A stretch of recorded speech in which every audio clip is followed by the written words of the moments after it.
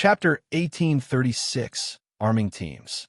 The one-handed saber, Phone placed on the table, looked quite modest, like a very ordinary weapon, yet radiated the glow unique to dark gold weapons, a dark gold weapon that could be used up to level 55. When Phoenix Rain and Unyielding Heart looked at the dark gold weapon, they could not help their confusion in terms of attributes. It was only slightly better than a level 50 dark gold weapon. While it might be very tempting to ordinary expert players to gild upper echelon like themselves, it was nothing special, though a level 55 dark gold weapon was indeed very valuable. In terms of usefulness, there was simply no comparison between it and an all-round device or elven silver, not to mention. The level 55 dark gold weapon Phone just took out did not possess any special traits. It neither added any resistances nor granted extraordinarily high attributes. Hence, they found it truly confusing that Phone was treating this weapon as the finale item, just as Phoenix Rain and Unyielding Heart were wondering what Feng's intention was by taking out such a plain dark gold weapon. Phone took out another weapon from his bag and placed it on the table this time. It wasn't a saber, but a greatsword. Instead, selling two items? Blue Phoenix, who was watching from the side, was also baffled by this situation, let alone two level 55 dark gold weapons. Even two epic weapons wouldn't be enough to tempt representatives of super first-rate guilds like Phoenix Rain and Unyielding Heart, however. Just as Blue Phoenix was having such thoughts, Phone proceeded to take out another weapon from his bag. Moreover, he showed no signs of stopping, even after revealing the third weapon 3, 5, 8. By the time 10 level 55 dark gold weapons were laid out on the table, Phoenix Rain's and Unyielding Heart's expressions had changed. While level 55 dark gold weapons were not that easy to obtain, with the current string Zero Wing's main force possessed, they understood that Zero Wing definitely could acquire some. If it were only 2 or 3 dark gold weapons, they wouldn't have felt particularly surprised by the situation. However, having 10 level 55 dark gold weapons was an entirely different story, as you can imagine. I am able to obtain quite a number of these level 55 dark gold weapons. These 10 articles are merely samples for you to see. What do you think of these weapons? Phone asked, smiling as he looked at the two people wearing serious expressions before him currently. He had produced only 10 level 55 dark gold weapons. It wasn't that he did not wish to produce more, but that he lacked the materials to do so. While the materials needed to produce these weapons were not very rare and were available in the market, they were not usually sold in large quantities. Collecting a sufficient amount would take considerable time. This was also the reason why the various large guilds that could produce dark gold weapons made only a very limited quantity in the current God's domain. Having 10 level 55 dark gold weapons was already a staggering feat. You still have more of these? Phoenix Rain asked, pleasantly surprised. I know how many more of these weapons Brother Black Flame has. Unyielding Heart asked hurriedly. A single level 55 dark gold weapon was indeed nothing significant to them, because one weapon could improve the combat power of only one player. The improvement would be minimal, however. After reaching a certain quantity, these level 55 dark gold weapons would have much more of an impact. With enough of these weapons, one could elevate the combat power of a team to a whole new level. Meanwhile, this increase in combat power would be very useful when a team was raiding field bosses. Not many, Phone said. Raising 3 fingers, he added, I only have enough to equip a 300-man team. May I know if the two of you are interested in this transaction? Guild leader Black Flame, you're not joking, right? Enough to equip a 300-man team? Doesn't that mean you have over 100 level 55 dark gold weapons? Muling Shah, who sat at his side, asked, her face twitching involuntarily. The weapons placed on the table were all meant for physical classes. None were for magical classes. Even so, trying to equip every physical class in a 300-man team would still require over 100 weapons currently. She wasn't even certain whether the various superpowers possessed level 55 dark gold weapons. At the very least, Unyielding Soul definitely did not. No matter how she looked at it, she simply could not accept that Zero Wing could actually take out over 100 of these weapons. Meanwhile, Phoenix Rain's and Unyielding Heart's lips also twitched slightly, When they heard Feng's words, this revelation truly came as a shock to them. With so many level 55 dark gold weapons, they could construct 3 very powerful 100-man teams. So long as each team had sufficient Tier 2 players, even rating level 50, 100-man team dungeons wouldn't be a problem. If they had 3 teams capable of consistently rating level 50, 100-man team dungeons, their guild's income of weapons and equipment would increase drastically. They could even acquire level 50 dungeon set equipment within one cooldown cycle. I know how Brother Blackflame plans on selling these weapons. Unyielding Heart asked, a passionate flame burning in his eyes. Right. Guild leader Blackflame, how do you plan on selling these weapons? Phoenix Rain asked in a serious tone. As well, she could not help but admit that this finale item was truly a finale among finales. After all, while the all-round devices in Elven Silver only provided them with a chance of obtaining top-tier weapons and equipment, placed right before them was a guarantee of doing so simple.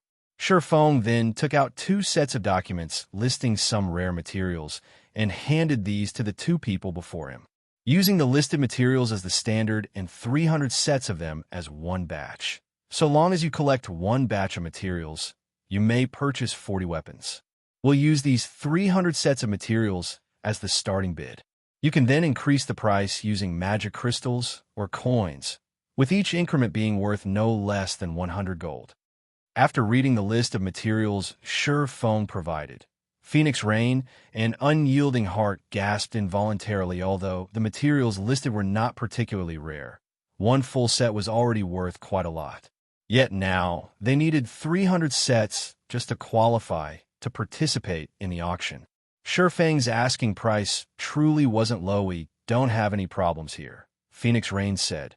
Nodding, a first-rate guild would indeed face great difficulty collecting 300 sets of the listed materials. It wasn't a matter of money, but of the rarity of the materials. With the Dragon Phoenix Pavilion's huge sphere of influence, however, collecting 300 sets within a short period was still doable deal. Unyielding Heart was also determined to go through with this transaction. So long as he could obtain 40 of these level 55 dark gold weapons, he would have the confidence to lead his guild's main force to obtain the first clear of a level 50, 100-man team dungeon. Moreover, in terms of ability to collect resources, his side was much stronger than Phoenix Rain's. After all, the Dragon Phoenix Pavilion was an alliance of 2 guilds. Phoenix Rain could mobilize only half of the guild's resources at most. Since both of you are fine with this, let us start the auction now then. Upon seeing that both sides found his proposal acceptable, Feng grew even more joyful. Truthfully, even he felt that the amount of materials he was asking for was a little excessive, and he expected that the 2 guilds might balk at the condition. After all, even the current Zero Wing wasn't capable of collecting 300 sets of the materials at short notice. However, when he thought about how both the Dragon Phoenix Pavilion and Unyielding Soul were super first-rate guilds, he concluded that acquiring 300 sets of the materials shouldn't be impossible for them, although it would hurt their pockets slightly by setting such a high price in the first place. So long as he could acquire 300 sets of the materials required, given his production success rate, which was above 30%, he could instantly earn not only his cost, but also quite an amount of materials. To arm Zero Wing now, however, it would seem that he had somewhat underestimated the foundations of the 2 super first-rate guilds. After all, the 2 representatives before him didn't even frown as they agreed to his proposal. Apparently, they were more than capable of acquiring over 300 sets of the materials. Chapter 1837. Titan Guard upgraded as Feng started the auction. Phoenix Rain and Unyielding Heart placed bids in a frenzy without any concern for each other. 2,000 gold, 3,000 gold, 5,000 gold. Whether Phoenix Rain or Unyielding Heart won the items, 40 level 55 dark gold weapons would serve a great purpose. These weapons were of the utmost importance to their respective guilds' development. Naturally, they wouldn't hold back. Rather than increasing the bid in 100 gold increments, they increased it by 1,000 gold increments in just a few minutes. The price had reached 24,000 gold with Unyielding Heart's bid. Including the cost of the materials, The total value of his offer was far more than what these 40 dark gold weapons were worth, however. Unyielding Heart did not care. Even Mu Lingsha had hinted that Unyielding Heart had to acquire the weapons regardless of the cost. Their guild currently competed with Starlink to obtain the first clear of a level 50, 100-man team dungeon. Both guilds had already reached the final boss in their respective dungeons, and these weapons would ensure Unyielding Soul's victory. Even if they had to spend a little more coins than expected, they could easily earn back the cost 30,000 gold. Phoenix Rain instantly raised the price by a significant margin. She had already acquired the all-round devices in Elven Silver, but if she had these dark gold weapons as well, capturing the Sea of Death's inner islands would become far easier after competing for several more minutes. Phoenix Rain won the first batch of weapons for 40,000 gold and 300 sets of materials. Unyielding Heart then claimed the second batch for 43,000 gold and 300 sets of materials. Although he wanted to win the last batch as well, due to lack of funds and these weapons' ordinary nature, he didn't go all out in the bidding as a result. Phoenix Rain won the third batch of weapons for 41,000 gold and 300 sets of materials. Super first-rate guilds really are rich. After Shi Feng signed a contract with both sides, joy filled his heart. Although he didn't show it, he had to admit that becoming a master forger really was beneficial. Just by selling 3 batches of standardized dark gold weapons, he had earned 124,000 gold and 900 sets of materials. This price far exceeded his initial expectations now. He had the money to construct the airport and repair the Secret Stone Forest. In addition to enough materials to arm Zero Wing's members, had he sold these weapons in single units or to small guilds, he would never have gotten such a good price. However, the Dragon Phoenix Pavilion and Unyielding Soul couldn't collect the required materials as easily as Shi Feng had suspected, either. This was especially true for Phoenix Rain, who would need roughly 1 day to collect all 300 sets. Unyielding Heart similarly needed a little time to collect all the materials. Shi Feng could not help but breathe a sigh of relief. He could only start crafting the weapons after he obtained the materials, and if the 2 guilds paid him in one go, he wouldn't have their purchased items ready. Hence, as a compromise, Shi Feng had asked both guilds pay a portion of the required materials as a down payment. Only after they brought the remaining materials and funds would he hand over the weapons. With this compromise, not only would he have materials to produce the weapons, but the 2 guilds would also have extra time to collect the remaining materials. Neither Phoenix Rain nor Unyielding Heart had any issues with this arrangement. They hadn't brought enough money for the purchases to begin with, so it was expected that Shi Feng asked for a down payment. Doing so would also ensure that Zero Wing couldn't sell the 120 dark gold weapons to anyone else. Neither Phoenix Rain nor Unyielding Heart had suspected that Zero Wing had crafted these weapons. They had assumed that the guild had acquired the items from farming monsters. Since their guilds didn't have the full payments ready, a down payment was understandable. Phoenix Rain and Unyielding Heart had their subordinates deliver the agreed-upon down payment, which was 30% of the full amount. In return, both guilds would be granted a full day to collect the remaining funds and materials. When the 270 sets of materials were delivered, Shi Feng recruited Melancholic Smile and Cream Cocoa to help him craft the weapons. Although standardized level 55 dark gold weapons required a lot of time to produce, with 3 master forgers working around the clock and the Philosopher's Hand's guidance, it took them no time at all to complete the 120 weapons after less than half a day. The 3 had used all 270 sets of materials and produced 114 weapons. Including the original 10 Shi Feng had made, they had a total of 124 level 55 dark gold weapons. Now, once the weapons had been forged, Shi Feng left the transaction's follow-up work to Melancholic Smile. He then contacted Aqua Rose and had her gather 20 main force members. He planned to head to the level 70 neutral map, Flame Demon's Valley, after his trade with the Dragon Phoenix Pavilion and Unyielding Soul. Shi Feng realized that he had to prioritize unsealing the Philosopher's Hand fully. Partially unsealing the Philosopher's Hand had already been so profitable. If he could fully unseal it, he could nurture a large number of master lifestyle players. Not only would he be able to arm Silverwing Town to the teeth, but he'd also be able to fortify the Lost Town. Then He wouldn't have to worry about the evil god's temple, which grew stronger with each passing day in the Orc Empire. He wouldn't have to worry about Blackwater either.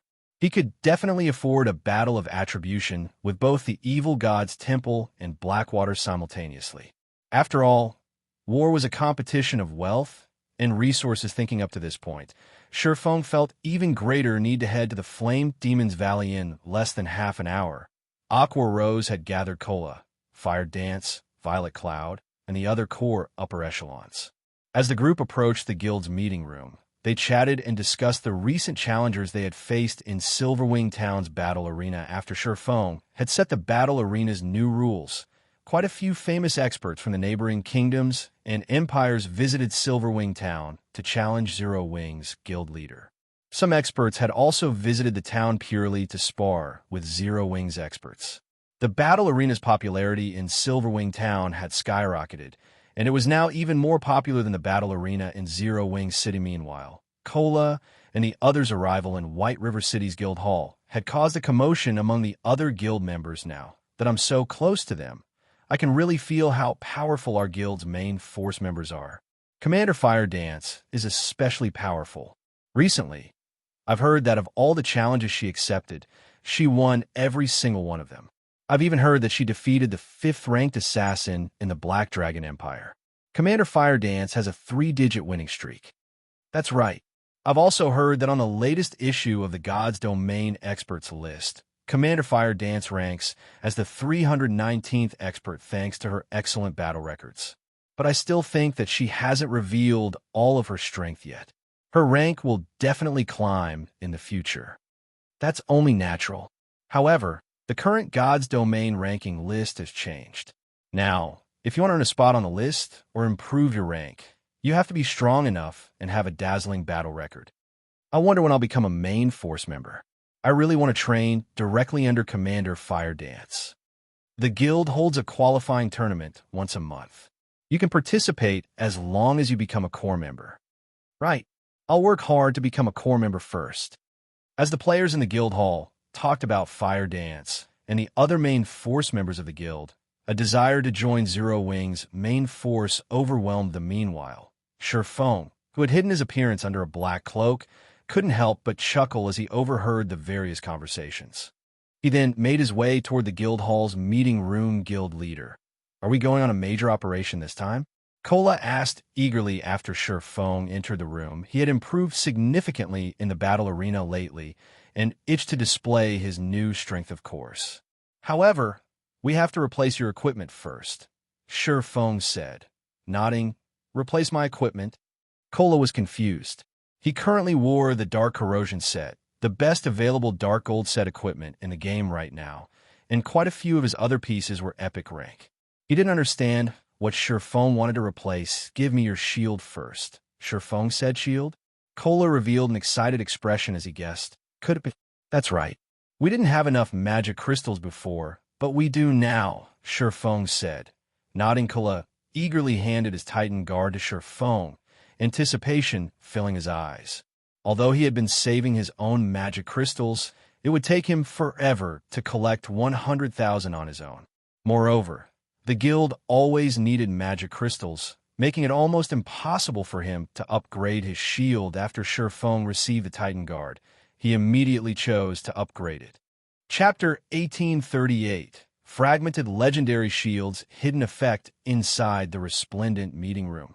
After Sherfong clicked to upgrade the Titan Guard, the shield began to glow with a brilliant light that forced the players in the room to close their eyes. By the time everyone reopened their eyes, they felt a horrific pressure wash over them. Instinctively, these players took up a defensive stance. What's going on? What's with this powerful aura? Could it be from that shield? This can't be possible, right? This aura is as intense as that of a mythic monster. All of these players were experts, and they had experienced countless life-or-death battles. They had long since developed senses that surpassed that of a wild beast. If they hadn't known that they were absolutely safe in this meeting room, they would have pulled out their weapons and prepared for combat. Once the intensity of the Titan Guard's aura reached its peak, it began to fade. So, this is a fragmented legendary shield? Surephone was inwardly shocked as he felt the Titan Guard become lighter than it had been, although the shield had never been particularly heavy. Holding it still restricted his movement. Now, however, the Titan Guard was as light as a feather. It felt as if the cold, tough metallic frame were merely an illusion. The shield's hidden effect was truly frightening. It was common knowledge in God's domain that shields were so large, so the MTs could effectively block a boss's attacks. In return, the shields were considerably heavy. Of course, there were lighter shields, such as wooden or steel bucklers, although a buckler was easier to use and gave MTs more freedom of movement. Its flaws were apparent. With a buckler's small size, blocking attacks properly was strenuous. This was especially true during a high-speed fight. Hence, the various large guilds, MTs, usually used large, heavy shields. However, now, not only did the Titan Guard possess a huge defensive area, but it was also light. It was a dream shield for any MT. Moreover, compared to the Titan Guard's hidden effect, its new attributes were truly frightening. Titan Guard, Shield, Fragmented Legendary Rank. Minimum Equipment Level, 50 Equipment Requirement. Strength 1,400. Attributes adjust according to user's level. Defense plus 9,450, level 50. Block rate 39%. Strength plus 245. Endurance plus 224. Agility plus 190. Defense skill plus 3 levels. Reaction ability plus 2. Strength increased by 35%. Agility increased by 30%. And endurance increased by 30%. Ignore levels plus 20. All item level requirements reduced by 5 levels.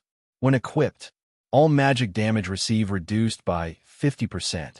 Reaction speed increased by 20%. Paralysis effects reduced by 40%. Frontal damage received reduced by 30%. All resistances increased by 30%. Additional passive skill 1 dash.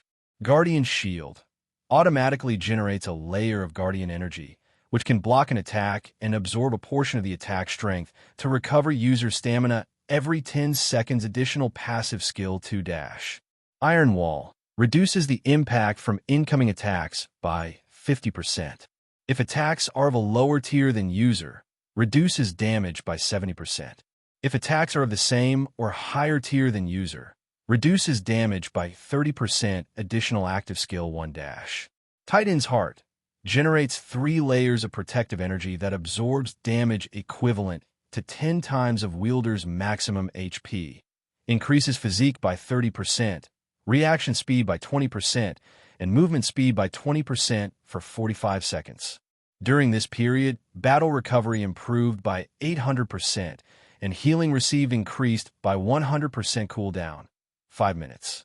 Additional active skill 2 dash. Titan's Will becomes immune to all control effects. Reduces all damage received by 95% and weakens negative effects by 90%. Increases attack speed by 100% and movement speed by 30%. Starting movement speed set at 80% of maximum movement speed. Duration 30 seconds. Cooldown 3 minutes. Cannot stack with other defensive skills. Additional active skill 3 dash. Titan's Domain. Every non-friendly target within a 100-yard radius will increase wielder's basic attributes by 2%, reduces damage received by 1%, and heals wielder by 0. 1% HP every second. Duration 1 minute. Cooldown 2 hours. Maximum number of targets 100. With these attributes, an ordinary MT could immediately become a peak MT by equipping the Titan Guard. Guild Leader. How are the attributes? Kola asked excitedly. Take a look for yourself, Surephone said, chuckling. He then passed the Titan Guard back to Kola. When Kola received the Titan Guard, he noticed the change to the shield's weight. When he saw the shield's attributes, even his breathing became harsh. Guild Leader, can we go find a mythic boss? Kola asked, staring at Surephone with desire in his eyes. He was like a swordsman that had just acquired a treasured sword and was eager to test out his new weapon. Kola had worn the best equipment in God's domain. Even while wielding the epic rank Titan Guard, he could tank a mythic monster of the same level. Now that Titan Guard had been upgraded, he felt that he could face a mythic monster head-on, of course. He knew that was a misconception. After all, a mythic monster was still a mythic monster, although he couldn't face a mythic monster in a direct confrontation. He was confident of tanking a mythic monster by himself. Whether or not he could kill the monster would depend on his team's DPS. Relax. You'll have plenty of opportunities later, Shifeng assured his guildmate. Smiling, Shifeng had already been roughly 50% certain that he could complete his quest in the Flame Demon's Valley. But with the fragmented legendary rank Titan Guard, his success rate had risen to 80% at the minimum, following which Shifeng had everyone switch to fire resistance equipment. He also allocated several all-round devices, Elven Silver, and a master-ranked fire resistance potion, which Silent Wonder had crafted. His teammates were confused after equipping the fire resistance equipment. They had over 100 points in fire resistance. With so much, they shouldn't have any issues raiding the current large-scale team dungeons with high-temperature environments. Yet Shifeng wanted them to use master fire resistance potions as well. Just where are they going? We're heading to the Flame Demon's Valley. Before we go, I have to remind you all that once we're in the valley, you must follow me closely. You absolutely must not get lost. Shifeng said. The Flame Demon's Valley? Isn't that a level 70+ danger zone? Aqua Rose, who was relatively familiar with God Domain's maps, asked, shocked that other players gasped when they heard Aqua Rose's question. While they weren't familiar with the Flame Demon's Valley, they knew what a danger zone was. The Black Dragon Empire had quite a few danger zones, as did Starmoon Kingdom. However, they had never heard of a guild successfully exploring either country's level 30 to 40 danger zones. At most, some guilds had played around in these danger zones' outer regions, but they didn't dare venture to the inner areas, as death was almost certain upon entry. While part of the reason was the danger zone's extraordinarily harsh environments. The map's monsters were far more dangerous and extremely powerful. Not only did the danger zone's monsters have incredibly high basic attributes, but they also displayed very high combat standards. Even the weakest monster in danger zones had combat standards at the Trial Tower's 3rd floor. Meanwhile, as one ventured further into the zone, they'd face even stronger monsters. Near the inner regions, one would begin to encounter monsters that could reach the Trial Tower's 5th floor. Just thinking about a group of several hundred of such monsters would make any expert player shudder with fear. Yet Shifeng had so casually mentioned that they were about to head to a level 70+ danger zone. If Aqua Rose hadn't told them about the Flame Demon's Valley, they would have assumed that they were going to some ordinary map based on Shifeng's tone. Relax. I've already investigated the area. Once we enter, you just need to follow my lead. Naturally, Shifeng knew what kind of horrors to expect in the Flame Demon's Valley. Danger zones are also blessed maps. They're the best places to refine your skills. Don't you want to grow stronger? Hearing Shifeng's explanation, everyone's eyes glowed with excitement and anticipation. While they had fought in Silverwing Town's battle arena, they had realized how vast God's domain truly was. Although many of the challengers hadn't been famous, their combat standards had been extraordinary. They had only managed to defeat these experts thanks to their superior equipment. Now that they had learned of a place where they could train and improve their abilities, of course, they wanted to visit Shifeng, then led his team to Starmoon City before teleporting to the Flame Dragon Empire and again to one of its border towns. In the end, Shifeng used the 7 Luminaries Ring's spatial gate to transport everyone across the remaining distance. After several hours, the team finally arrived before a valley that radiated waves of heat. Despite just standing at the valley's entrance, the area was hot enough to sting their skin. They did not even dare to imagine how high the temperature would be once they entered the Valley Guild leader. There seemed to be some people ahead. Minor Wind, who had used eagle eyes to observe their surroundings, suddenly reported as he pointed at the smoke-choked path ahead of them. People. Shifeng was astonished. Just getting to the Flame Demon's Valley was a difficult task for current players, not to mention fighting in such a harsh environment. Amazing. They're fighting a level 72 boss, and they're overwhelming it. Minor Wind exclaimed as he watched these players fight. Guild leader, some of our guild members are among them. Our guild? How? Shifeng was even more surprised to hear that his people were present, following which Minor wins sent Surephone a recording. Why are they here? As Surephone watched the video, he discovered that there really were 0 wing members among the group. One of them was the elementalist Thoughtful Rain, and the other was the cleric Blue Bamboo. Both wore 0 wings, 6-winged emblem. Currently, Thoughtful Rain was level 56, while Blue Bamboo was level 55. In terms of levels, these two could already contend with the various superpowers Experts Guild leader. What should we do? Aqua Rose asked normally. Players would be on guard when they encountered others in the fields. After all, PKs were far from uncommon. If one were not careful, other players might even mug them. Furthermore, the unexpected party was engaged in a boss fight. They should be even more on guard, however. The Flame Demon's Valley only had one entrance. They couldn't just wait until the other party finished their raid. Moreover, they had already used their all-round devices, Elven Silver and Master Fire Resistance potions, all of which had time limits. Let's wait and watch them for now, Surephone said after giving the matter some thought. Chapter 1839, Neutral Races. Piles of large rocks decorated the scorching valley. Due to the constant screen of black smoke from within the valley, it was extremely difficult to examine the area with the naked eye. One would be fortunate if they could see up to 200 yards away. Even those with stronger physiques would only see an additional 20 or 30 yards. Only with skills like Eagle Eyes could players see up to 700 to 800 yards, while 700 or 800 yards might seem far. It was nothing to monsters in a level 70+ danger zone. These monsters could normally see up to 500 yards. Due to the level difference between these monsters and 0 wings players, the monsters would have an easier time discovering them. If they were not careful, the monsters might even notice them from 800 yards away under Surefang's lead. 0 wings team quickly moved to 200 yards away from Thoughtful Rain's team. Rocks and smoke obscured their position, so the other team would find it difficult to notice their presences sent that rain. Aqua Rose was a little surprised as she watched Thoughtful Rain in battle. Her combat standard has improved by quite a bit. Thoughtful Rain dealt with 3 level 70 Lord ranked Flame Demon Guards, which moved alongside the boss monster by herself, yet despite being outleveled and outnumbered, she faced the 3 lords on equal footing.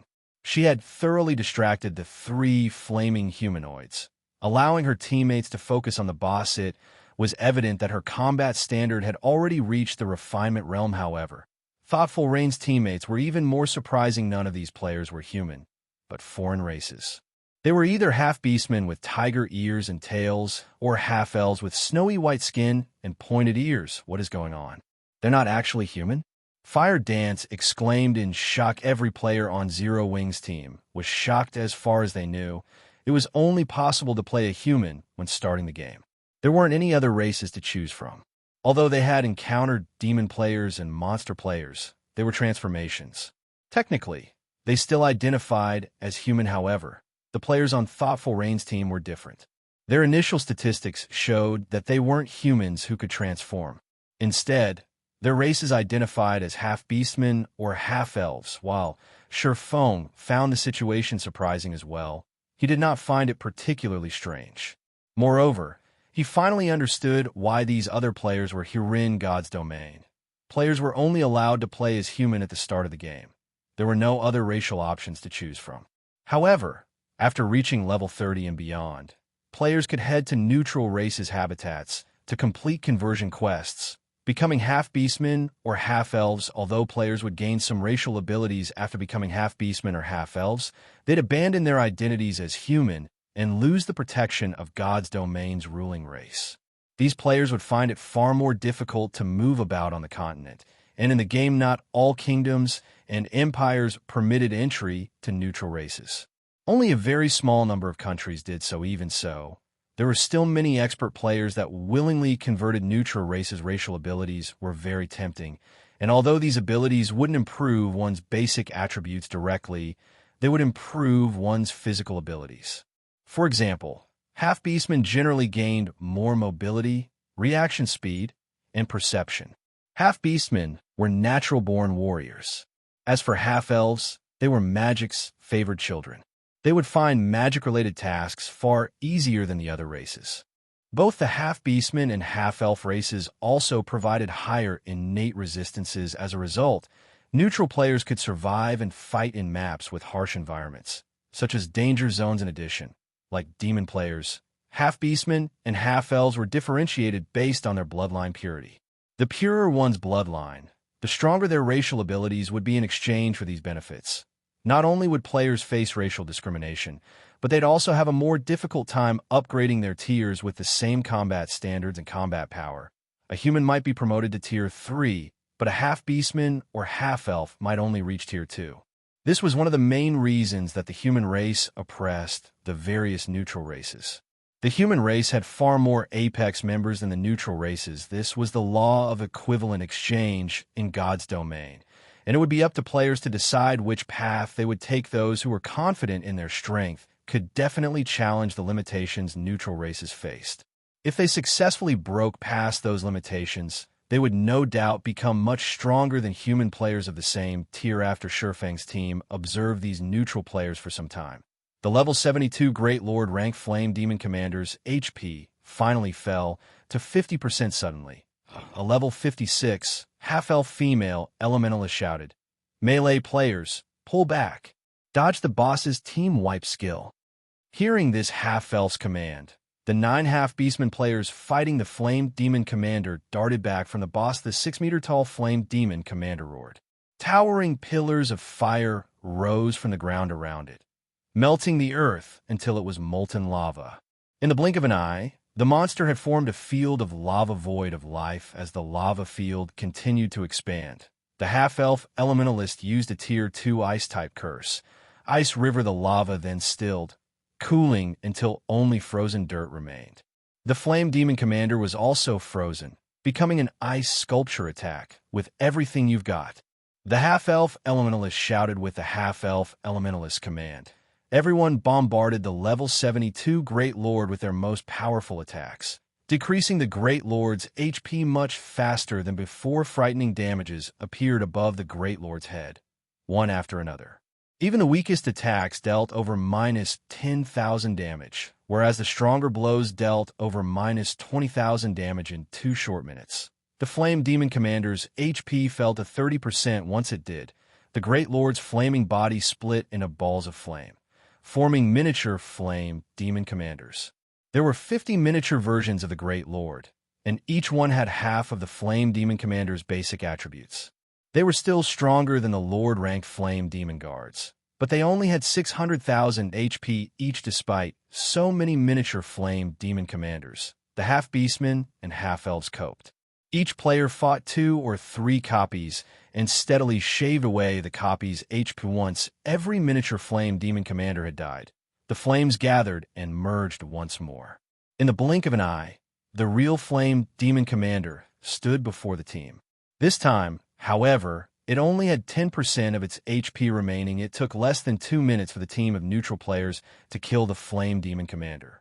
As the Great Lord's flaming body dissipated, it left behind 5 items and flaming wreckage. Even a large guild's main force would be awed by how fast these players had dealt with a level 72 Great Lord. After watching these neutral players slay the boss, a voice called out to Shurfang as he prepared to lead his team over to greet the other players. "You guys have been watching us fight for quite some time now.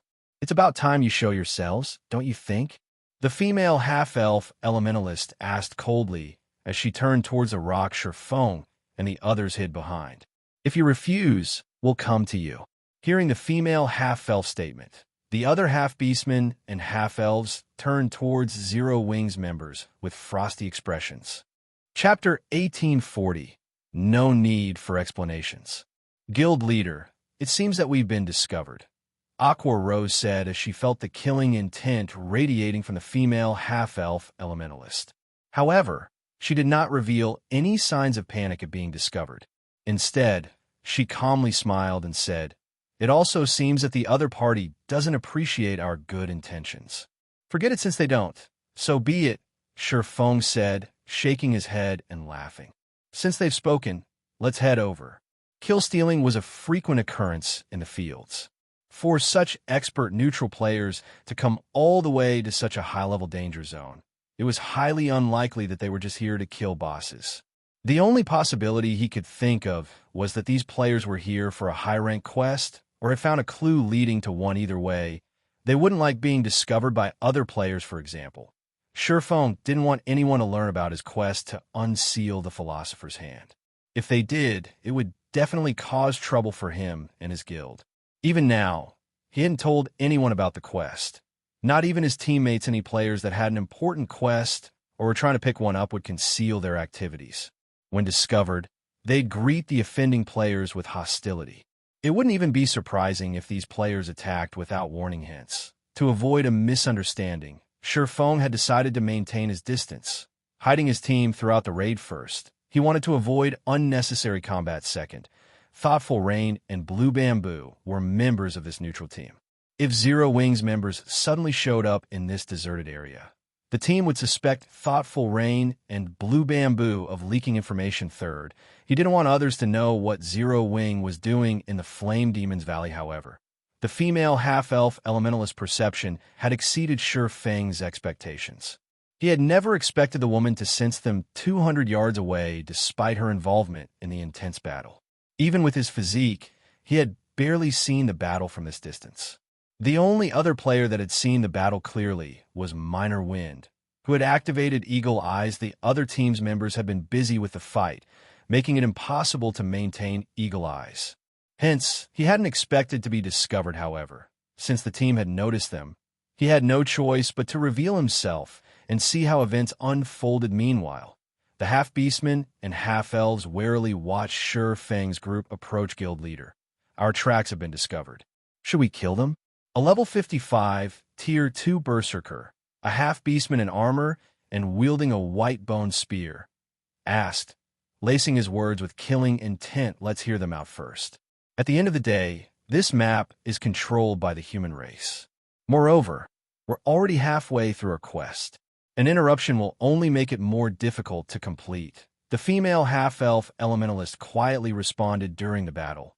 She had discovered Silverwing's group, but she had remained silent about it to see what the other players intended. At first, she had assumed that the team was here to catch steal, but even after the boss had died, Silverwing's group had been motionless. This proved that Silverwing's group had no designs on their loot. Even so, she couldn't let the other party follow them. After all, she had an important quest to complete. She could only expose the team and persuade them to leave. Of course, the decision had some risk. If negotiations soured, it was likely they would have to fight each other. If Silverwing's group insisted on following them, she would have to act. Her quest offered an extraordinary reward, which would qualitatively transform their guild. With this reward, it was entirely possible that their guild would instantly become as strong as a first-rate guild as Silverwing's group, increasingly closer to the female half-elf's team. Thoughtful Rain and Blue Bamboo, who were busy with 3 flame demon guards, stared with wide eyes. Rain, aren't they from our guild? Even Vice Guild Leader Aqua and Commander Fire Dance are here, Blue Bamboo said, stupefied. What should we do? Will Big Sis Melody suspect us of leaking information? The team they had joined on this expedition to the Flame Demon's Valley for a quest was extremely important to Melody, the guild leader of Ninth Heaven. This quest could even determine the life or death of Melody's guild. Hence, the woman had repeatedly forbidden them from telling anyone about the quest. Neither she nor Thoughtful Rain had spoken a word of their actions, yet their guild members had shown up here. At this point, avoiding a misunderstanding was almost impossible. We don't have a choice. We have to explain to Big Sis Melody and hope that she understands. But this is really a terrible coincidence. Thoughtful Rain, who kept the 3 flame demon guards busy, said helplessly. Unfortunately, as Silverwing's group approached, Melody and the other Ninth Heaven members noticed the 6-winged emblem on these players' chests. Say, the 6-winged emblem? Isn't that the same one that Rain and Blue wear? Could they be Zero Wings members? Guild leader, we haven't said anything about this operation to anyone. How could Zero Wings members be here? Could it be? Did Rain and Blue? I knew outsiders couldn't. Suddenly, the half-beastmen and half-elves turned to Thoughtful Rain and Blue Bamboo. Although they did not question the two directly, they watched the women with questioning gazes. Enough. I'll handle this. Melody roared as she shot her team members a chilling look. Let's find out why they're here first. Suddenly, this team of neutral players heard a deep voice sigh, and Black Flame, Zero Wing's guild leader. My team and I have a task in the Flame Demon's Valley. May I ask you to remain here for some time? Once we're done, we'll invite you in. Sure Feng's voice was sonorous, echoing throughout the valley. Moreover, his aura was imposing. He felt like an ancient behemoth that had just woken, damn it. It's true. When Melody's team members heard Sure Feng's statement, they glared at Thoughtful Rain and Blue Bamboo with indignation. Meanwhile, Thoughtful Rain and Blue Bamboo were at a loss for words. They felt as if any explanation would be useless. Guild leader, since they've come to steal our quest, we should kill them. One of the Tier 2 berserkers said, exuding killing intent. I want to see just how powerful Zero Wing truly is. They had more or less heard of Zero Wing. This guild, which had started with nothing, had gone on to take control of Star, Moon Kingdom. The guild was powerful enough to rival a first-rate guild, many times stronger than Ninth Heaven. However, they didn't think that they'd lose to Zero Wing's experts in terms of individual combat standards. They had the innate advantage of half-beastmen and half-elves, which would be particularly prominent in PvP. Waving to her teammates for quiet, Melody turned to Thoughtful Rain and Blue Bamboo. In a low tone, she asked, I just want to ask one thing. Did you two leak our secret? Big sis Melody, we didn't say anything about this. Thoughtful Rain insisted. Blue Bamboo nodded, repeated, firm resolution in her eyes. I believe you, Melody said, revealing a gentle smile. She did not think that Thoughtful Rain and Blue Bamboo would betray her trust. She then turned back to Sherfong and said, Hello, Guild Leader Black Flame. I am Melody, the Guild Leader of Ninth Heaven. May I know why we cannot enter? That way, I'll understand what I should do. Although there was no arrogance in Melody's voice, her voice held no deference either. Rather, her tone contained questions and threats depending on Sure Feng's explanation. She wouldn't shy from a battle to the death or mutual destruction. Thoughtful Rain and Blue Bamboo tensed the reason. Sure Feng suddenly laughed. I'm afraid that you don't qualify to demand answers from me. Moreover, Zero Wing has never needed to explain itself. All you need to know is that you are not allowed entry for the moment. If you refuse, I'll simply treat you like the other monsters. Sure Feng then swung Killing Ray at the Flame Demon Guards, chasing Thoughtful Rain, tearing the space before him. A golden lightning bolt struck one of the three lords from over 60 yards away. The powerful Flame Demon Guards then fell to one knee, the strike leaving a deep gash in their flesh. All three lords were heavily injured. Meanwhile, a damage of over -100,000 appeared above the Flame Demon Guards' heads. Among the three lords, one even suffered nearly -300,000 damage. But compared to Sure Feng's damage, what truly surprised the other guild leader was his ability to land his attack against the three moving lords without harming Thoughtful Rain, despite being over 60 yards away. Moreover, Sure Feng had sent his attack through the other team, striking the Flame Demon Guards before they had been able to react. Sure Feng's timing and skill usage were godlike. This stunned Melody and the Ninth Heaven members, who had planned to put up a fight without another word.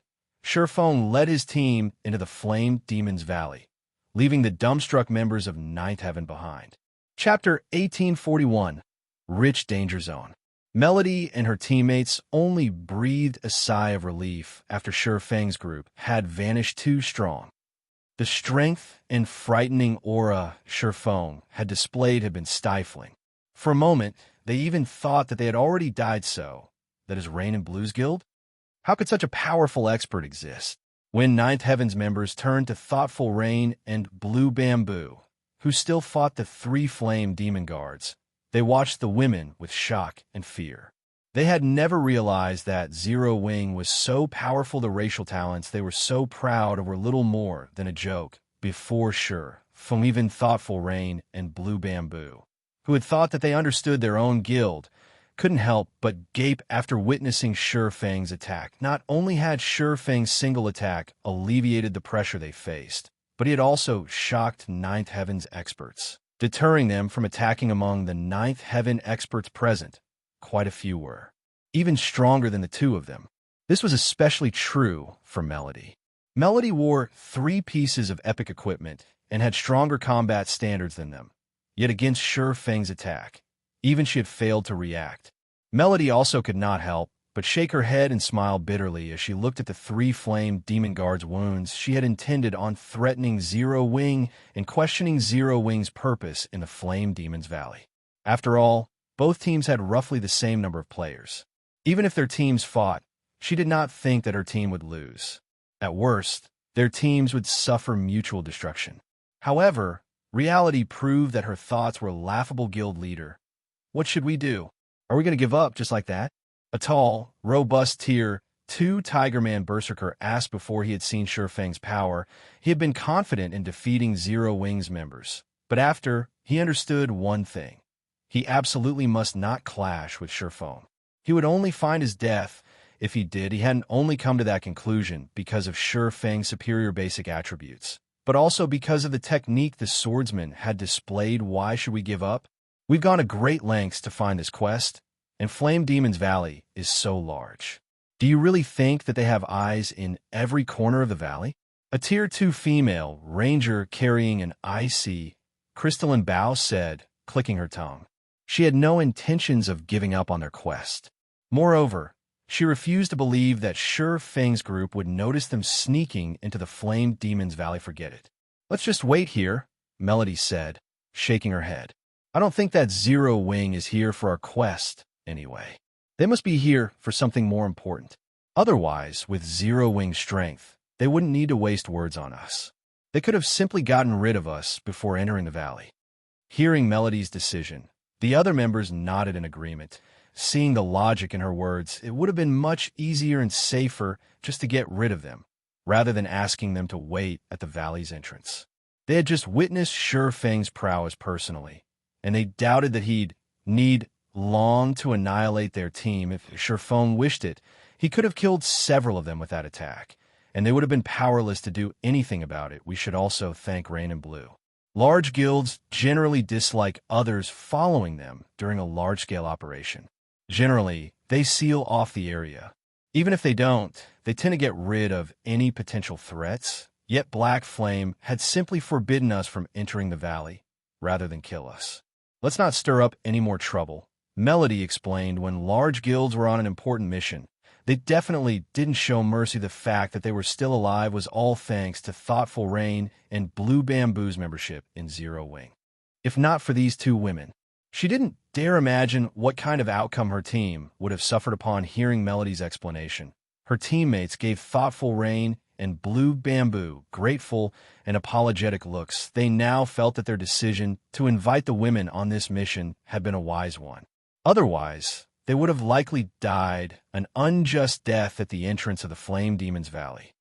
This turn of events had also bewildered Thoughtful Rain and Blue Bamboo, who still tried to figure out how to clear up the prior misunderstanding. A moment ago, the team had been hostile towards them, but now their teammates seemed grateful and cordial. It felt like they had been dropped into hell before being thrown into heaven in the next moment. They had no idea how to react. Zero Wing is so strong, guild leader. And I've heard that Candlelight, the guild's trading firm, is doing quite well.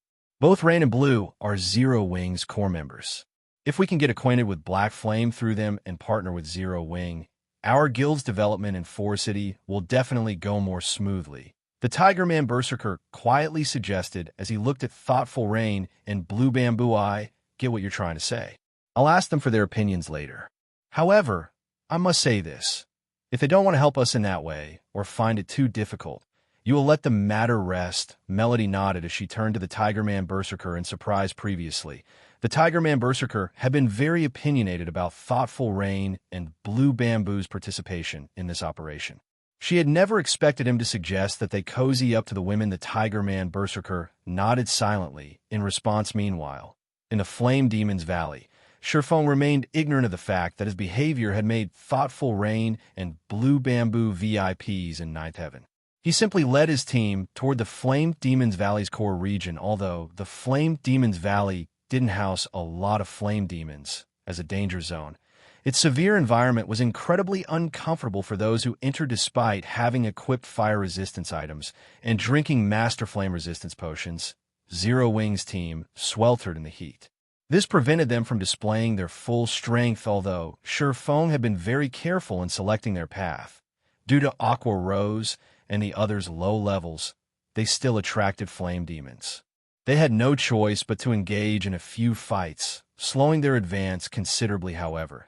Killing the flame demons also granted a bountiful harvest, although the monsters lacked equipment drops. They did drop enough fire-type materials to earn a small fortune. This was especially true for the flame crystal. The flame demons dropped these flame crystals could be turned into flame gemstones, which could be equipped on weapons. When equipped, the flame gemstone gave the weapons an additional 10% flame damage. This was an excellent item for players like them, who struggled to increase their combat power.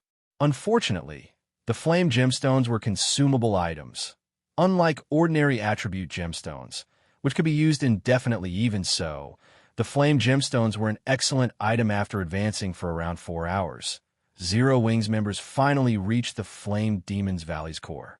Feng then contacted Thoughtful Rain and notified her that her team could now enter the Flame Demon's Valley. To current players, the Flame Demon's Valley's core was absolutely off-limits, even for half-beastmen and half-elves.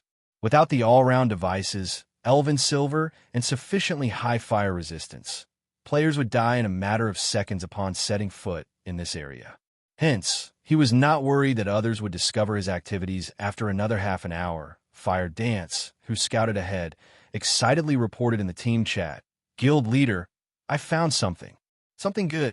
Feng muttered, curious when he heard Fire Dance's trembling, excited voice. The Flame Demon's Valley was a danger zone. It had many valuable things to offer. She shouldn't have sounded so excited. "Guild leader, you won't guess what I found.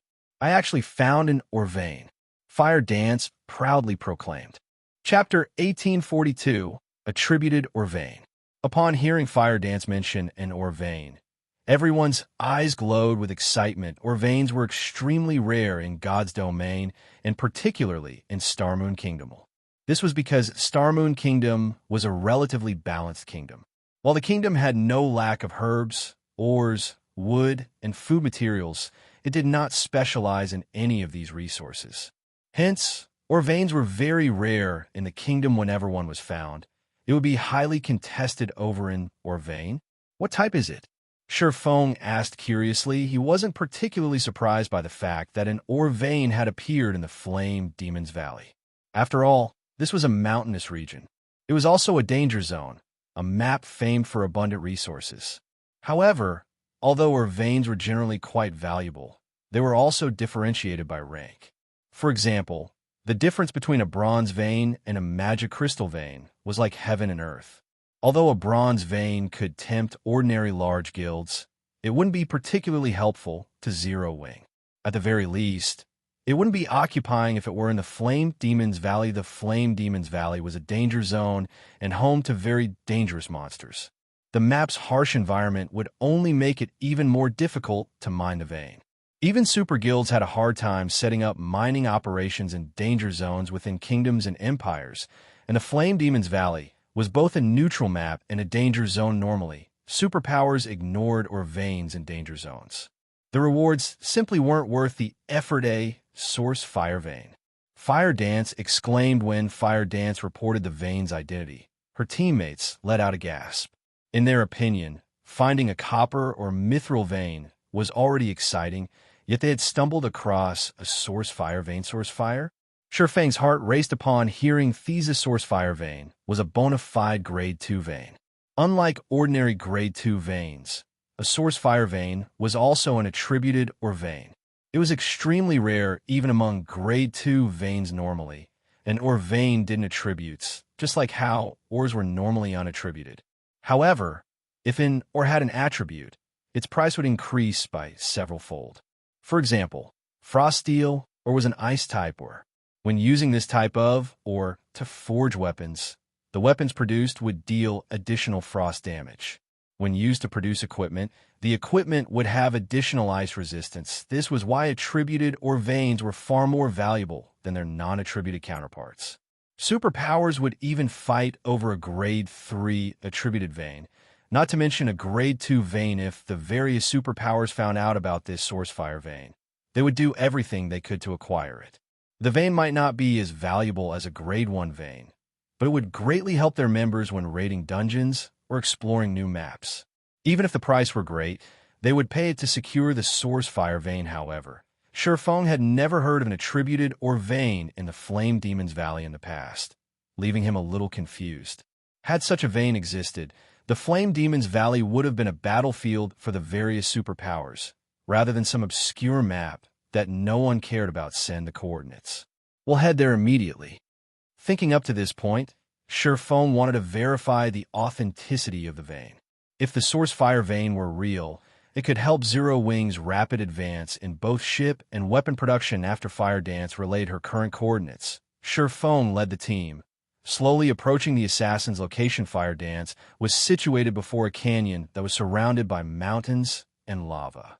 The canyon was clear of black smoke, so visibility was excellent. Only, the terrain was extremely dangerous. There were also a large number of giant lava beasts in the area. Moreover, laying at the canyon's entrance was a gigantic, level 80 mythic ranked beast lava hound, elemental creature, mythic, level 80. HP 450 000 450 000. Everyone felt their heads ache when they saw the two-headed lava hound guarding the canyon's entrance. However, they could clearly see a cave in the distance with some crimson ore around its entrance. This crimson ore was none other than source fire ore. It's actually real. Shifeng's eyes burned with desire as he gazed at the source fire ore. Although the vein seemed small, it was definitely a source fire vein. How unfortunate. There are too many lava monsters nearby. There's even a level 80 mythic monster guarding the canyon's entrance. We don't have a chance of securing the vein, Aqua Rose said, slightly frustrated as she looked at the cave entrance. With their current strength, they might be able to defeat level 60 mythic monsters, but a level 80 mythic rank monster was still too difficult. Furthermore, they had to fight the lava creature in such an extreme environment.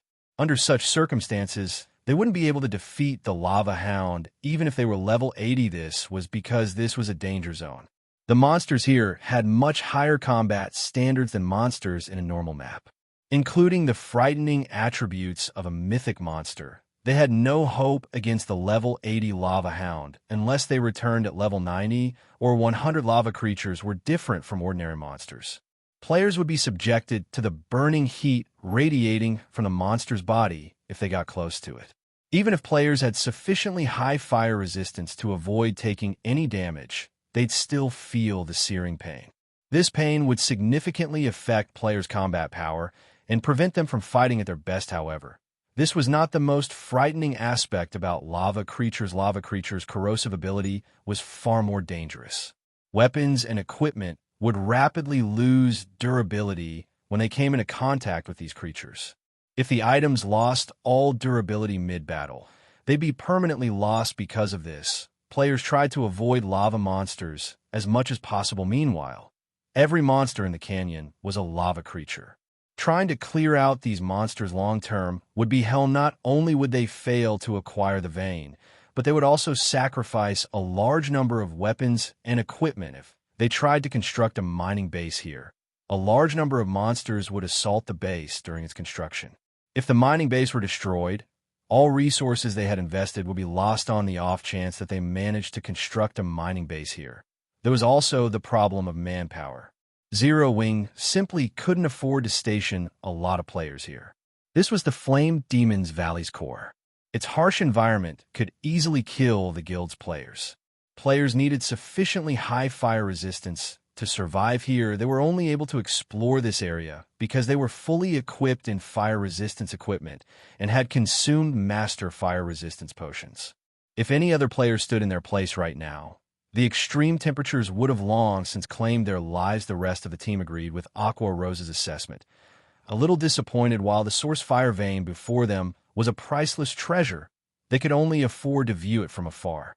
Meanwhile, as Shifeng examined the roaming lava monsters, he fell deep in a thought. Not many people knew the true value of an attributed or vein in God's domain yet. However, he did. The Source Fire Vein would be particularly valuable to the current Zero Wing. Not only did the vein produce Source Fire ore, which could be used to increase the guild's overall combat power by a significant margin, but the vein also produced the super rare byproduct, Flame Source Crystals. Flame Source Crystals were incredibly useful to master alchemists, but they were also one of the main materials to produce the epic set equipment, Broken Steel, a set exclusive to his Blade Saint class lava creatures. After carefully observing the terrain and the wandering lava monsters, Feng said, "While it would be impossible to set up a mining base here, it isn't entirely impossible to harvest the ore. Guild leader, can we really mine here?"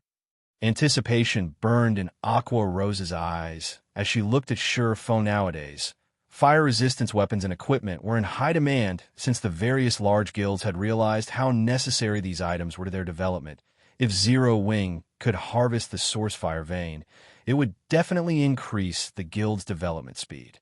Given enough time, Zero Wing's members wouldn't be limited to operating near Silverwing Town. They could freely explore the Ore Empire and cross swords with the Ore Empire's Evil God's Temple. They had long since grown tired of the Evil God's Temple's antics by this point. Chapter 1843, Titan's Might. When Zero Wing's members heard that it was possible to mine the Source Fire Vein, their eyes glowed with excitement. They all had a certain understanding of ore veins, so they knew that the Source Fire Vein was a Grade 2 ore vein. This meant that there was a certain chance to obtain magic crystals when mining it. This was something the various large guilds sorely lacked right now, especially Zero Wing currently. Zero Wing was expanding and recruiting more members. This meant that the guild needed to nurture far more players. Although Zero Wing had training locations like the Battle Arena, the guild members still had to train in the Divine Colosseum's Trial Tower. Zero Wing's battle arenas simply couldn't accommodate enough people. The Trial Tower also provided comprehensive training, testing players' limits. If Zero Wing could acquire a large number of magic crystals, the guild would be able to transform the new recruits into usable combat power. Right now, the majority of Zero Wing's members wouldn't be useful in large scale combat. This was also why Zero Wing's members couldn't venture far from Silverwing Town, and the guild couldn't develop properly in your Empire. We'll have to give it a try before we'll know if it's truly possible. I can only say that we have around a 30% success rate, Feng said, shaking his head. He wasn't particularly confident in his plan. While it was common knowledge that lava monsters were extremely difficult to deal with, not many knew that lava monsters also had obvious weaknesses: ice and water-type attacks. In addition, an ice or water-type environment would dull the lava monster's reactions to an extreme. Once the lava creature's reactions dulled, they become far easier to deal with. However, lava monsters fill the canyon before them. In addition, they were nowhere near the monster's levels. If they tried to lure a single lava monster, they'd likely attract a large group instead. They also had to worry about the level 80 mythic lava hound. Moreover, this was the Flame Demon's Valley. The environment was extremely hot.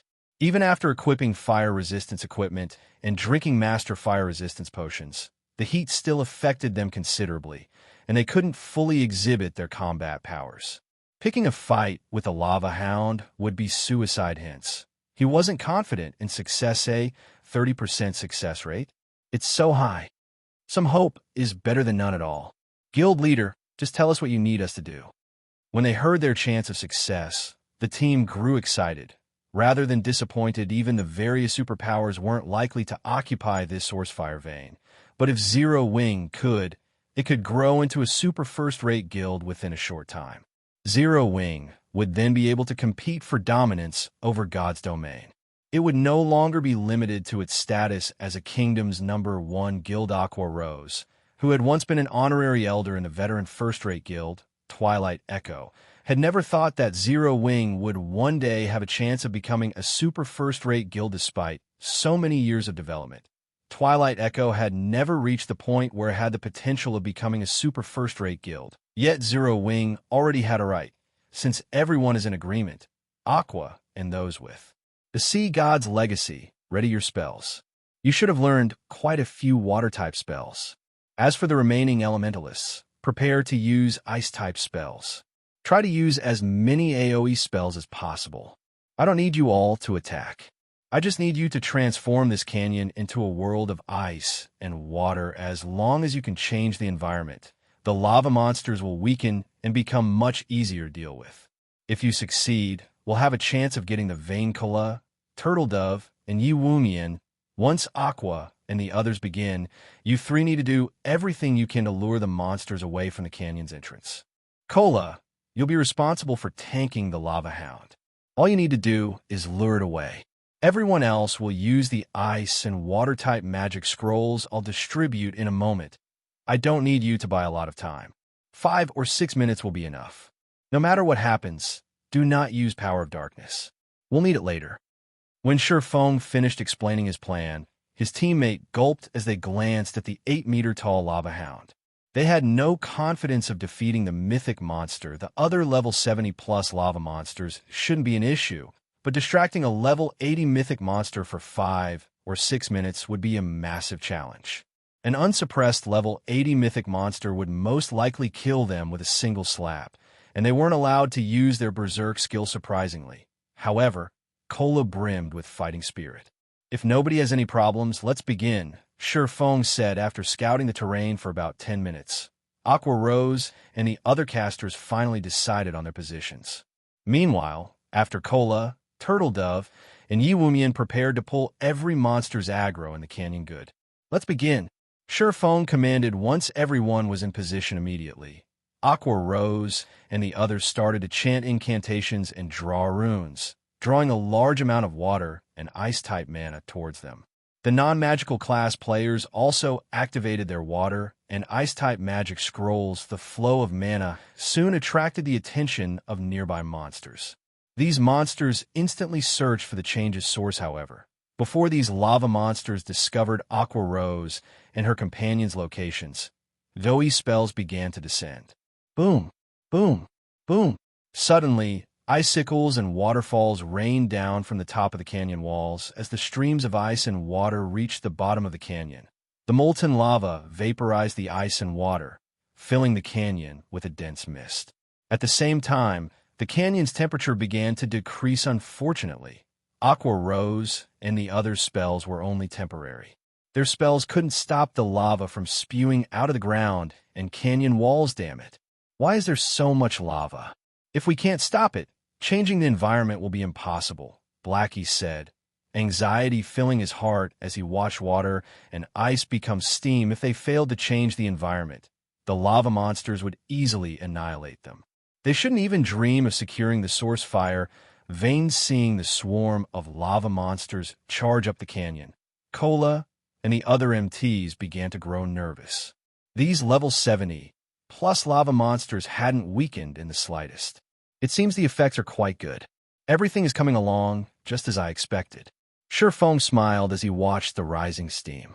He then took out the ancient weather book and activated weather control. He hadn't actually expected Aqua Rose and the others to change the environment here by themselves.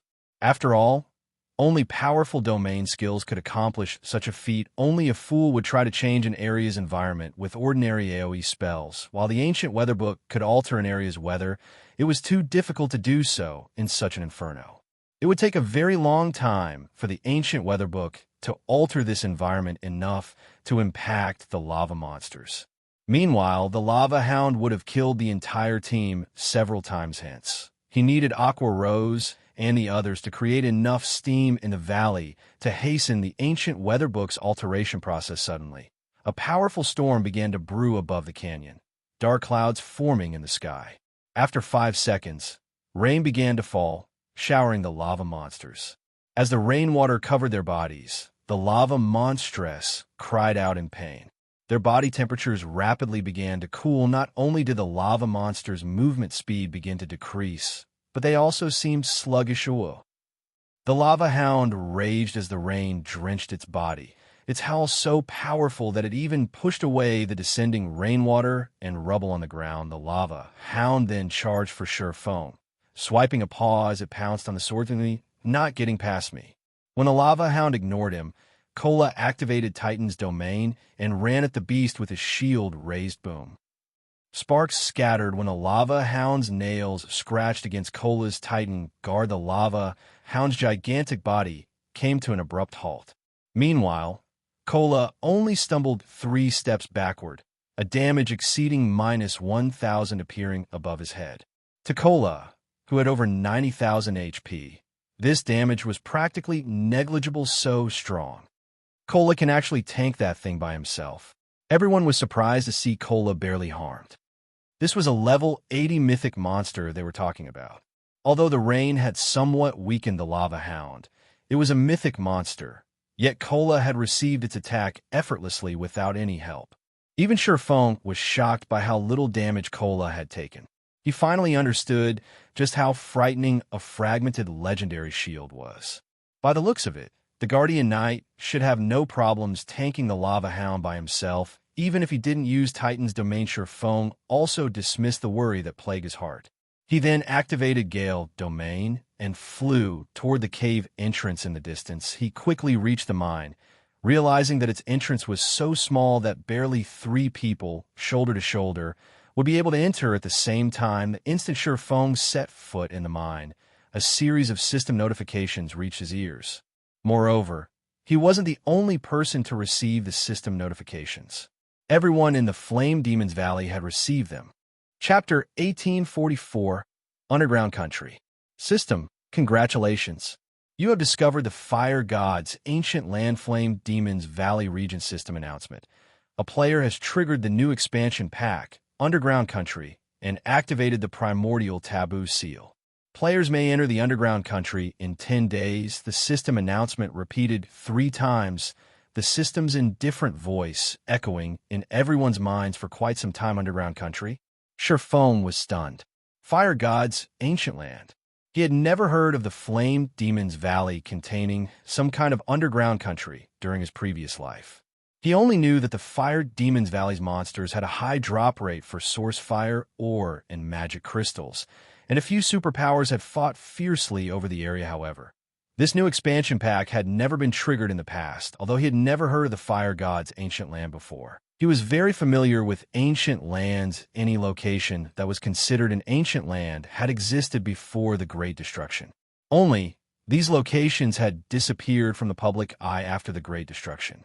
Meanwhile, these ancient lands were rumored to have been blessed by ancient gods, which was why they had survived for so long. But as time passed, these ancient lands had become relics among the various ancient lands that had been discovered during Sherfang's life. Some contained items that had even been famous during ancient times. These items had all been highly sought after by the various superpowers. Hence, the various superpowers had fought desperately to claim any discovered ancient lands in the past. Sherfong had never thought that the source fire vein they had found was actually an entrance to the Fire God's ancient land. This rendered Sherfong speechless now that the system announcement had been made. The underground country in the Flame Demon's Valley would be exposed sooner or later. The source fire vein would definitely be discovered as well. Meanwhile, the Flame Demon's Valley was tens of thousands of miles away from Starmoon Kingdom. If the Fire Dragon Empire's superpowers wanted to claim the vein, he'd be powerless to stop them. Fortunately, it wasn't easy to reach the Flame Demon's Valley's core. Players would need high enough fire resistance to do so. Triggering this new expansion pack also excited Zero Wings members. Although they didn't know what the underground country was, they knew that this expansion pack represented a huge opportunity. Every kingdom and empire had its own specialty products, and no player had ever explored this underground country yet. This meant that they could monopolize the underground country's specialty products. Depending on the item's value, they could make a fortune by reselling them. Although Zero Wings members were excited about the new expansion pack, when they returned their attention to the horrific number of approaching monsters, they suppressed their excitement and focused on their enemies. As for Sherfong, after a moment of surprise, he quickly charged into the source fire vein and started building a marker for a teleportation magic array, trying to get all of his team members into the Flame Demon's Valley's core had already been incredibly difficult, not to mention sending an army into the valley. No guild in God's domain would be able to do so at this stage of the game, so it was impossible to mine this source fire vein long-term. However, while this task might be impossible for other guilds, the same was not true for Zero Wing. As long as he set up a teleportation marker, he could transport players via teleportation array. Not only would it save his players a lot of travel time, but they could also avoid unnecessary battles in the Flame Demon's Valley. Unfortunately, due to the massive distance between teleportation arrays, the magic crystal cost would be considerable, but compared to the Sourcefire Veins value, the teleportation fees were almost negligible. Aside from the fact that magic crystals could drop from the Sourcefire Vein, the Sourcefire ore was incredibly valuable. It also had a small chance of dropping Flame Source crystals meanwhile, in a hot, sandy area in the Flame Demon's Valley's inner region. Melody and her team worked on clearing out the monsters in an ancient ruin. When Shurfeng entered the Sourcefire Vein, they too had heard the regional announcement regarding the new expansion pack. Amazing. Someone actually triggered a new expansion pack in the Flame Demon's Valley. That should be Zero Wing's doing. Is it the matter they mentioned earlier? Although I don't know what the underground country is, it must have a lot of valuable items. Our ninth heaven has struck gold. The only other guild that should be in the Flame Demon's Valley is Zero Wing. Our two guilds should be the only ones who know about this underground country. We'll make a fortune by reselling the items from it.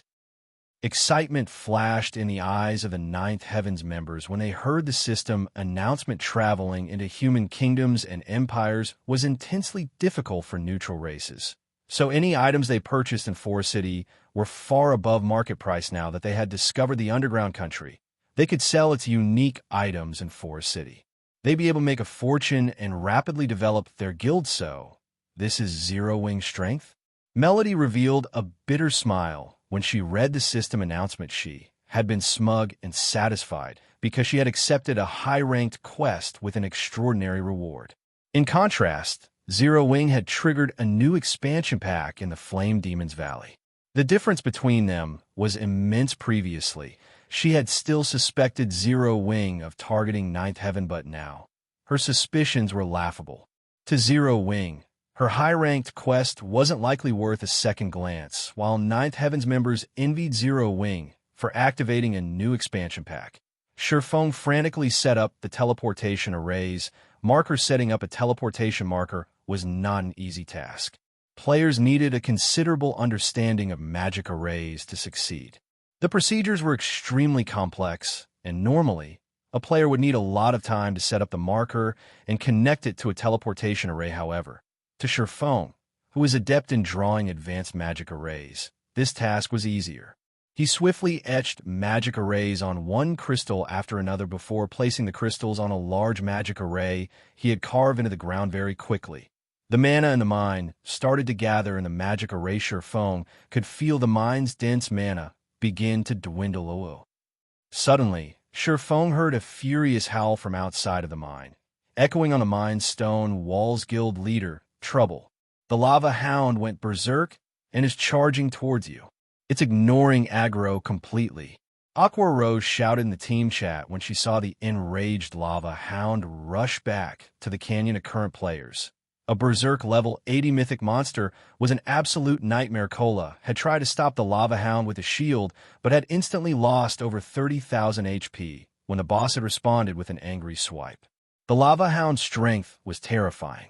If anyone else had taken that attack, they would have likely died instantly. As soon as Aqua Rose fell silent, the lava hound arrived before the mine's entrance. Fortunately, the mine entrance was too small for the lava hound, so the boss couldn't get in. Seeing this, Aqua Rose and Cola breathed a sigh of relief. However, something then happened that stupefied Zero Wing's members. The gigantic lava hound split into 3 miniature copies. Each copy was still a level 80 mythic monster, but they did have slightly lower basic attributes. Before Zero Wing's members could react, the 3 lava hounds charged into the mine. Hurry up! Shurfeng could already hear rapidly approaching footsteps. It was obvious that the lava hound was almost him. Meanwhile, he only needed to insert one last crystal into the ground to set the spatial coordinates.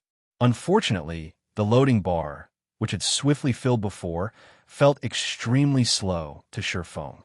It was only 70% full while conducting the merging process. Shurfeng couldn't do anything.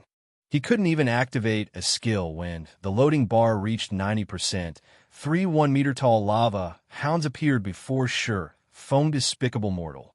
You dare violate this sacred ground. You'll pay for your crimes with your soul."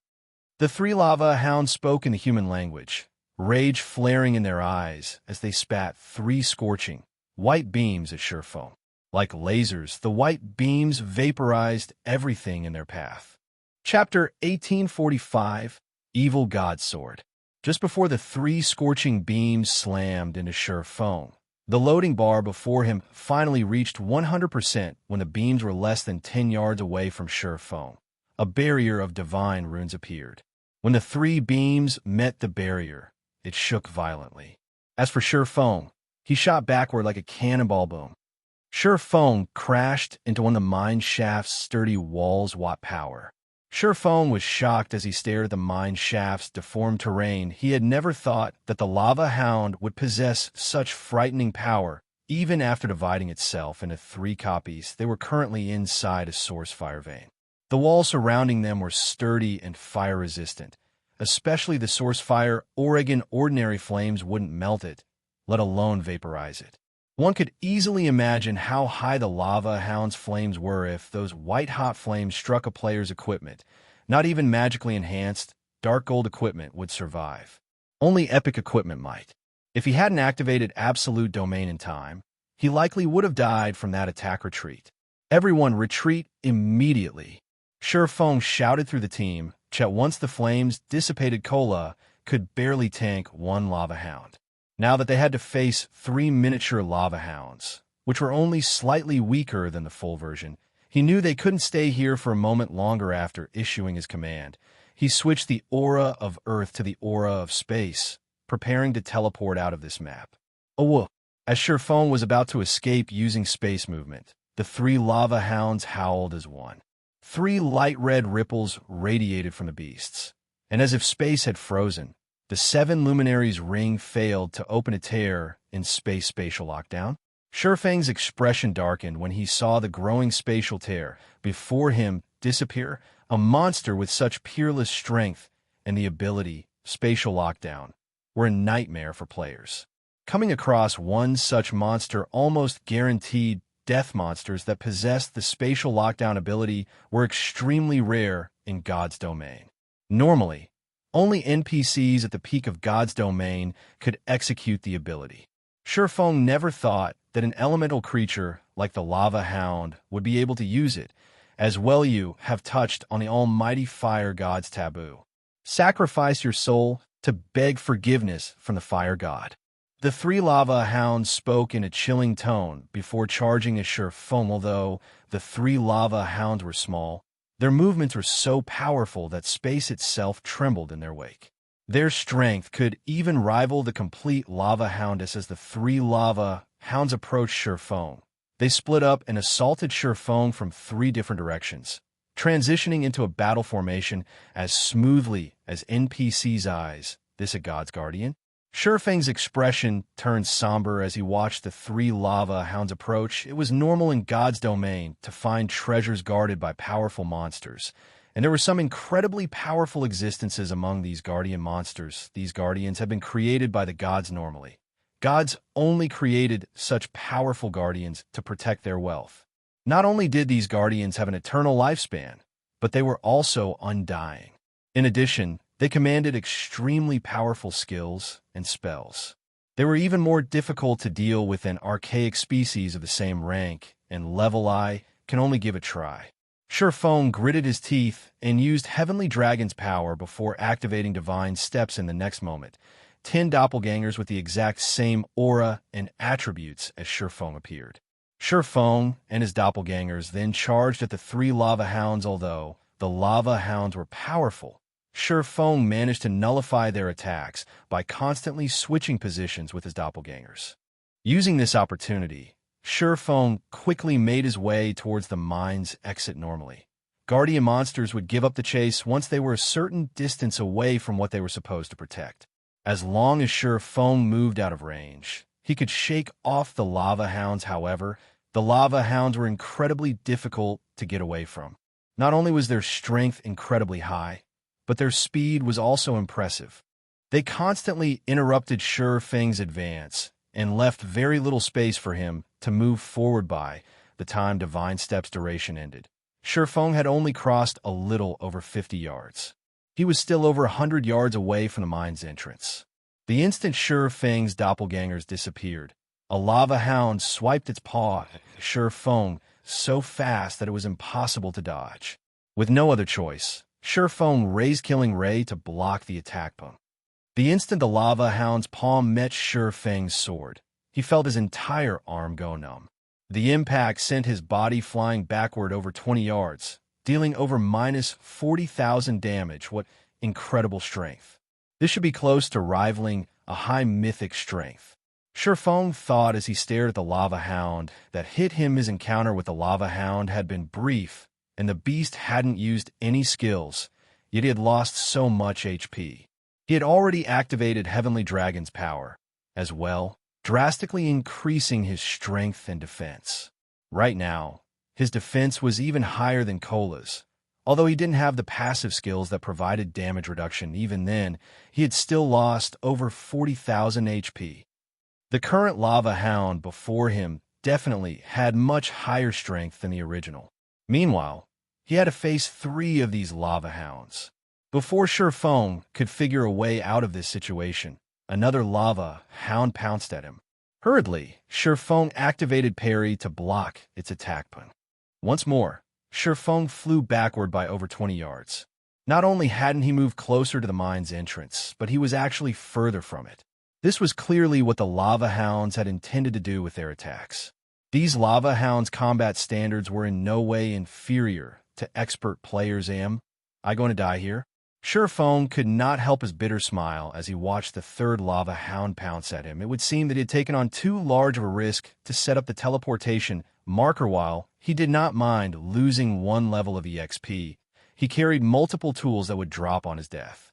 Moreover, these items would not simply remain on the ground after being dropped.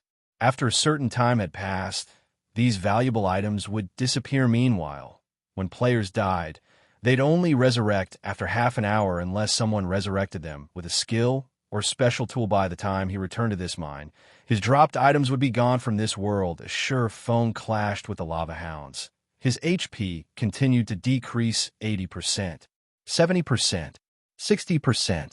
Although he had tried to use void steps to blindsight the beasts, the technique was ineffective against the lava hound's sharp sense. Even though the lava hounds couldn't see him, they could pinpoint his location with their other senses, launching another paw swipe or bite attack. Why hasn't the guild leader come out yet? Aqua Rose, who had long since distanced herself from the canyon, muttered as she watched the swarm of lava monsters return to their home. The guild leader should be fine. If he goes all out, he can even contend with mythic monsters. Blackie reassured. It's been so long, though. Moreover, there were 3 lava hounds. I think it's best if I go take a look, Fire Dance said. Worriedly, I'll go with you, Flying Shadow offered as he followed Fire Dance. Meanwhile, inside the mine, Shifeng watched the circling lava hounds and glanced at the small percentage of HP he had remaining with a bitter smile. Despite activating twofold Berserk, which temporarily granted him the power to contend with Tier 4 mythics, he still couldn't come within 100 yards of the mine's entrance. While he was confident that he could escape a single lava hound, 3 were too much for him to handle. To make matters worse, the 3 lava hounds coordinated perfectly. Although he had thought of using a magic or summoning scroll, the 3 lava hounds were simply too fast. They gave him no opportunities to use such tools. As twofold Berserk's duration continued to run out, Shifeng frantically searched through his bag for items that could help him out of this predicament. Suddenly, he discovered a broken longsword that had been inactive in his bag for quite some time. This longsword was none other than the evil god's inheritance, a treasured sword that had once belonged to the evil god. Seeing that the lava hounds charged at him again, Shifeng gritted his teeth and took out the evil god's inheritance. He then inserted his power into the weapon. Protecting the items that would drop if he died was undoubtedly more important than losing 10 points in all of his attributes. After Shifeng powered the sword, the evil god's inheritance pulsated. An invisible force then spread out from the sword, sweeping through the mine with so much power that even space shook with the intensity. A moment later, a deathly aura pervaded the mine shaft. Chapter 1846, Broken Sword's Power. As the aura of death saturated the mind, space itself froze. The three lava hounds slid to a halt as they glared at the broken sword in Feng's hand, wary. Pitch-black divine runes had appeared along the broken blade as the sword released plumes of dark smoke. The weapon felt cold, and evil the lava hounds finally discerned the broken sword's identity, and fear flashed in their eyes. It was as if they had remembered something horrific from their past despicable heretic. You dare set foot in this sacred land. Let the almighty fire god's flames purify your soul. After Feng replaced the abyssal blade with the evil god's inheritance, the broken sword seemed to trigger something in the three lava hounds. Suddenly, they began to grow larger as golden flames flared across their bodies despite standing still. The solid rock beneath the lava hound's feet began to crack.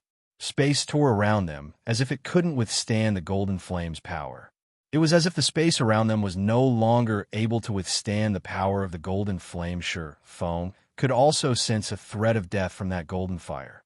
Moreover, Feng could tell that this death wouldn't just end with a single loss level. He could feel a power akin to soul fire, although this was many times stronger.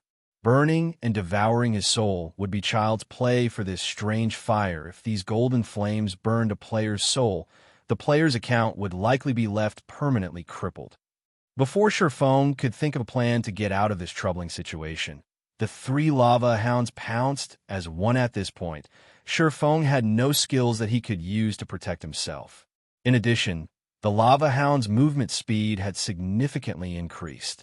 With no other options, Feng instinctively executed Sword's orbit. Countless sword lights enveloped Feng, clashing with the three gigantic, flaming beasts as they attacked. Boom, boom, boom. The resulting impacts tore the nearby rocky ground. The scattered sparks ignited anything they touched, transforming the area into a sea of fire. The three lava hounds were thrown back, forming three large craters as they crashed into the ground. Damages of over -3,000 appeared above their heads. In contrast, Feng remained standing in his original position, although the ground beneath him had been burned and melted. Now he stood in a deep crater of his own that had a smooth, glassy surface. What incredible power! So, this is a weapon that had once belonged to an evil god? Feng was stunned as he looked at the injured lava hounds. Truthfully, the broken sword he wielded was only fragmented legendary rank. Although the weapon provided a considerable boost to strength and attack power, he hadn't expected the boost to be this intense. After all, his abyssal blade was even stronger than ordinary epic weapons, but it had never been this powerful. Meanwhile, the lava hounds before him nearly had enough strength to rival high mythic ranked monsters. Even after activating twofold berserk, he still hadn't been a match for the lava hound's strength. Yet when he had used the evil god's inheritance against these monsters, he felt as if he had hit a group of weak, powerless dogs. He hadn't felt the intense impact that he had experienced during his prior clashes with these beasts. Although he had seen weapons that could weaken an opponent's power in the past, he had never seen one as strong as the evil god's inheritance. The weapon had actually decimated Tier 4 mythic monster strength to such a great extent that wasn't all. When he had clashed with the lava hounds, he had felt his own strength skyrocket. It was as if the broken sword had absorbed the monster's strength, transferring it to him. As Feng tried to get a better grasp on the evil god's inheritance's power, a lava hound stood up. This time, however, it did not charge at Feng. Instead, it howled with anger and formed a golden, threefold magic array in front of itself. A moment later, a beam of fire shot out from the magic array, moving so fast that Feng couldn't dodge in time. This beam was the result of the lava hound's Tier 4 spell, Red Lotus Breath, the same spell that had vaporized the source fire or earlier. In response, Feng simply swung the evil god's inheritance at the approaching beam of fire. Boom. The broken sword sliced the crimson beam in half, the flames disintegrating the stone wall behind Feng. Feng stumbled 5 steps back as a damage of over -10,000 appeared above his head. Sure enough, Feng was indescribably shocked glancing down at the evil god's inheritance in his hand as he had guessed. The evil god's inheritance could absorb an enemy's power, converting it into his own. Moreover, he had received far more power from this attack than the last. Not only had he gained 20% more strength, but his fire resistance had also increased by 30%. This ability was simply frightening. Due to this ability, his combat power had instantly soared. Moreover, he could sense that this still wasn't the evil god's inheritance's limit. Although he couldn't see the evil god's inheritance's exact attributes, when he wielded the weapon, he felt that he hadn't fully grasped the broken sword's power. The broken sword could grant him even more boons depending on the strength of the attack he received. However, the provided improvements were not without a flaw: their short duration. Each time it absorbed an attack's power, the weapon's wielder could only retain it for a short 10 seconds. Even so, it was amazing Silverwing found it truly hard to imagine that the evil god's inheritance was still incomplete and that he only exhibited 10% of its power after sacrificing his attributes. If he could exhibit the weapon's full power, the result would be unimaginable. Most likely, he'd be able to suppress the 3 lava hounds completely. One should be able to leave now. When he saw the other 2 beasts charge towards him, Silverwing licked his lips in excitement and ran to meet his enemies in battle. Previously, the difference between their basic attributes had been too great. Even after using twofold berserk, he had been thoroughly suppressed. Now, however, his strength had surpassed the lava hounds after he had weakened them and boosted his own with the evil god's inheritance. Silverwing relied on his superior strength and technique to push the 2 lava hounds to the side. He then dashed for the mine's entrance like a powerful gale. When the lava hounds caught up to Silverwing, he easily threw them back with an attack in less than 5 seconds. Silverwing burst from the mine and back into the canyon. Thousands of lava monsters then turned to look at the swordsman. Big Cisfire, the guild leader, is out. Flying Shadow said, breathing a sigh of relief when he saw Silverwing emerge from the mine. However, his excitement quickly faded, and a somber expression dominated his face. Thousands of lava monsters surrounded Silverwing, including the 3 mythic lava hounds that chased after him. Even a tier 2 assassin like him or Fire Dance would have no hope of surviving such an encirclement, much less a swordsman like Silverwing. Attract the monster's attention. Ready a defensive magic scroll and prepare to use it on the guild leader. Fire Dance felt her scalp tingle as she watched the swarm of monsters close in on Silverwing, but she had to try to rescue her guild leader. She could feel how extraordinary the flames that enveloped the lava hounds were. If those flames claimed Silverwing's life, he'd lose far more than a single level. Just as Fire Dance was about to dash forward, Silverwing raised the evil god's inheritance into the air. Suddenly, the canyon's mana began to gather around the broken blade, and the sword gradually took on a mist-like state. Silverwing swung the weapon lightly at the surrounding lava monsters. The mist-like broken sword suddenly disappeared from Silverwing's hand and transformed into 5 pitch-black sword lights that flew at the offending monsters, devouring everything in their path. This move was the evil god's inheritance's only skill after Silverwing had sacrificed a fraction of his attributes. Godslayer. With one attack, every chieftain and lord ranked lava monster nearby was incinerated, their ashes scattering in the wind. The surviving monsters were heavily injured and unable to make the slightest movement. Chapter 1847, Flame Demon's Crown. When Silverwing had swung the broken sword, the attack had carved 5 deep grooves in the rocky ground around him. The canyon's terrain had changed drastically. What great destructive power!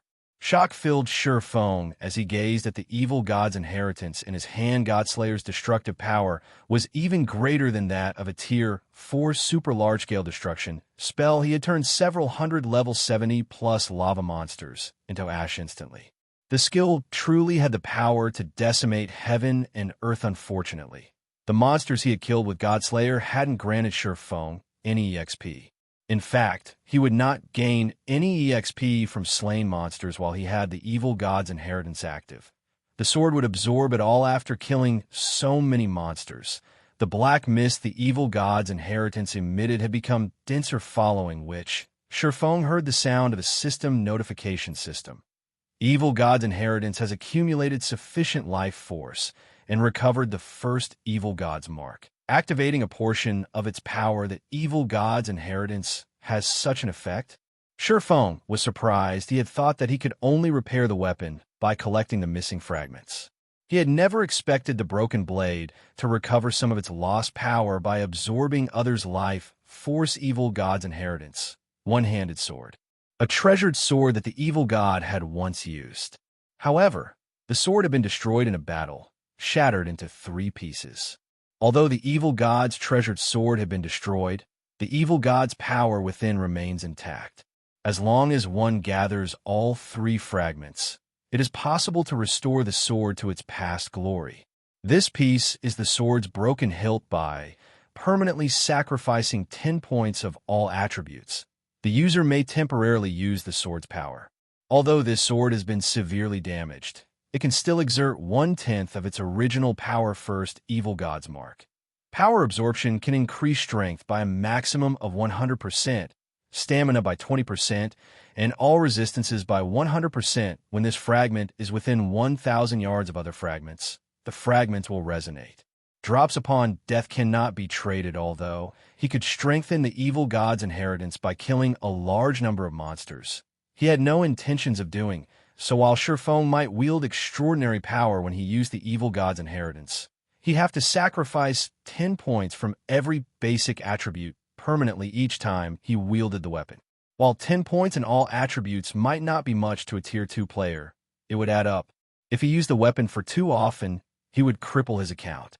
One could say that the Evil God's inheritance was even more evil than magic weapons. Hence, the Evil God's inheritance should only be used as a final trump card. Shurfeng had no intentions of feeding the Evil God's inheritance any more life force right now, either. He only had half an hour to use the weapon after activating it. How much life force could he possibly accumulate in half an hour?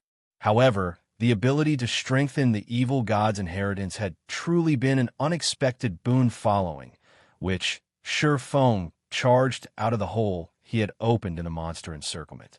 Now that the Evil God's inheritance had grown stronger, he had a much easier time dealing with the 3 lava hounds that chased after him. Is this the guild leader at his full strength? Flying Shadow, who watched from the valley's entrance, was astonished as he watched Shurfeng take on 3 level 80 lava hounds without trouble. Even Fire Dance, who prepared to move out, was stunned. She had assumed that after so many battles and adventures, the distance between her and Shurfeng had shortened. Looking at it now, however, it would seem that the gap was larger than ever. What the 2 assassins did not know was that Shurfeng fully relied on the Evil God's inheritance to command such power. Without it, he might not have survived. Even after activating 2-fold Berserk, Shurfeng quickly escaped the lava hound's grasp, and although this further enraged the mythic monsters, they didn't dare leave their domain by as much as a centimeter. They could only watch until Shurfeng left their sight. Despicable heretic. The almighty Fire God will not let you get away with this. After Shurfeng had vanished, the lava hounds released furious howls, the sounds echoing throughout the valley at the same time. A system notification reached Shurfeng's ears. System, you have incurred the RRE God's wrath. As long as you enter the Fire God's territory, its guardians will hunt you to the death. How ruthless! Shurfeng could not help his astonishment as he read the system notification. He had only set up a teleportation marker in the Fire God's ancient land, yet he was now prohibited from entering any location the Fire God sheltered. This penalty was truly severe. After all, the Fire God was a god who had left behind many areas in God's domain. The Fire God had even been responsible for creating a number of other worlds. This penalty basically warned him that he could lose his life if he entered any of these locations. Unless he was strong enough to defeat the area's guardians, he shouldn't even consider exploring the locations. But after giving the matter some thought, Shurfeng didn't mourn the loss now that he had constructed a teleportation marker in the Fire God's ancient land. He could lead a team to mine the source fire or without revealing themselves to the lava hounds as long as he prepared properly. In 10 days, he could also visit the so-called underground country, possibly obtaining another significant harvest overall.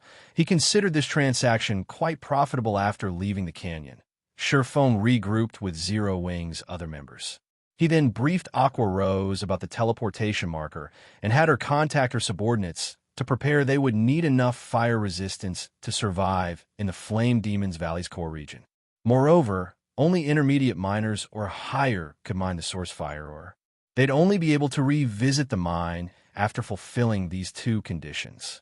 It would take quite some time to prepare after the team rested for a short moment. Surephone led his team into the heart of the Flame Demon's Valley, although they came across quite a few monsters on their way, and Surephone was currently weakened. The team advanced relatively quickly with their powerful MTs like Cola and Surefang summoned Tier 3 demons, as no one had explored the Flame Demon's Valley thus far. It was home to a lot of monsters, which, fortunately, provided far more EXP than normal. Moreover, a large number of treasure chests hid in the area.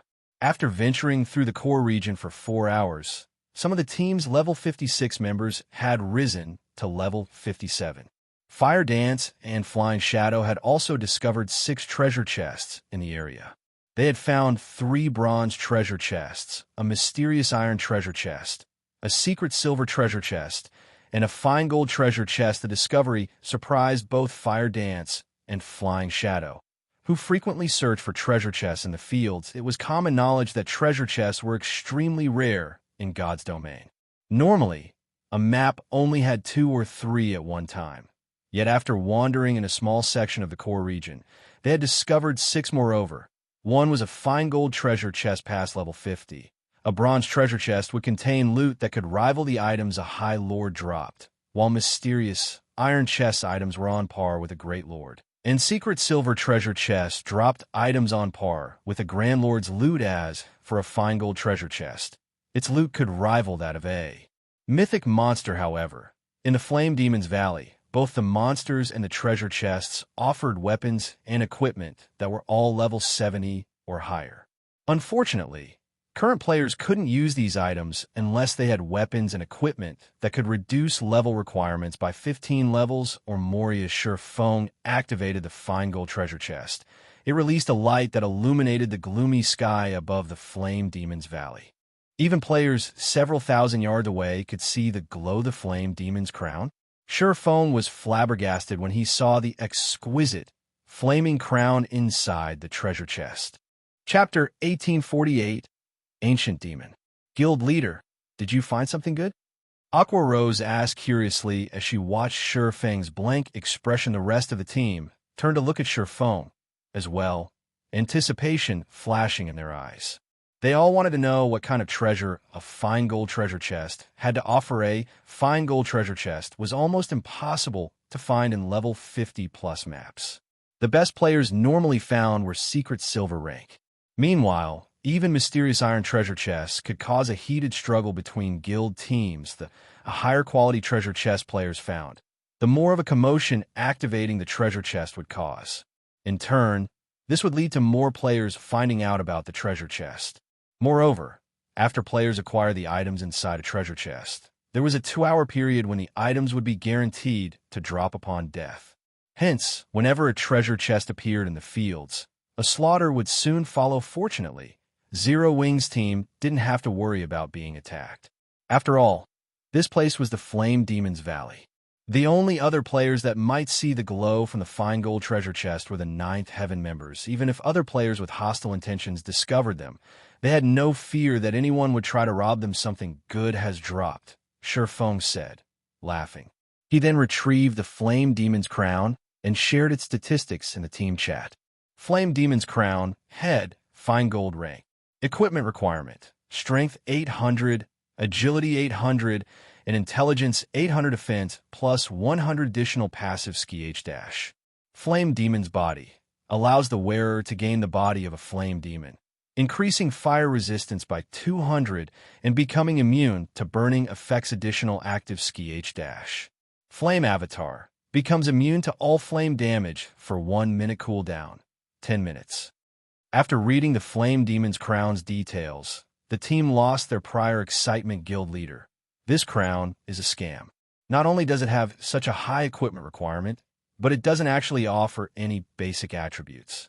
The only good thing about it is its high fire resistance, but it isn't worth sacrificing everything else. I feel the same. The monsters in harsh environments are generally very powerful. Although this crown can provide sufficient fire resistance to survive in these maps, without the basic attributes, you'll have a difficult time dealing with monsters. It would be much better to equip several pieces of equipment that provide less fire resistance, but have significant basic attributes. Its defensive properties are even more important. No matter how I look at this crown, it doesn't seem to have any. Everyone quickly discerned the pros and cons of the Flame Demon's crown. Even level 50 common cloth armor had more than 100 defense. The Flame Demon's crown's defense was practically a useless decoration in addition. Losing the basic attributes from a piece of equipment would reduce a player's attributes by around 10%. This would cause at least a 20% reduction in combat power. Moreover, due to the lack of defense in the head section, others would have a weakness to exploit. If one were struck in the head, it was entirely possible that they'd suffer a fainted state as God's domain continued to update. The equipment player's war would have greater importance. Equipment would play a role in a player's defense beyond basic attributes. Take two players with the same defense, for example. If one of these players wore chest armor while the other player did not, the player without a chest piece would receive more damage when struck in that area and suffer additional negative effects. If a player took a blow to the head, they would feel dizzy and powerless, and their reactions would become sluggish. If one were stuck in the arm, it would go numb and become difficult to move. There were subtle differences in the negative effects depending on the materials of their equipment as well. An attack's impact was one such example. During the early stages of the game, these negative effects were barely noticeable, but as players took on higher-level monsters, these negative effects would become more prominent. As a result, players would have to choose their equipment carefully. It wasn't enough to prioritize basic attributes. Players also needed to focus on their equipment's compatibility and defensive properties. Meanwhile, the Flame Demon's crown, made of fire with a pitiful 100 points in defense, clearly didn't have any. It was a costume piece at best. If one equipped the Flame Demon's crown during battle, they'd be asking for an early death. Silverwing simply revealed a bitter smile as he stored the Flame Demon's crown. He had to admit that his guild members' standards had significantly improved. Their understanding of weapons and equipment was no longer limited to basic attributes. Unfortunately, they were still somewhat ignorant. This didn't particularly surprise Silverwing. His teammates were still relatively low-leveled. After all, they still didn't fully understand resistances. They did not know just how valuable a piece of equipment capable of increasing fire resistance by 200 points was among the items in the fine gold treasure chest. The Flame Demon's crown was easily more valuable than the other items combined. By the time mainstream players had reached level 100 and beyond in the past, a Flame Demon's crown had sold for a whopping 5,000 gold. With that amount of money, one could purchase an epic equipment with poor attributes. Even so, players rarely sold their Flame Demon's crown's equipment that added 200 fire resistance was extremely rare. Most importantly, the Flame Demon's crown's Flame Demon's body allowed its wearer to become immune to burning effects. In other words, no matter how hot an environment was, players would not suffer any negative effects. They could maintain their combat power at its peak. Of course, due to the Flame Demon's crown's glaring weakness, it was only suitable for expert players. Ordinary players would be better off wearing several pieces of equipment that provided both basic attributes and fire resistance. Ordinary players already fought to get their basic attributes up to standard and as a result, struggled against monsters and in team dungeon raids. They would be asking for trouble by using a piece of specialized equipment like the Flame Demon's crown. However, expert players were different. They would easily have enough basic attributes, even without wearing a headpiece. When fighting in sweltering environments, it was far more important for expert players to have high fire resistance. Hence, during the later stages of the game, the various large guilds' main force members had stopped focusing on basic attributes. Instead, they had prioritized resistances and physique. Moreover, the Flame Demon's crown was like an entry pass to the Flame Demon's Valley. As long as one had a Flame Demon's crown, they could travel anywhere within the valley. They wouldn't even have any issues exploring the Flaming Valley's core originally.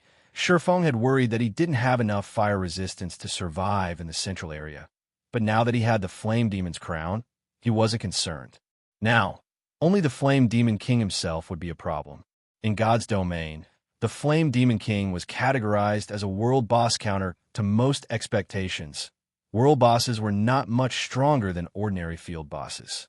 The system did not grant world bosses any special traits, either. However, they did have full control over their territories while in a world boss's territory. Players would be prevented from using magic scrolls and magic arrays. It wasn't even possible to use magical tools. At most, players could use their weapons and equipment skills. It was a nightmare for most players. After emptying the fine gold treasure chest, Shifeng and the others continued towards the central region. After traveling for a little over an hour, they finally arrived before a fiery world. White-hot flames danced along the mountain range before them. The ring of mountains resembled a burning sun, making it difficult to look at. This place is so hot. Blackie exclaimed as he looked at the flaming mountain range.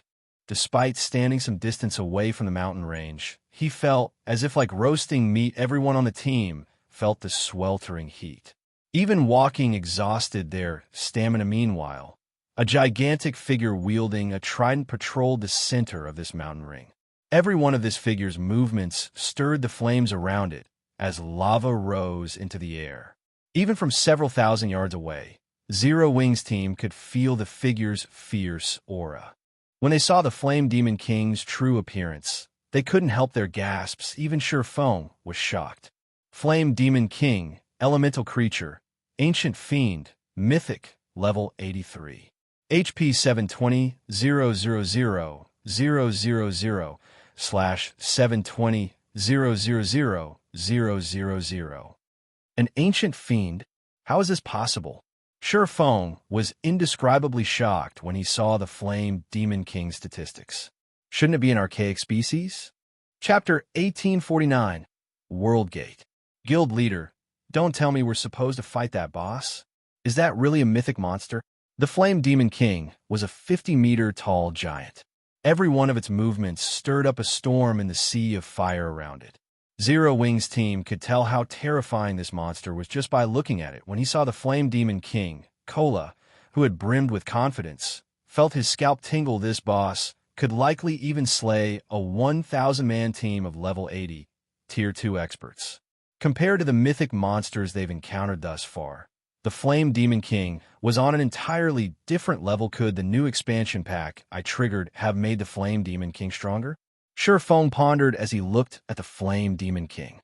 The more he thought about it, the more his theory seemed plausible. After all, the Flame Demon's Valley was only a level 70+ map. It wasn't a level 100+ map. An ancient fiend shouldn't be here. An ancient fiend was an elemental creature that had fully unlocked its bloodline and reverted to its ancestral form. Although ancient fiends were no match for dragons in terms of life rating, they were fully capable of rivaling ferocious beasts. Even an expert team that was 20 levels higher wouldn't be a match for a mythic-ranked ancient fiend, much less an expert team of the same level. In addition, the Flame Demon King had a world boss's special ability. Not even a 100-man team of level 100, Tier 3 players could defeat this monster. There's no helping it. I can only adjust my plans. Following which, Shifeng addressed his team. I had thought that I could complete this quest and get everyone out of here safely, but that's no longer possible. I'll have to ask you all to sacrifice yourselves to lure the Flame Demon King away from its territory. Try to buy as much time for me as possible. Violet, you won't be joining the fight. I need you to hide in the distance. Once the battle is over, you'll be responsible for resurrecting the team. All he could do now was lure the Flame Demon King away from the World Gate.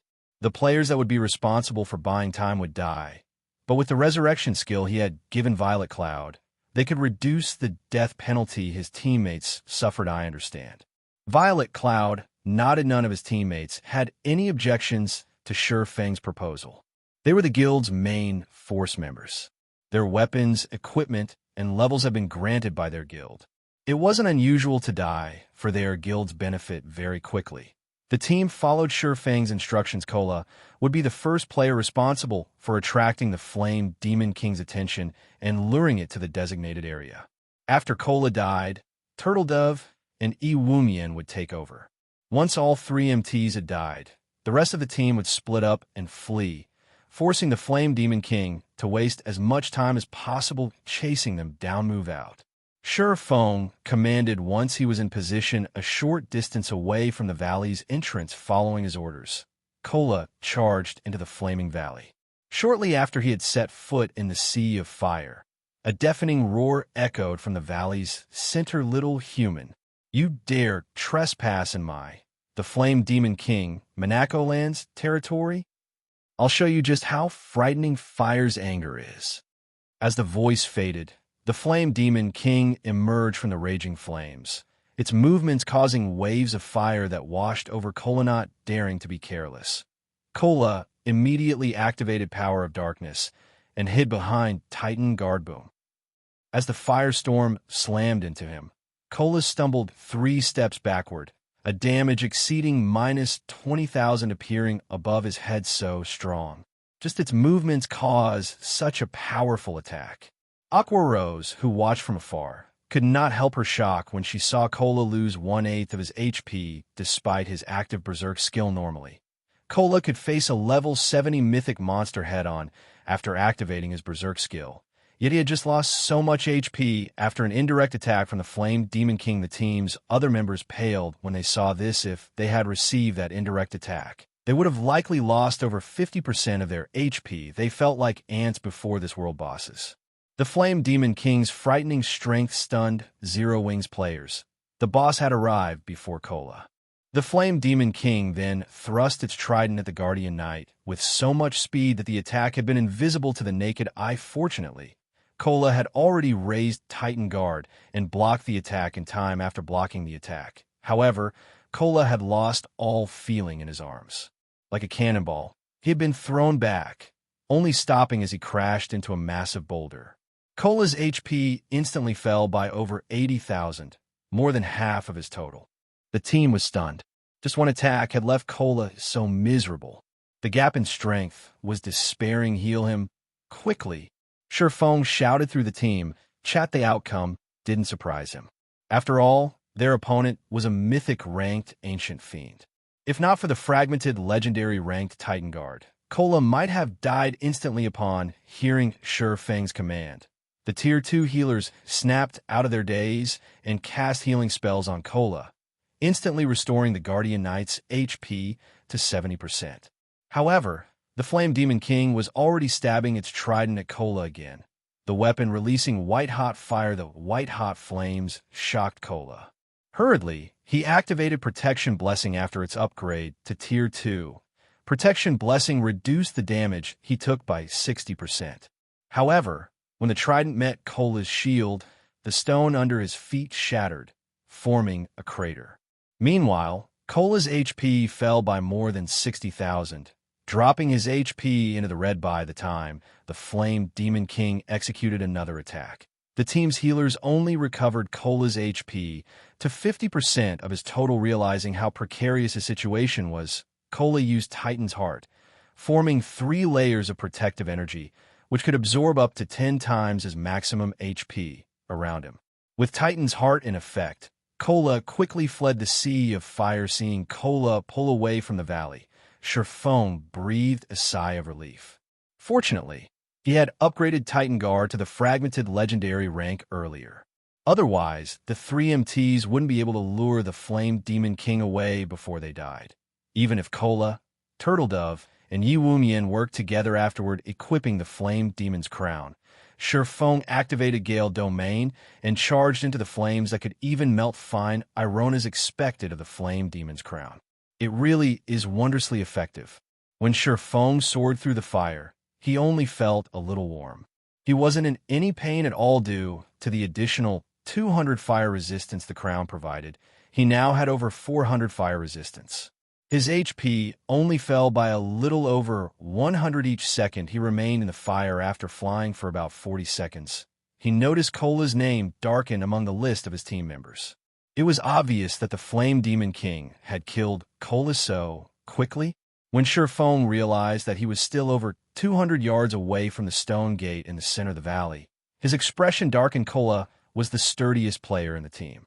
He had thought that the Guardian Knight alone would be able to buy him enough time to reach the World Gate. But it seemed that the Flame Demon King was much stronger than he had expected. As soon as Sherfong reached the World Gate, he pulled out the Philosopher's Hand and used it to activate the stone doors. At this point, Turtledove had also fallen, and only Yi Wumian remained alive of the team's 3 MT Sai. Need to hurry. Sherfong used the Philosopher's Hand's power to repair the broken magic arrays on the World Gate. As he did, a furious roar reached him from outside of the valley. Despicable trespasser! You dare to open the World Gate! As the voice faded, a pillar of fire rose from its origin, following which everyone but Sherfong and Violet Cloud's names went dark. This situation put immense pressure on Sherfong. He pushed himself to work faster. While Sherfong repaired the World Gate's magic arrays, he could feel the space around him boil. This meant that he was already standing within the Flame Demon King's sphere of influence. The Ancient Fiend's movement speed had completely exceeded his expectations. Despicable human! Vanish alongside your sins. When the Flame Demon King caught sight of Sherfong, it threw its flaming trident at the swordsman. However, before the trident could reach Sherfong, he activated the aura of Earth's absolute domain. Yes, it's done. Using the period of invulnerability absolute domain granted him, Sherfong completed the final magic array, following which he placed a hand on the World Gate's main magic array and said, "Open, World Gate." Chapter 1850, Hidden Reward. With Sherfang's command, the divine runes on the gigantic pair of doors before him began to glow with a purple-gold light. A moment later, the divine runes released a beam of light that threatened to devour the Flame Demon King. No. Upon seeing the beam, the Flame Demon King, who was within 50 yards of Sherfong, turned in a panic and tried to flee. However, the beam of light was much faster than the Flame Demon King. In the blink of an eye, the purple-gold light enveloped the world boss, and the Ancient Fiend cried out in pain. In the next moment, the Flame Demon King began to shrink, and the flames around its body gradually extinguished. A short moment later, the World Gate slowly opened. Some force sucked the valley's fire through the opening gates, and the Flame Demon King began to shrink even faster from its original height of 50 meters. The Flame Demon King quickly shrunk to 40 meters, 30 meters, 10 meters. By the time the World Gate was fully open, the black hole within had devoured every last flame in the valley. The Flame Demon King had also been dragged towards the World Gate by the black hole's powerful gravity. No, this is my power, the Flame Demon King shouted, panicking as it used every shred of power to fight the black hole's pull. Seeing this, Sherfong could not help but breathe a sigh of relief. He had no hope against a level 83 mythic-ranked Ancient Fiend right now. Fortunately, the World Gate could remove things that didn't originate from the continent of God's domain. While the World Gate had activated, the Philosopher's Hand had also undergone a transformation. The Philosopher's Hand had originally been made of translucent crystal, radiating an ominous feeling.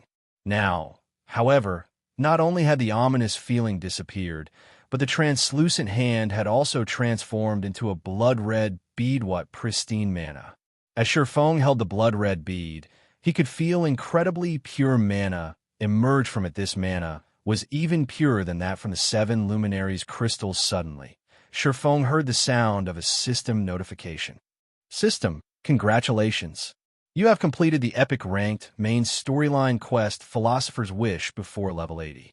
Rewarding Philosopher's Hand, plus 40% EXP of current level, 5 legacy skill points, 30 free mastery points, 30,000 subclass proficiency points, and 1 subclass dark gold design. When the system notification ended, Sherfang's experience bar rose to 52% of level 68. However, obtaining the complete Philosopher's Hand excited Sherfong far more than the bountiful EXP.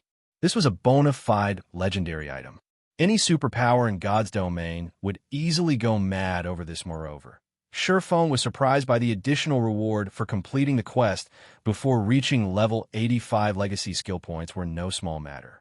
In addition, the awarded 30,000 subclass proficiency points would save him a lot of time when upgrading his Forger subclass. After reaching the Master rank, players would still need a ridiculous number of proficiency points to rise from a basic Master to an intermediate Master. While ordinary Master lifestyle players might not have trouble earning the required proficiency points, it was a different story for Feng. Feng had many matters he needed to deal with, and he only had a small amount of time to invest in his forging. As a result, he didn't obtain forging proficiency points very quickly. However, the most valuable of the rewards had to be the subclass Dark Gold design. This subclass Dark Gold design wasn't like ordinary designs.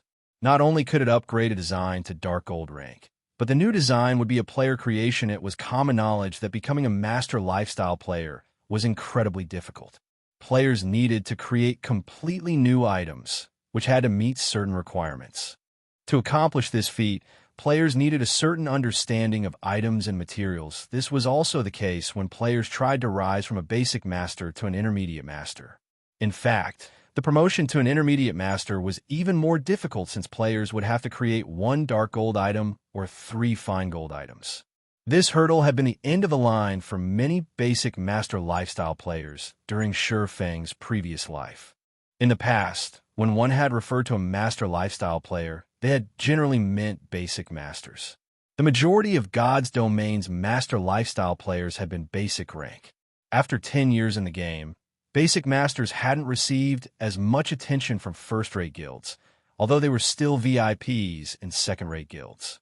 At most, they would be treated slightly better than the average lifestyle player. Only intermediate Masters had earned first-rate guilds' respect now that he had a subclass Dark Gold design. He had received a free pass to become an intermediate Master, of course. An intermediate Master that reached the rank by using a subclass Dark Gold design wasn't as capable as a player that reached the rank through their own hard work and original items. The latter had solidified their foundation, while the former had none. A player who became an intermediate Master, though their work, would have a higher possibility of creating more Dark Gold items in the future, soon becoming an advanced Master. On the other hand, the intermediate Master that did not possess a sturdy foundation would struggle to advance.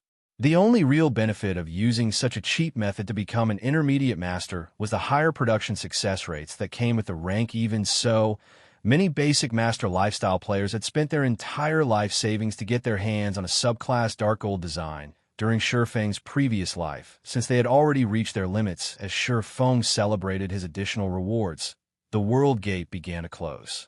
By the time the World Gate had shut, the valley was void of fire. Only the scorched earth remained despicable human. It took me hundreds of years to accumulate that power. And now it's all gone. You will pay for this with your soul. I will turn you into a puppet that will forever live under my command. The Flame Demon King bellowed as it glared at Feng. Currently, the Flame Demon King was only 8 meters tall. It looked like an infant compared to its previous size. Its aura was also much weaker. Flame Demon King, elemental creature, mythic, level 81, HP 32, 000, 000, /32, 000,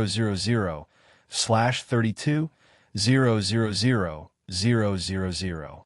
The Flame Demon King didn't even have the HP of a mythic monster anymore. A mana depletion debuff also graced its status bar. Lasting for a whole hour, the World Gate has robbed it of so much energy. Feng was astonished when he saw the enraged Flame Demon King. The valley's flames had originated from a higher plane, containing unparalleled power.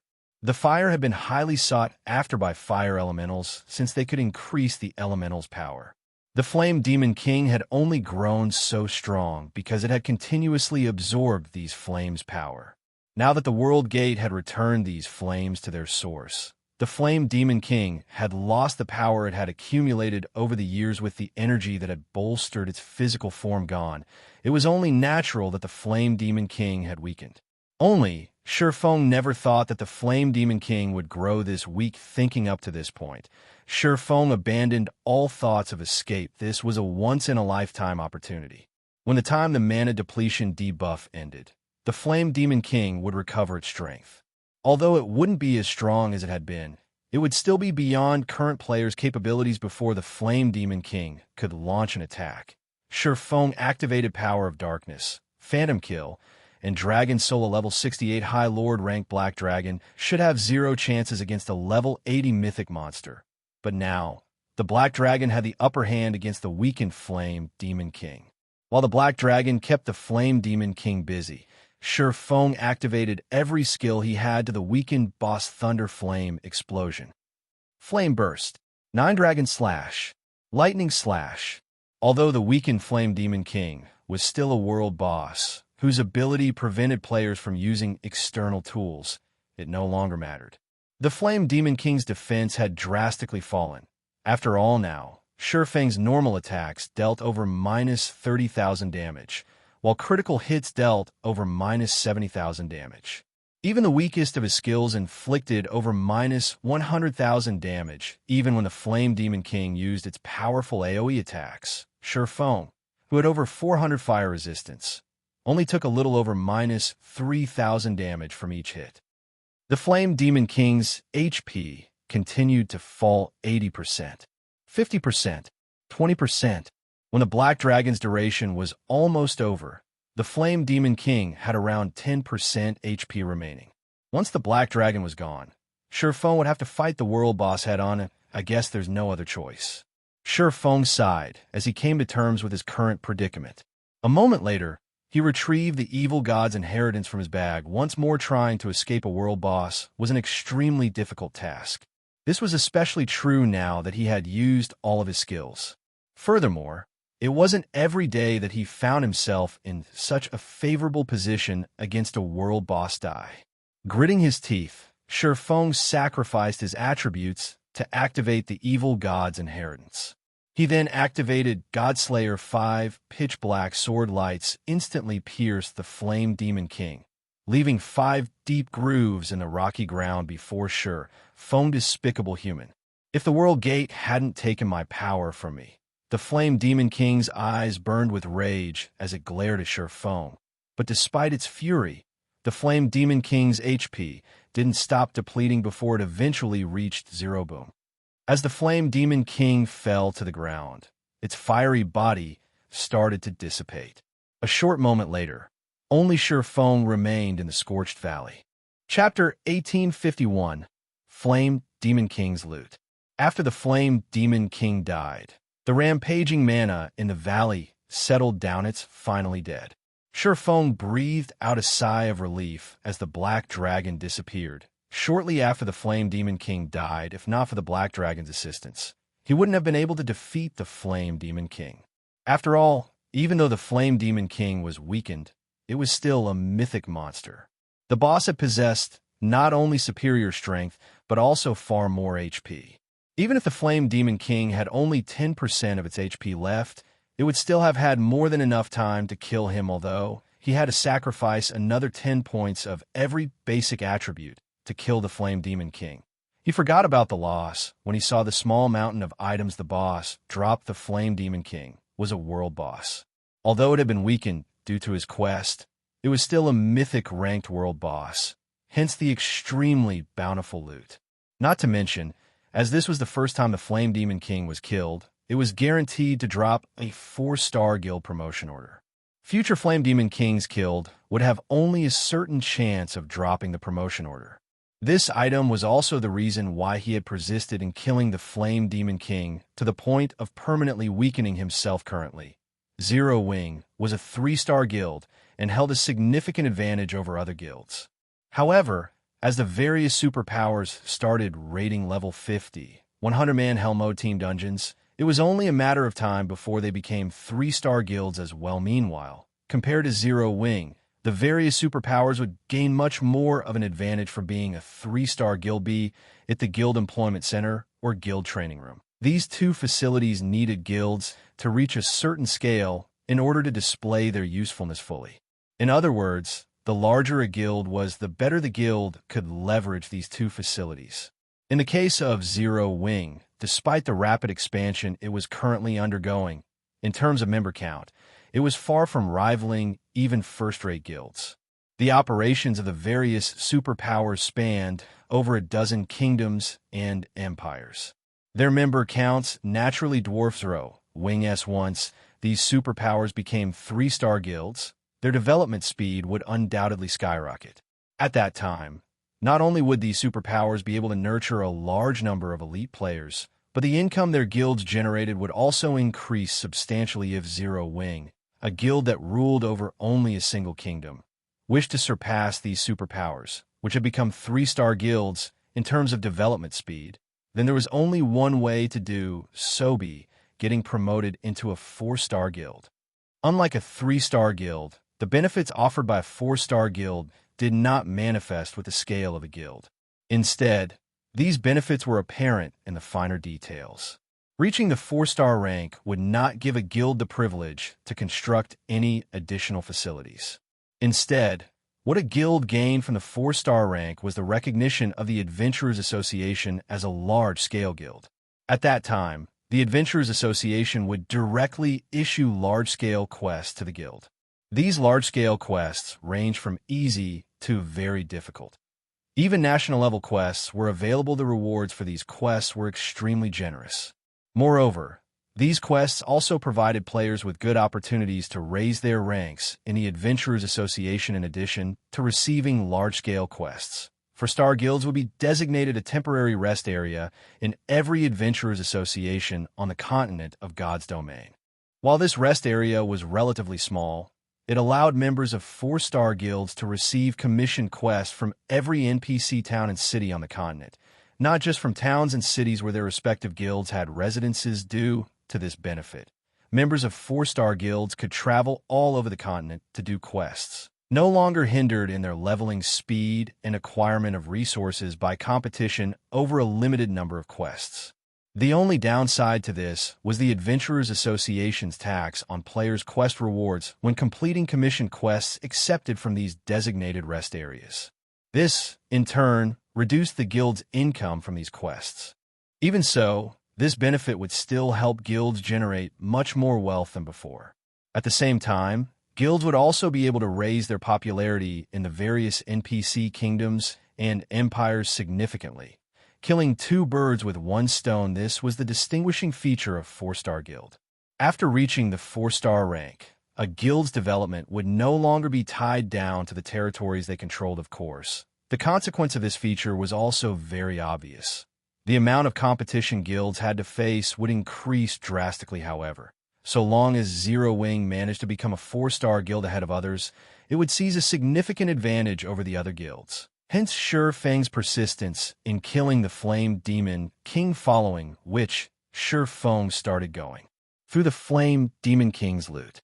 Just like he expected, there was indeed a 4-star guild promotion order among the dropped items.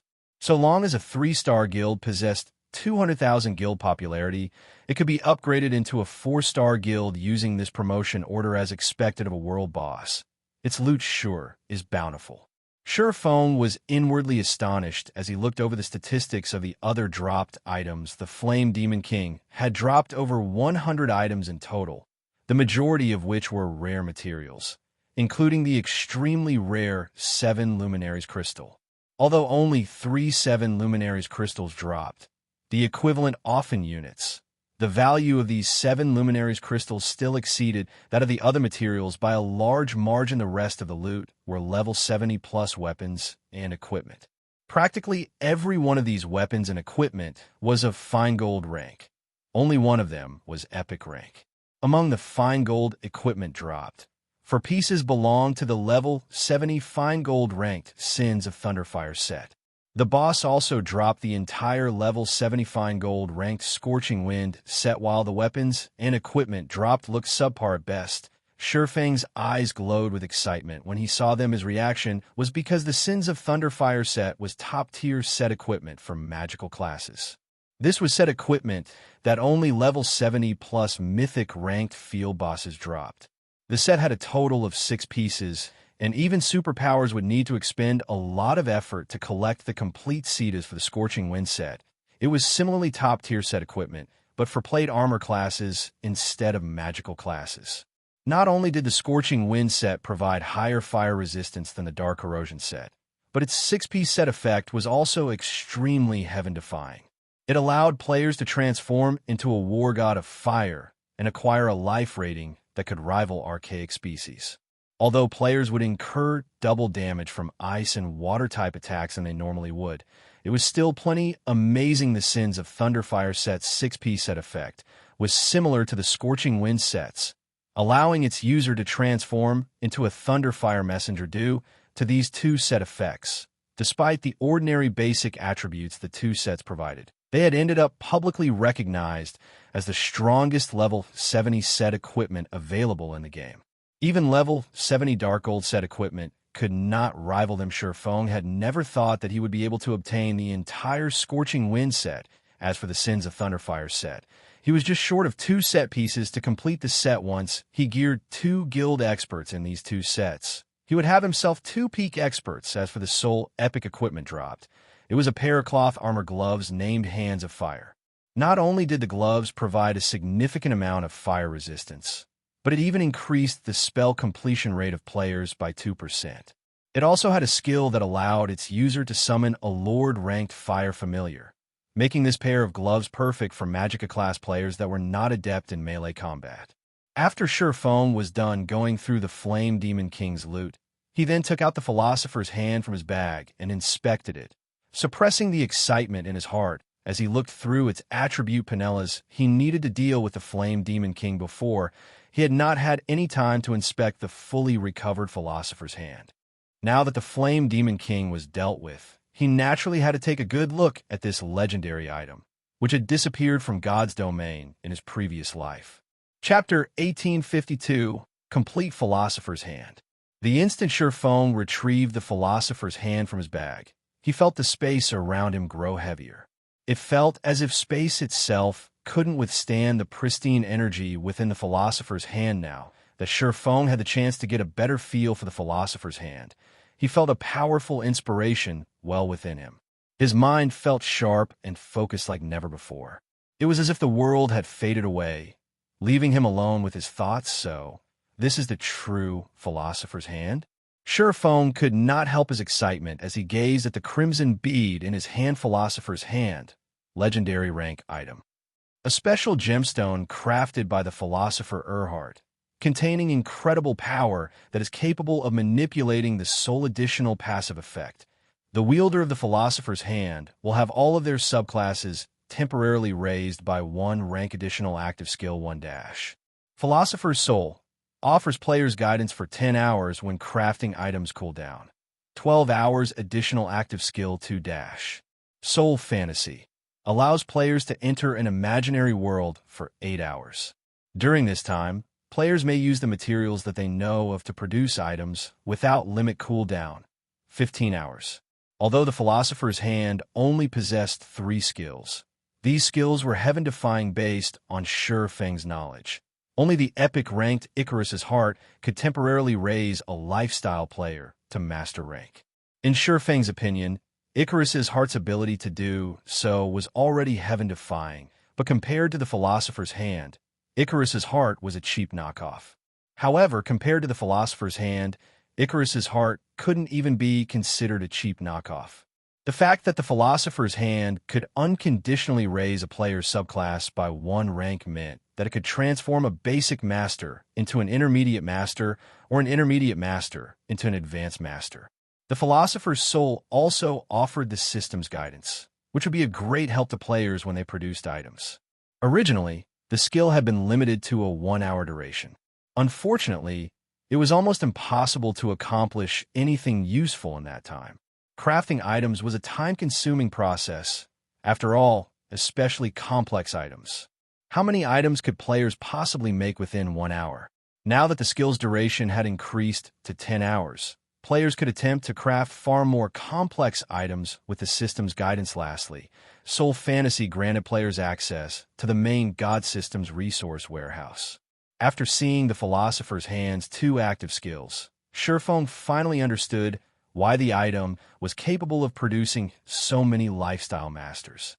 Regardless of the subclass, Any lifestyle player would require materials to craft new items, although some tools allowed players to participate in simulations. These simulations couldn't truly replicate the material's properties. At most, these simulations allowed players to get a feel of the production procedures. An actual attempt would still require real materials meanwhile. To reach the master rank, players needed very high-ranked items. Hence, the material requirements were quite high. However, high-ranking materials were not easy to obtain, and players would need these materials in large quantities. Experimenting with a few sets of materials would barely yield any results. Every lifestyle master was born of an astronomical resource investment. This was even true for the talented geniuses. Only, geniuses would need to spend fewer materials compared to ordinary lifestyle masters, however. With Soul Fantasy, players could experiment to their heart's content without worrying about lacking materials. Naturally, this would make new item creation very easy. I'm going to have a headache once I return. Silverwing revealed a bitter smile as he looked at the Philosopher's hand. While he had acquired the alchemy treasure, there was still the matter of how to use it. There was only one Philosopher's hand, yet the Candlelight trading firm had tons of advanced lifestyle players waiting to use it. He would have to decide which players were worthy of the privilege. Most importantly, he'd have to worry about information leaks. Due to an information leak, Kingdom's Sword, the Philosopher's Hand's owner in the past, had become a target for the various superpowers, eventually vanishing from God's domain altogether. Silverwing was impressively powerful right now. If multiple superpowers decided to make it their target, it would suffer a similar fate. He needed to be extremely careful when using the Philosopher's Hand. Silverwing stored the Philosopher's Hand and exited the Scorched Valley. When Silverwing's members, whom Violet Cloud had resurrected, saw Silverwing emerge, they breathed a sigh of relief due to the Flame Demon King's outburst. The entire team had been annihilated in an instant. They had barely bought their guild leader. Anytime guild leader. How did the quest go? Aqua Rose asked worriedly. Not only were high-ranked quests incredibly dangerous, but they also gave players very few chances of success. Plenty of quests only gave players a single attempt, and since their deaths had been so unexpected, they knew it was likely that this attempt had been a failure. Hence, Aqua Rose wondered if they'd have a second chance. On the off chance that this quest didn't offer a second chance, Silverwing would have to suffer the system's penalty. To ordinary guild experts, suffering a system penalty wouldn't be much of a problem. At worst, if the penalty were severe, they could just start over with a new account. However, Silverwing was different. He was Silverwing's guild leader. If he suffered such a severe penalty, it would shake the very foundation of the guild. Relax. I completed my quest, Silverwing said, chuckling at the worried expression on Aqua Rose's face. That's wonderful. I worried that we had failed the quest, and you'd have to pay a high price for it. Now that the quest is complete, we didn't waste our trip here, Aqua Rose said, breathing a sigh of relief. She then looked at Silverwing curiously and asked, "But, guild leader, you really are amazing. You actually escaped the Flame Demon King after completing your quest. Looking at the terrain, there should only be one path out of the valley. How did you manage to hide from the boss, guild leader?" She had experienced the Flame Demon King's frightening might personally. The world boss had been beyond terrifying. It was basically a god to current players. She found it very difficult to imagine any players defeating the Flame Demon King, even after reaching the same level. She didn't even know if a 100-man team of level 100 players had any hope against the Flame Demon King. Hearing Aqua Rose's question, the rest of Silverwing's team turned towards him. Curious, the Flame Demon King had slain Turtle Dove, a tier 2 Metrotons who had activated her Berserk skill in just 3 hits, yet Silverwing had escaped the boss unharmed. It was incredible. Hide? I wish I could have hidden from it, but the valley is only so large. Where would I possibly hide? Silverwing said, shaking his head. If you didn't hide from it, how did you get away safely, guild leader? Didn't the Flame Demon King discover you as you left? Silverwing's reply confused Aqua Rose further. When the Flame Demon King had killed her, she had caught a glimpse of the boss as it charged back into the valley. Where Silverwing had still been, it discovered me, of course, Silverwing said, smiling. But rather than wait for it to attack, I decided to strike first. Then, guild leader, how did you get out? Aqua Rose asked, utterly confounded. Did you use an auto-resurrection tool? Although auto-resurrection tools were very rare and precious in God's domain, they were nothing new. Aqua Rose couldn't think of any other way that Surefong would have escaped the Flame Demon King's pursuit. Take a look at this, Surefong said, smiling as he retrieved a gigantic, crimson crystal ball from his bag. The fire-type mana within the crystal ball was so dense that the ambient fire-type mana automatically gathered around it. Isn't that a flame core? But the fire-type mana in the core is incredibly dense. It's even denser than the flame cores we obtain from Great Lord rank flame demons. Looking at the gigantic flame core in Surefeng's hands, Aqua Rose realized a possibility. Doubtfully, she asked, could it be, guild leader, did you kill the Flame Demon King? Chapter 1853. Returning to White River City, looking at the flame core in Surefeng's hand, Kola and the others fell silent, incredulity flashing in their eyes. Guild leader, are you for real? They had all witnessed and experienced the Flame Demon King's might. Only Kola had been able to stand against the boss for any length of time. The rest of the team had been forced to flee to by their guild leader the time he needed while they considered the possibility of Surefong fighting such a boss. They knew that it would only be a matter of time before he died as well. As for Surefong slaying the Flame Demon King, that was simply impossible. However, the flame core before them was proof of the swordsman's claim.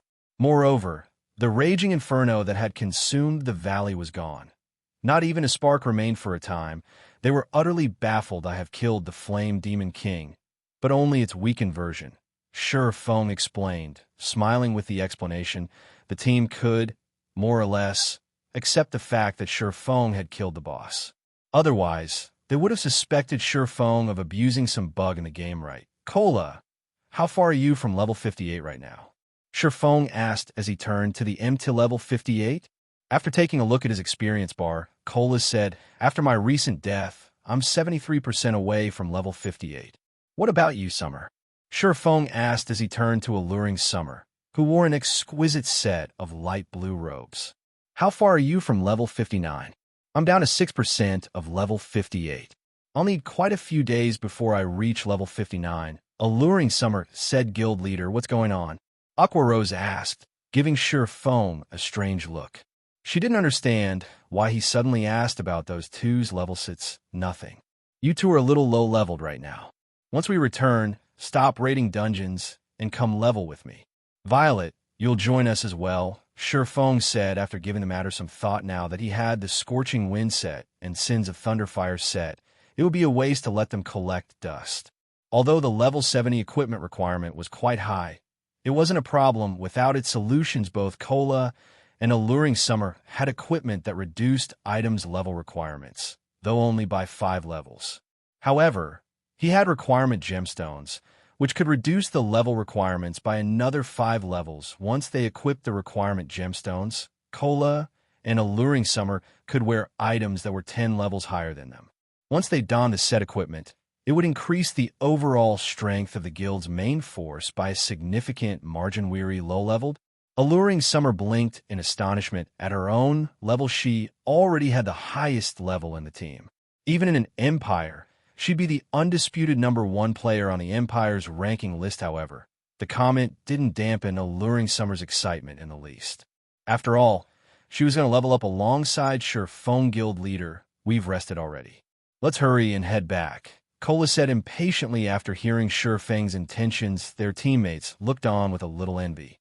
When leveling up with Surefong, not only would they rise in levels with astonishing speed, but they'd also improve their combat standards quickly, following which everyone used return scrolls to teleport back to White River City once they returned.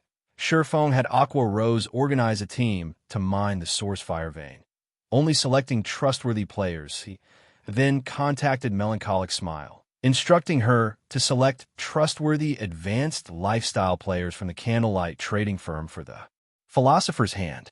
These players would be required to sign an extremely strict contract, since containing the secret of the Philosopher's Hand was of the utmost importance. He could not afford for the public to discover its existence. He'd only be able to relax after Zero Wing could properly protect itself. Otherwise, Zero Wing would definitely follow in the kingdom's sword's footsteps while Feng rode an advanced horse carriage toward the Adventurers Association to promote Zero Wing to a 4-star guild. Gentle Snow contacted him, guild leader, big trouble. Gentle Snow said anxiously. Not long ago, there was a system announcement in the Orc Empire stating that Blackwater had captured the Crimson Flame Fortress. The Crimson Flame Fortress? Isn't that a transit hub to the Orc capital city? They actually managed to capture it? Feng had already investigated the Orc Empire's various fortresses. Each fortress varied in its importance. The more important it was, the more orcs it would contain. The Crimson Flame Fortress was a crucial transit hub for the Orc Empire. Players heading for the Orc capital city, or other kingdoms, or empires through the Orc Empire would have to pass through this fortress. Because of this, the Crimson Flame Fortress was invaluable to the Orc Empire. According to player reports, over 700,000 orcs were stationed there, including 4 mythic orcs. One of these 4 mythic orcs even had a special bloodline, which made it far stronger than ordinary mythic monsters. In addition, the Crimson Flame Fortress was protected by powerful war weapons and defensive walls. Current players shouldn't be capable of raiding the Crimson Flame Fortress. Even with Beast Emperor's help, we don't know how they managed to do it exactly. But based on the current reports, Blackwater has already dispatched a large number of players to garrison in the Crimson Flame Fortress. Blackwater has also officially announced the fortress's grand opening to the public on the Orc Empire's official forums. In addition, Blackwater has placed a bounty on every Zero Wing member right now. Players gain 1 point for killing a normal member, 5 points for elite members, and 50 points for core members. These points can then be traded for coins or weapons and equipment. In addition, depending on how many points a player has collected, they can get discounts for the Crimson Flame Fortress's teleportation arrays. Players will receive a 10% discount for 500 accumulated points, 20% if they accumulate 3,000 points, and 30% if they accumulate 10,000 points. Those with over 10,000 points will even enjoy the benefits of a Blackwater core member. Shortly after this forum post was uploaded, a large number of players swarmed toward the Crimson Flame Fortress. The Orc Empire is in chaos. I doubt it will be long before this news reaches players in the neighboring kingdoms as well. Even more players will join this madness. I've also heard that a large number of dark players have set their sights on our members. As he listened to Gentle Snow's report, Feng's expression darkened. They read, being so ruthless? Feng also could not help his surprise at Blackwater's generosity to secure a share of the pie known as God's Domain. The Blackwater Corporation had invested heavily into the Blackwater Guild. That investment enabled the guild to offer its members even greater benefits than other superpowers. As a result, many expert players had sought to join the guild, especially when they had learned of its core member benefits. The benefits were so generous that even large guilds' upper echelons envied Blackwater's core members. However, becoming a core member in Blackwater wasn't easy. It wasn't enough to be an expert player. One also needed a list of noteworthy achievements. Moreover, Blackwater limited the number of core members the guild could have at a single time. With how many expert players Blackwater had, it was easy to imagine how difficult it was to become a core member. Even so, a vast number of players did everything they could to achieve that status. Now that Blackwater offered those same benefits for kill points, how could players ignore the temptation? Moreover, by doing so, Blackwater could scout for true peak experts. Even if Blackwater couldn't convince these peak experts to bear the responsibility of a core member, the guild could persuade these experts to become allies. Guild leader, should we limit our guild members' activity within the Orc Empire? Gentle Snow suggested no. Feng shook his head. We're already limited to a small area. If we reduce that further, our members in Silverwing Town won't be able to level up. Since Blackwater has already declared war against us, then we'll prepare for war as well. Post an announcement on the Orc Empire's forums, stating that Zero Wing will offer the same point system as Blackwater. But Blackwater has too many advantages over us. Even if we establish a similar system, I'm afraid that very few people will side with us. Gentle Snow said, worriedly. Relax. "I have a surprise for Blackwater," Shifeng said. Smiling, Shifeng disconnected the call as the carriage arrived before the Adventurers Association.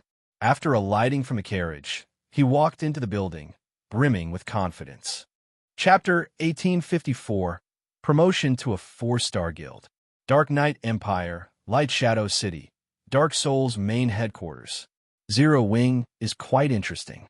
I don't know if this guild is brave or overestimates itself. It's provoked so many powers that nobody usually dares to.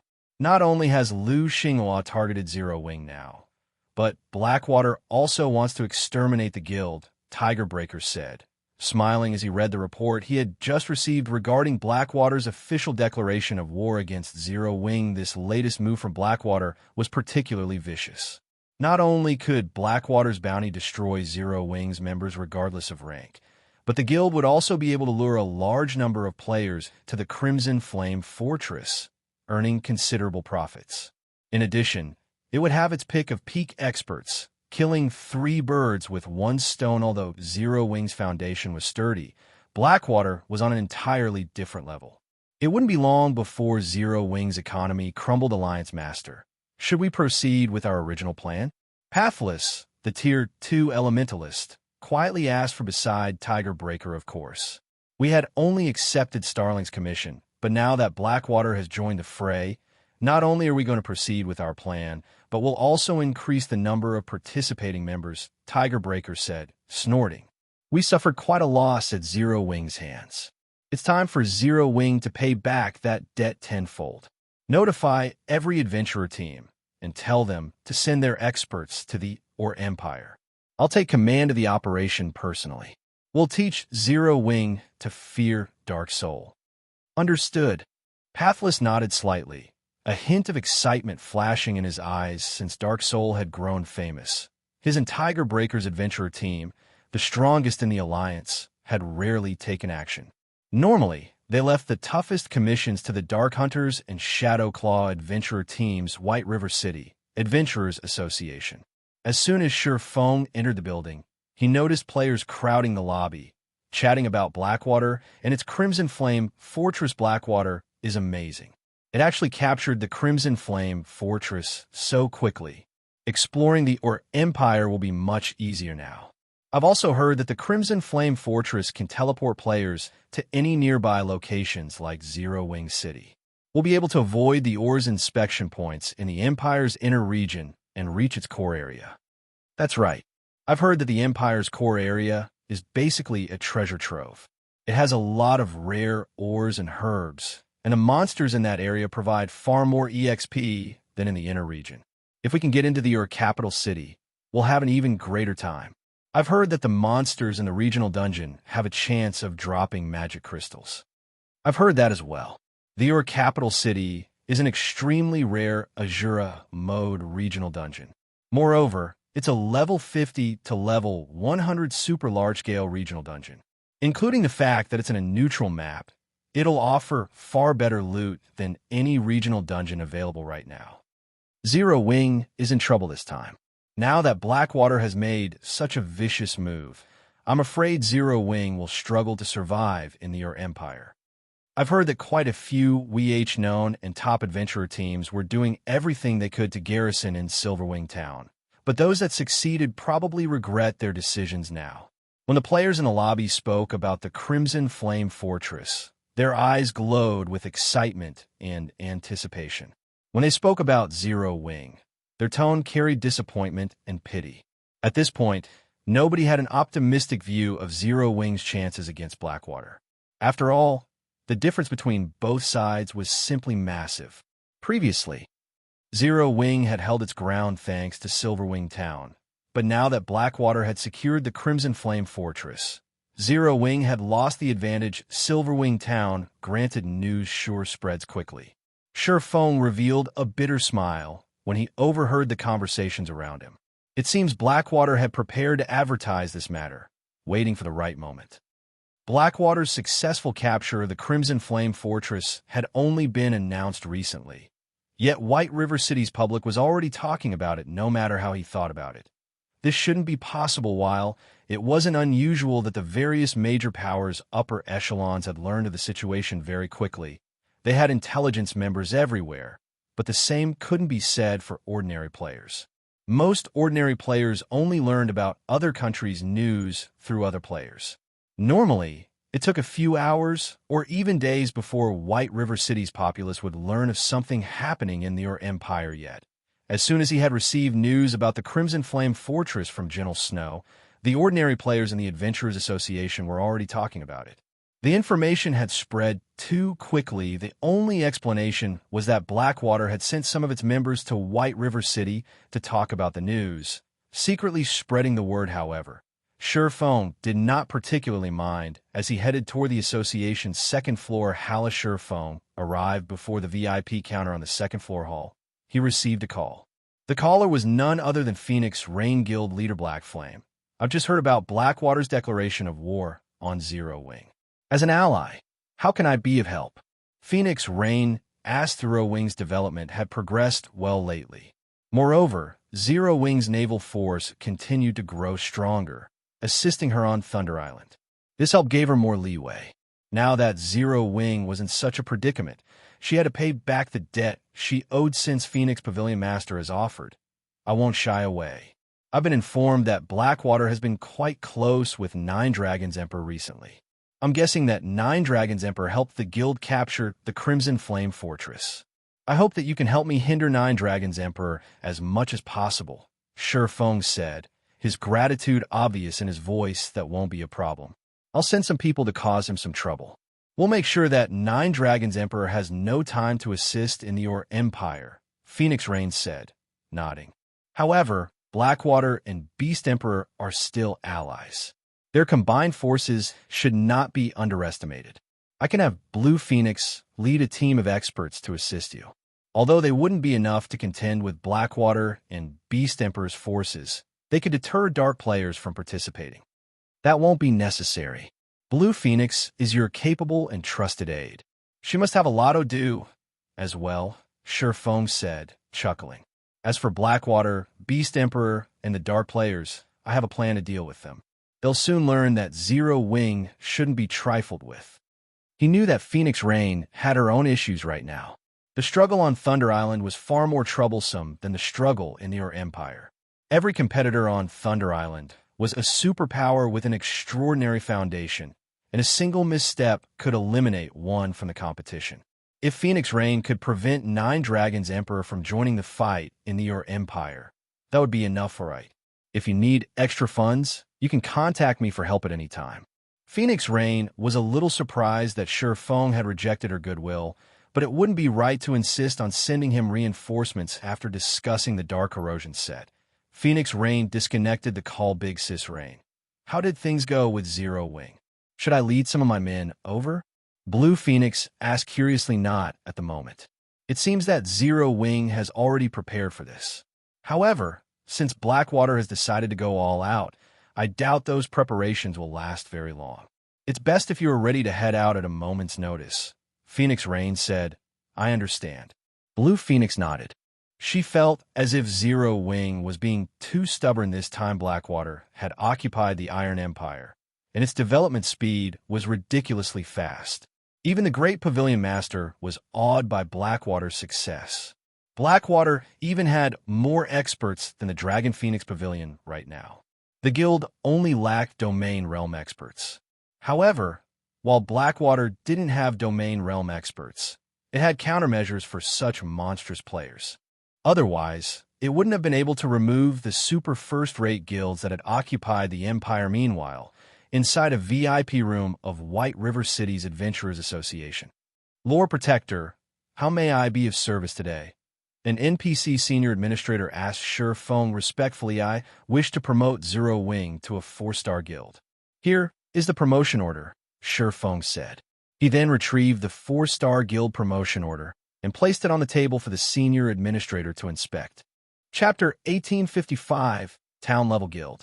Promotion to a 4-star guild? That won't be a problem, the NPC senior administrator said as he turned his eyes towards the purple golden token on the table. Once he saw the token, however, a look of surprise flashed across his face as he asked, Lord Protector, do you really intend to use this advanced 4-star guild promotion order? Is something wrong with it? Feng asked, although he had noticed that the 4-star guild promotion order he had acquired was a different color than those he had seen in his previous life. It was a 4-star guild promotion order. He hadn't paid it much attention, assuming that the promotion order was slightly different since it had dropped from a world boss Lord Protector. Advanced 4-star guild promotion orders were produced when the Adventurers Association had first established. There are only 22 of these advanced promotion orders in existence, scattered across God's domain's continent. They are considered a trial for adventurer guilds, and the more advanced promotion orders an adventurer guild collects, the higher its status will be, enjoying greater treatment. In the Adventurer Association, once it becomes a 4-star guild, if an adventurer guild collects 3 advanced 4-star guild promotion orders, it will be treated as a city-state level guild. If an adventurer guild collects 7 advanced promotion orders, it'll be treated as a kingdom level guild. Currently, you already have 1 advanced promotion order. If you collect another 2, the Adventurers Association will recognize your guild as a city-state. Lord Protector, however, if you promote your guild now, you will lose the opportunity and will have to climb the ranks slowly, starting as a town-level guild. Are you sure that you want to use this advanced 4-star guild promotion order now? After listening to the senior administrator's explanation, Feng looked at the purple gold token on the table, a little surprised. So, the Adventurers Association has this kind of method to elevate a guild status. Feng understood what the statuses the senior administrator had mentioned represented. Other guilds would only come to learn and value the information after they were promoted to 4-star status. Once guilds reached 4-star status, they'd open a path in the Adventurers Association, gaining a temporary residence in every Adventurers Association across the continent of God's domain. From then on, members of 4-star guilds' base of operations wouldn't be limited to 1 or a few locations. They could expand their development across the entire continent and use the opportunity to increase the EXP and income they earned. This so-called path meant recognition from the Adventurers Association as an official guild. Official guilds would then be able to engage in adventurer guild work. However, even after becoming an official guild, guilds would receive varying benefits from the Adventurers Association. When a guild first became a 4-star guild, it would be treated as an ordinary level guild. If the guild wished to receive more support from the association, it would have to raise its status. The simplest method of doing so involved upgrading the guild's status from ordinary to town level, city-state level, kingdom level, and finally, empire level. Depending on the guild's rank in the Adventurers Association, the guild would have access to different degrees of problems. At the ordinary level, guilds would be commissioned to solve civilian problems. Generally, these problems were similar to large-scale guild quests that required guilds to wipe out some demonic beasts harassing the civilian population. Only, they might reward more EXP than ordinary large-scale guild quests. After an adventure guild reached the town level, the Adventurers Association would acknowledge the guild's ability to solve a town's problems. Normally, town-level guilds would receive commissions from town nobles, and the rewards would be much better than ordinary-level commissions. Even when a town-level guild accepted a civilian commission, the quest would reward more than what an ordinary-level guild would receive. After all, a town-level guild was much stronger than an ordinary-level guild. When a guild reached city-state level, it proved to the Adventurers Association that it was strong enough to solve issues that plagued an entire region. Commissions city-state level guilds generally received involved crusades against the dark forces in a particular area. Normally, to rise from ordinary level to city-state level, a guild had to complete a significant number of large-scale guild quests, slowly accumulating prestige in the Adventurers Association. Large-scale guild quests only awarded 3 to 5 prestige points, but becoming a town-level guild required 700 to 1,000 prestige. Depending on where the guild's main headquarters was located, the number and quality of large-scale guild quests would differ depending on the size of its NPC city. So the more prosperous the city was, the more prestige a guild needed to increase its rank. Thank you for the advice, but I have decided to go through with the promotion, Feng said after giving the matter some thought. The revelation was indeed surprising. After all, just 1 advanced promotion order was enough to promote a guild to town level. Normally, it would take a large guild several years to achieve such a feat as for reaching the city-state levels.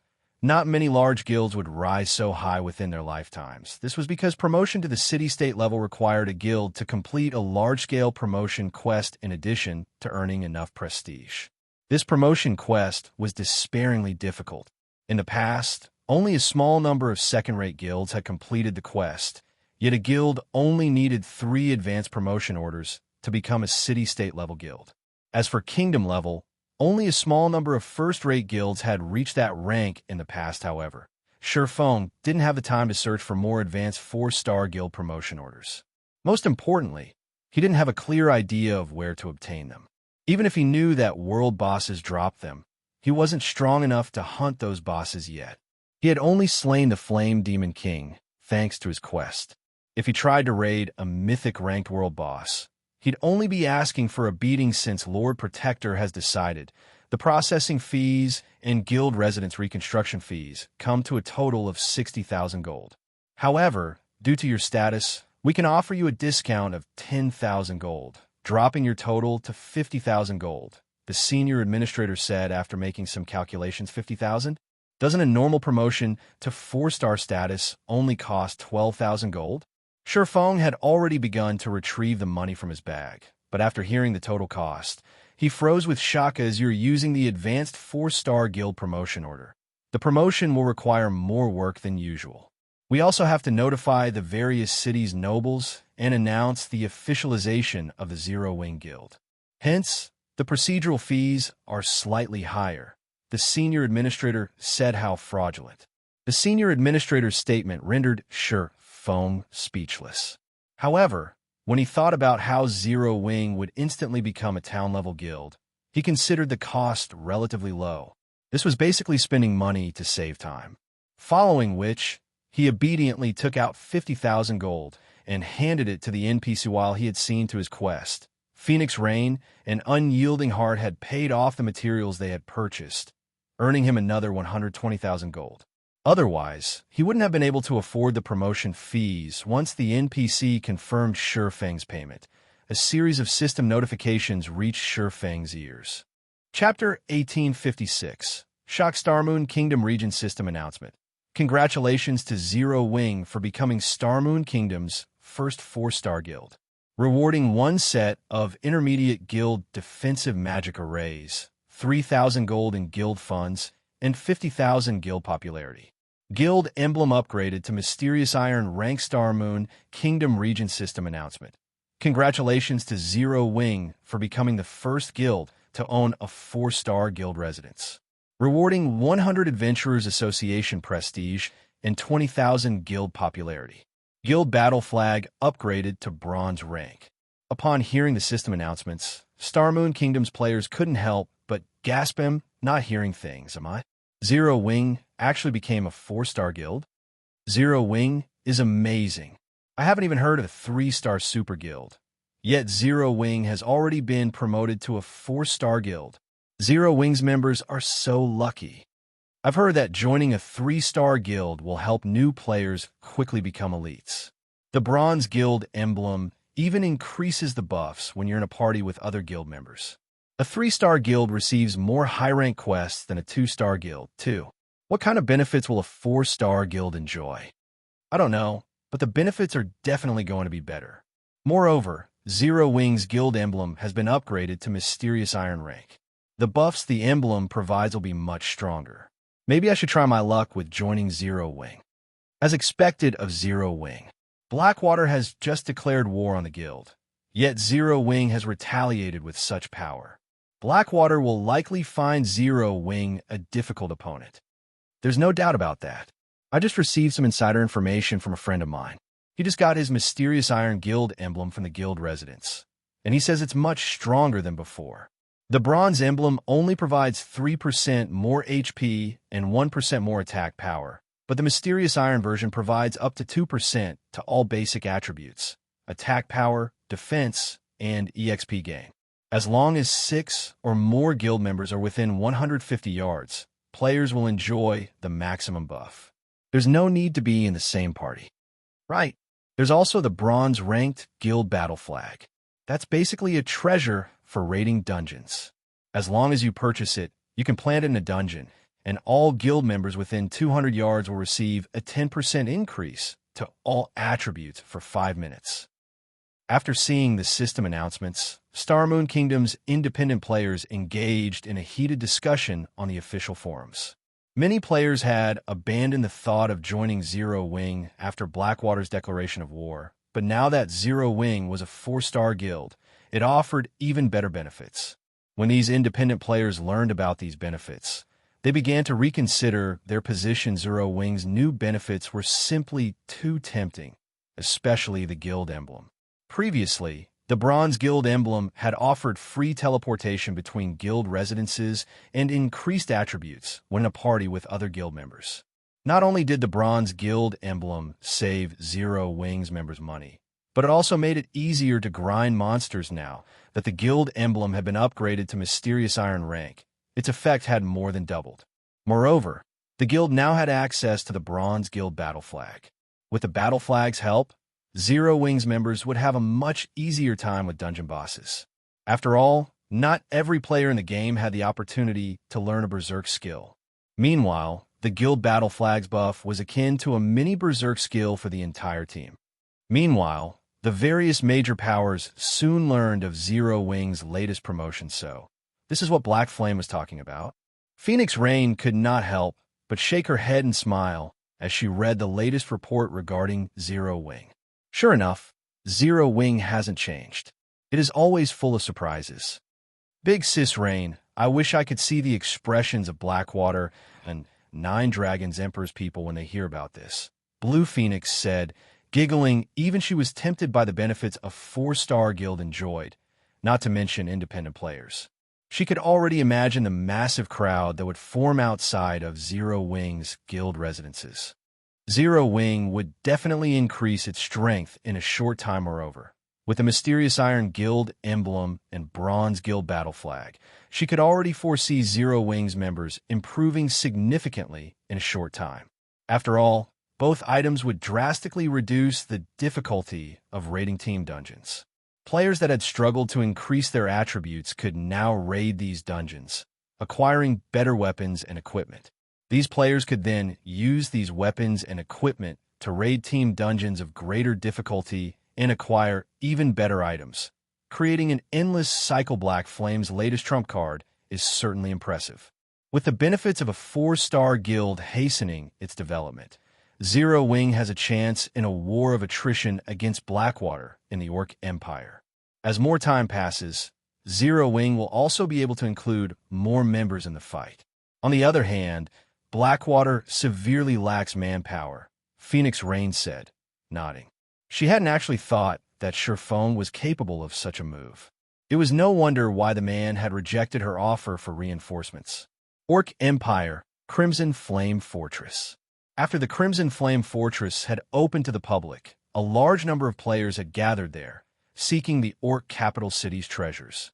The fortress's player population was even more frightening than Silverwing Towness. However, while the town was quite lively, the meeting room in the castle was not Vice Guild leader.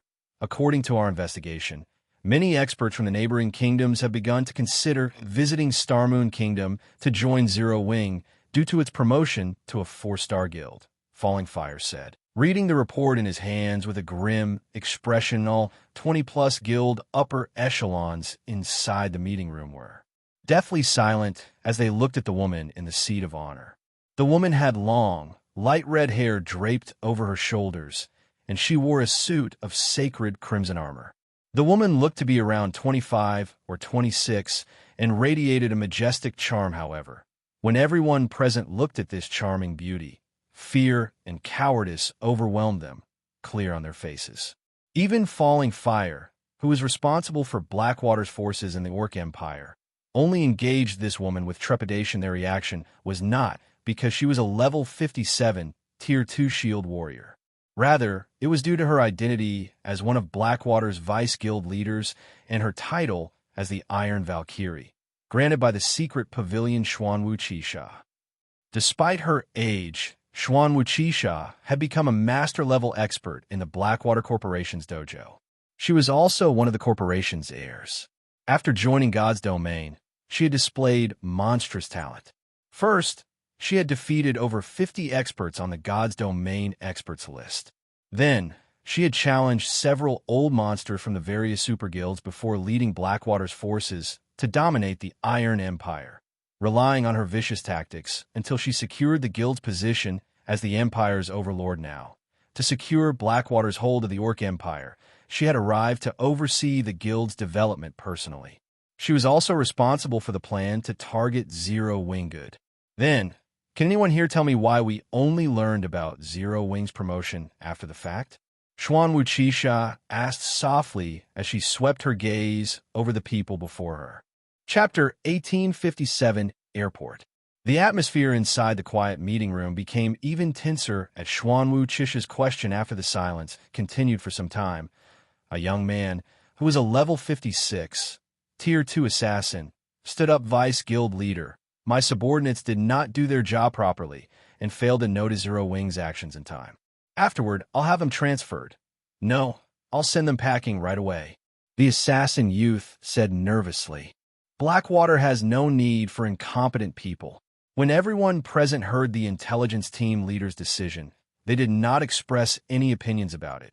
Neither did they feel surprised by it. After all, the Vice Guild leader before them was extremely vicious in her actions.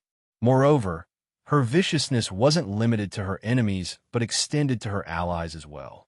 Xuan Wuqisha did not tolerate mistakes from her subordinates. A subordinate that slipped up would incur terrifying consequences, not to mention.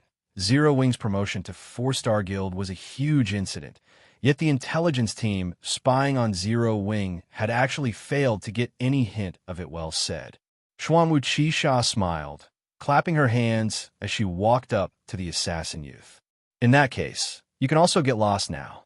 Following Xuan Wuqisha's words, everyone in the room received a notification that the assassin youth had been expelled from the guild and was no longer a member of Blackwater Vice Guild Leader. When the assassin youth saw the expulsion notice, he turned to Xuan Wuqisha in shock. He had never thought that she would actually remove a managerial figure like himself. Just like that, just as the assassin youth was about to say something more, Xuan Wuqisha suddenly unsheathed the sword hanging from her waist and sent a dark purple arc cutting at him. Before the assassin youth could even react, his vision started darkening. A moment later, the assassin youth's body collapsed to the ground, and multiple weapons and equipment dropped beside his body after the assassin youth died. His corpse slowly disintegrated, transforming into dark purple smoke. The smoke then flowed into Xuan Wuqisha's sword. Everyone inside the room could faintly hear agonizing screams coming from the purple smoke. Suddenly, fear permeated the entire room.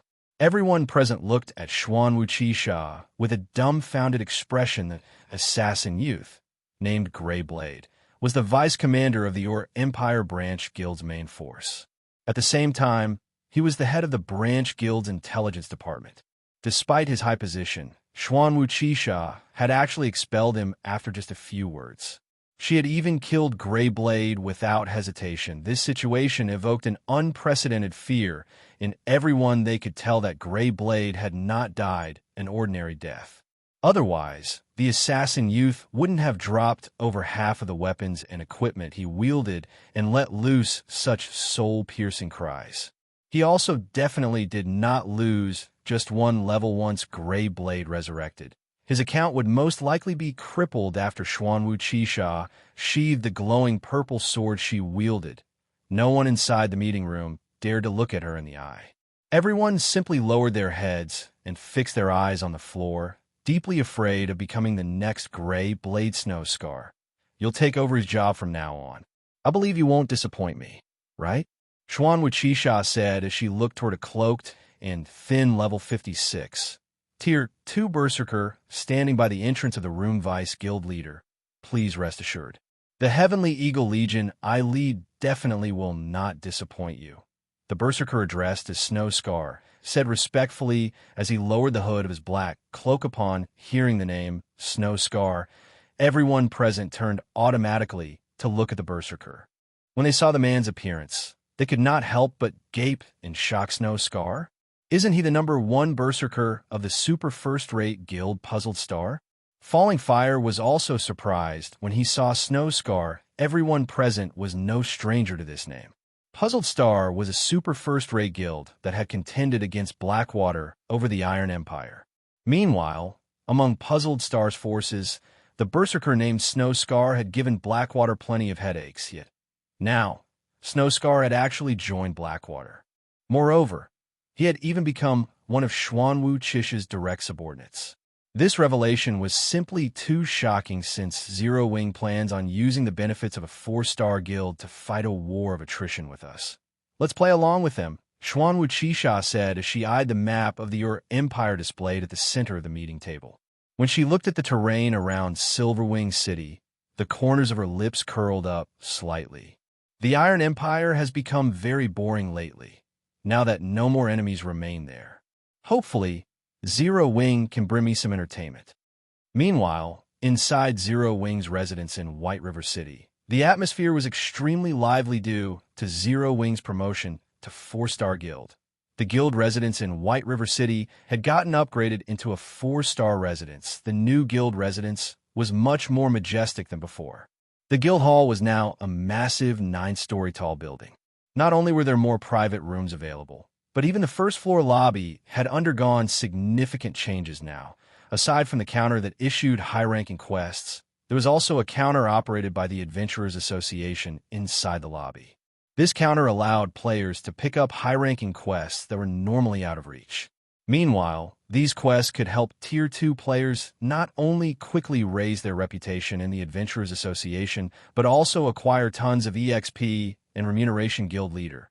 Thus far, the number of applicants for the guild test has increased by 50%. Many of our guild's experts have also started forming teams with elite members to raid level 50 team dungeons.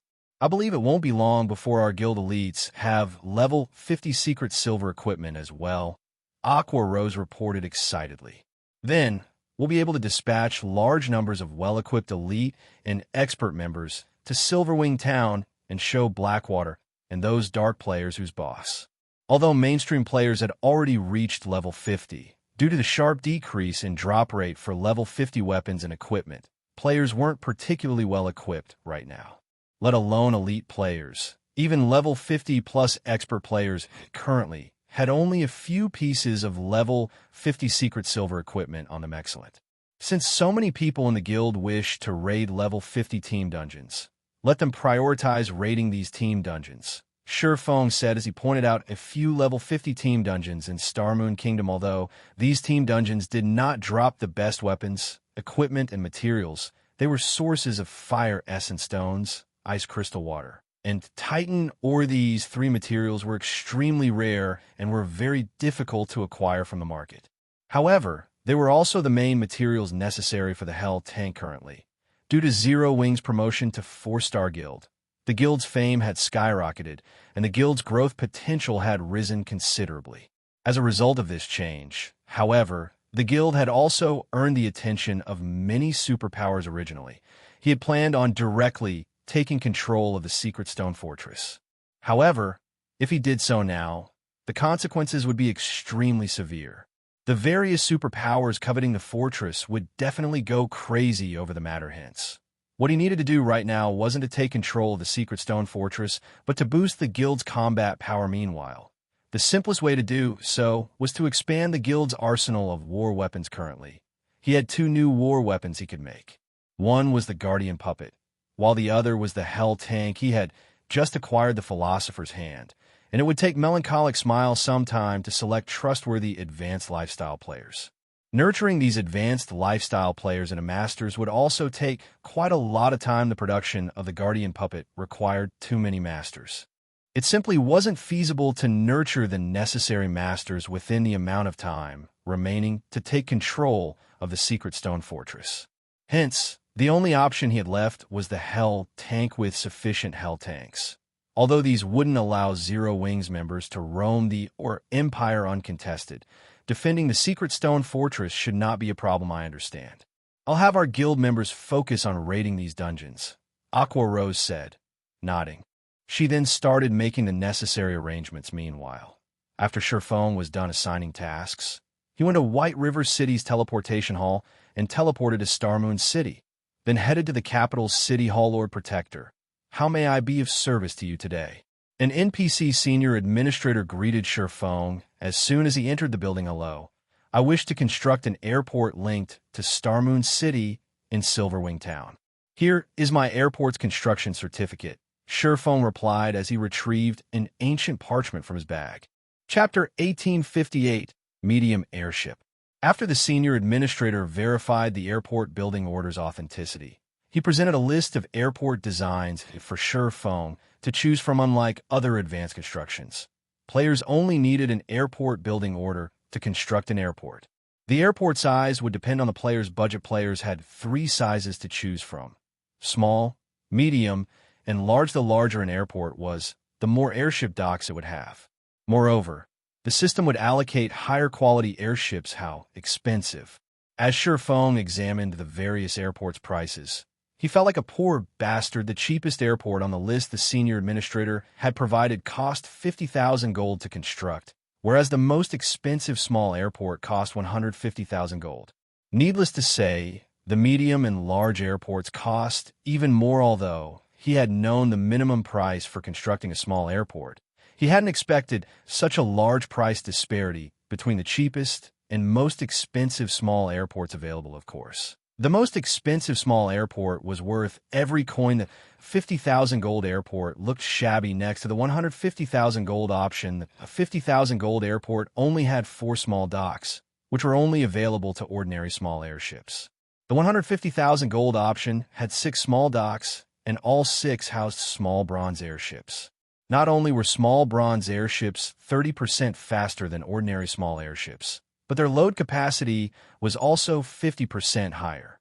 The profits a small bronze airship could generate was more than double that of an ordinary small airship. However, after deducting the promotion fees he had paid earlier, he only had a little over 90,000 gold on hand.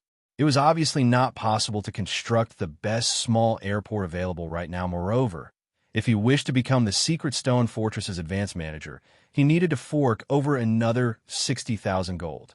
He still had 2 days left before he had to pay the 60,000 gold for the Secret Stone Fortress.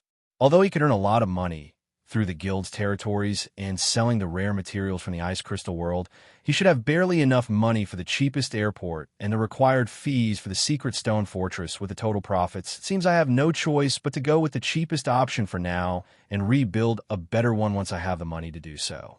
Shurfeng could not help his sigh as he read the list. As long as players qualified to build an airport in a town, they could build whatever kind of airport they wished. However, once an airport had been constructed, it couldn't be upgraded. If players weren't satisfied with their small airport and wanted to construct a medium airport, they'd have to remove the current construction and build the desired airport from scratch. In other words, players would have to pay the full price for a medium airport, rather than the price difference. This was why even super guilds didn't dare to expand their airports casually. Lord Protector, as you're the first heaven-blessed individual in Starmoon Kingdom to construct an airport, we have 2 additional small airport models and 1 medium airport model we can offer. May I know if you're interested in seeing them? The senior administrator asked, smiling at Shurfeng, who was deep in thought. Let me take a look. Shurfeng's eyes glowed with interest when he heard the NPC's offer. This additional recommendation was the equivalent of a bonus reward.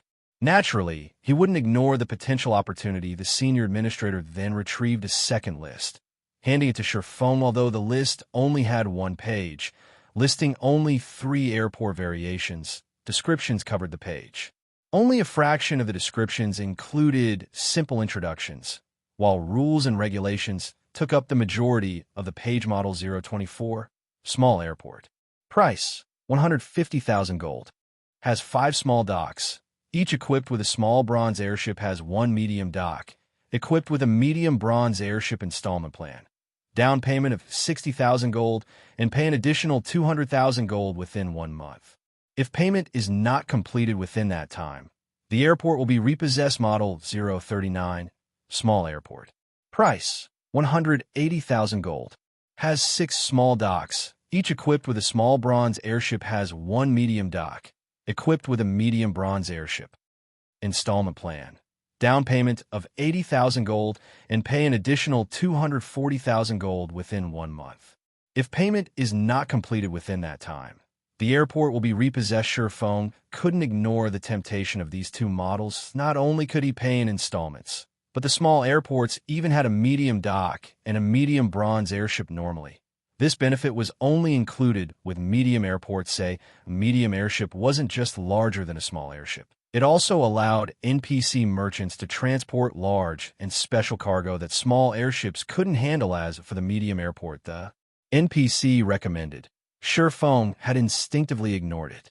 500,000 gold was more than enough of a reason to pass the option by Lord Protector. Are you satisfied with the airports listed? The senior administrator asked. If you cannot decide or lack sufficient funds, we can reserve these 3 options for you for 3 days. No need. I'll go with Model 024. Surefeng said without hesitation. He definitely couldn't afford the medium airport, even if he bankrupted himself.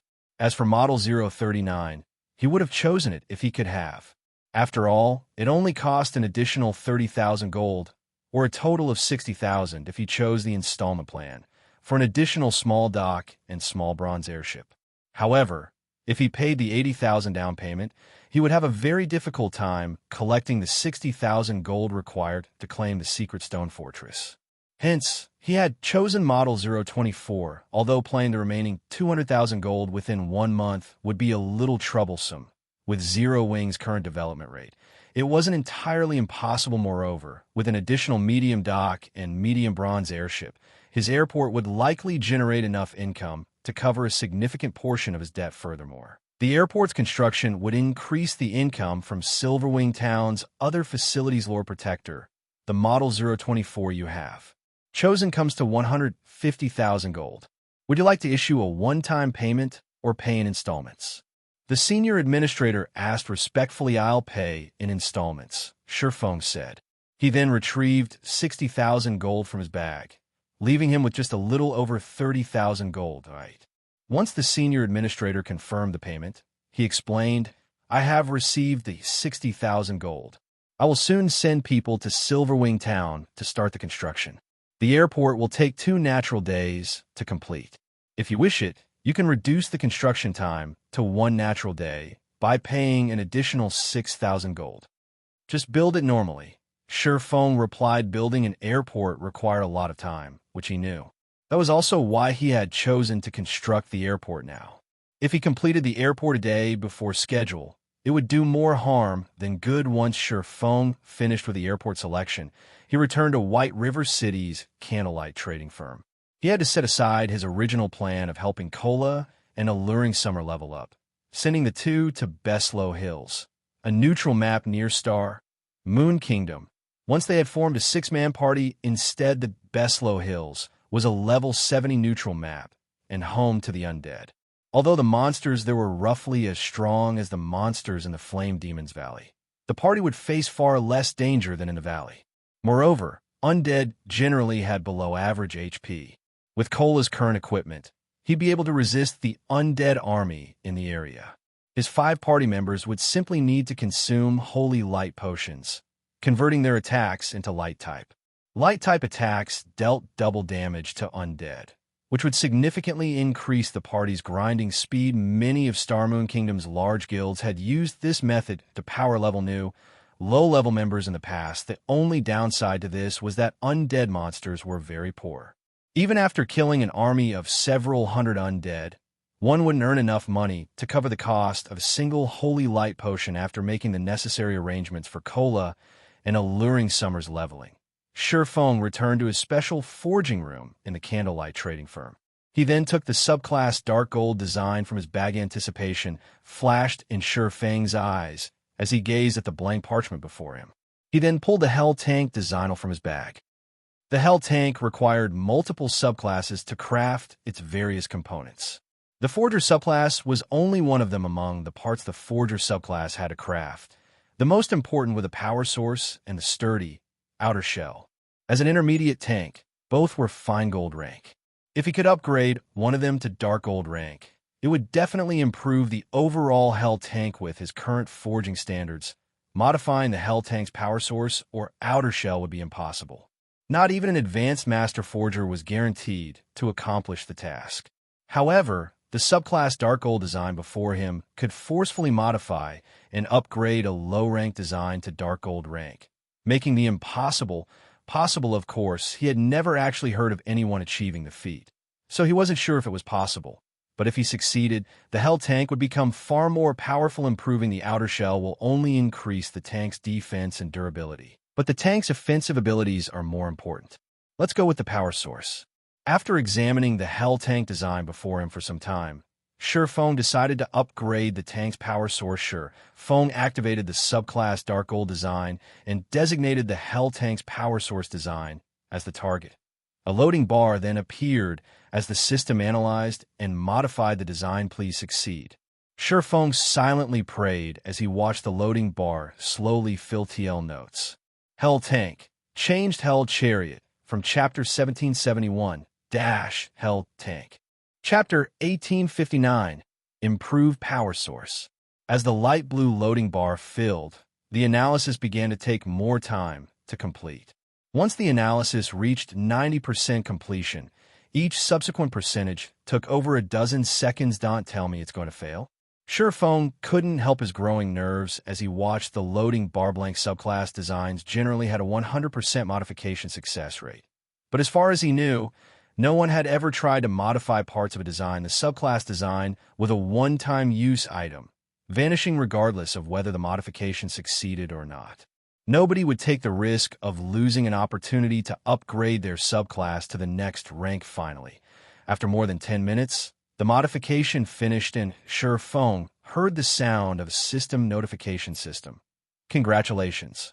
You have modified the Hell Tank's power source and acquired the Dark Gold ranked Hell Tank power source design system. Congratulations. You have created the Dark Gold ranked Hell Tank power source design. Wonderful. Silverwing was ecstatic as he watched words and diagrams appear on the blank parchment before him. Now that he had created a new Dark Gold item, he only needed to accumulate 100,000 forging proficiency points to become an intermediate master forger, following which Silverwing eagerly clicked to inspect the Dark Gold power source design. The upgrade would improve the power source's transfer of energy throughout the Hell Tank. Not only would this increase the Hell Tank's movement speed, but it would also increase the power of the tank's cannons. Amazing. It's so much stronger after the modification. Silverwing was astonished as he inspected the upgraded power source at the fine gold rank. The power source could supply anywhere from 200 to 300 units of energy per second. This energy would power the Hell Tank's movement, defenses, and attacks. After its upgrade to Dark Gold rank, the power source could generate between 320 and 400 units of energy per second. In terms of performance, the power source had improved by more than 30%. Moreover, the new power source's energy output was far more stable. Now, the Hell Tank's Dark Gold power source could rival the power source of an advanced tank. Although advanced tanks' power sources were also Dark Gold rank, they required far more precious materials to construct. The required materials for the Hell Tank's modified power source, on the other hand, hadn't changed. Only, the design now required a higher quantity of materials. The fact that it could rival an advanced tank's power source was amazing. The various empires commanded advanced tanks to combat mythic monsters. These war weapons weren't available to players' guild leader. I've already collected all the materials you've requested in Blackwing City. Abyss and the others have also returned from Ocean Viewing Town. Melancholic Smile reported joyfully as she entered Silverwing's forging room. Should I bring them to you? MHM. Send them here, Silverwing said. Nodding now that he had completed the modifications, he could start the Hell Tank's production with Titan City and Burning Abyss's tutelage. The Candlelight trading firm had gained 2 more master engineers, bringing the total to 3, the minimum required to craft the Hell Tank. Although Silverwing wasn't an intermediate master forger yet, with the Philosopher's hand, he could perform like one. In addition, he had a much higher success rate when forging the power source than ordinary intermediate master forgers, since he had created the upgraded power source. A short moment later, Burning Abyss and the 2 other master engineers stepped into Silverwing's special forging room. Despite these three players' status as master engineers. They still looked at Surefeng with nervous and excited energy anywhere else. Even a first-rate guild's guild leader would have to treat them with respect due to their identities as master engineers. However, as employees of the Candlelight trading firm, they knew their place in the trading firm. Master lifestyle players might be good, but they were not irreplaceable. With the Candlelight trading firm's strength, it would have no issues nurturing more masters in the future. They were proof of this guild leader. Do you need us for something? Burning Abyss asked you here today to help me produce an item. However, before we do, you'll need to sign a confidentiality agreement. Surefeng told Burning Abyss's group of 3. If any of you don't wish to do so, I won't force you. I'll just find someone else to replace you later. If there are no problems, the contracts are on the table. Burning Abyss and his companions revealed confused expressions.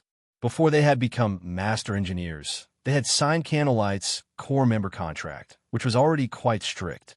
Logically, there should be no need to sign an additional confidentiality agreement, although these 3 were curious. They didn't hesitate to sign the new contract Surefeng had presented. Good. Since you've signed a contract, take a look at this, Surefeng said as he revealed the Hell Chariot design to the 3 master engineers. If you don't have any issues with it, you may begin production right away. When the 3 master engineers saw the design, they were dazed. Amazing. This is an intermediate tank.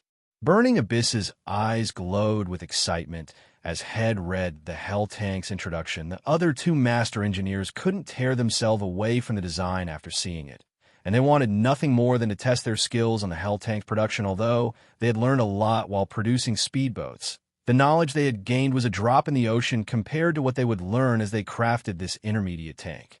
If they grasped the Hell Tank's production method, it could even help promote them to Intermediate Masters Guild leader. We don't have any problems with the engineering aspects of this design, but some of its components will require an Intermediate Master Forger. Burning Abyss said awkwardly, don't worry about that. I'll send the components to you soon. Surefeng said. Surefeng's decisive, confident reply stunned the 3 engineers. Has the guild leader already been promoted to Intermediate Master Forger? This thought popped into the master engineers' minds. They couldn't think of any other explanation for how Surefeng would acquire the required components in Intermediate Master. They had only become basic masters after a long struggle, and even now, they had no idea how to become Intermediate Masters. They didn't even know if they could reach the Intermediate Master rank. Yet Surefeng had just hinted that he had already become one. All right, you guys should get to work on the basic components. I'll have the forging components sent over soon. Naturally, Surefeng knew what these 3 were thinking, but he didn't bother to refute their assumptions. Although he wasn't an official Intermediate Master, he wasn't far from becoming one. After all, he only lacked sufficient proficiency points. He could easily deal with that by investing time into forging items following, which Burning Abyss and the others went to another special workshop and started to craft the necessary basic components. As for Surefeng, he activated the Philosopher's Hand's Philosopher's Soul. He then began to refine the Titan ore and the various other materials Melancholic Smile had delivered. After 8 straight hours of work, Surefeng had finally crafted all of the Hell Tank's forged components. Although he had failed multiple times and wasted a lot of materials, the losses were within his expectations. Burning Abyss and his engineers had long since completed their part, and once they received the forged components, the trio carefully began to piece it all together. As Surefeng watched the 3 master engineers combine the individual components and transform them into a full-fledged tank, he could not help his growing excitement. The Hell Tank was crimson and 4 times the size of a tank in the real world. The Hell Tank took up nearly half of the special forming room like some gigantic, slumbering beast guild leader. It's a success. We combined all of the components successfully. Burning Abyss shouted in elation as he inserted the final piece and received a notification from a system. Chapter I-860, New Hell Tank. Burning Abyss's joyful voice echoed inside the spacious and messy special workshop. When the other 2 master engineers saw the cold, pitch-black Hell Tank before them, they too could not help but become excited. As the makers of the Hell Tank, they knew very clearly just how amazing it was. The Hell Tank's armor was made from Titan ore, an incomparably tough material that was basically indestructible to current players. If players couldn't damage the Hell tank's armor, then they wouldn't be able to reduce its durability either. With the frightening mana output of the Hell tank's power source, the tank would be capable of rolling over any Tier 3 monsters in its path. As for Tier 2 players, they were no different from powerless children before the Hell tank. The destructive power of the Hell tank's body itself was already plenty troublesome to players. What more, the firepower the Hell tank possessed when they thought about fielding the Hell tank in combat in the future. They could easily imagine the Hell tank's destructive power instilling fear into their enemies. They really wished they could put the Hell tank to use right away. Excellent. Silverwing also could not help a little excitement as he looked at the completed Hell tank burning abyss, and the other two only understood that the Hell tank was a very powerful weapon. However, they failed to appreciate what an intermediate tank represented, never having witnessed how frightening an existence an intermediate tank was when used against players out in the fields. Even a 100-man, Tier 2 expert team would be helpless against a fully armed intermediate tank. There would only be one outcome: death. The powerful armor of an intermediate tank was not something that Tier 2 skills and spells could destroy. Only Tier 3 attacks stood a chance of damaging an intermediate tank slightly. Hence, for Tier 2 players, going up against an intermediate tank would be akin to raiding an invincible monster. However, the immunity to Tier 2 attacks and below still wasn't the most amazing aspect of an intermediate tank.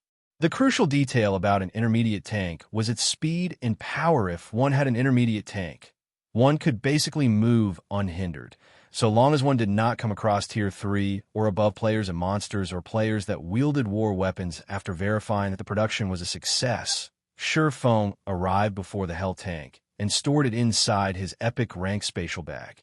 This scene stupefied Burning Abyss and his fellow master engineers. The Hell tank wasn't an item that could be stored whole in a player's bag space. If players wished to store it there, they would have to disassemble it first into smaller parts, because not only did the Hell tank occupy too many bag space slots, but its weight was also extraordinary. Normally, several players would be required to lug it around. Currently, even the most expensive 1,000 slot bag sold on the market could hold only 1/10 of the Hell tank. If one wanted to store the entire Hell tank in a single bag, said bag would need a capacity of 10,000 slots.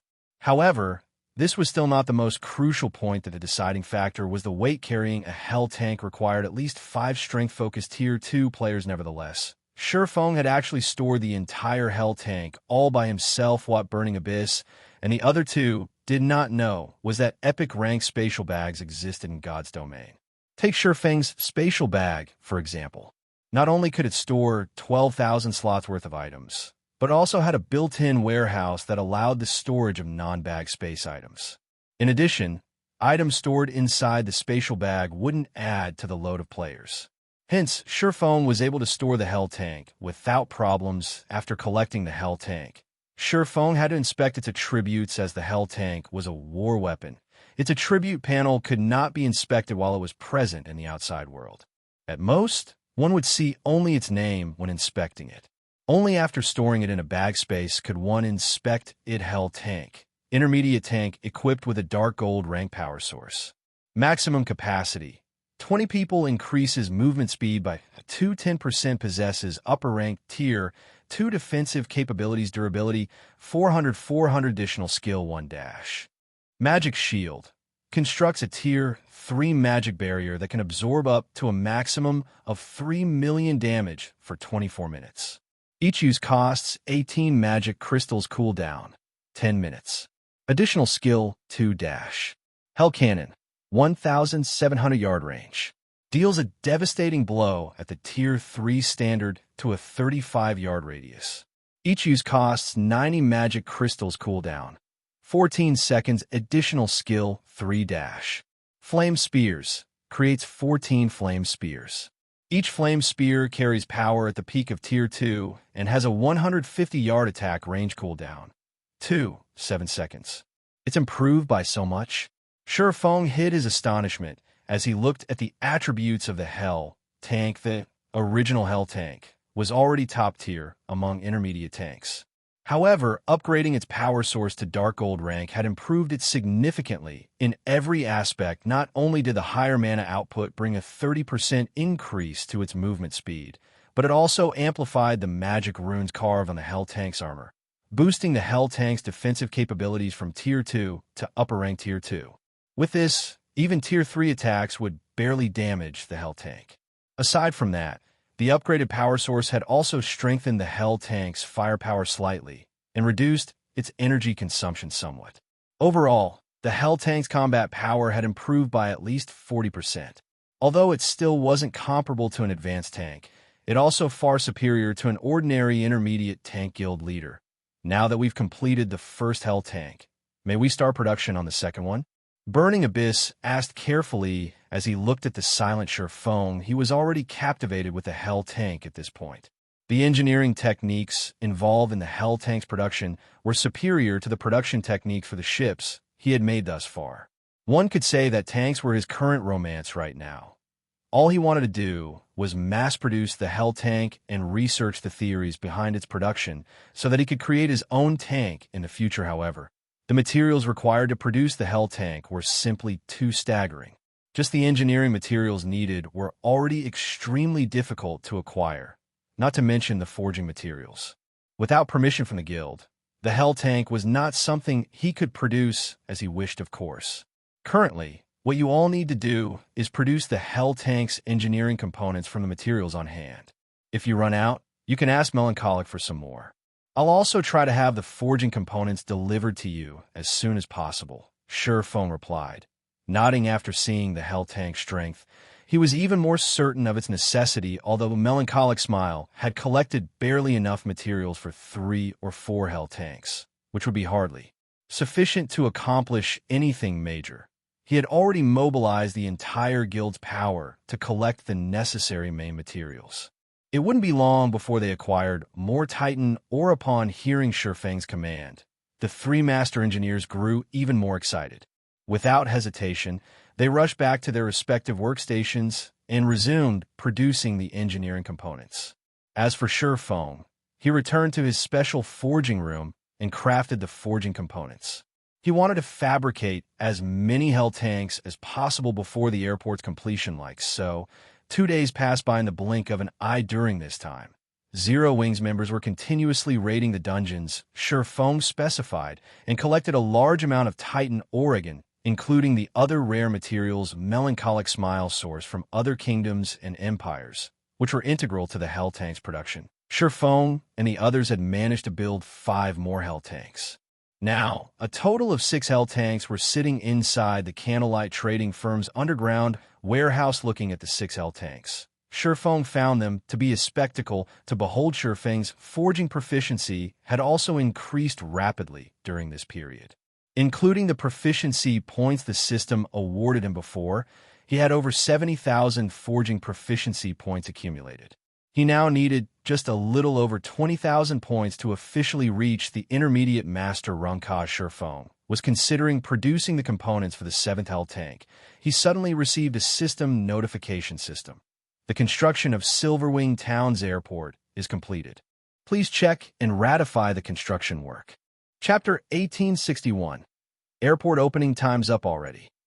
After reading the system notification, Sherfone promptly stopped his work, contacted Cream Coco, and instructed her to take his place. He had worked constantly over the past 2 days to produce the Hell Tank. He had also used the Philosopher's hand to help Cream, Coco, and Melancholic Smile forge the Hell Tank's components. After all, he was Zero Wings guild leader. He didn't have a lot of spare time to commit to the Hell Tank. Now that the 2 women had become basic master forgers, the Philosopher's hand could help them perform as intermediate master forgers. As well as the 2 women forged more components, their forging standards improved. Likewise, their production success rate increased. Although they weren't nearly as skilled as Sherfone when crafting the Hell Tank's upgraded power source, their success range was tolerable. With this, Melancholic Smile and Cream Coco could work on the Hell Tank's forged components as long as they had materials. Even if he wasn't around when Hell Tanks were used on a battlefield, they weren't very effective unless an army had a certain number of them. However, once they had a sufficient force, players wouldn't be able to compare to their destructive power. Hence, production of the Hell tanks must continue without pause. Moreover, once she used and familiarized herself with the Philosopher's hand, Melancholic Smile could use the alchemy treasure effectively to nurture Candlelight's advanced lifestyle players. With it, she could gauge which players would quickly reach master rank. This, in turn, would increase Candlelight's strength far more quickly after passing his work off to Cream Cocoa. Surephone used a guild transfer scroll to teleport to Silverwing Town or Empire, Silverwing Town. As Surephone walked through the streets, he could see that the town's player population had significantly decreased. The previously crowded main street alone had lost over half of its players. A strange depression had descended on the town. It was nowhere near as lively as it had been, sure enough. The Crimson Flame Fortress's allure to elite and expert players is quite strong. With a glance at the streets, Surephone noticed that the majority of these players were ordinary players. Very few were elites or experts. The Crimson Flame Fortress definitely couldn't compete with Silverwing Town in terms of facilities, but it could teleport players to various locations near your capital city while evading your army's strict patrol. It was a fatal attraction for elite and expert players since this allowed them to reach the Azura Mode regional dungeon with far more ease. In contrast, although Silverwing Town was very close to the primordial divine ruin, a limited number of players were allowed to enter the ruin at any one time. Meanwhile, the various large guilds and superpowers monopolized the entry slots. Independent players had no chance of entering the ruin. It was natural that these players wanted to head towards the capital city in search of treasure and EXP. After all, every player wanted to grow stronger and get rich overnight. The capital city provided a golden opportunity. Even if players failed to find amazing treasure, they could acquire enough magic crystals in the regional dungeon to earn a small fortune, selling them to the various large guilds in bulk. Although the various team dungeons had a chance of dropping magic crystals, they didn't drop many, and the drop rate was painfully low. In contrast, even the capital city's level 50+ Lord-ranked monsters had a considerably high drop rate. And these Lord-ranked monsters were common in the regional dungeon dam, the Blackwater Guild. They've gone too far. We're not even Zero Wing members. We were just here for a few Silverwing Town transportation quests, yet they treat us like Zero Wing members, annihilating our team without a second thought. That's just the tip of the iceberg. Blackwater's members and the Dark players have stated that from tomorrow on, any player that wants to complete a transportation quest in Silverwing Town will have to pay a protection fee. Otherwise, they won't guarantee our safety during our quest. Surviving in Silverwing Town had become too difficult. I'm thinking of heading to the capital city and be done with it. This is Zero Wing's territory. Isn't the guild going to do anything about this? Does Zero Wing even have the leeway to? Right now, Zero Wing's teams are constantly fighting Blackwater's members and the Dark players. There have already been several hundred skirmishes within Silverwing Town's vicinity. However, Blackwater is simply too ruthless. It used its point system to attract large numbers of elite and expert players to fight for it. Now, Blackwater's forces outnumber Zero Wing by many times. Zero Wing just doesn't have enough manpower to protect every corner of its territory. I've heard that Zero Wing has suffered more than 20,000 casualties already. Where would Zero Wing find the time and manpower to deal with the highway robberies? I've also heard that Aqua Rose personally led an expert legion to stop Blackwater's members in order to protect its territory. In the end, nearly half of Zero Wing's main force members and more than 2,000 Zero Wing experts died in that battle. Meanwhile, Blackwater lost a little over 2,000 experts and 3,000 elites. In the end, as Blackwater had too many people, and since bounty hunters have begun to join the fight, Aqua Rose's legion was forced to retreat. Now, Zero Wing has limited its movement around the town. It seems Silverwing Town isn't hospitable anymore. Let's just try our luck in the capital city. Hearing the players leisurely chat on the street, some of the nearby independent players couldn't help their deep sigh. Silverwing Town wasn't declining because its facilities had fallen behind the times, but because of Blackwater's ruthlessness. The guild gave independent players no hope of making a living in Silverwing town. Targeting the town's independent players now? Sherphone was surprised as he overheard the conversations. Has Blackwater's leader in the Empire been replaced? Guilds rarely involved independent players when they fought each other in God's domain. Not only was the act morally bankrupt, but it would also leave a bad impression of the guild. Most importantly, it would turn independent players against the guild. Yet Blackwater ignored these consequences and attacked independent players. It had even gone as far as to charge protection fees. The vicious methods the guild employed wasn't typical of Blackwater's previous pattern. Previously, Blackwater had operated arrogantly. Although it had tried to use overwhelming power to force its opponents to submit, the guild had only pointed its blade at its enemies. The guild hadn't involved bystanders, however. Sherphone didn't give the matter much thought as he made his way towards the new airport. Regardless of what Blackwater actions, there was one thing he could be sure of. The guild was his enemy. Although Blackwater's new tactics were unexpected, now that the airport was complete, he could begin to take action very quickly. Sherphone arrived in the town's eastern outer area. Since this area didn't have any particularly important buildings, very few players normally visited this side of town. Since Silverwing town had deteriorated, even fewer people wandered this way. However, the gigantic magic barrier that enveloped the airport was extremely eye-catching. So a few passing players had stopped to examine the massive barrier recently. Over a dozen level 100 NPC guards had gathered at the mountain-like barrier's entrance, attracting even more attention. Lord Protector, I am the guard team's Knight Captain Fleisch. I will be responsible for guiding you once we're inside.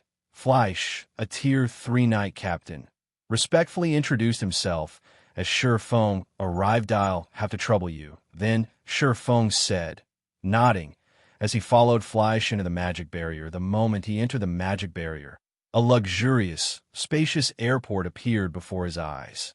Icy cold, metallic airships, radiating a manufactured aura, filled the airport, which could practically rival the medium airports he remembered from his previous life. The only difference was the airport size. It was just a little smaller. Lord Protector, this is a special model small airport. It has a total of 5 small docks and 1 medium dock. Each dock comes with its own airship. The airport's operation will require 150 people and 50 people to guard it.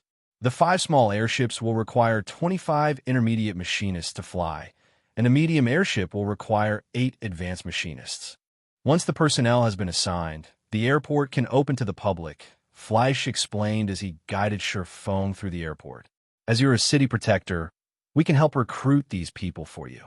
However, you'll have to pay a monthly employment fee of 4,000 gold. All right, let's go with that. Sherphone had, more or less, learned about airport's personnel requirements during his previous life. Finding the required staff to operate the airport was relatively easy, but finding the appropriate machinists wasn't. The machinist subclass was quite special and rare.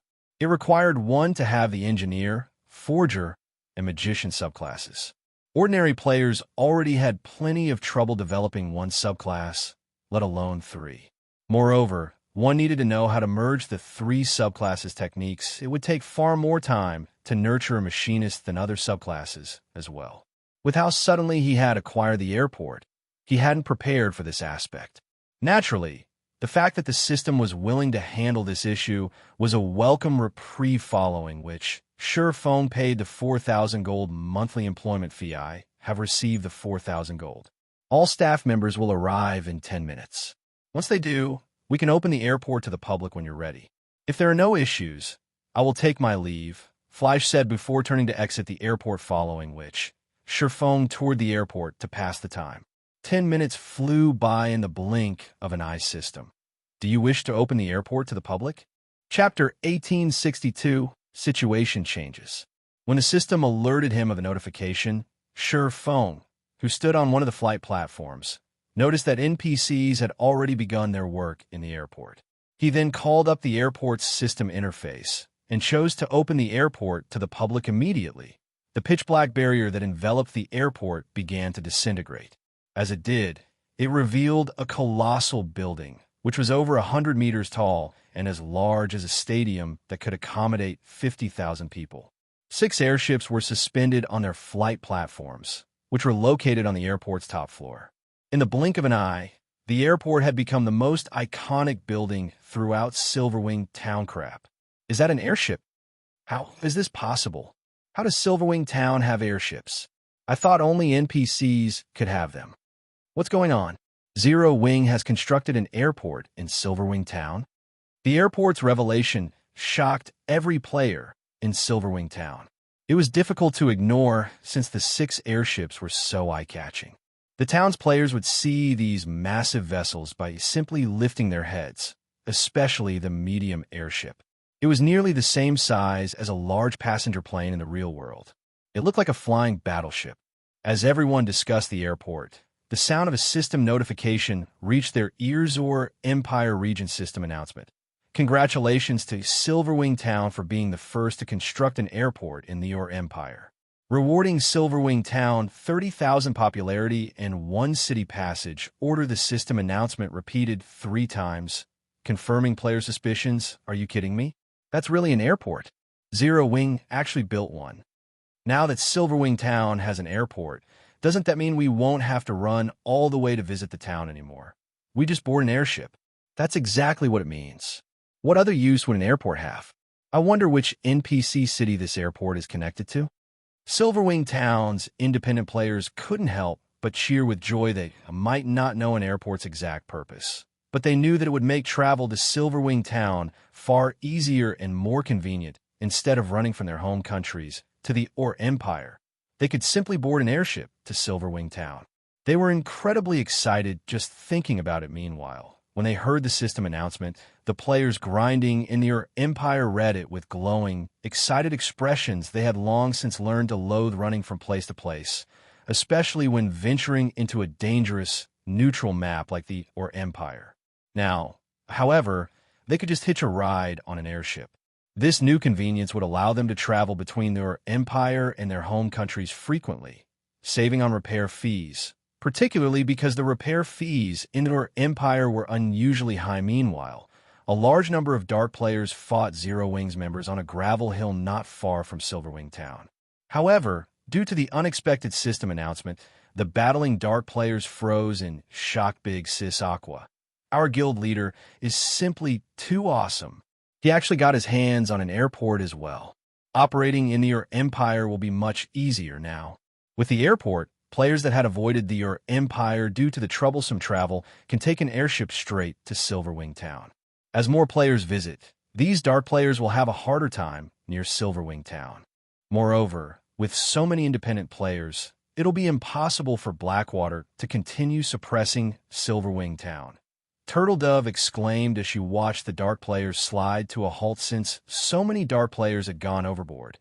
Even Zero Wing's main force members, such as herself, had been forced to take action. Not only were there so many of these Dark players, but there were also a few extremely powerful experts among them. They moved stealthily as well, making them incredibly challenging to defeat. This had given their team a huge headache. However, with Silverwing Town's new airport, their problems could be easily solved. It wouldn't be long before the news of the airport reached the neighboring countries. The Dark players' momentum continued to increase because normal players had such difficulty visiting the Empire. In contrast, since the Empire was allied with the Dark forces, Dark players could teleport to the capital city directly. However, now that Silverwing Town had an airport, normal players could travel into the Empire with relative ease to Dark players. This was definitely not good news.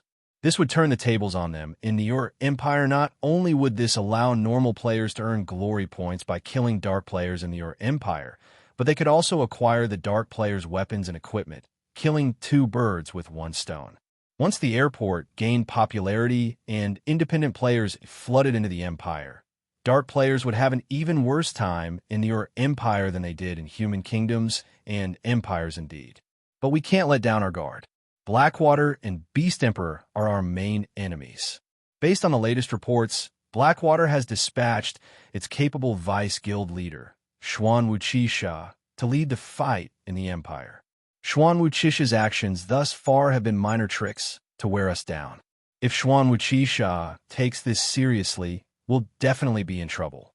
Aqua Rose nodded in agreement with Turtle Dove's estimation when she saw the Dark players' panicked expressions, but she also offered her teammates a warning neither Blackwater nor Beast Emperor had taken any direct action yet.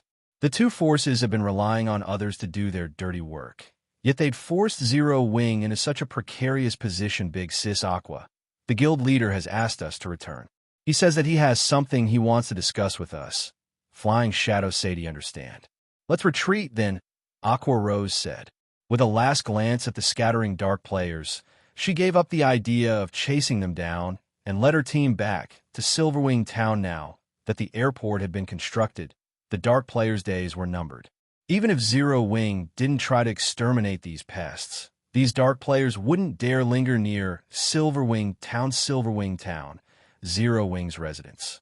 Zero Wing's upper echelons, who had been grinding or fighting Dark players near Silverwing Town, promptly gathered in the residence upon receiving Shifeng's call for a meeting.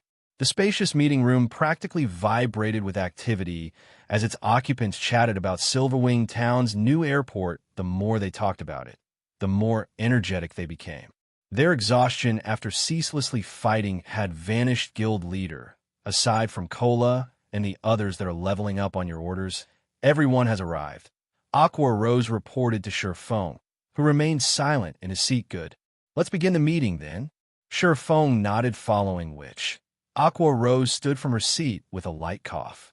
Immediately, the meeting room fell silent as everyone turned toward the guild leader's throne, wondering about the purpose of today's meeting. I'm sure you all know about Silverwing Town's recent development. I believe that all of you have had your hands full with the fight against the Dark players and Blackwater's members. You should have also noticed that we have been forced to shrink our territory around Silverwing Town, Shifeng said and gestured, calling up the Ur Empire's regional map in the center of the meeting table. However, now that the airport is complete, I've decided to expand Zero Wing's activity in the Ur Empire to increase our members' leveling speed and obtain more resources to strengthen the guild. When they heard Shifeng's intentions, everyone in the meeting room grew excited. They had waited a long time for this moment. Because of the Dark players and Beast Emperor's evil beasts, they had been forced to reduce their territory and activity. But now that they had solved the problem of the Dark players, this was a good opportunity to expand. Guild leader, how far are we planning on expanding our territory? Aqua Rose asked. We're going to take the Ur Empire's entire southeastern region, Shifeng announced, gesturing at the southeast section of the map before him. Chapter 1863. Expansion plan. After Shifeng was done speaking, the originally lively meeting room promptly fell silent. Everyone inside gaped in shock as they took in Shifeng's calm expression. It was as if he considered what he had just mentioned something trifling, something that could be accomplished easily. The Orc Empire was an extremely large map. Although it might not be comparable to an actual empire, it was at least 10 times larger than an ordinary neutral map. Even now, the territory they occupied in the Orc Empire covered only the vicinity of the primordial divine ruin in the outer area of the Orc Empire's eastern region. On the other hand, the Empire's entire southeastern region was more than 10 times larger than their current territory. Executing such a large-scale territorial expansion might be possible if their guild did not have any enemies in the Orc Empire, but they were currently at war with Blackwater. This meant that there would be territorial disputes over the scarce high-resource areas. In order to ensure that guild members would be able to develop themselves normally in these areas, they would have to increase the manpower allocation to these areas in order to ensure their advantage. However, their forces were already stretched thin, just defending their current territory. Spreading their forces further would allow Blackwater and Beast Emperor to deal them a severe blow. Nowadays, not only did Blackwater's members in the Orc Empire greatly outnumbered Zero Wings, but due to Blackwater's bounty system, there were also a large number of experts hunting Zero Wings members. Now, the only reason why they could afford an expansion was the solution of the Dark player problem. Doing so guaranteed that guild members could grind efficiently and acquire all sorts of resources. However, attempting to expand their territory in the Orc Empire to more than 10 times its current size would simply be counterproductive. After all, Zero Wing did not have the strength or manpower to defend such a large area without sufficient manpower for surveillance and patrol squads. The guild's teams would very easily be surrounded and annihilated by Blackwater's and Beast Emperor's armies in God's domain. Guild teams caused quite a commotion when grinding or conducting large-scale quests, especially when operating in high-resource areas. Their movements were easily detectable. Hence, whenever guild teams were conducting an operation, they needed people constantly patrolling and monitoring the surroundings to prevent getting ambushed and surrounded by enemies. Moreover, even if they dealt with a manpower problem by moving more members from Starmoon Kingdom to the Orc Empire, the players tasked with surveillance and patrols needed to have sufficient strength. Otherwise, they would end up getting killed by some random party from the enemy. It might be fine if these players were killed once or twice, but if the frequency grew too high, these players would end up crippled. Not to mention, the players tasked with surveillance and patrol had to be capable of executing proper defenses and buying time. After all, compared to a large team of players, a small group of players would have an easier time escaping. Hence, players tasked with surveillance and patrol needed to be able to buy time for the larger team to retreat. Without sufficient strength, players simply wouldn't be up to such a task. Guild leader. Although we can acquire more high-resource areas by expanding our territory and increase the guild's development speed, with our current strength, we simply can't afford to defend such a large area. This expansion will just end up backfiring on us and give Blackwater the opportunity to weaken our expert and elite players. Aqua Rose then added, "My suggestion is to occupy 2 or 3 high-resource areas first. If it's just that much, we'll have enough manpower and strength to defend these areas.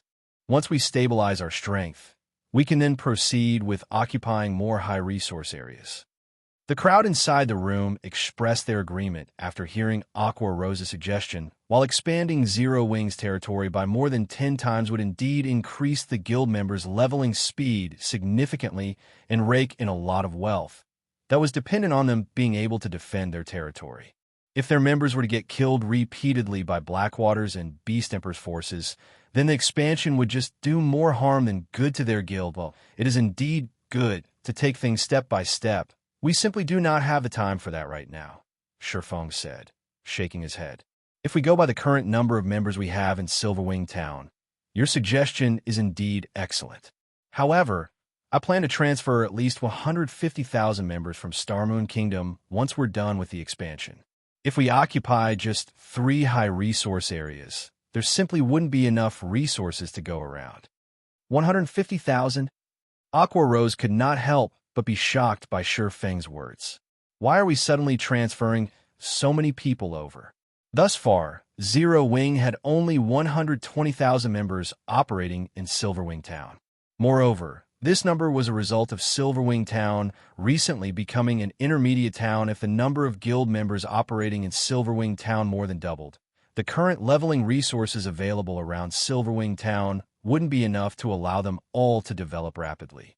Moreover, due to the appearance of the airport, the leveling resources available within the vicinity of Silverwing Town would soon face further pressure from the influx of independent players. Everyone else in the meeting room also gasped at Shurfeng's statement. They simply could not understand what was going through Shurfeng's mind.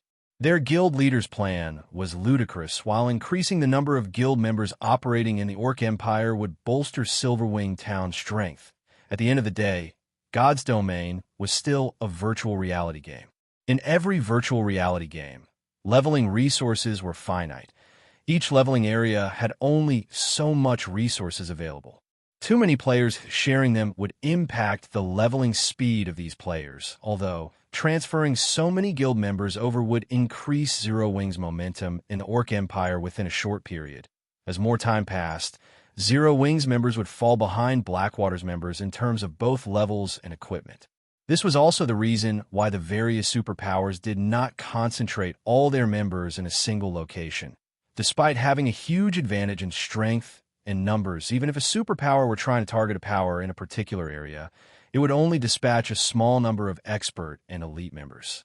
This way, not only would it increase the guild's overall strength in the area, but also wouldn't affect the other guild members operating in the affected area in the case of Blackwater. The reason why it could dispatch so many players into the Orc Empire without affecting its guild members' development was the Crimson Flame Fortress and the guild's cooperation with Beast Emperor. With these two factors, Blackwater was free to monopolize all kinds of resources in the Orc Empire. The current super guilds and super first-rate guilds definitely wouldn't be able to match Blackwater's feat. I believe you all know about the Secret Stone Fortress that recently appeared in the Orc Empire, Silverwing, Sedimation. It's the only NPC fortress in the Orc Empire operated by the human race. The fortress comes equipped with all kinds of facilities. At the same time, it is extremely close to the Orc Empire's inner area. One could say that it is a rest stop for players trying to move from the Orc Empire's outer area to the inner area. Moreover, it is also close to the inner area's Copper Mountain Fortress, which is extremely rich in resources. If we utilize the Secret Stone Fortress's teleportation ability, we could teleport to the vicinity of the Copper Mountain Fortress due to this reason. Many guilds have set their sights on the Secret Stone Fortress already. They are thinking of ways to raise their status in the fortress so that they can garrison it and use it as a foundation to capture the Copper Mountain Fortress. After hearing Shurfang's sudden non sequitur, Aqua Rose gave a detailed introduction of the Secret Stone Fortress at this point in time. The Secret Stone Fortress was already a competition ground for the various large guilds, particularly after witnessing the Crimson Flame Fortress's daily income. The various superpowers were extremely eager to control a fortress of their own, that's right. Originally, I wanted to keep this matter a secret. However, there is no longer a need to do so, Shurfang said, nodding. He then swept a glance at everyone present and added, "Through completing a quest, I have already acquired the rights to garrison the Secret Stone Fortress. I believe you all should understand what this entails." Chapter 1864, Crazy Operation. The garrison rights to the Secret Stone Fortress. What? With the rights to garrison the Secret Stone Fortress, doesn't that mean our guild is now the fortress's manager? Upon hearing Shurfang's words, everyone immediately revealed surprised and excited expressions. The various large guilds were currently contesting crazily over the Secret Stone Fortress. They were all looking for ways to become the fortress's manager so that they could use it as a springboard to acquire the nearby resources, particularly those around the Copper Mountain Fortress. A fortress allowed players to gain control of an area much more easily than a town. This was because the fortresses in the Empire allowed players to teleport to anywhere within their vicinity. In other words, a fortress's entire teleportation range was its defended territory, and guilds could send large numbers of reinforcements at any time. With this, enemy players would have difficulty mounting ambushes or encirclements. In addition, the Secret Stone Fortress was partly managed by human NPCs, which made it the safest location in the entire Empire. It was not a fortress that current players could threaten. Hence, becoming the manager of the Secret Stone Fortress was equivalent to taking control of an impregnable fortress. Due to this reason, the various large guilds were doing everything they could to become the fortress's manager. Yet now, Shurfang suddenly informed them that he had already acquired the garrison rights to the Secret Stone Fortress. How could this revelation not surprise them? I understand. I'll head back to White River City immediately and start gathering the required manpower. Aqua Rose's eyes glowed brightly when she heard Shurfang's words. At this moment, she finally understood why Shurfang wanted to transfer an additional 150,000 guild members over to the Empire. The acquisition of the Secret Stone Fortress meant that Zero Wing's territory had grown to include all areas within the Secret Stone Fortress's teleportation range. The current number of guild members they had in the Empire was naturally insufficient to fully take advantage of all that territory. Moreover, with the increase of so many guild members in the Empire, Zero Wing's strength in the Empire would also skyrocket. Hold on for a second. Wait till you're done listening to my plan, Shurfang said. He could not help but shake his head and laugh when he saw Aqua Rose's eagerness to occupy the Secret Stone Fortress now. Having a large number of guild members garrison the Secret Stone Fortress is only the first step. Our true goal is the Dark Witch's Tower. In the southeastern region of the Empire, the Dark Witch's Tower was originally an abandoned tower. However, After the Dark Forces and the Empire became allies, it became a temporary teleportation point for the Dark Forces. Due to the existence of this tower, Dark players have easy access to the Empire's southeastern region from the capital city. Destroying this temporary teleportation point would not only hinder Dark players' operations in the Empire's southeastern region, but also prevent them from cooperating with the Blackwater Guild and targeting us. Although everyone in the room agreed with Fang's sentiments, they still had to shake their heads in disapproval after giving the matter some thought. Guild leader. Although the Dark Witch's Tower's defenses aren't comparable to a fortress's, it is still guarded by Dark NPCs. A large number of Dark players normally gather there as well. The various superpowers have also thought about destroying this gathering point before, but Beast Emperor simply isn't giving them any chances. He has dispatched a large number of evil beasts and evil demons to guard the place long-term. Even if we double the forces we currently have in the Empire, the likelihood of us succeeding in destroying that gathering point is very low. That's right. Moreover, if we execute such a large-scale operation, there's no way that Blackwater won't find out about it. At that time, Blackwater will no doubt dispatch its own army to launch a pincer attack on us.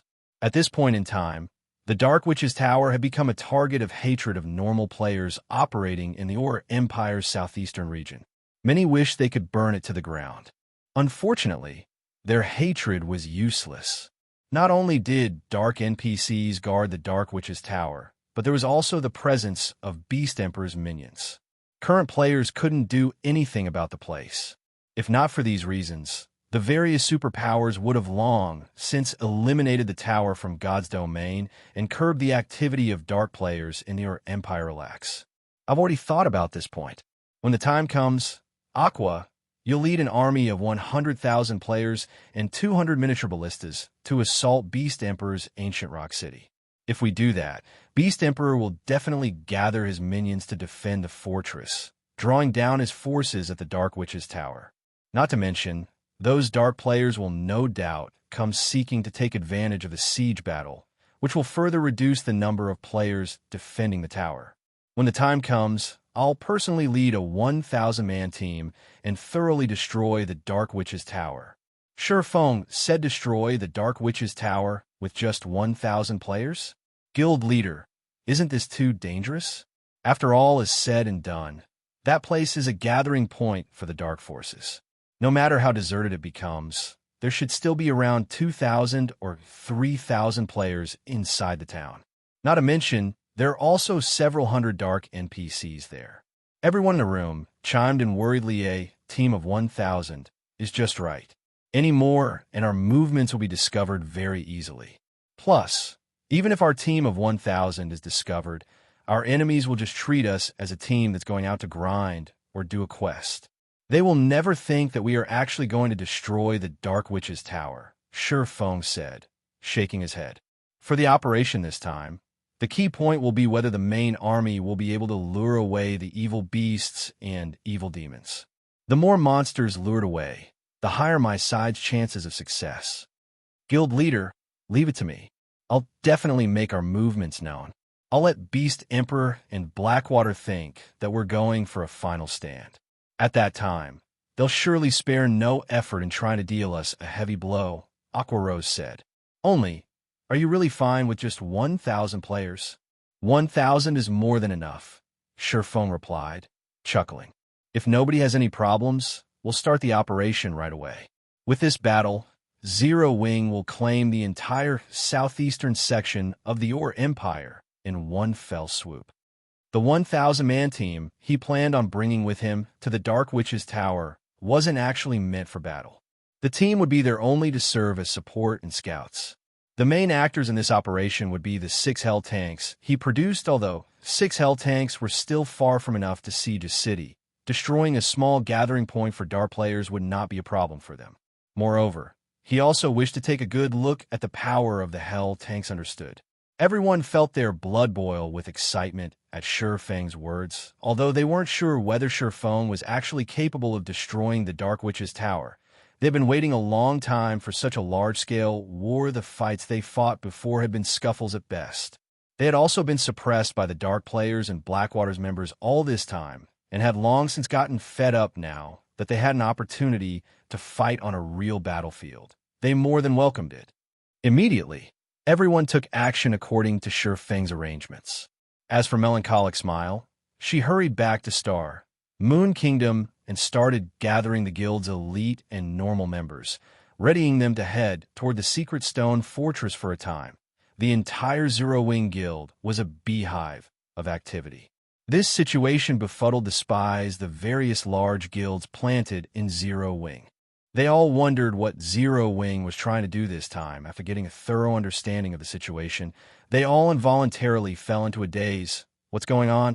Zero Wing is actually planning on making a last stand against Beast Emperor and attack Ancient Rock City? Is Zero Wing insane? It has just obtained an airport, and it is already trying to pick a fight with Beast Emperor. News of this situation quickly spread into the ears of the various major powers of Star Moon Kingdom and sent the kingdom's players into an uproar. As for Sure Feng, he had arrived at the Secret Stone Fortress by himself currently. Although the Secret Stone Fortress had yet to be fully opened to the public, players belonging to the various major powers had already gathered here. These players easily numbered more than 100,000, including the independent players that had come here to rest. The fortress's total player population already exceeded 500,000 after taking a look at the general situation inside the fortress. Sure Feng made his way to the fortress's administration building. Lord Claude, I have already collected the 60,000 gold according to our agreement. Once Sure Feng met up with Claude, he handed over 60,000 gold to the NPC. Excellent. This is indeed 60,000 gold. With this, we'll finally have enough funds to reconstruct the Secret Stone Fortress, Claude said, smiling as he looked at the bag of coins in his hand. He then took out a golden token and said, "Here is the Secret Stone Fortress's token. From now onward, you are the Secret Stone Fortress's advanced manager. I hope you can contribute more towards the fortress's development in the future." Chapter 1865. Garrisoning the fortress. After Sure Feng received the golden token, he could not help but breathe out a sigh of relief during this period. Due to the decrease in Silverwing Town's population, the town's income had declined considerably. Fortunately, thanks to the rare materials acquired from the Ice Crystal World and the continuous growth of Zero Wing City's popularity, he had just barely managed to earn the 60,000 gold required. Now that he had become the Secret Stone Fortress's advanced manager, he could officially allow Zero Wing to garrison the fortress. Although doing so would incite the jealousy of the various superpowers, so long as the next step of his plan succeeded and Zero Wing displayed sufficient strength in the Orc Empire, these superpowers would think twice about attacking Zero Wing, following which, Sure Feng made his way to the administration building's office hall. Currently, over 1,000 players were seated inside the office hall, every one of whom was level 55 or above.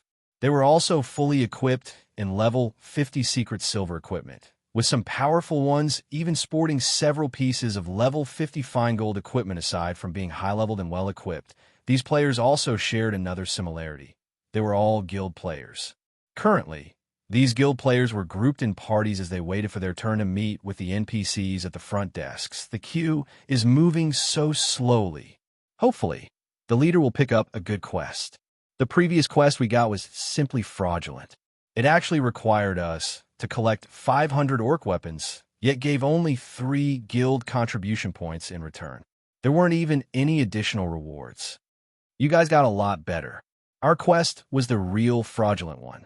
We were actually required to steal 3 medium rapid-fire ballistas from an orc fortress. The designated orc fortress was chock-a-block with orcs at the chieftain rank and above. Even level 60 plus Great Lord ranked orcs were present in large numbers. Our party got wiped out twice doing this quest. If not for our party's healer having the intermediate resurrection skill, which reduced the death penalty we suffered, every member in our party would have lost 2 levels already. The various guild parties in the hall were all grumbling about the contribution quests given out by the Secret Stone Fortress. Not only was the difficulty of these quests extremely high, but the rewards given were not particularly good either. However, they also couldn't refuse to do the quests. Otherwise, their guilds wouldn't be able to gain the garrison rights to the secret stone fortress. Just as the various parties were conversing with each other, Feng, who was wearing a black cloak, arrived at the exchange counter a short distance away from the quest counters. His presence soon attracted the attention of the players inside the hall. Crap. Who is that person? Is he actually using his contribution points to exchange for items? Impossible. Just activating the exchange counter function requires an individual to have 200 CPs and be an honorary warrior of the Secret Stone Fortress. After my party did a high-ranking quest, each member only got between 5 to 10 CPs, and that quest took my party over 5 hours to complete. Even if that guy doesn't sleep and does quests one after another, there's no way he would have 200 CPs right now. He should be asking about the available items for exchange. Currently, the Secret Stone Fortress had been open for only 4 days. Gaining access to the fortress's exchange function was simply impossible at the moment. Meanwhile, just as everyone was having such thoughts, the NPC Beauty, who wore an indifferent and aloof expression on her face, suddenly smiled and bowed respectfully after seeing Feng, Lord Protector. How may I be of service to you today? The NPC Beauty asked respectfully. I wish to accomplish the guild garrisoning procedures, Feng replied. Nodding upon hearing Feng's request, the NPC Beauty immediately took out a form and explained, "All right, please fill up this form. Afterward, you'll have to pay a 500 gold security deposit. Once that is done, your guild will be officially recognized by the Secret Stone Fortress." "Here is 500 gold, Feng said, handing over the money, before he started filling up the form before him. Meanwhile, the NPC Beauty's actions immediately had the guild players inside the hall gaping in shock. Who is he? Why is the NPC being so respectful toward him? That guy is carrying out the guild garrisoning procedures. How is that possible? Didn't they say that the exchange function is only available after an individual has accumulated 200 CPs? How can he complete the guild garrisoning procedures already?" For a time, the members of the various large guilds failed to react to what was going on. When Feng was done filling up the form and the NPC Beauty confirmed that Zero Wing had become a guild recognized by the Secret Stone Fortress, the sound of a system announcement suddenly entered everyone's ears. Orc Empire Region System Announcement. Congratulations to Zero Wing for becoming the first guild to garrison the Secret Stone Fortress.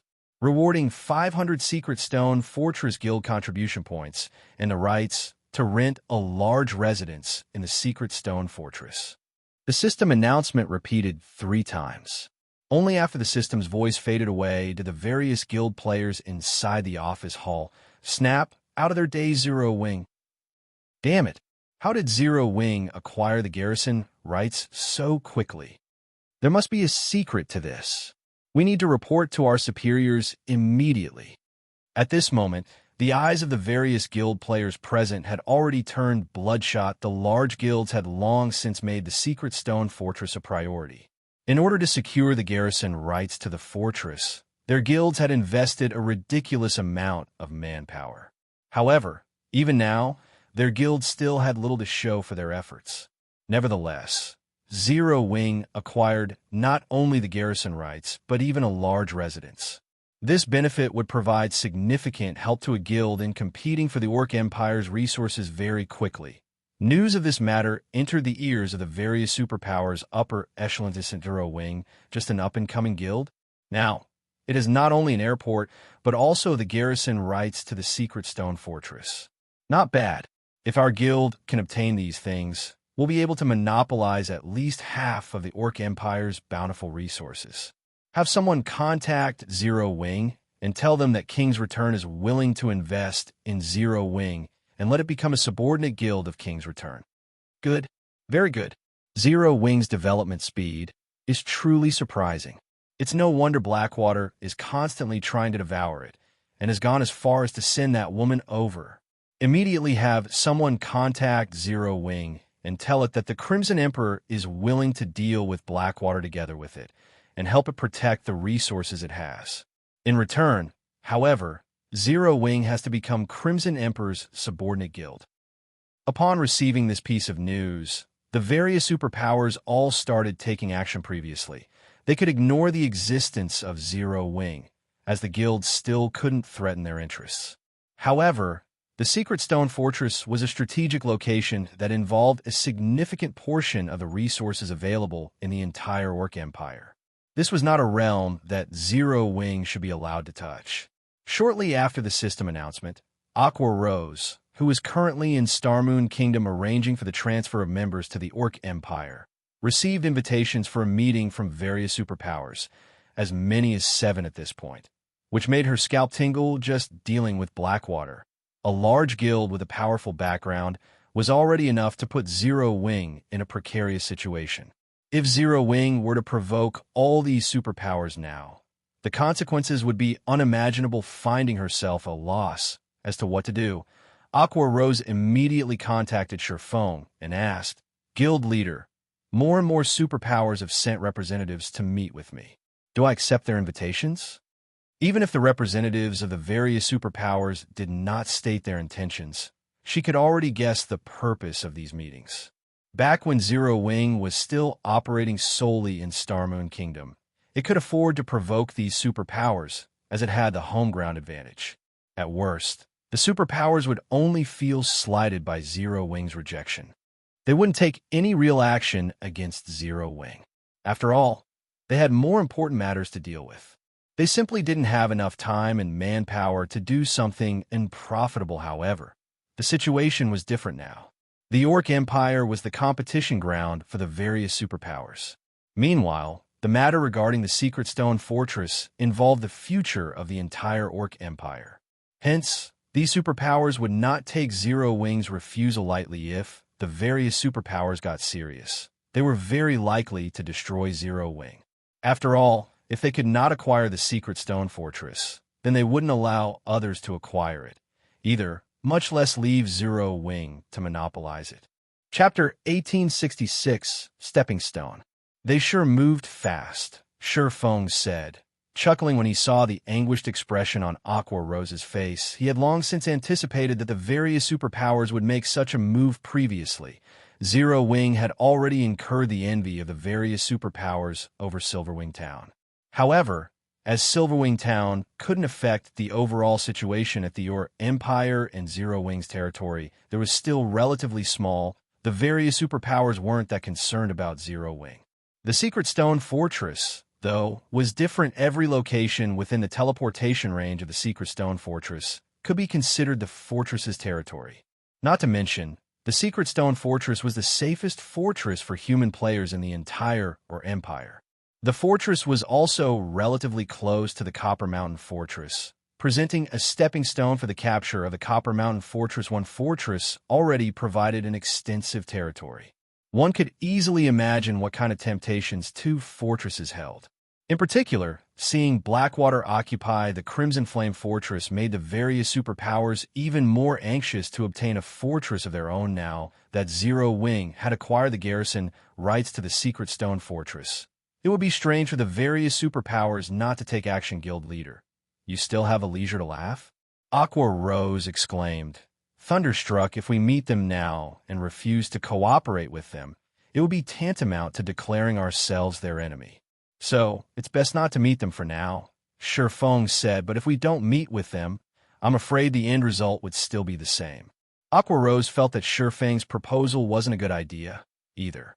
In fact, maintaining their silence would most likely annoy the various superpowers even more. That's why I said that we won't be meeting them for now, Sherfone pointed out, chuckling. How are things coming along on your side? I'm almost ready.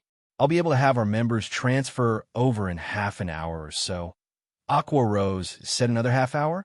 After giving the matter some thought, Sherfone said, that's too long. For now, you should return to Silverwing Town and leave the transfer for Snow to handle. Once you're back, immediately gather an army and head for Ancient Rock City. So soon? Aqua Rose asked in surprise. With the superpowers already getting antsy, we naturally need to hasten our movements, Sherfone explained. Moreover, if we drag things on for too long, Blackwater and Beast Emperor might alter their plans to deal with us. If that happens, our assault might not go so smoothly. Understand. I'll gather the army right away, Aqua Rose said, nodding. She promptly dropped her current task and proceeded according to Shi Feng's demands. As for Shi Feng himself, he returned to White River City's Candlelight Trading Firm. The Hell tanks were too large, and transporting them would not be an easy task. Moreover, Shi Feng didn't want too many people to know what he was up to. Hence, he decided to transfer the tanks one by one, all by himself. Fortunately, it would take Aqua Rose quite some time to gather an army of 100,000 players at such short notice. After Aqua Rose returned to Silverwing Town, the first thing she did was release a guild announcement stating that she was seeking to gather 100,000 members over at Silverwing Town to execute a siege against Ancient Rock City. Meanwhile, participating members had to be an elite member or above and at least level 50 shortly after the announcement went public. It sent a commotion throughout Zero Wing. What's going on? Are we going to make a final stand against Beast Emperor? That's Ancient Rock City we're talking about. I recall there being over 1 million evil beasts inside the city. There are even Tier 4 NPCs and a large number of mythic evil demons and evil beasts. We won't even be enough to serve as appetizers if we try to attack all those monsters. Didn't you read the announcement properly? We won't be just 100,000 players. We're also bringing 200 miniature ballistas. Those are war weapons. Even those evil beasts and evil demons won't survive against them for very long. Moreover, since the guild has decided to attack Ancient Rock City, it definitely has other trump cards in store. Haha, this is wonderful. During the last major war, I was only a normal member of the guild. Now, I'm finally qualified to participate in a war. Zero Wing's members had an intense debate over this sudden decision to attack Ancient Rock City. This was especially true for the guild members that frequently operated within your empire. Thus far, they have been constantly suppressed by Beast Emperor's evil beasts and evil demons. Now that a good opportunity to vent their pent-up frustration was before them, they were naturally eager to jump at the chance. Meanwhile, word of Zero Wing's large-scale operation naturally entered the ears of the various major powers almost as soon as it was announced. Interesting. Zero Wing has just acquired the garrison rights to the Secret Stone Fortress, and it is already planning to assault Beast Emperor's Ancient Rock City. How rich! Zero Wing is actually mobilizing 200 miniature ballistas in addition to an army of 100,000 elites. Is Zero Wing trying to use this as an opportunity to demonstrate its strength and solidify its position in your empire? Does Zero Wing want to prove itself to be qualified for the Secret Stone Fortress's garrison rights? The various major powers easily discern Zero Wing's motives for besieging Ancient Rock City this time. Especially the superpowers were trying to recruit Zero Wing guild leader. Zero Wing is showing our king's return no respect. Should we take action immediately? Hellfiend asked, a sneer on his face as he looked at the white-clad, middle-aged man on the screen before him. He never held any goodwill for Zero Wing. If not for his guild leader ordering him to come to negotiate personally with Zero Wing, he would have liked nothing better than to annihilate the upstart guild. Let's wait for a bit. I'm interested to see just how much strength Zero Wing has to actually think that it can defend the Secret Stone Fortress. The middle-aged man replied, smiling as he took a look at the report he just received. Understood. At his guild leader's words, Hellfiend had no choice but to suppress the rage in his heart and wait quietly in White River City. I'll let you remain arrogant for now, Zero Wing. Once you lose to Beast Emperor Dash, many superpowers desired the ancient rock city that Beast Emperor occupied. However, even until now, not a single superpower had managed to do anything to the city. Needless to say, the likelihood of Zero Wing successfully capturing Ancient Rock City was even lower. Like King's return, the other superpowers also chose to wait and see in regard to Zero Wing's sudden movement this time. They intended to look at the outcome of this impending battle before deciding. A defeat in this battle would force Zero Wing to acknowledge its inadequacy. If that happened, negotiations would go much more smoothly afterwards. Zero Wing really is overestimating itself. Nine Dragons Emperor, who is currently in the Black Dragon Empire, could not help but laugh when he received news about Zero Wing's intentions. Originally, I was planning on advising the Great Pavilion Master to hinder Phoenix Rain from providing aid to Zero Wing. Now, it would seem that I won't need to waste the effort. However, I also have to admit that Black Flame is very smart had he asked Phoenix Rain to help him and the Great Pavilion Master actually agreed to it. I would have had an excuse to send people over to manage both the Secret Stone Fortress and Silverwing Town. Pavilion Master, what should we do now? Marshal Dragon asked. The struggle for the position of Great Pavilion Master has already entered a crucial period. Absolutely nothing must go wrong.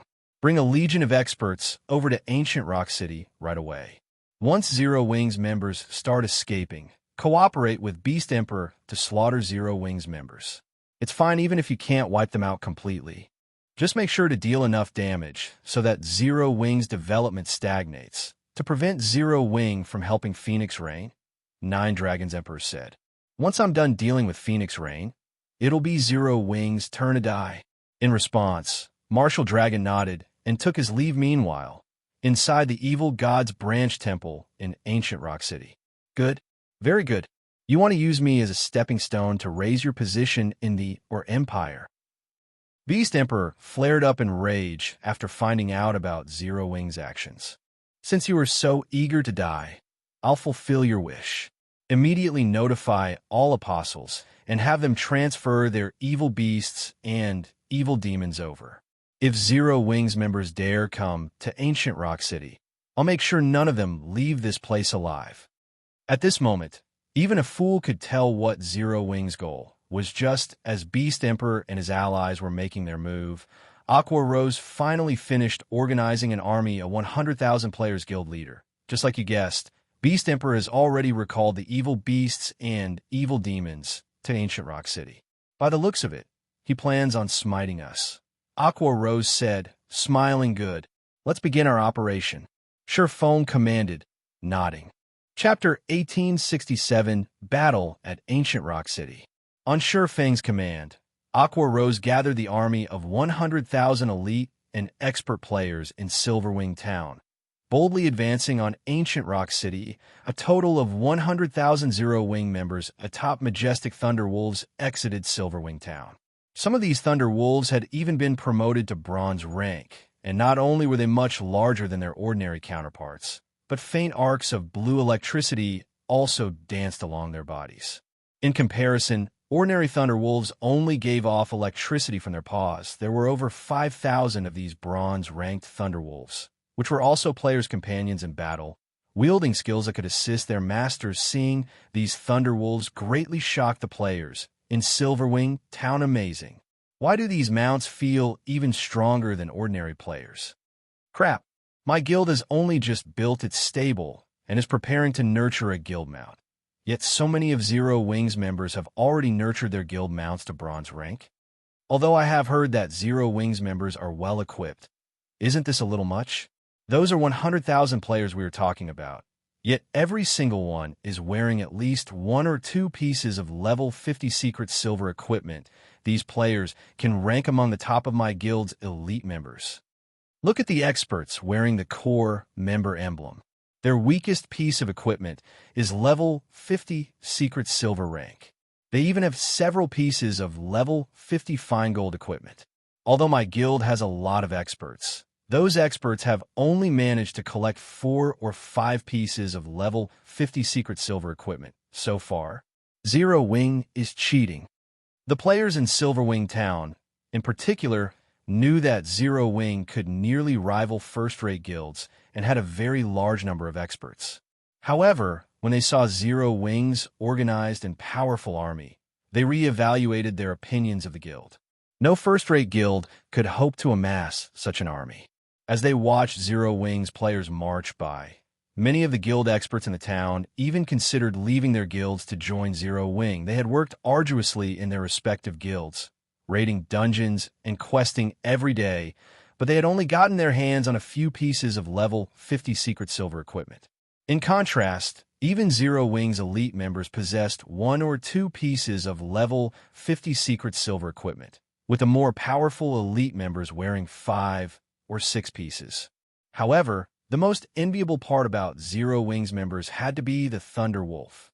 Previously, when the various large guilds had yet to acquire a stable of their own, they hadn't understood how valuable the Thunder Wolf was. However, now that some large guilds had their own stable and had begun to nurture their own guild mounts, they finally understood the majority of the large guilds that acquired a stable were fortunate if they acquired a 3-star mount. However, a 3-star mount had less than a 30% chance of becoming. As for a 4-star mount, encountering one was simply too difficult. Moreover, even if they managed to find one, they wouldn't be able to capture it. Meanwhile, as the Thunderwolf was a 5-star mount, it had the potential of becoming a mysterious iron mount in the future. There was even a small chance that it could grow into a secret silver mount if nurtured properly as Zero Wing's army depart for Ancient Rock City. Many players curiously followed. Not many players had witnessed a battle of tens of thousands of players, let alone a siege war of this scale. They would definitely regret missing out on this rare opportunity because of this. Many players from neighboring kingdoms, who had learned about the upcoming battle and were confident of their strength, decided to trail after Zero Wing's army in the face of Zero Wing's army. The various ores and monsters on the path to Ancient Rock City were little more than momentary distractions. Even when level 65 Grand Lords appeared, the fierce attacks of several dozen miniature ballistas easily shot them down. When the dark players, who had intended to take advantage of the situation and assault Zero Wing's members, saw this, their mouths twitched. They then abandoned any thought of ambushing Zero Wing's army. Such power could easily annihilate an army of 10,000 players. Not even expert players would escape 200 miniature ballistas. After all, while a Tier 2 expert might be able to dodge one miniature ballista's attack, dodging 200 simultaneous AoEs would be utterly impossible. Even a Tier 3 expert would most likely fall in the face of such a large-scale attack as Zero Wing's army arrived at the foot of Ancient Rock City. The tension among the spectating players reached its peak.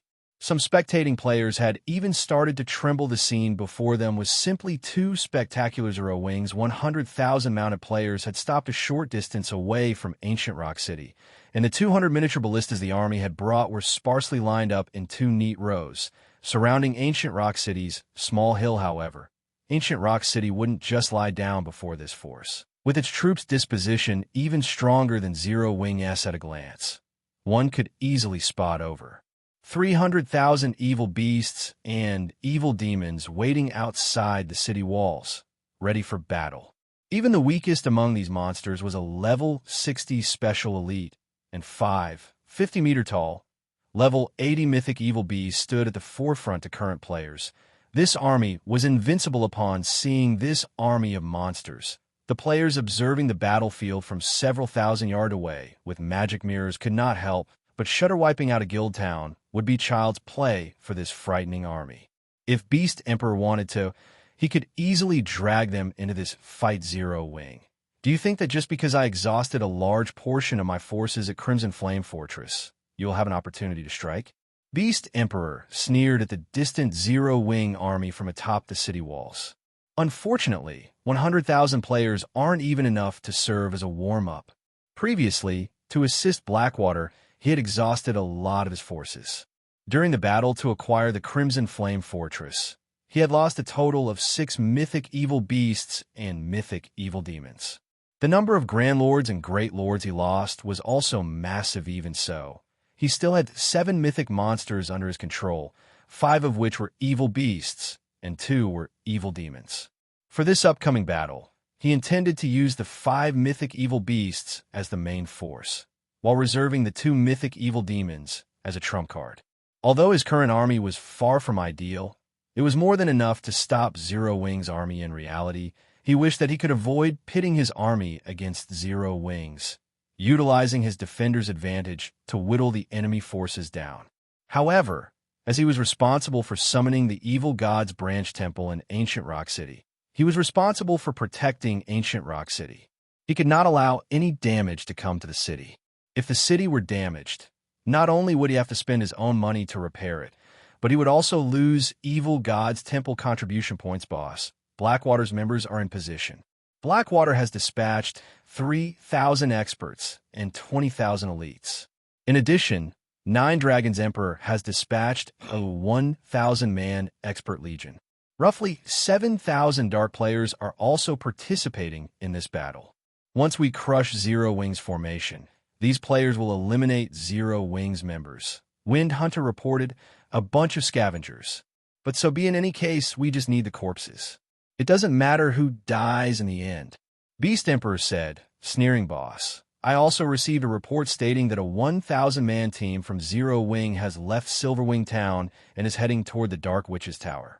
I'm not sure what that team is trying to do, but the members are all considerably well equipped. Wind Hunter said the Dark Witch's Tower? Isn't that a teleportation point for the Dark players? Why is Zero Wing sending people there? Beast Emperor was confused.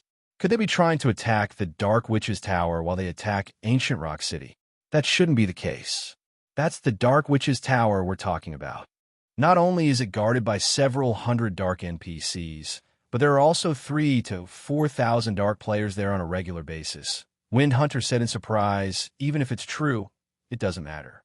Zero Wing is doomed regardless of what it does. Beast Emperor said, narrowing his eyes. I recall that Dust Edge is questing in that area. Tell him to head to the tower, just in case. Think of it as a chance to collect materials to strengthen the evil dragons. Send Dust? Isn't that overkill? Wind Hunter gaped. Dust Edge was the strongest evil god's apostle under Beast Emperor's command right now. He had acquired one of the evil god's temple's 9 great legacies. Currently, he was only a step away from becoming an evil god's envoy like Beast Emperor. He was the Beast Emperor's greatest trump card. It doesn't matter. Now that we've acquired the Crimson Flame Fortress, we'll have plenty of resources coming our way. There's no longer a need to keep him a secret, Beast Emperor said, waving his hand. He then had Wind Hunter notify Dust Edge of his orders after Beast Emperor issued his commands. 3 massive, golden magic arrays appeared above Zero Wing's army. These 3 magic arrays were none other than the result of the Divine Beast Descent magic arrays, which Shurfong had used the guild's accumulated resources to produce. Moreover, all 3 of these magic arrays were powered by elemental sources in the next moment. 3 golden dragons descended from the sky with deafening roars that echoed throughout Ancient Rock City's area. Go. Destroy Ancient Rock City's defensive magic array. Aqua Rose, who stood on a hill a short distance away from the city, said as she pointed her staff at Ancient Rock City immediately. All 3 divine magic dragons charged toward Ancient Rock City. Chapter 1868, Barrier Destroyed. When they saw the 3 divine magic dragons, the rowdy evil beasts and demons fell silent. Each of the divine magic dragons had a wingspan of 600 meters. Just a flap of their wings would be more than enough to kill hundreds of players. Even the spectating crowd could feel their auras from several thousand yards away. The ambient mana on the battlefield also gathered to the divine magic dragons, and just a flap of their wings caused powerful storms to brew. Pitch-black spatial tears appeared as their wings passed. Even many of Zero Wing's members were shocked to see the divine magic dragons. Although most of the Zero Wing members had seen the battle videos depicting these dragons, they had never seen one up close. The combined pressure 3 divine magic dragons exuded was so powerful that even Tier 2 experts felt their bodies grow heavy and their chests constrict. Not to mention Tier 1 players that the divine magic dragons are so powerful. Is this the power of a dragon? I knew our guild must have had a trump card. 1 divine magic dragon was already enough to suppress 3 mythic evil beasts. Now that we have 3 divine magic dragons, I can't wait to see how Beast Emperor and his minions stand against us. Many of Zero Wing's members had still been afraid of the evil beast and demon army before them. After all, there were 5 level 80 mythic evil beasts standing between their army and Ancient Rock City. Even if they had 200 miniature ballistas on their side, they would still pay a horrific price to get through these monsters, however. Now that they had 3 divine magic dragons on their side, the battle had turned in their favor while everyone struggled with their shock. Under Aqua Rose's command, the 3 divine magic dragons flapped their wings and flew toward Ancient Rock City, although the 5 evil earth dragons tried to stop the divine magic dragons. The divine magic dragons were too fast. Under Shadow Sword, Flying Shadow, and Minor Wind's control, the 3 divine magic dragons easily avoided the mythic evil beast attacks and sent their glowing, dark purple claws smashing into Ancient Rock City's defensive magic array. Boom, boom, boom. The three divine magic dragon's claws struck the defensive magic array simultaneously.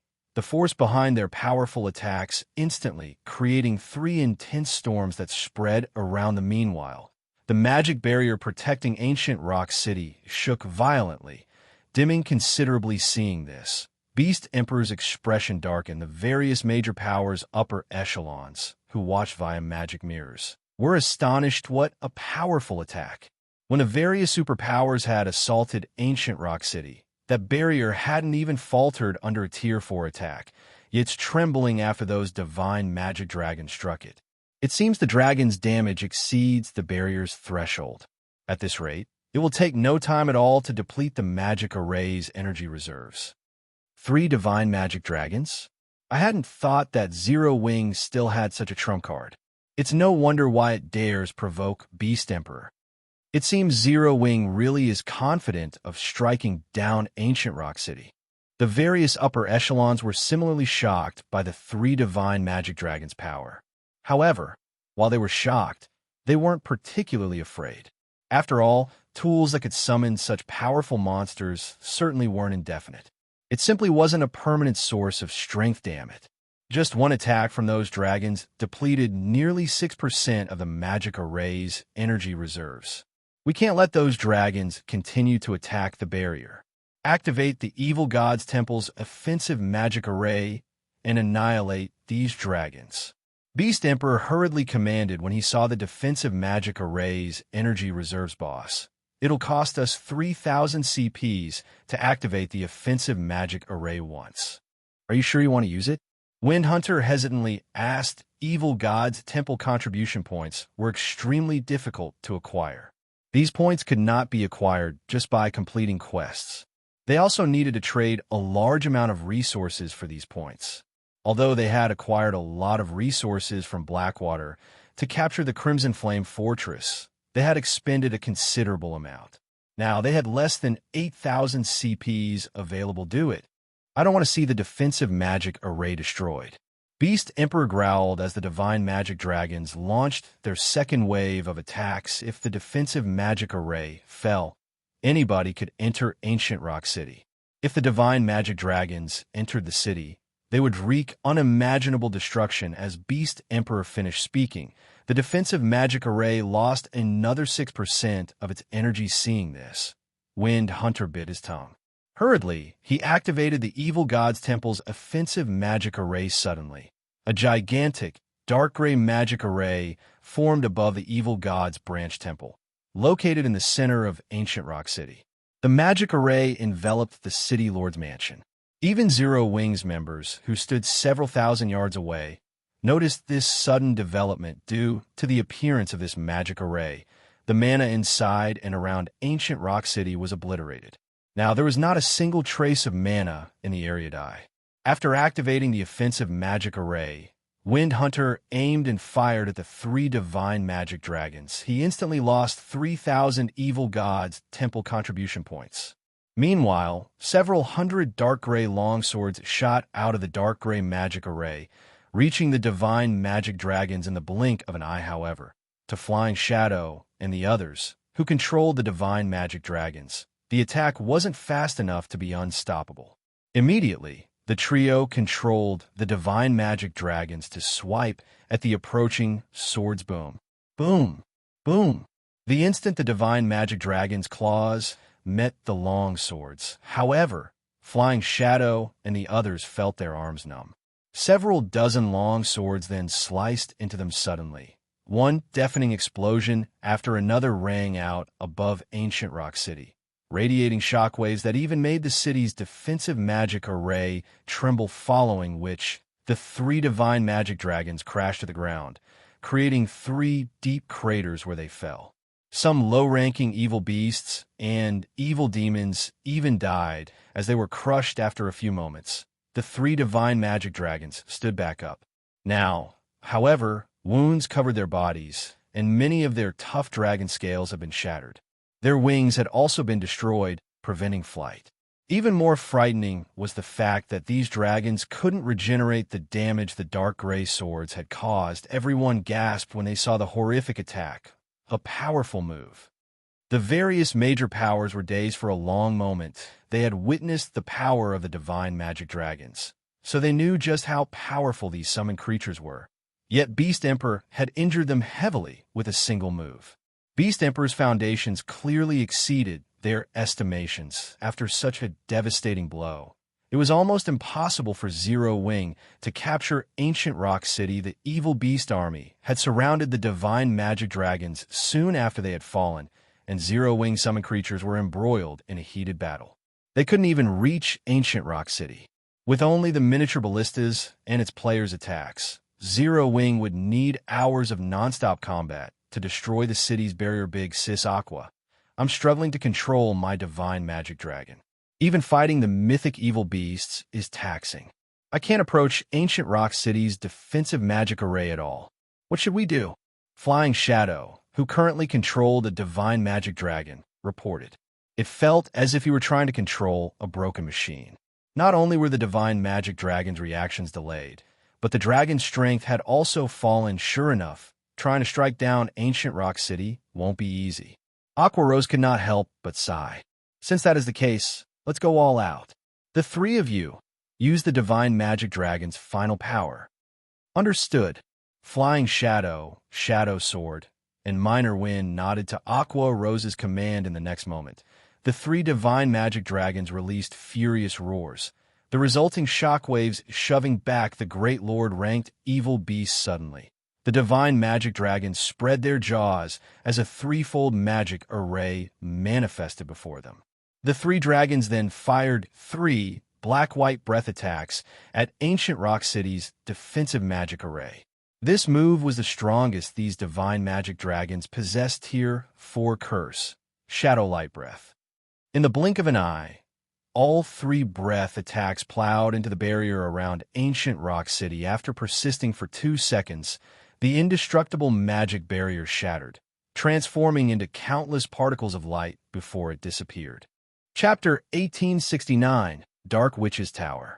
As the magic barrier protecting ancient Rock City disappeared, the distant spectating players' mouths fell wide open.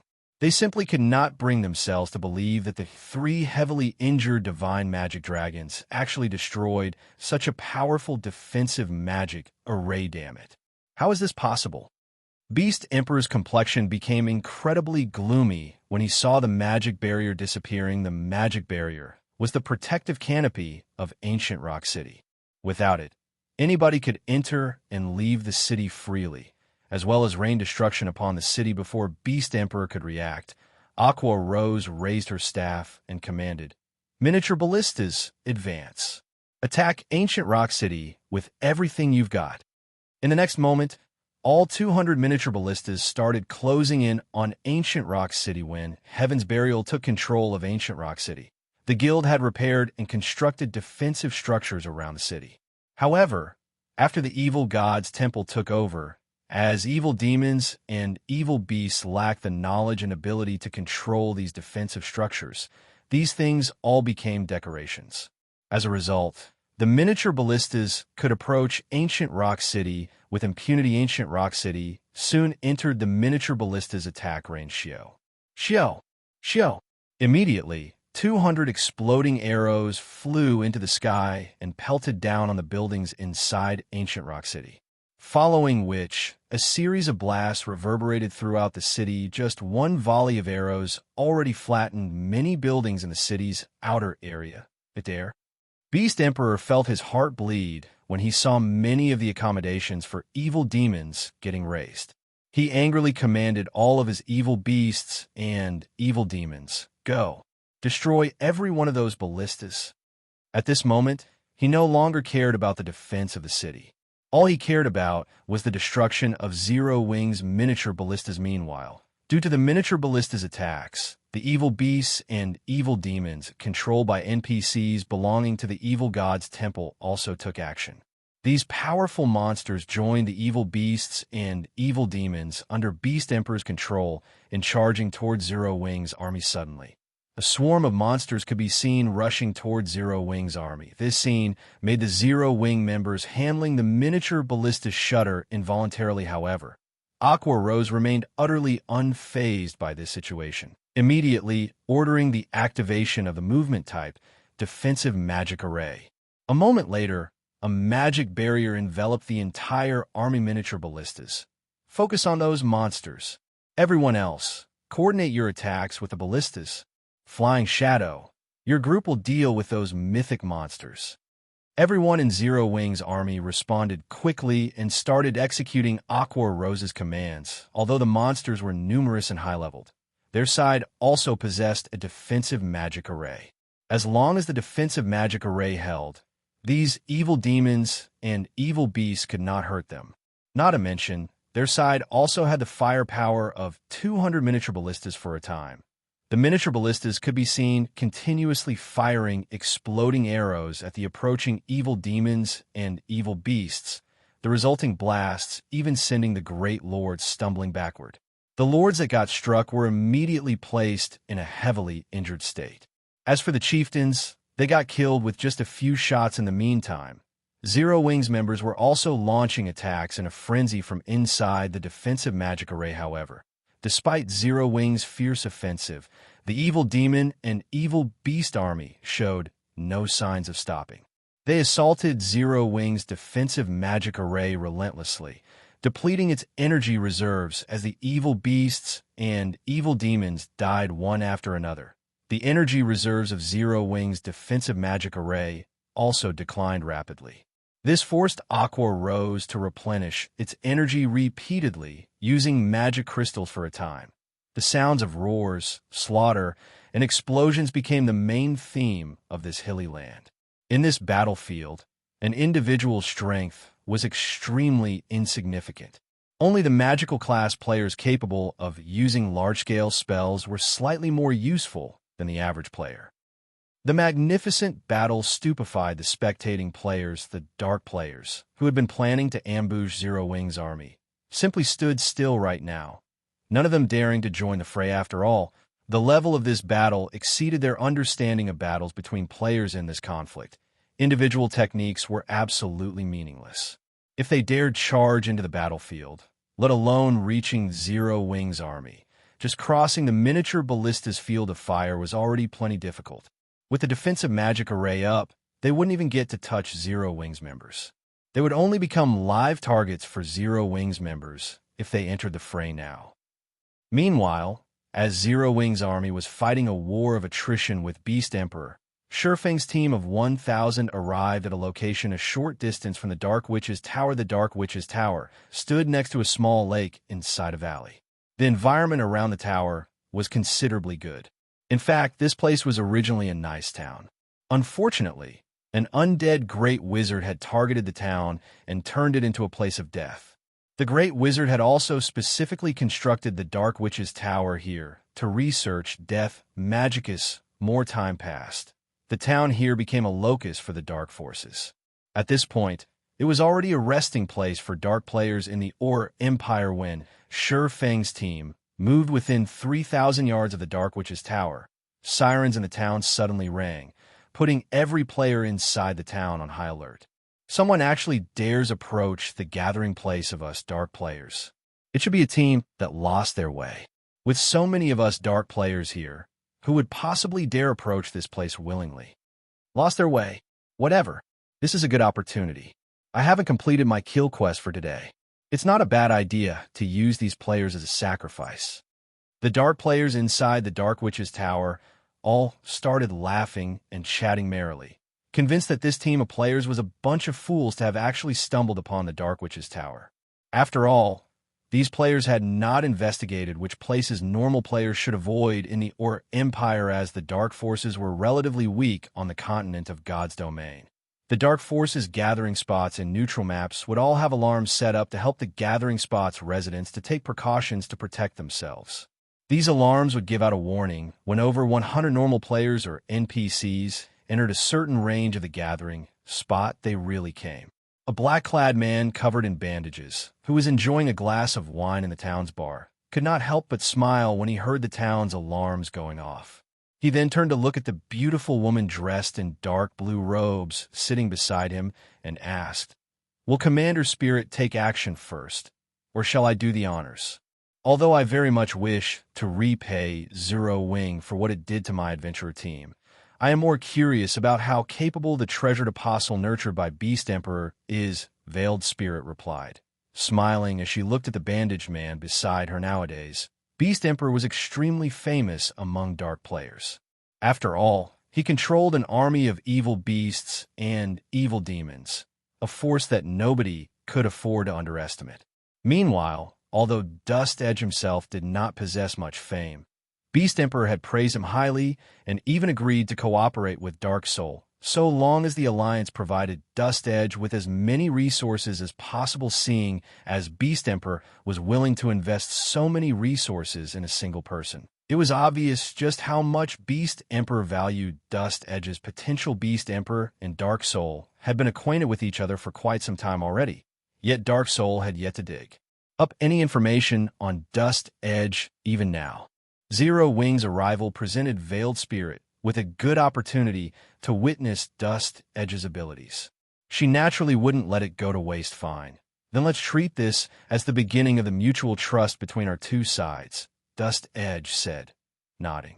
He then raised his wine glass and added, they should be very close to reaching the town walls now.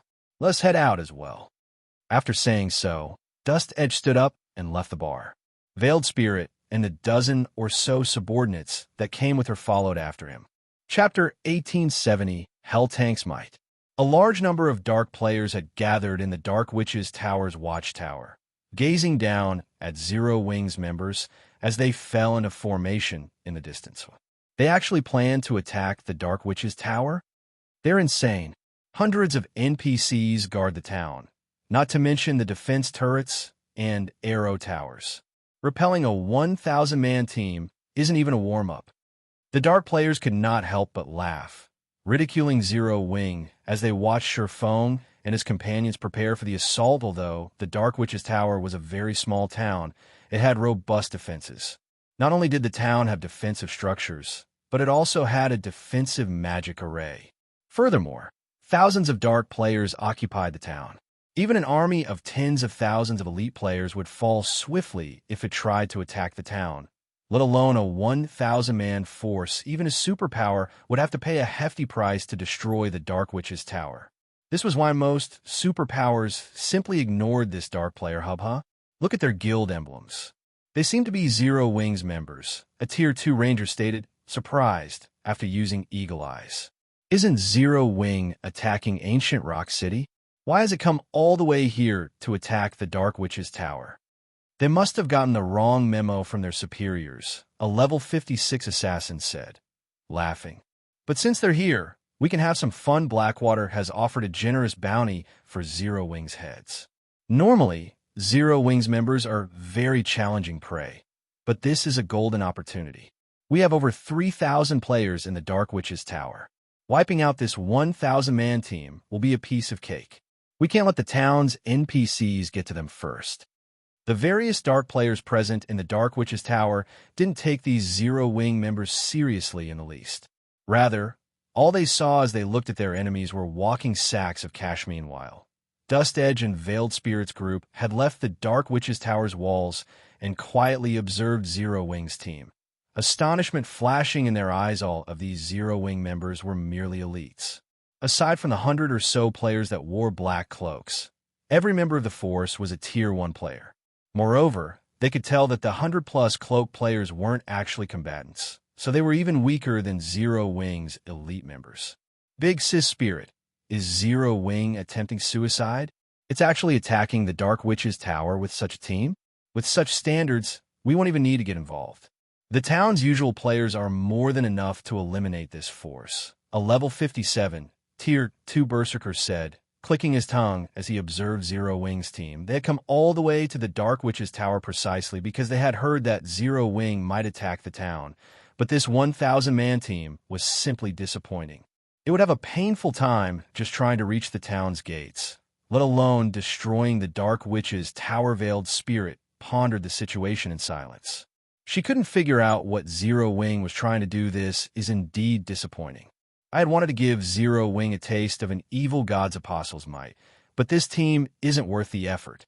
Just let the dark players handle them, Dust Edge said, shaking his head. Since that is the case, there's no longer a need for us to stay.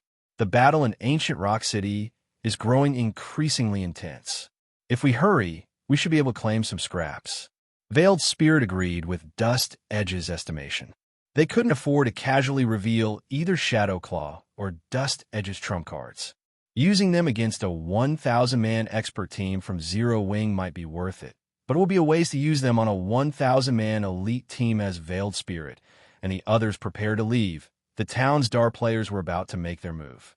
Over 2,000 dark players charged out of the town, not even bothering to organize themselves into any formation as they rushed towards Zero Wing's members. Dark players like them had already participated and grown familiar with large-scale combat. They might have taken the battle seriously if this Zero Wing force had quite a few experts, but all of these players were elites or weaker. Players of such standards weren't worth a serious effort. As the 2,000-plus dark players approached, Zero Wing's elite members began to grow nervous. Guild leader, they're less than 1,000 yards away. A level 55, Tier 1 Ranger anxiously reported to Shurfong. The dark players charging toward them were veterans of outdoor PvP, and every one of these dark players radiated a dense bloodlust. Over 40 Tier 2 experts ran among these dark players. On the other hand, they rarely participated in PvP, usually focusing on raiding team dungeons. Defeating elite players like them would be a piece of cake for these dark players. Good. Engineering team, begin the assembly, Shurfong ordered, nodding. In a moment, the engineering team will be responsible for the offensive. The rest of you just need to focus on defending our position.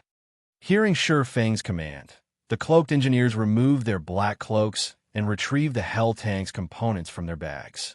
When Zero Wing's elite players saw the 100 level 40-plus lifestyle players, they were stunned. They had hoped that these cloak players were exceptionally strong. They had never expected these comrades to be lifestyle players. On top of that, these lifestyle players were going to fight. When the distant dark players saw the level 40-plus lifestyle players, they were just as stunned. However, their expressions quickly soured. Becoming serious, the 100 engineers swiftly assembled 6 colossal tanks, and despite the 1,000 yards separating them, the dark players could hear the engineer roar as the tank's immense power sept over them. Good. 800 yards ahead. Fire at will. Shurfong issued the command. Once the 6 Hell Tanks were ready for battle under Shurfeng's command, the engineers' eyes glowed with excitement as they operated their Hell Tanks. They then aimed the Hell Cannons at the dark players and fired suddenly. A crimson, twofold magic array appeared before each Hell Tank's gun barrel. Boom. Immediately, the 6 Hell Cannons released balls of crimson light. These crimson light balls reached the dark players almost instantly. By the time the dark players reacted, the light balls had descended on the disorderly crowd. Boom, boom, boom. The moment the crimson light balls struck, 6 towering pillars of fire rose up amidst the dark player army, each encompassing a radius of 35 yards. The towering flame pillars were clearly visible from several thousand yards away. As the flame pillars faded, they revealed 6 lava pits on the battlefield, glowing with a red light. Every player that had been caught in the AoEs had transformed into streaks of white light before disappearing with a single round of attacks. Over 600 dark players have been removed from the battlefield. Chapter 1871, Nightmare on the Battlefield. When over 600 PvP experts were suddenly vaporized, the dark players charging towards Zero Wing's team slid to a halt and stared at the empty lava pits before them. Damn it. Were those things? After losing nearly half of their allies, the other dark players panicked. They had seen war weapons in action before, but the Hell Tank's speed and power were beyond their understanding of such weapons. The Tier 2 experts on this battlefield even had a high chance of avoiding defense turrets attacks from over 500 yards away, especially the speed-type classes. Yet, despite the nearly 800 yard between them and their quarry, the Hell Tank's balls of light had rained down on their heads by the time they had realized that they were under attack. The power of the Hell Cannon's attacks was simply horrific, easily rivaling the power of Tier 3 large-scale destruction spells. Even a Tier 2 Metrotons would have to activate a life-saving skill to survive. such an attack, these dark players felt as if they stood within 6 magic towers' attack range. The dark players that had chosen to remain in the Dark Witch's Tower to watch the battle had lost the laughter in their eyes. Now, their gazes only contained fear as they watched the 6 Hell Tanks' veiled spirit, who stood in the watchtower, couldn't help but frown at the scene. The speed and power of the Hell Tanks' attacks were horrific. Expert players were no more than ants before the monstrous vehicles. Those war weapons were basically mobile magic towers. How does Zero Wing have such powerful war weapons? We're doomed. We don't have any war weapons.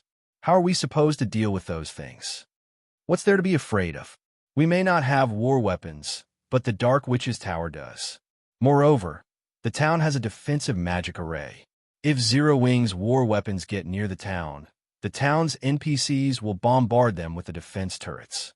Besides, with how powerful those attacks were, those war weapons definitely have long cooldowns. Once our people get close to the weapons, not only will we kill Zero Wing's members, but we'll also use the war weapons for target practice. Although the might of the Hell Tanks cannons had shocked many people, some more experienced experts retained their cool and analyzed the vehicle's weaknesses, developing a plan to combat the war weapons very quickly. The other Dark players also came to realize the Hell Tanks' weaknesses. Instead of retreating, they resumed their charge in an attempt to reach the Hell Tanks. Although they had never used a war weapon themselves, they knew that all war weapons shared a single flaw. They were vulnerable at short range. Like the miniature ballistas bombarding ancient Rock City, once hostile players drew near, the war weapons could be destroyed with a few attacks, regardless of how much destructive power they possessed. The remaining 1,000-plus Dark players dashed towards the Hell Tanks in a frenzy, intent on destroying the war weapons before the Hell Tanks' cooldowns ended. Guild leader, they've resumed their charge. Should we form a defensive line? Seeing the Dark players draw closer, Zero Wing's elite members grew restless again. The Hell Tanks' power gave them some hope of victory, and as long as they protected these massive weapons, they could defeat these Dark players. But despite the Dark players closing the distance to 200 yards, Silverwing hadn't given the command to defend the war weapons. If they allowed these Dark players to engage the Hell Tanks in melee combat, they'd be doomed. No. Let them come. Silverwing waved a hand, signaling for his companions to hold their positions following their guild leader's orders. Zero Wing's elite members had no choice but to stand their ground, watching as the Dark players approached 200 yards, 150 yards, 100 yards. Brothers, we're almost at the war weapons. Once we destroy them, victory will be ours. Range players, attack with everything you've got once you're in range. The Dark players couldn't help their excitement as they reduced the distance between them and the Hell Tanks to 50 yards at this time. Silverwing raised his longsword into the air. He then pointed it at the approaching Dark players and shouted, "All Hell Tanks, move out. Leave none of them alive." The engineers, itching for action, eagerly stepped on the tank's accelerator. The engines roared to life once more, and the 6 Hell Tanks jerked forward, speeding towards the Dark players in a V formation. What are they trying to do? The advancing Dark players were stunned as the Hell Tanks raced towards them. However, before the Dark players could react, each Hell Tank released 14 flame spears. Meanwhile, each flame spear carried power at the peak of Tier 2. A total of 84 flame spears flew at the Dark players simultaneously, as if 84 miniature ballistas had launched their payload at the same time. But unlike the ballista's exploding arrows, the flame spears weren't shio. When the flame spears made contact, light flashed among the Dark player army. Many of the melee players leading the charge, who had failed to defend themselves in time, transformed into stakes of light and vanished on the spot. Although some players had activated life-saving skills or dodged the attacks in time, surviving the first volley. The flame spears had claimed over 50 Dark players' lives. However, the surviving melee players slid to a halt once more, too afraid to approach the Hell Tanks after watching that wave of attacks. Range players, hurry and attack. Some melee players shouted. Snapping out of their daze, the Dark rank players then launched spells and arrows, aiming for the approaching Hell Tanks. Just as the spells and arrows were about to slam into the Hell Tanks, the 6 war weapons activated their magic shields. A magic barrier, able to absorb up to 3 million damage, and possessing Tier 3 defensive capabilities. Surrounded each Hell tank, the Hell tanks push through the rain of spells and arrows, receiving no damage whatsoever. How is this possible? Seeing the unscathed Hell tanks stunned the Dark players. They had never thought that these war weapons had defensive magic arrays, as well as the Dark players tried to think of a way to deal with the enemy weapons. The Hell tanks reached the melee players that led the army. Without slowing in the slightest, the Hell tanks bulldozed through the Dark players in their way. The Tier 2 MTs at the forefront were immediately thrown over 20 yards back, their HPs decreasing by nearly half. Unfortunately for them, the Tier 1 melee players died instantly. The 6 Hell tanks charged forward like a herd of stampeding bulls. Not only did they break up the crowd of Dark players, but they also killed over 100 players as they sped through. Run. Run quickly. Don't let these things get near you. After watching the Hell tanks slaughter their allies, the fighting Dark players realized one thing. This battle wasn't a battle at all. It was a one-sided massacre. It's too late to escape now. Silverwing could not help but shake his head and chuckle as he watched the fleeing Dark players compare to their ranged offensive capabilities. Tanks shone brightest in close-range combat. An intermediate tank had even higher strength than a Tier 3 Berserker, and not even a Tier 3 assassin could outrun it. It was truly a weapon of slaughter on a battlefield. After just a short moment, the Hell tanks killed every one of the 2,000-plus Dark players that had participated in the battle. Now, ownerless weapons and equipment littered the field. Chapter 1872. Evil God takes action. Once the Hell tanks had wiped out the attacking Dark players, Silverwing instructed his guildmates to loot the battlefield. The Dark players that operated in the Orc Empire were very well equipped on average. Otherwise, they wouldn't have dared to join the glory battlefield that was the Empire. Fortunately, Silverwing could use the weapons and equipment these Dark players had dropped as compensation for the magic crystals the Hell tanks had expended and to make a small profit. Naturally, he wouldn't leave the items for other players to loot. However, Zero Wing's members only took action sometime after Silverwing had given the order. They had still been stunned at the Hell tanks' performance before. These Hell tanks, Tier 2 experts, were a joke. They couldn't even escape the Hell tanks' destruction. Despite the 1,000-plus surviving Dark players fleeing for their lives in every direction, the 6 war weapons annihilated them all. Zero Wing's members watched the war weapons, their eyes sparkling as if they gazed at a piece of top-tier equipment. These tanks are amazing. I can't wait to see how these Dark players plan to maintain their arrogance around Silverwing Town now that we have these tanks. I wonder if the guild will give a similar tank to the guild teams. If every 1,000-man legion had 5 or 6 of these things, we'd be unstoppable in the fields. Keep dreaming. How could the guild casually afford to arm a guild team with such powerful tanks? I'd be satisfied if my team had just one of these tanks, not to mention 5 or 6. While Zero Wing's members cleared the battlefield of items, they softly discussed the guild's new war weapons. When Silverwing overheard these discussions, he couldn't help his bitter smile that the necessary materials to produce the Hell tank were extremely precious. He had already depleted the materials the guild had fought to collect to craft the 6 Hell tanks before him. If he wanted to produce more, he would have to rely on guild members to collect the necessary materials from team dungeons. After all, team dungeons had cooldowns, and not every team dungeon dropped the necessary materials. Grinding for the necessary materials wouldn't be possible. However, his team members' comments did remind him of something. He could arm the Zero Wing teams that patrolled around Silverwing Town with the Hell tanks.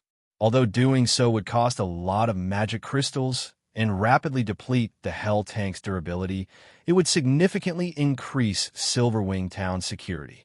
Current players were no match for these war weapons, and several Hell tanks could end a battle of several thousand players within minutes. After his team had cleaned up the battlefield, Silverwing ordered the 6 Hell tanks to bombard the Dark Witch's tower. Now that more than half of the Dark players in the town had died, the remaining Dark players posed no threat. All they had to do was destroy the town's defensive magic array. Then they could storm the town and destroy its magic array, core, and teleportation device. Once those had been destroyed, they would rend the Dark Witch's tower. Powerless Zero Wings coming. What should we do? Meanwhile, the dark players who had watched the battle from the town's watchtower wore ugly expressions as they gazed at Zero Wing's members. Over 2,000 expert players had died in just a few minutes. To make matters worse, not a single one of them had killed any of Zero Wing's players.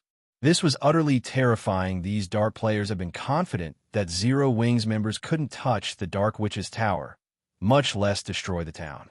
However, after witnessing the Hell Tank's destructive power and their ridiculous movement speed, they realized that the town's defense turrets and arrow towers would be useless against the enemy war weapons. So, this is the trump card Zero Wing has hidden all this time?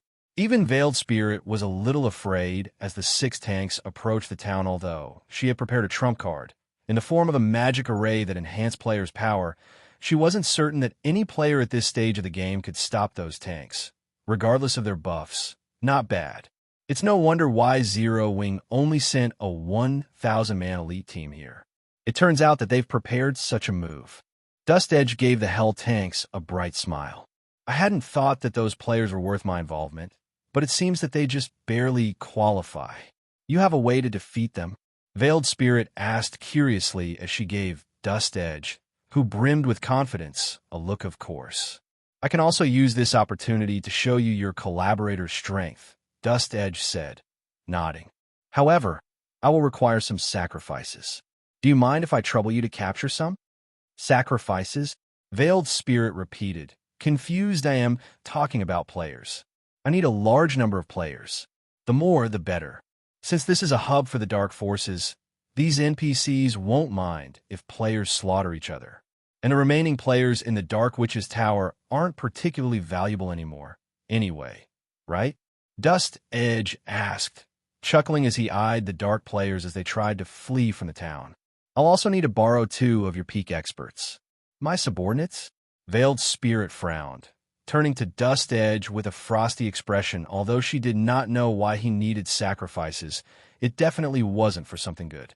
She refused to allow her subordinates to become this madman's sacrifices. Relax. I won't sacrifice your subordinates. Rather, I want to grant them peerless strength. Dust Edge explained when he realized that Veiled Spirit had misunderstood his intention. That won't be a problem. Veiled Spirit agreed. She then instructed her subordinates to gather the feeling players in the Dark Witch's tower this time. She had brought 300 experts with her, each of which was incredibly powerful. They were far stronger than the dark players who idled in the town under Veiled Spirit's command. Shadowclaw's 300 experts took action. Using the tools Dust Edge had granted them, they captured the players that tried to escape the town. What are you trying to do? Why are you capturing us? Shadowclaw's prisoners soon found themselves bound by magical chains, their fear clear on their faces as they looked at Dust Edge and his companion Zoe. It's nothing. I'm just going to make you contribute to the Dark Witch's tower's defense, Dust Edge said, laughing when he saw over 300 bound players. You should feel so lucky to become a part of my new power. Hurry it up. Zero Wing's team is starting its attack. The town's defensive magic array won't last long. Veiled Spirit snapped anxiously as she watched the 6 Hell Tanks fire upon the Dark Witch's tower. Although the Dark Witch's tower had a defensive magic array to protect it, it was much weaker than the one around Ancient Rock City.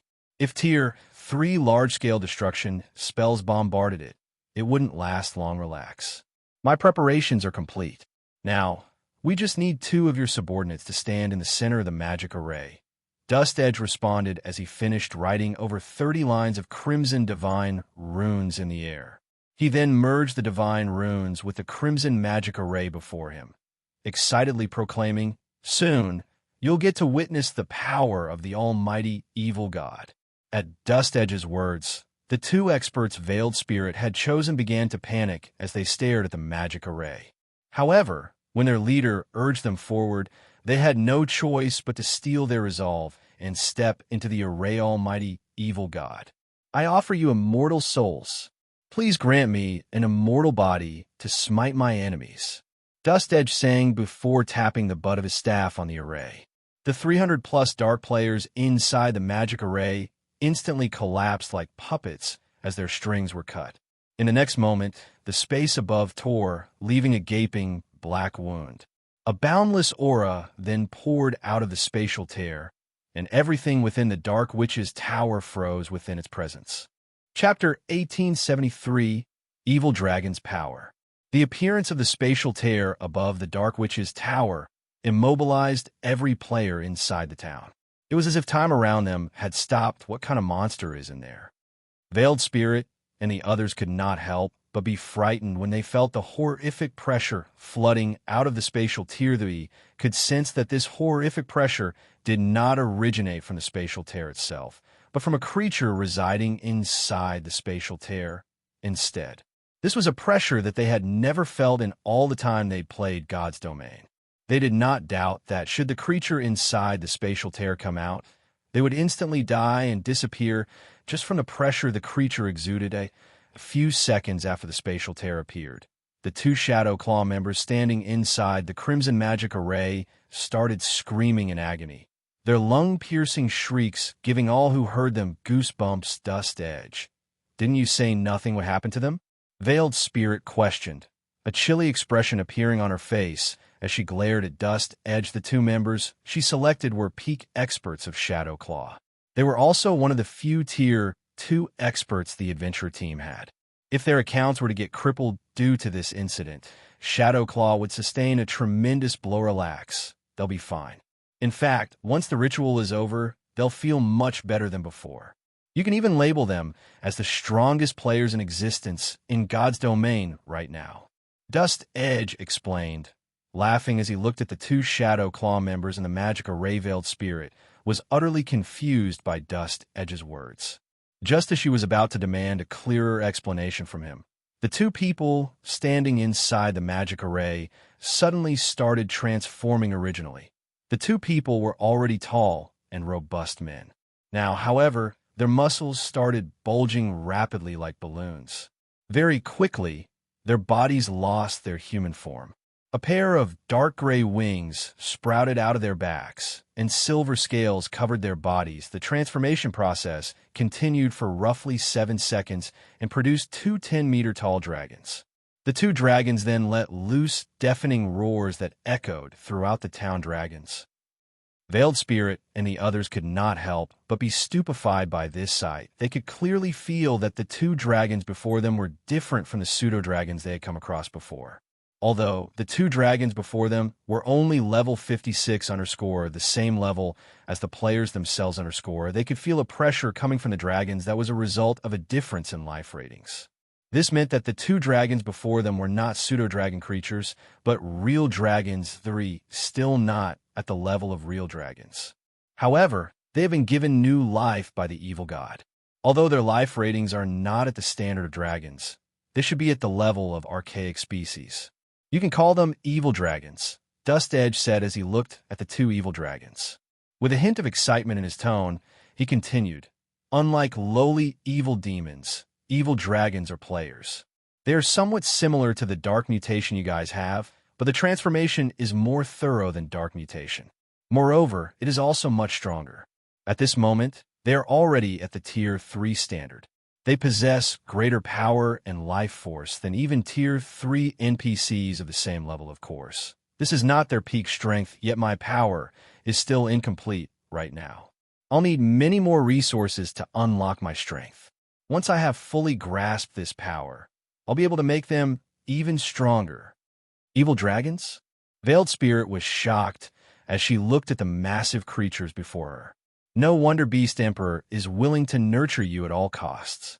Dark Mutation was something she was very familiar with. However, Dark Mutation raised only a player's combat power. The improvement was not sufficient for a qualitative transformation. The two players that had turned into evil dragons, however, had undergone a qualitative transformation. Not only had their tiers increased by 1, but even their life ratings now rivaled that of archaic species. In other words, the two players before her already possessed the strength of level 56, Tier 3 archaic species. This was simply frightening. A Tier 3 archaic species was originally already extremely difficult to deal with. After all, the attributes such a monster possessed were simply too much for current players to handle. The only saving grace was that the combat standards of monsters were relatively low on average. They also grasped very few skills. If players cooperated properly, defeating such a monster was still possible. However, a player transformed into a Tier 3 archaic species would be an absolute nightmare for current players. Not to mention, said player would be able to control their new body as if it were their own, let alone a 100-man team of Tier 2 experts. Even a 1,000-man team of Tier 2 experts would be no match for such a player. Just thinking about meeting such a player on a battlefield made Veiled Spirit shudder. In fear, the destructive power of such a player would far exceed that of a Tier 4 mythic monster controlled by players. How do you two feel right now? Are you still accustomed to your bodies? Veiled Spirit asked the two evil dragon players curiously. When players transformed their bodies using dark mutation, they would initially have trouble adapting to their new bodies. Now that the two players before her had taken on a form that was nothing like the human body, chances were high that they would have great difficulty controlling their bodies. He never felt better. Even without concentrating, I can easily grasp the movements in my surroundings. I can even hear the conversation of two players that are hiding behind a wall 200 yards away. Indeed, those two are actually planning to report our actions here to other dark players. Those two players are simply tired of living. After saying so, the two evil dragons flapped their wings, their massive bodies transforming into a powerful gale as they flew toward the two hidden players. By the time the two hidden players noticed the two evil dragons' movements, the latter had already crossed a distance of 30 yards. Before the two expert players could move 30 yards away from their original hiding spot, the two massive evil dragons had already appeared before them and swiped their claws at them. In the next moment, Dust Edge and Veiled Spirit's group heard a loud bang coming from the evil dragon's direction. The ground that two level 55 Tier 2 experts stood on shattered instantly. As for the two experts themselves, they had died on the spot. What power! Veiled Spirit gasped involuntarily. Too strong. Too fast. Two Tier 2 experts were actually killed just like that.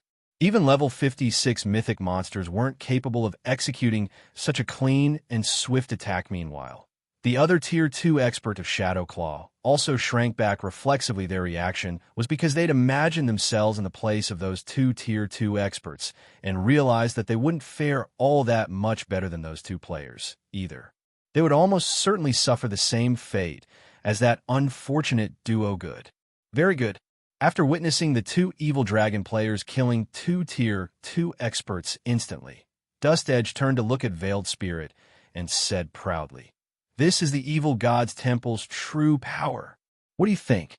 As long as you all have this power, let alone your empire, even taking control of human empires won't be a problem." Indeed, Veiled Spirit nodded in agreement with Dust Edge's words. She, too, felt that the partnership between Dark Soul and Beast Emperor held great promise as long as Dark Soul had a large number of evil dragons under its command. Removing Crimson Emperor and Unyielding Soul from the Dark Knight Empire would be a piece of cake. Right?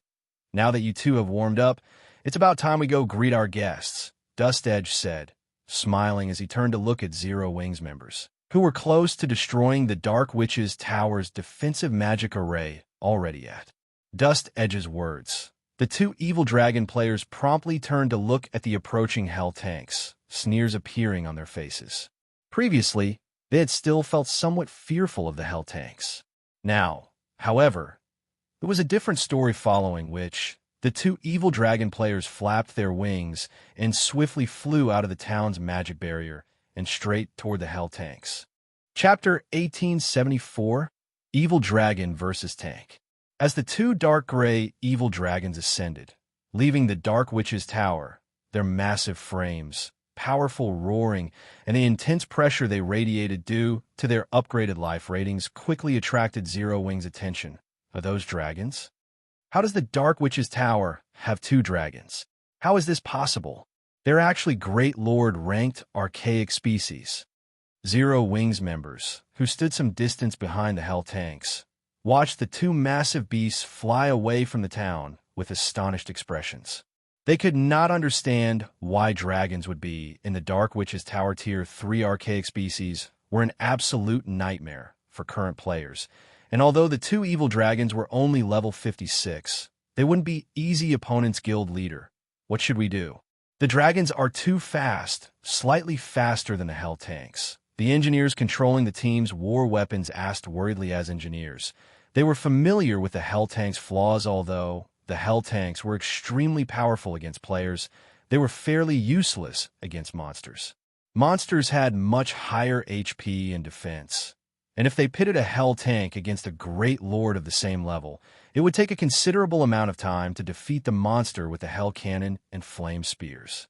Furthermore, a great lord was considered a tier 3 monster, so it would be more than capable of causing substantial damage to the hell tank, depleting its durability if the 2 level 56 evil dragons were allowed to fight the hell tanks. The hell tanks would definitely lose evil dragons? Surephone watched the approaching dragons with a strange look. He could feel that these two were not actual dragons, but pseudo-dragon creatures. If they were actual dragons, his heavenly dragon's breath would have given him a massive basic attribute boost. Since the fragmented legendary ring hadn't reacted, he knew that these evil dragons were something else. Moreover, he could sense the evil dragons' human-like emotions. When he looked in their eyes, it was as if the 2 evil dragons were children that had just found a new toy and were eager to play with it. That wasn't an emotion monsters should experience. Silverwing die. The 2 evil dragons bellowed. The 2 evil dragons widened their jaws and spat a tornado-like breath attack. Space Tor was the attacks flew towards 2 of the 6 hell tanks. Since the attacks had been launched from a close distance, the hell tanks couldn't dodge in time. Boom. As the 2 tornadoes dissipated, they revealed the massive craters the attacks had torn in the ground, each encompassing a 50-yard radius with a 5-meter depth. Both of the hell tanks' magic shields had shattered instantly, and the power of the breath attacks left Silverwing's members flabbergasted. Impossible. The dragons actually spoke? Are players controlling them? That can't be right. Even if they're controlled by players, they shouldn't be able to speak.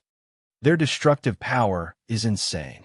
They actually broke the magic shields that not even hundreds of Tier 1 and Tier 2 players could destroy.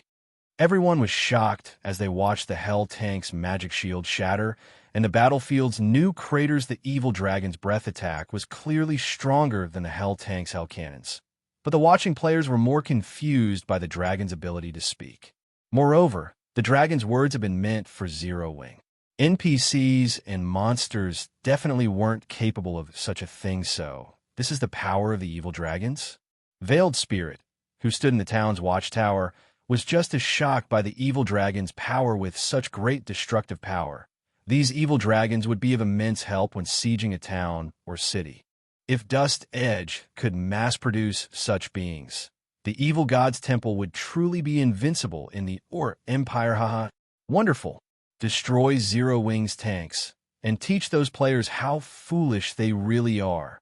Dust Edge's eyes glowed with excitement as he watched the evil dragons. The 2 evil dragons were still incomplete, yet they had displayed such frightening prowess.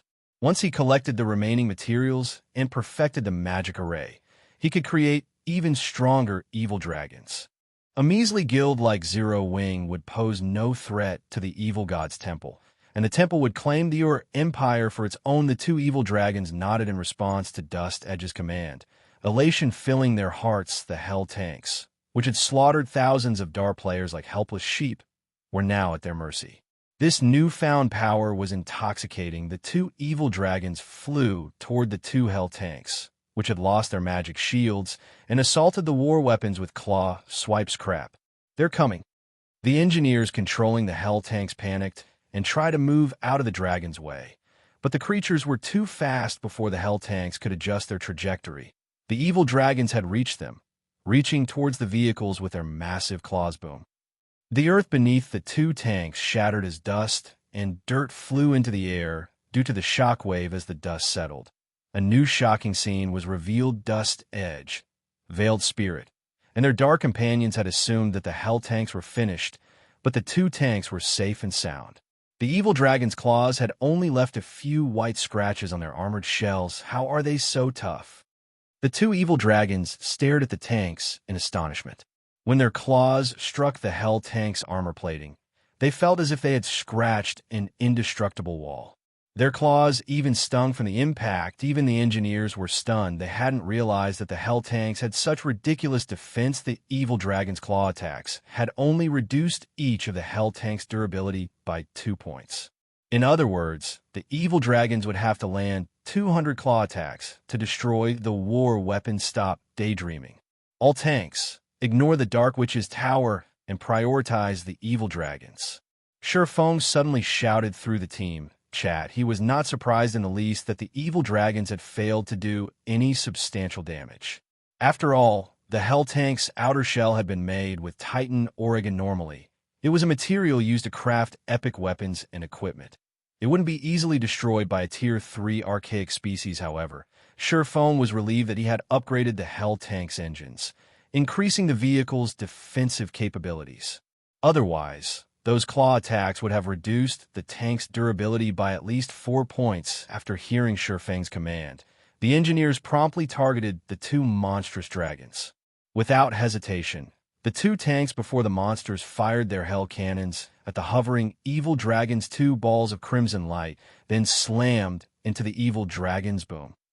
The attacks, which had the power of a peak Tier 3 attack, sent the 2 monsters flying over 20 yards backward as the evil dragons cried out in pain. The 2 level 56 Tier 3 evil dragons did not possess as much HP as true Tier 3 archaic species. Each only had 28 million HP. A single hit from the Hell cannons had devoured over 3 million HP while the evil dragons flew back. The 2 tanks engineers followed up with their flame spears. 14 flame spears bit into the 2 evil dragons simultaneously, each dealing over minus 60,000 damage. After taking all 14 spears, the 2 monsters had lost nearly 1 million HP. The other 4 Hell tanks had reoriented themselves by this time, launching their own attacks. With how fast the Hell cannon's projectiles were, the evil dragons had no time to dodge the attack. They were only able to block and dodge the flame spears from the other 4 tanks. In the end, the 2 evil dragons had lost more than 1/3 of their total HPs after suffering a round of attacks from all 6 Hell cannons. To make matters worse, they were now injured, slightly affecting their combat powers. How is this possible? Dust Edge's eyes nearly fell from their sockets when he saw the massive dent in his dragon's HPs and the unscathed Hell tanks. Chapter 1875, Zero Wing's Guild Leader. Everyone was stunned as they watched the considerably injured evil dragons. Amazing. These Hell tanks are so powerful. Now that the evil dragons are injured, we have a chance of winning. If the guild makes the Hell tank available for exchange, I'll purchase one even if I have to go bankrupt. That thing is insane. Even a dragon is helpless against it. If I can use this Hell tank when grinding and questing in the fields, I won't have to fear other players at all.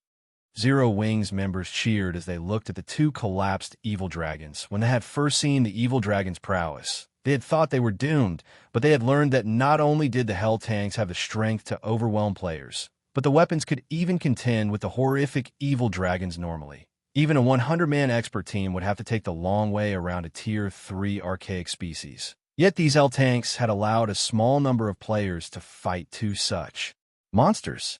They would definitely be invincible in the fields if they had the assistance of a Hell tank. They were excited just thinking about it. Meanwhile, Veiled Spirit and the others, who watched from inside the Dark Witch's tower, wore gloomy expressions after the evil dragons had been beaten down. They had witnessed the strength of the evil dragon's strength personally. With those monsters' speed and destructive power, dealing with war weapons should be child's play. Yet, just how did Zero Wing get its hands on those tanks? Their defense is ridiculous. Envy and confusion swam in Veiled Spirit's gaze as she looked at the war weapons. She had never heard of such a war weapon in the game before. In her memory, war weapons had high destructive power but paper-thin defense. Yet these tanks' defense was heaven-defying. The Hell tanks were godly weapons on a battlefield. Meanwhile, Zero Wing commanded such incredible weapons. You too, hurry and distance yourselves from those tanks. Their movement speed and reaction speed is no match for yours. As long as you fight from a distance, those tanks will be useless. Once Dust Edge recovered from his momentary shock, he commanded his 2 evil dragons to take advantage of the Hell Tank's weaknesses at the end of the day. The Hell Tanks were simply machines that players drove. Players couldn't control the weapons as smoothly as their own bodies, however. The evil dragons were a different story. These players had full and nimble control of the beast bodies. In addition, the evil dragons could fly had higher movement speed than the Hell Tanks. With the evil dragons' capabilities, it was definitely possible to whittle down and destroy the Hell Tanks without taking any damage. At most, doing so would take some time. The 2 evil dragon players were peak experts. They had merely failed to react to the Hell Tank's attacks in time, since the war weapons defense had taken them by surprise. Now that they had snapped out of their daze, they did as Dust Edge had instructed and put some distance between them and their targets, although the strongest weapons of the evil dragons possessed were their breath and claw attacks. Their ability to control wind and attack from a distance wasn't to be underestimated. When they flapped their wings, they could create storm blades that carried the power of Tier 3 attacks. Against the Hell Tanks that were incapable of flight and had delayed reactions, these storm blades would be an overwhelming advantage. They responded so quickly. Phone clicked his tongue as the evil dragons moved to attack from a distance. It's a pity that the Hell Cannon's power is only at the peak of Tier 3 and can inflict severe injuries to these evil dragons. Otherwise, that round of attacks would have ended the Battle Guild leader. What should we do now?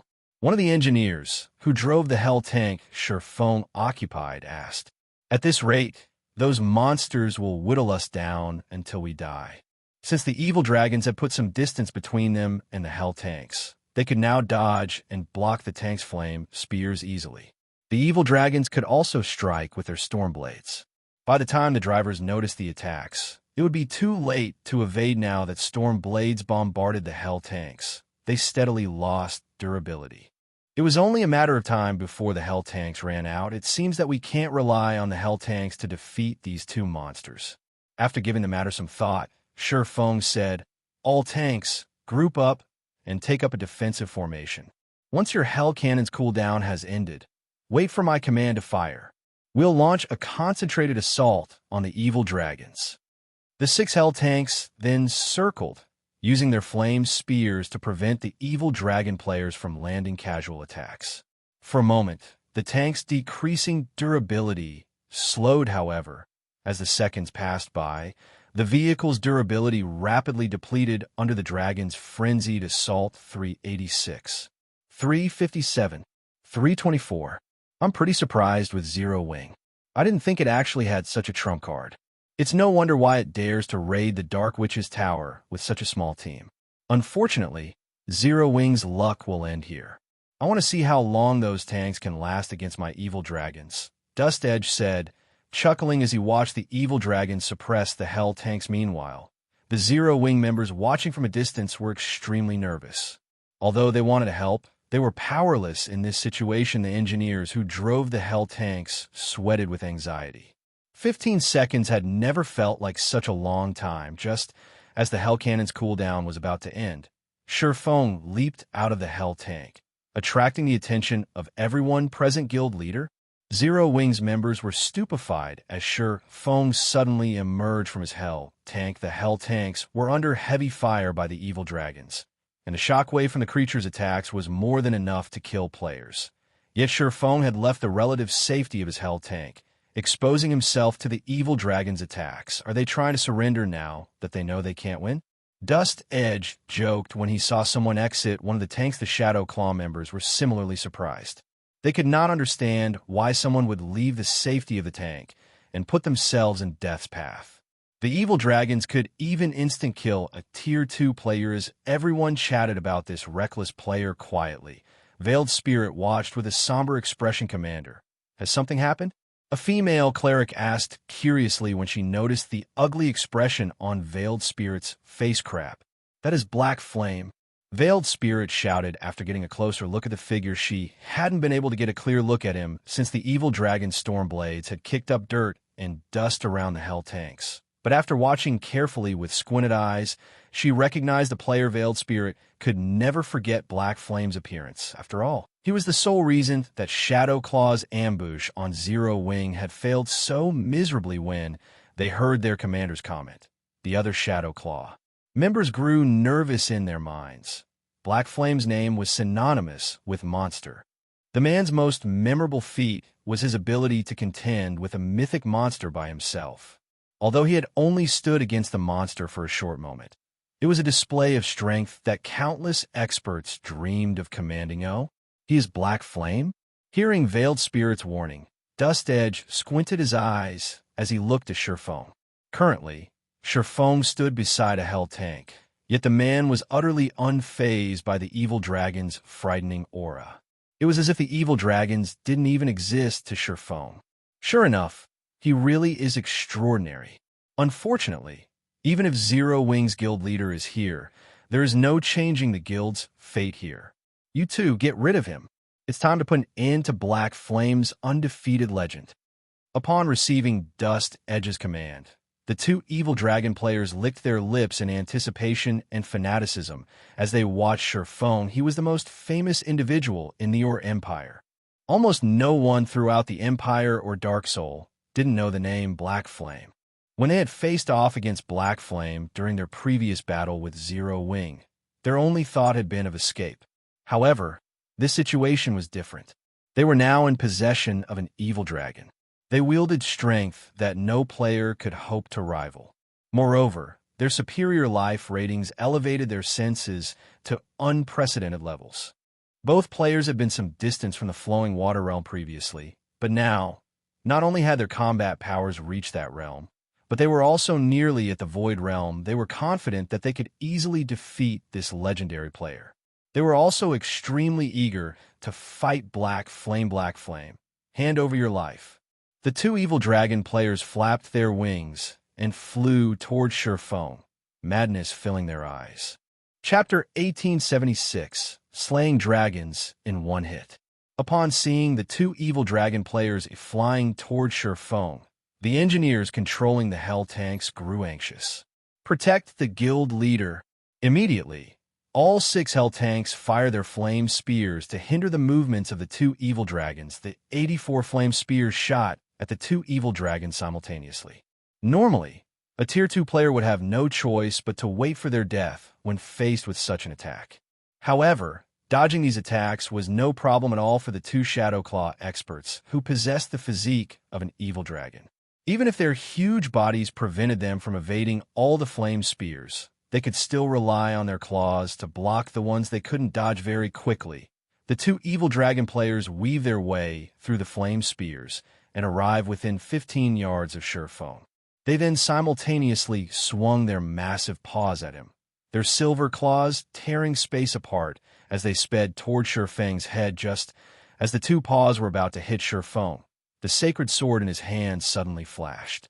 In the next moment, a massive bolt of lightning cut the space before Sherfone in half, spatial tears appearing in its wake. This move was none other than Lightning Slash, the additional skill of killing Ray. That a moment their claws came into contact with the massive lightning bolt, the two evil dragon players felt as if a truck had just hit them.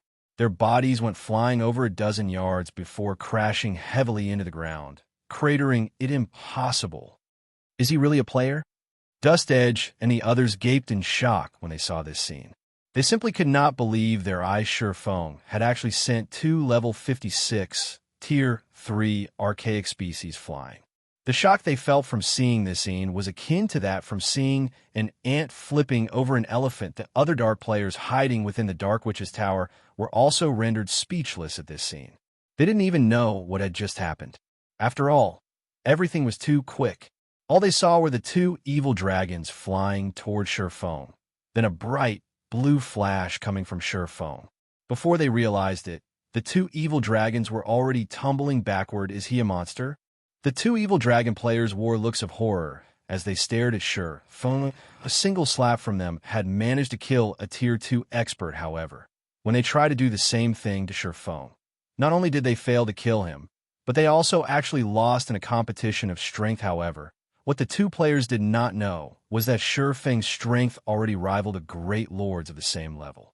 Meanwhile, after continuously producing the forging components for the hell tanks for the past few days, he was now a level 69, Tier 2 sword master, 13 levels higher than the two evil dragon players.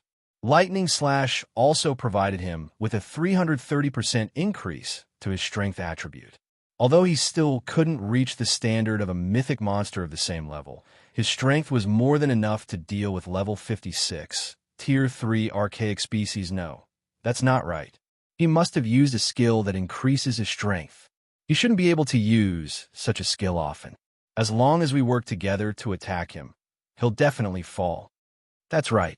How could a player possibly possess that much strength? He must have used a powerful skill. The two evil dragon players discussed quietly as they looked at Feng. Then, they promptly split up and started circling to Feng's sides. A lot of powerful skills in God's domain provided a significant boost in attributes. Among these types of skills, berserk skills were the most common. However, there were also certain skills that exceeded one's imagination, such as taboo skills. Such skills were generally kept as a trump card and could not be used frequently since that was the case. All they needed to do was continue attacking Feng until he exhausted all of his skills. In any case, both of them had a maximum HP of 28 million. They were not afraid of fighting a battle of attrition against players at all. As for the attacks of the Hell Tanks, they only needed to be wary of the Hell Cannons. The Flame Spears posed no problems for them whatsoever. As the two evil dragon players closed in on Feng's sides and were about to launch another attack, Feng took out a magic scroll from his bag and activated it. Immediately, a golden-haired woman dressed in luxurious purple robes appeared before him. This woman was none other than Anna, Feng's personal guard. At this point, she was already a level 85 Yin-Yang saint. As soon as Anna appeared, she lightly tapped the butt of her staff on the ground. Suddenly, a yin-yang barrier spread out with her as the center boom. The moment the two evil dragons collided with the yin-yang barrier, they felt a power rivaling Feng's lightning slash smash into their bodies. The two evil dragons went flying once again. Everyone, fire at will. Feng commanded when he saw the evil dragons tumbling backward after snapping out of their daze. The engineers simultaneously activated their respective Hell Tanks, Hell Cannon, and Flame Spears. 6 Crimson Light Balls and 84 Flame Spears flew at the fallen evil dragons right there, and then boom. Boom! Boom! A series of explosions shook the battlefield. The HPs of the two evil dragons plummeted, falling below the 25% threshold, feeling death approaching. The two evil dragon players automatically flapped their wings in an attempt to escape Feng's and Anna's attacks might not pose a massive threat to them. But the attacks of the 6 Hell Tanks were simply too fierce. If the Hell Tanks landed another barrage on them, their lives would definitely be forfeit. You wish to run? Do you think you can so easily? Feng chuckled when he saw the two evil dragons trying to fly away right then. Anna finished chanting an incantation and now pointed her staff at the sky. In the next moment, pitch-black magic arrays appeared around the two evil dragons and shot out pitch-black spears. In the blink of an eye, the pitch-black spears stabbed into the bodies of the evil dragons, sealing their movements and sapping their strength. This move was none other than the new overtier spell Anna had learned. Dark Lock due to Dark Lock. The two evil dragons were unable to move whatsoever. Their attributes had also decreased by 30%, which further reduced their already low HPs. On the verge of ordering the Hell Tanks to fire the killing blow on these two evil dragons, Feng suddenly felt a pulse coming from his bag. What's going on? Just as Feng was about to inspect his bag to check which item was producing the humming noise he was hearing right now, a broken sword suddenly flew out of his bag. This broken sword was none other than the evil god's inheritance, the weapon that Feng dreaded using. System. Faint traces of the evil god's power detected. Do you wish to use the evil god's inheritance to absorb this power? Does this sword want me to use it to kill these evil dragons? As Feng looked at the broken sword, he could tell that the evil god's inheritance was riveted by the dying evil dragons.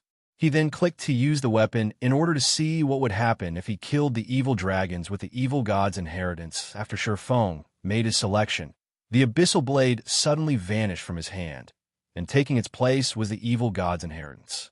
At this moment, despite Feng not having sacrificed any of his attributes, he was actually able to utilize the full power of the evil god's inheritance, the weapon causing his basic attributes to skyrocket, although the entire process seemed to take a lot of time.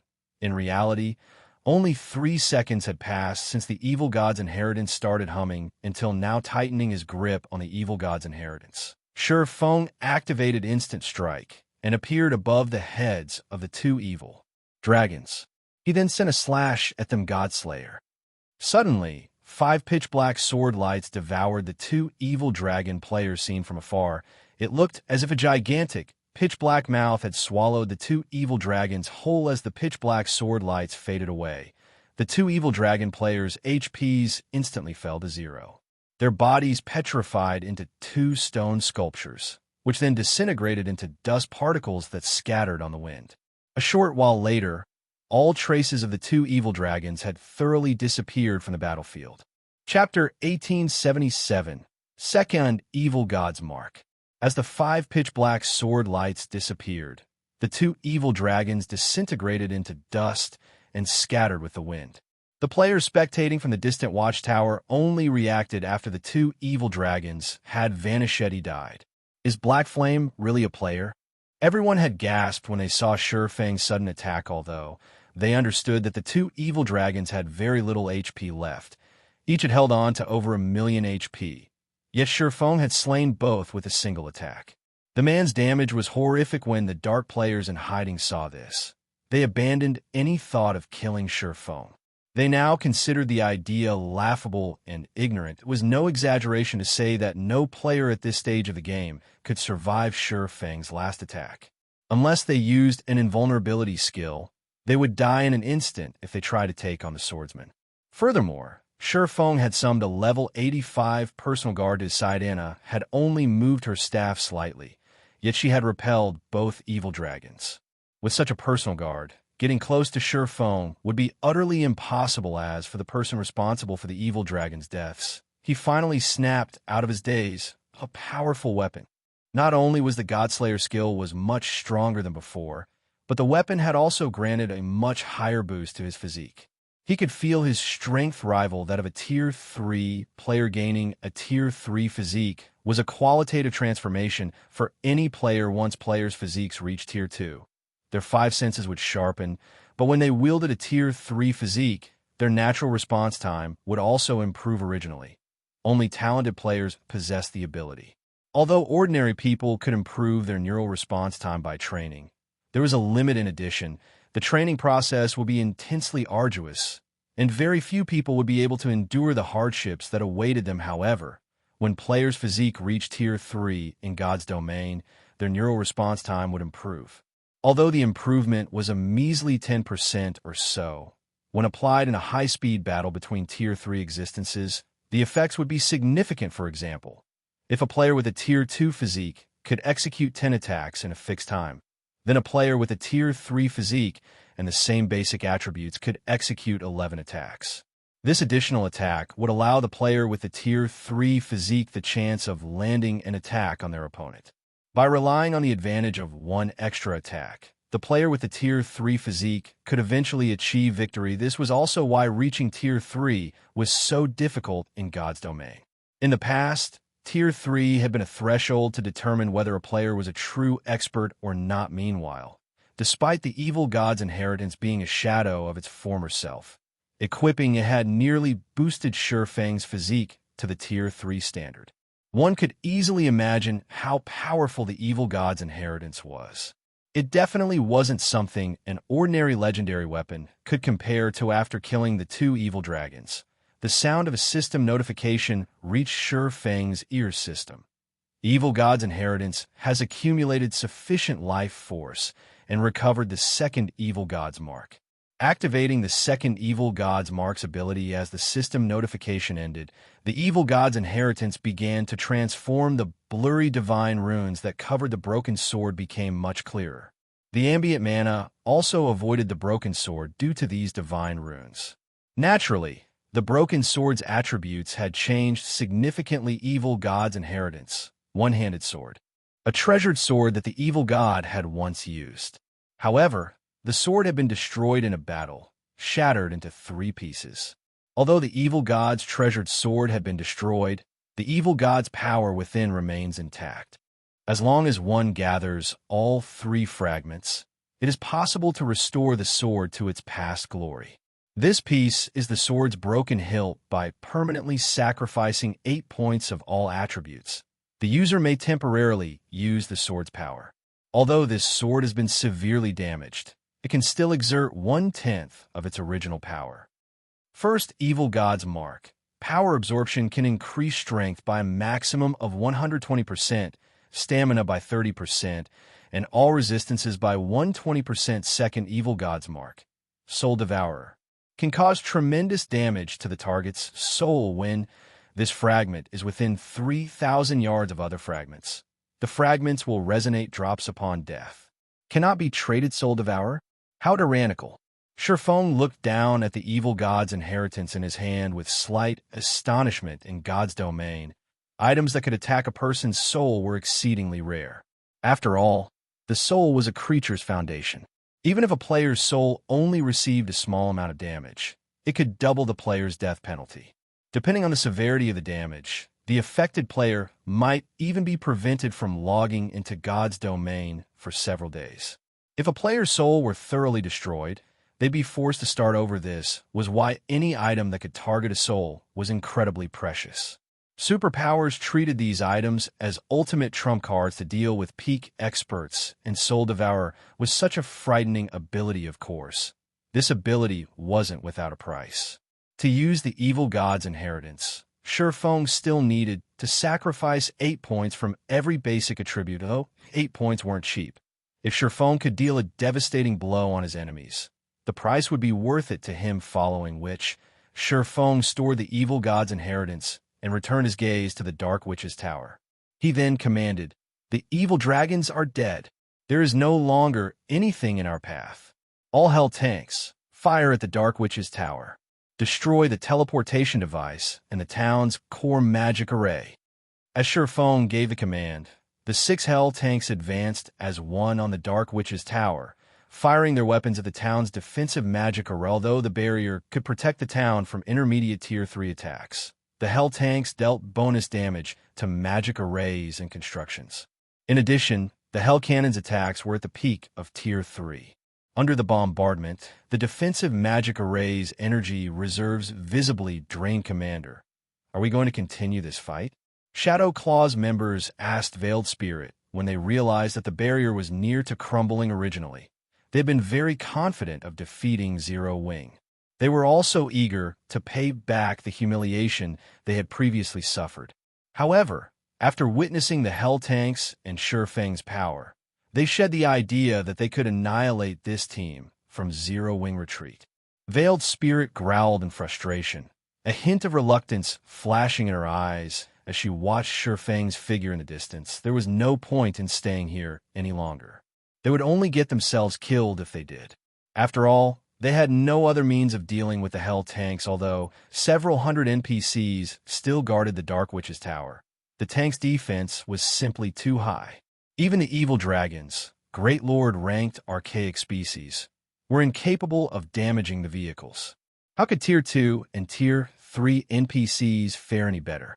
By the time Tier 3 NPCs destroyed the hell tanks, the latter would have long since destroyed the Dark Witch's tower's teleportation device and core magic array. When they heard Veiled Spirit's decision, Shadow Claw's members breathed a sigh of relief. They immediately retrieved return scrolls from their bags in an attempt to leave this dangerous place as soon as possible. If they tarried, they might get caught in the crossfire and lose their lives. Zero Wing, you may enjoy this victory, but the next time we meet, you'll be doomed. Dust Edge said, sneering as he tightened his grip on the 2 shattered, gray crystal balls in his hands. He had lost this time, but the legacy he had acquired was still incomplete. He still lacked a lot of resources. Hence, the evil dragon crystals he had created were not of sufficient quality. However, now that the evil god's temple had partnered with Blackwater and Dark Soul, he was confident that he could create even stronger evil dragons in the future. At that time, his evil dragons would fall as easily as they had to. Dust Edge then took out his own return scroll and teleported away from the Dark Witch's tower when the remaining Dark players realized that the situation had taken a turn for the worst. They promptly fled the town. This allowed the Hell tanks to enter the town unhindered after they destroyed the defensive magic array. Meanwhile, only the town's Tier 3 NPCs posed any threat to the Hell tanks, however. With how few Tier 3 NPCs the town had, the Hell tanks endured the attacks as they destroyed the town's teleportation device and core magic array, which in turn destroyed the Dark Witch's Tower once the Dark Witch's Tower's core magic array had been obliterated. Every player in the Empire received a system notification or Empire Region system announcement. Congratulations to Zero Wing for destroying the Dark Witch's Tower, rewarding 20,000 guild popularity and 1 basic teleportation device. The system announcement repeated 3 times, its content echoing in the minds of every player in the Empire. Chapter 1878, Dark Witch's Tower Destroyed. Empire, Ancient Rock City. A large number of evil beasts and evil demons was currently battering Zero Wing's defensive magic array. Meanwhile, Zero Wing's members were doing their best to wipe out the monsters attacking them. The 200 miniature ballistas were practically firing nonstop. All kinds of explosions constantly echoed throughout the battlefield outside Ancient Rock City. As for the 5 mythic evil beasts, they were fighting a heated battle with the 3 heavily injured divine magic dragons. The battle between these 8 monstrosities had destroyed the terrain around them. No other monsters or players could get within 300 yards of these 8 mythic monsters. Meanwhile, the players spectating from a distance felt their blood boil as they watched the spectacular battle before them. Amazing. This war is simply amazing. Ancient Rock City really does have a lot of evil beasts and evil demons. With the battle having lasted this long, more than 50,000 monsters must have died already, yet the number of monsters on the battlefield doesn't seem to have decreased in the slightest. It really makes you wonder what gave Zero Wing the courage to attack Ancient Rock City. Hey, Zero Wing is plenty amazing already. Can't you see how many monsters are attacking Zero Wing's army right now? If it were any other large guild in Zero Wing's place, they would have long since drowned in that sea of evil beasts and evil demons already. However, even until now, Zero Wing has yet to suffer a single casualty. Although Zero Wing hasn't suffered any casualties yet, the energy of its magic barrier should be close to depletion already. Once the barrier's energy runs out, Zero Wing's army will be doomed. After all, those evil beasts and evil demons are all level 60 and above, with plenty of level 70 plus great lords among them. Zero Wing's 100,000 players simply aren't enough to defeat all those monsters. Right now, the only thing I'm wondering is which will zero out first, Zero Wing's magic barrier or Ancient Rock City's monsters. Many of the spectating players had not expected the battle to escalate to such a point.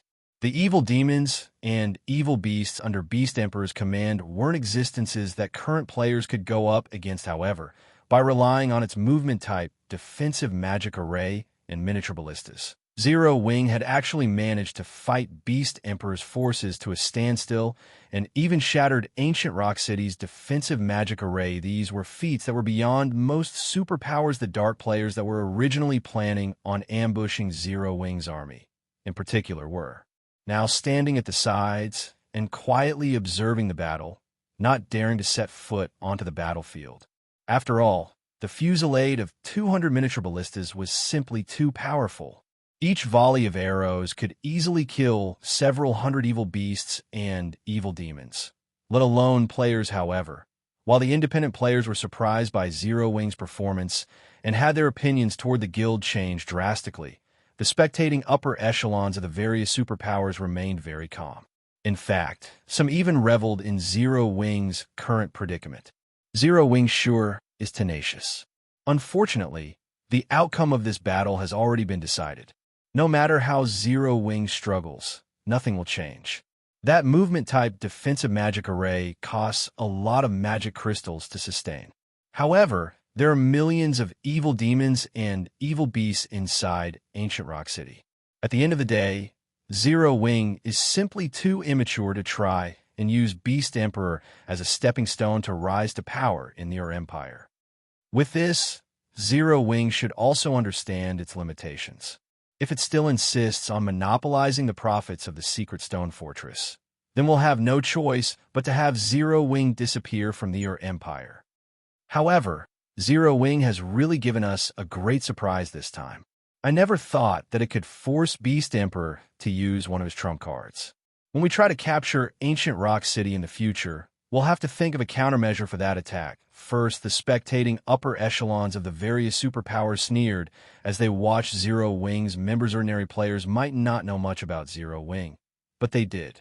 They had done a thorough investigation of Zero Wing already. They even knew how many magic crystals it cost to use the movement-type defensive magic array each time. Hence, they were well aware that Zero Wing would not last very long against Beast Emperor. Zero Wing's performance had indeed surpassed their expectations.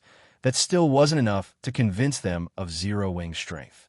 While this level of strength was above average for a first-rate guild, to superpowers like them, be it the army of 100,000 elite and expert players or the 200 miniature ballistas, destroying these things would not be a problem if they really got serious. It was just that they did not wish to pay the enormous price for doing so, unless absolutely necessary. However, the situation right now was also slightly different. If it were simply removing Zero Wing from their empire, it was definitely doable. After all, there wasn't just one superpower putting pressure on Zero Wing, but multiple instead. After this battle, if Zero Wing still insisted on monopolizing the Secret Stone Fortress, then it would surely end up getting annihilated by the combined forces of the superpowers. At that time, each superpower would only have to pay a small price to get the deed done. In such a case, they definitely wouldn't hesitate to do so. Big sis Rain, this is bad. Although Zero Wing is trying to prove itself qualified to monopolize the Secret Stone Fortress, according to the reports we've received thus far, several superpowers operating in the Empire have already come to a secret agreement.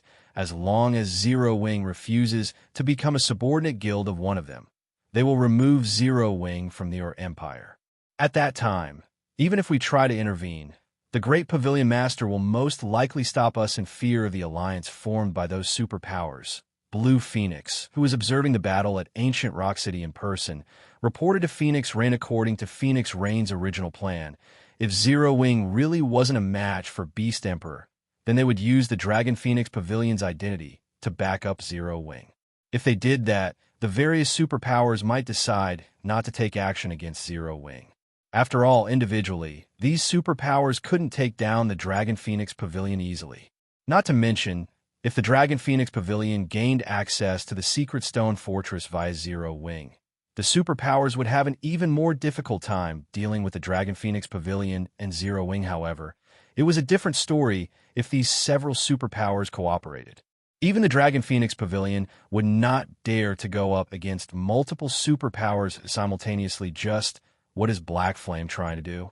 Phoenix Rain could not help but frown upon hearing Blue Phoenix's words. Meanwhile, inside Ancient Rock City, Beast Emperor likewise received news about the alliance of superpowers. Good. Very good. Beast Emperor's brows arched up in joy when he read the message he just received. Zero Wing, this is your retribution for trying to use me as a stepping stone. I want to see just how you plan on surviving in the Empire now. Although he wished to destroy Zero Wing personally, not having to expend a single troop to destroy Zero Wing was also a good thing for him. Just as Beast Emperor was about to have his subordinates send the two mythic evil demons into battle as well, to put a quick end to the battle, the sound of a system announcement suddenly entered his ears. Empire Region System Announcement. Congratulations to Zero Wing for destroying the Dark Witch's Tower, rewarding 20,000 guild popularity and one basic teleportation device. The emotionless voice of the system caused Beast Emperor to fall into a daze. How is this possible? How could the Dark Witch's Tower possibly fall to Zero Wing? Beast Emperor instinctively refused to believe the system announcement. Although the Dark Witch's Tower wasn't an impenetrable fortress, it had several hundred NPC soldiers protecting it, including level 100 Tier 3 NPCs. The town was also well equipped with defensive structures. Most importantly, several thousand dark players resided there, let alone a 1,000-man team. Even an army of 50,000 players wouldn't be able to take down the Dark Witch's tower. Moreover, he had even dispatched Dust Edge to defend the town. With the evil dragons that Dust Edge created using expert players, he could easily repel even a 1,000-man team of Tier 2 players. Meanwhile, Zero Wing didn't even have that many Tier 2 experts at this moment. Beast Emperor wasn't the only person surprised by this outcome. Every player in the vicinity of Ancient Rock City was stunned by this announcement. Has sent Zero Wing attacking Ancient Rock City? How did the Dark Witch's tower become the one capture instead? Did the system make a mistake? Isn't the Dark Witch's tower a gathering point for dark players? I recall that there should be several hundred dark NPCs guarding it. How could it possibly be destroyed? What did Zero Wing do to the Dark Witch's tower? The upper echelons of the various superpowers were filled with confusion when they received the system announcement. However, after snapping out of their days, they promptly had their subordinates investigate into the matter. The Dark Witch's tower might not be as sturdy as Ancient Rock City, but it was still a location that the superpowers were helpless against. Hence, they found it incredible that Zero Wing had managed to destroy the Dark Witch's tower. After all, Zero Wing's main army was clearly attacking Ancient Rock City right now. How could Zero Wing have any extra forces to spare to attack the Dark Witch's tower? Moreover, Zero Wing had even destroyed it. Chapter 1879, Qualifications to Establish a Foothold.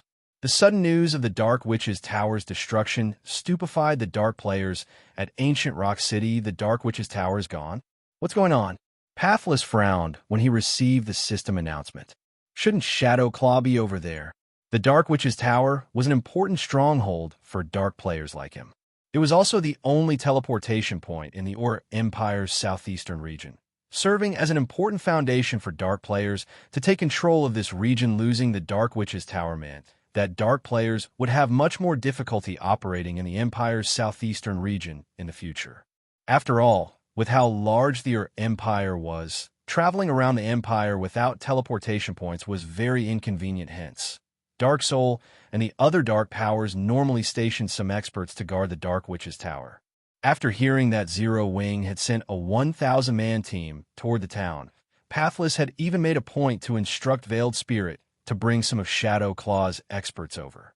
Despite that, he was actually being told that the Dark Witch's tower was no more at this moment. Pathless felt as if the system was playing a joke on him. Veiled Spirit had brought 300 experts with her to the Dark Witch's tower. Even if she didn't receive any help from the other dark players there, with the town's defensive structures and NPCs, she could easily fend off a team of 1,000 players. Pathless immediately contacted Veiled Spirit to find out what exactly had happened at the Dark Witch's tower. With the loss of the Dark Witch's tower, Dark Soul would have a much more difficult time dealing with Zero Wing's Silverwing town. This unexpected development might even severely affect the Alliance's plans. The various superpowers also launched their own investigations into this matter, some even offering to purchase the relevant information at high prices. They were very curious to find out just how Zero Wing had destroyed the gathering point that they had been helpless to do anything against all this time. The lucrative offers very quickly attracted the attention of the dark players that had fled the Dark Witch's tower.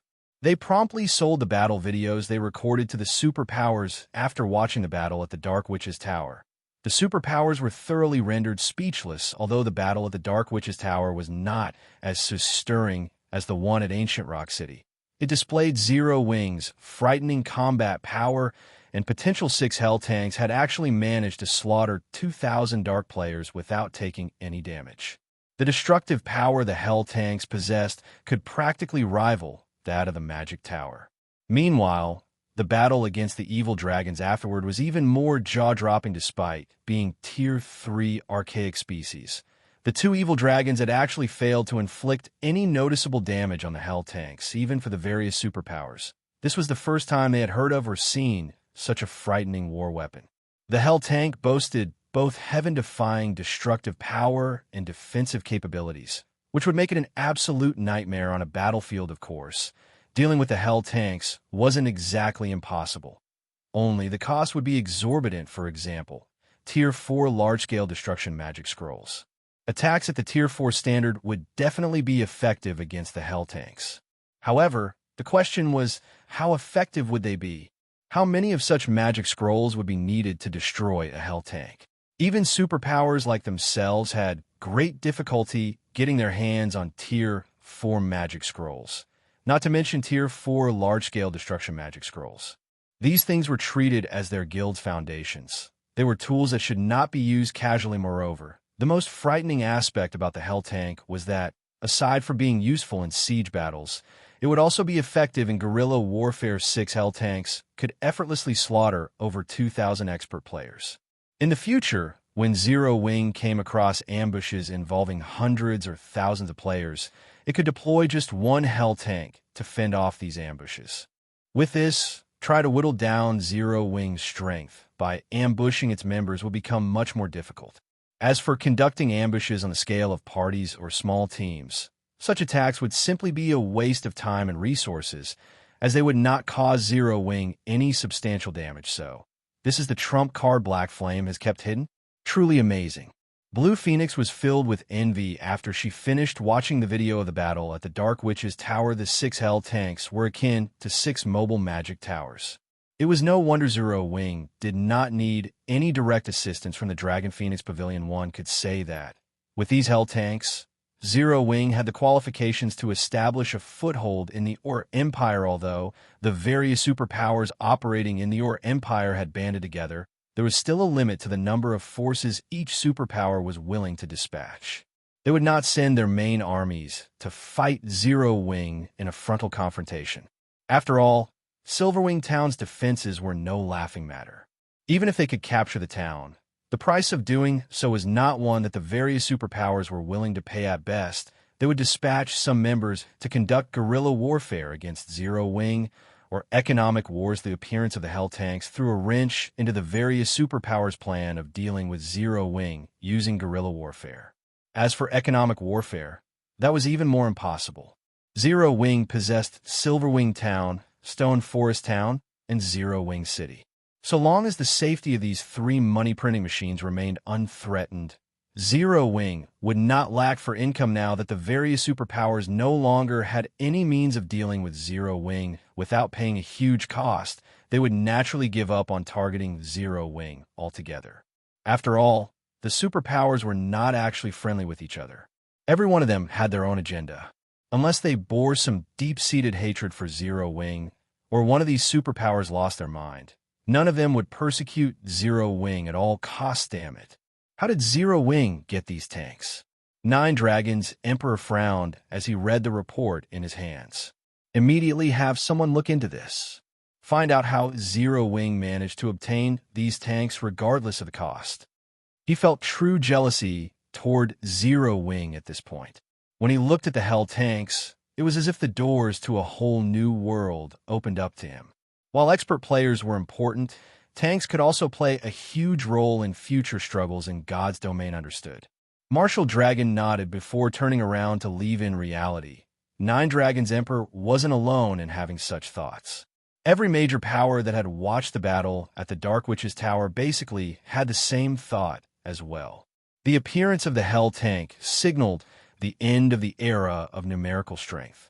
The upper echelons of every major power had immediately ordered their subordinates to conduct a thorough investigation into the hell tank. Meanwhile, over at Ancient Rock City, Zero Wing's members grew ecstatic after seeing the system announcement.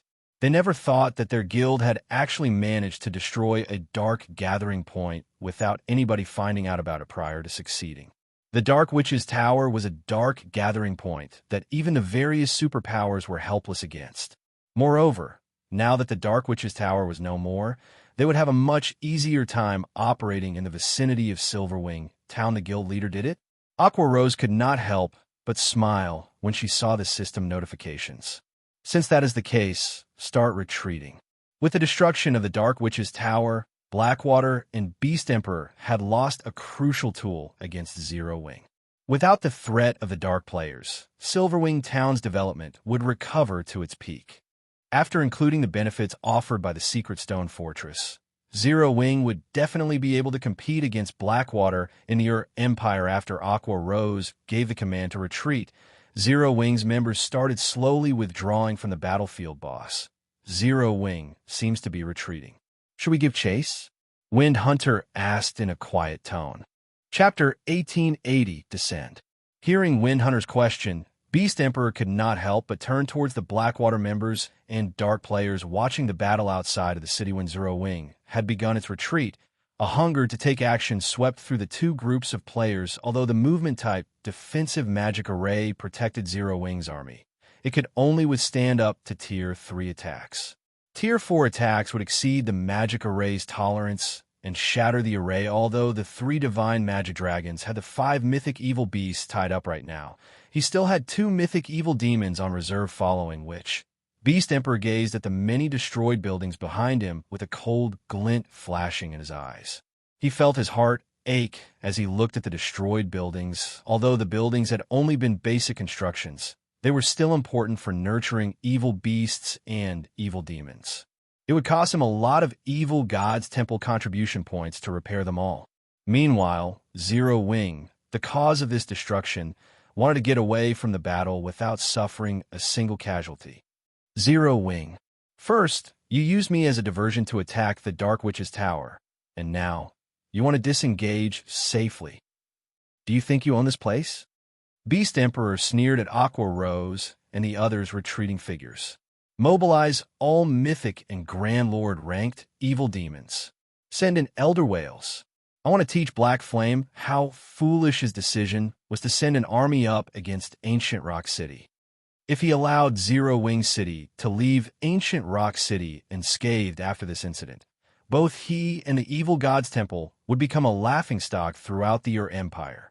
He could not allow that to happen. Not only did he intend to display the might of the Evil God's Temple before Zero Wing, but before every major power watching this battle as well. Are we really going to mobilize Elder Whales?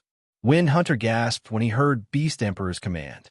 He hadn't thought that Beast Emperor would involve Der Whales. The Branch Temple's Tier 4 NPC in Ancient Rock City. Elder Whales was the strongest trump card Ancient Rock City had at the moment.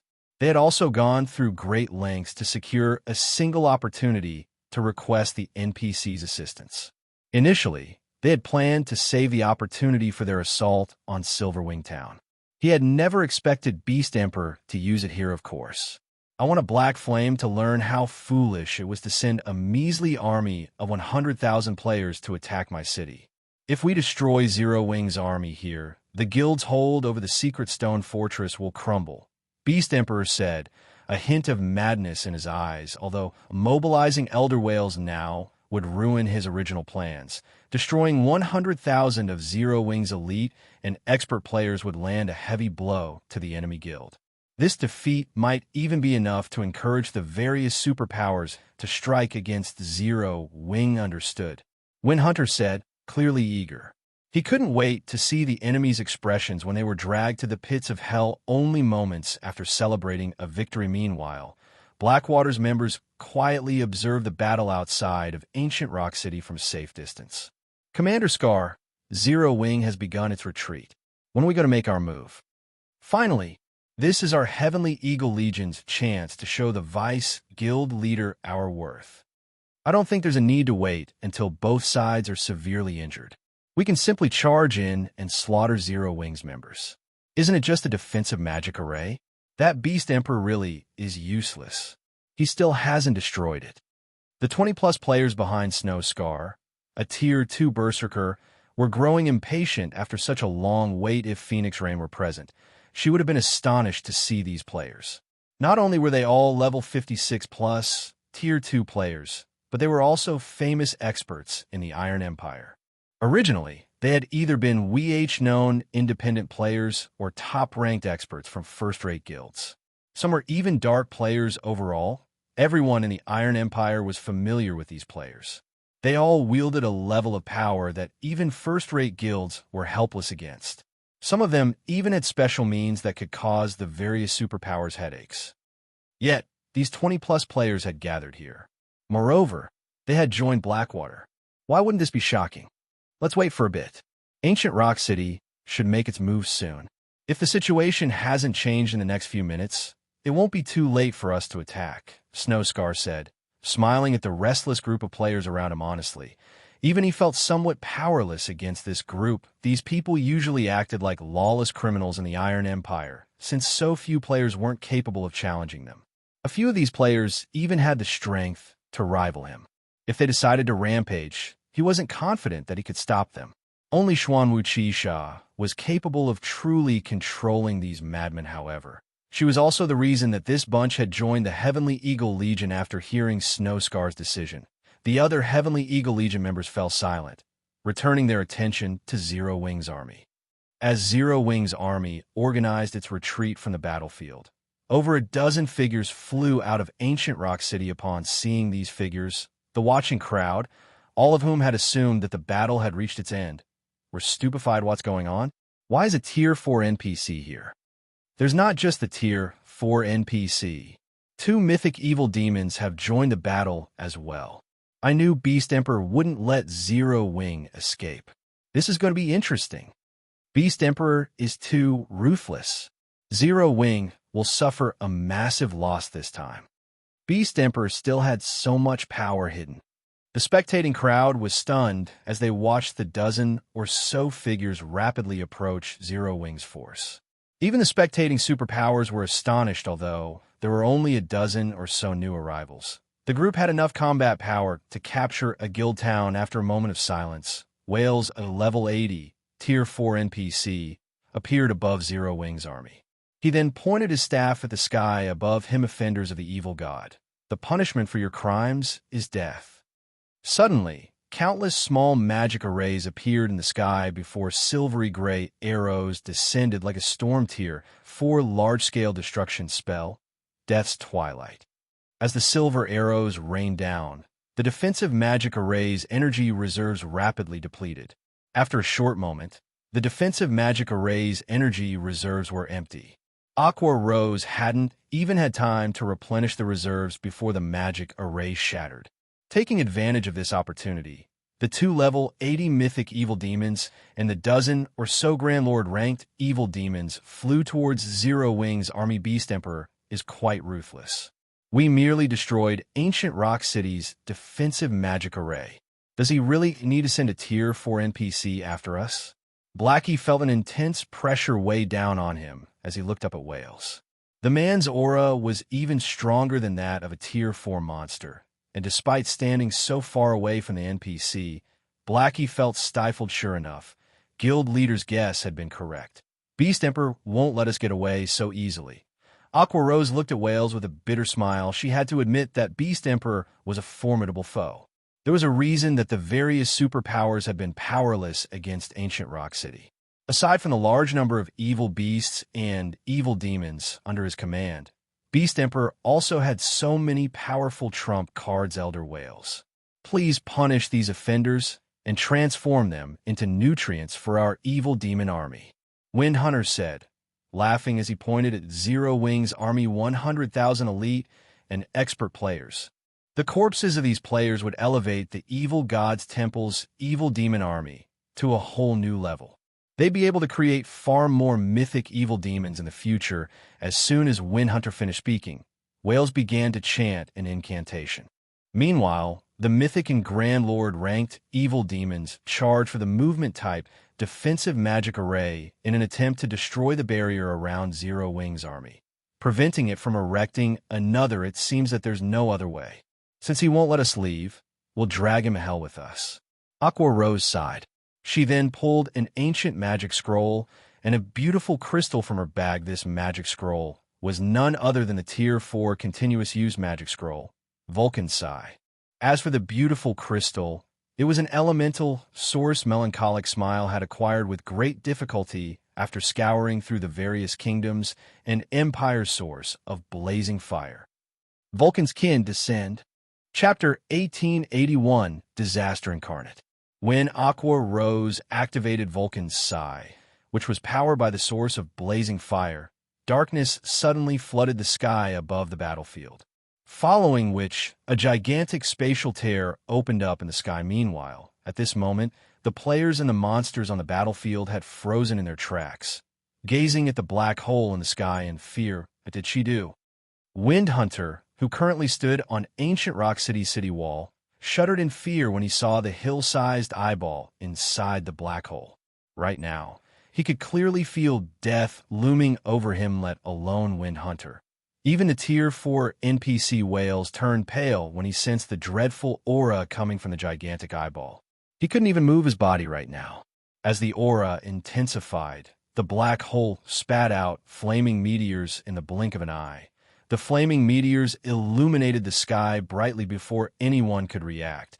The flaming meteors descended on the evil beast and evil demon army, the impact causing countless explosions and screams of agony to resound in the battlefield.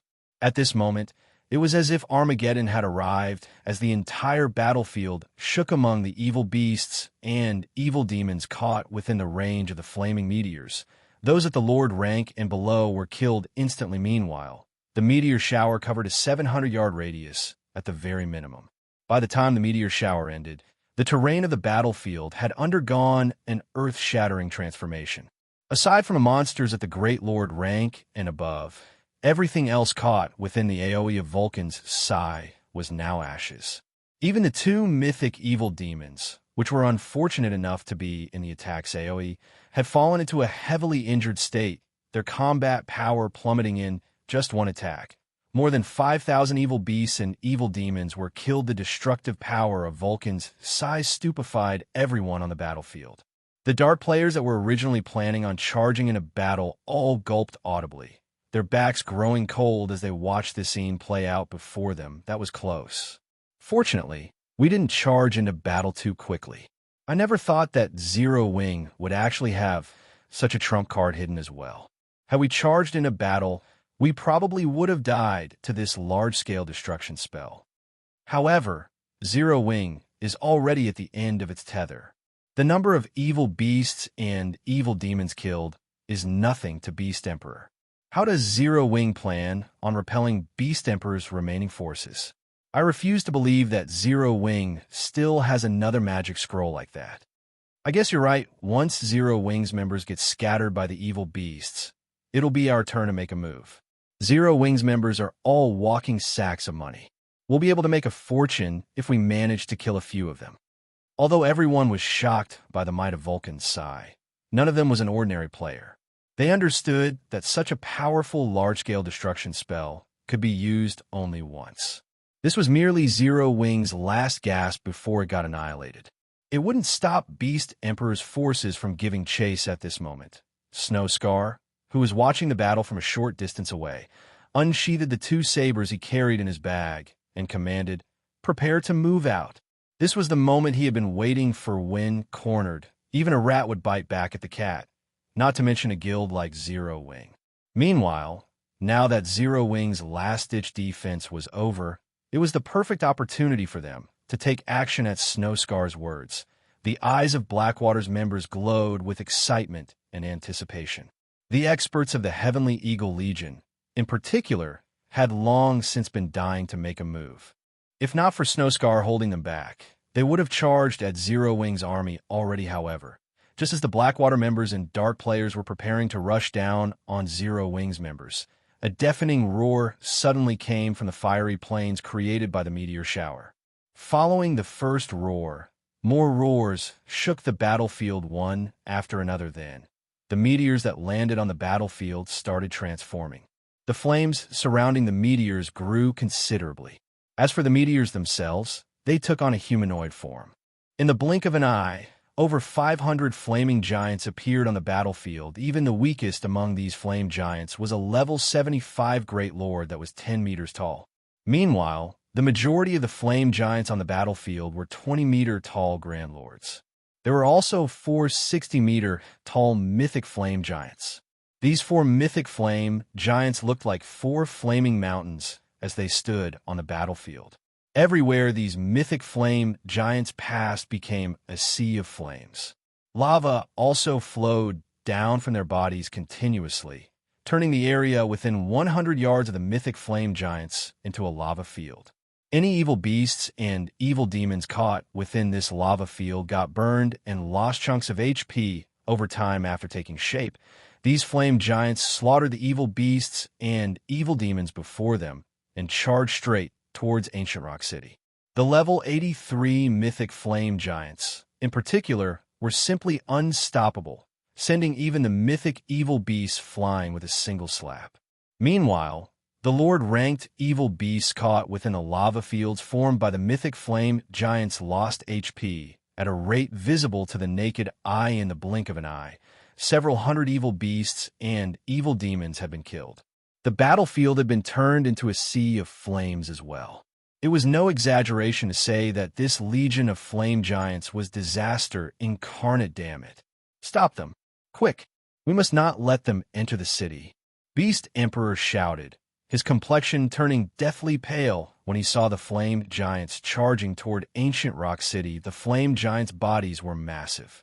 If they entered Ancient Rock City, the destruction they would cause would be unimaginable. This was especially true for the mythic flame giants. Their entry would spell disaster for the city, damn it. Zero Wing, just you wait. The evil god's temple will flatten you sooner or later. Wind Hunter bellowed as he glared at Zero Wing's army. Gnashing his teeth, he promptly controlled all his evil demons and evil beasts to deal with the flame giants. Ancient Rock City was the evil god's temple's foothold in the Empire. They could not afford to lose it, no matter what. Although he did not think that the Flame Giant Legion could destroy the entire city, even partial destruction was not a loss they could afford, following which, under Wind Hunter's command, Whales and the two mythic evil demons moved to hinder the mythic Flame Giants. As for the other evil beasts and evil demons, Wind Hunter tasked them with dealing with the other Flame Giants. The number of monsters targeting Zero Wing's members decreased drastically. Using this opportunity, Aqua Rose activated the movement-type defensive magic array once again. Immediately after, she had the army beat a hasty retreat. At the same time, she also had Flying Shadow and the others recall the Divine Magic Dragons to support the army's withdrawal. Right now, the Flame Giant Legion was more than enough to handle the front line. This sudden development gave the players seeking to attack Zero Wing's members pause with the three Divine Magic Dragons guarding Zero Wing's army. No player could poke their nose into this battle. Moreover, Zero Wing's defensive magic array was up again. There were also the 200 miniature ballistas continuously firing, exploding arrows, weary retreating. Snowscar said, sighing as he sent a glance at Zero Wing's receding army, but the other members of the Heavenly Eagle Legion felt unreconciled as they looked at Snowscar. Do you think you can handle those three Divine Magic Dragons? Snowscar asked as he eyed the 20-plus players behind him. They might be able to do something about the defensive magic array and 200 miniature ballistas, but they would be helpless against the three Divine Magic Dragons. Although the Divine Magic Dragons were heavily injured, as they were controlled by players, the combat power they possessed was still above that of ordinary mythic monsters. Not to mention, with the Divine Magic Dragon's basic attributes, all they needed was one hit to kill current players. If we use our trump card, what will those three Divine Magic Dragons amount to? A white-clad Tier 2 Summoner argued trump card. Are you all going to expose our Heavenly Eagle Legion's greatest secret without the Vice Guild leader's permission? Snowscar asked as he shot a cold glare at the Tier 2 Summoner. Everyone present promptly fell silent. Relax. You'll have plenty of opportunities to perform in the future.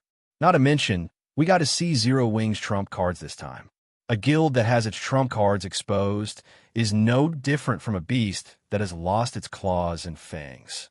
Zero Wing is no longer a threat to us, Snowscar said, a faint smile appearing on his face as he eyed the distant Zero Wing army. When Zero Wing's army completed its retreat from the battlefield, the battle at Ancient Rock City had also come to an end.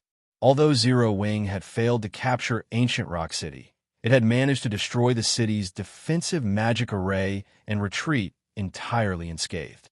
Most importantly, Zero Wing had also destroyed the Dark Witch's Tower, an important gathering point for dark players in the Empire. After the battle ended, news of it spread like crazy to the kingdoms and empires neighboring the Empire. Chapter 1882, Everyone's Considerations. Dark Knight Empire, Dark Knight City. Many players roamed along the city streets. Players visiting the city for the first time were awed by its prosperity. As one explored the busy streets, They'd encounter level 55 or above players who wore level 50 secret silver equipment. Tier 2 experts were also relatively common meanwhile. Starlink's guild residence sat at the heart of the city. It was one of the most eye-catching sights within the city, and there was always a long line of players seeking to join the guild outside its entrance. Why does it feel like more players have applied to join Starlink recently? I've even heard rumors that players from outside of the Dark Knight Empire have come to join Starlink. That's only natural. I've heard that Starlink has acquired a magic crystal vein, so the guild no longer lacks magic crystals. Moreover, the guild recently cleared a path to the Sea of Trees and can now travel to the area. The Sea of Trees? Are you talking about the Dark Knight Empire's rumor dream city? Of course. What else will I be talking about? I've heard that the Sea of Trees is a wonderful place, protected by the 6 great primordial elf kings. It also has a passage that allows you to complete your promotion to Tier 2. You can actually skip the regular Tier 2 promotion quest. The passage is also easier than the normal promotion quest, although, once you complete the trial, you don't get one of the main Tier 2 classes, but a special Tier 2 class. A special Tier 2 class. That's right. It's a semi-support class called Traveling Bard. The class is a combination of the Berserker, Elementalist, Cleric, and Oracle classes. How awesome! You can actually skip the normal Tier 2 promotion quest. The Tier 2 promotion quests are so difficult that you're not guaranteed to pass, if even with the full support of a large guild. I wonder when we'll get to visit the Sea of Trees. Even if I can't complete my normal Tier 2 promotion quest, becoming a Tier 2 traveling bard isn't a bad idea. At the very least, I'll be much stronger than a Tier 1 berserker. Keep dreaming. That's the Sea of Trees. We're talking about how could it be so easy to visit? Only Starlink, the force responsible for opening the path to the city, can lead a large number of players to it. Why do you think experts from other countries are coming to join Starlink? Everyone's trying to get into the Sea of Trees through the guild. The independent players who loitered in the central district chatted as they watched the long line of players outside of Starlink's residence. Although they, too, wished to join the guild, Starlink was a large enough guild that it could even contend with the various super first-rate guilds. Its recruitment requirements were intensely strict. Not just anyone could join. Meanwhile, a dozen or so Tier 2 players had gathered in the guild leader's office in Starlink's residence. Damn, that unyielding soul. They actually secured the first clear of a large-scale Hell Mode team dungeon before us and promoted their guild to 3-star. Lu Xinghua frowned as he glared at the people before him. How did this happen? We've clearly held the lead. How did Unyielding Soul get the first clear instead? Guild leader, based on our investigations, Unyielding Soul has acquired a large number of powerful weapons and tools to increase their raid team's combat power significantly. Those items are the reason that they secured the first clear. Dawn Webb, who is now a level 57, Tier 2 Elementalist, explained powerful weapons? How is that possible? The situation left Lu Xinghua confused despite its current dire straits. Unyielding Soul was still a super first-rate guild. Its main force should have already wielded the best equipment in God's domain. Even if Unyielding Soul borrowed equipment from other guilds, it shouldn't be able to increase its raid team's combat power by such a large margin. It's true. According to our spies, the guild has acquired a large collection of level 55 dark gold weapons, Dawn Webb said as he sent Lu Xinghua the information on the weapons. Although these level 55 dark gold weapons are inferior to most level 55 dark gold weapons, they're still more powerful than level 50 dark gold weapons.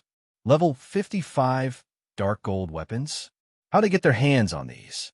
Not even super guilds have such an armory. There's no way anybody would be willing to sell a large batch of these weapons. Lu Xinghua said in surprise our spies have confirmed that the weapons came from Zero Wing. Zero Wing must have some special channel that allows it to collect such items, Dawn Webb explained.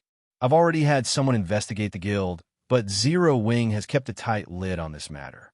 So far, we have failed to discover the weapon's origin.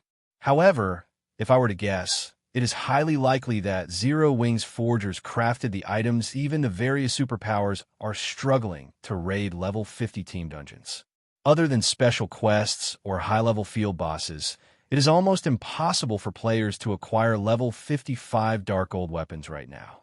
Furthermore, Zero Wing sold the weapons to Unyielding Soul in bulk. It is very likely that Zero Wing's forgers have managed to create a level 55 Dark Gold weapon by luck or found the forging designs, mass-producing the weapons. Zero Wing. Lu Xingluo's expression darkened when he heard the name. I've heard that Zero Wing just launched a sudden attack against Ancient Rock City. What was the battle's outcome? Zero Wing had already dared to disobey him. Now, the guild had assisted Unyielding Soul, his guild's rival. Due to the assistance, Unyielding Soul had recovered its momentum and become an even greater thorn in his side. Zero Wing has failed. Dawn Webb said softly after giving the matter some thought. I know that. That's Beast Emperor we're talking about. How could that old bastard be so easy to defeat? The old bastard was even lucky enough to acquire a legacy from the evil god's temple, Lu Xingluo said, nodding. I want to know how severe Zero Wing's losses were. There were none. After failing to capture Ancient Rock City, Zero Wing used a powerful magic scroll to stop Beast Emperor's army before retreating from the battlefield, Dawn Webb explained. Although Zero Wing failed to capture Ancient Rock City, however, the guild did destroy the Dark Witch's Tower, one of the Dark Player's teleportation points in the Empire. Ow! Lu Xingluo's eyes widened with shock. Finding this revelation somewhat unbelievable, he continued, I thought Dark Soul guarded the town.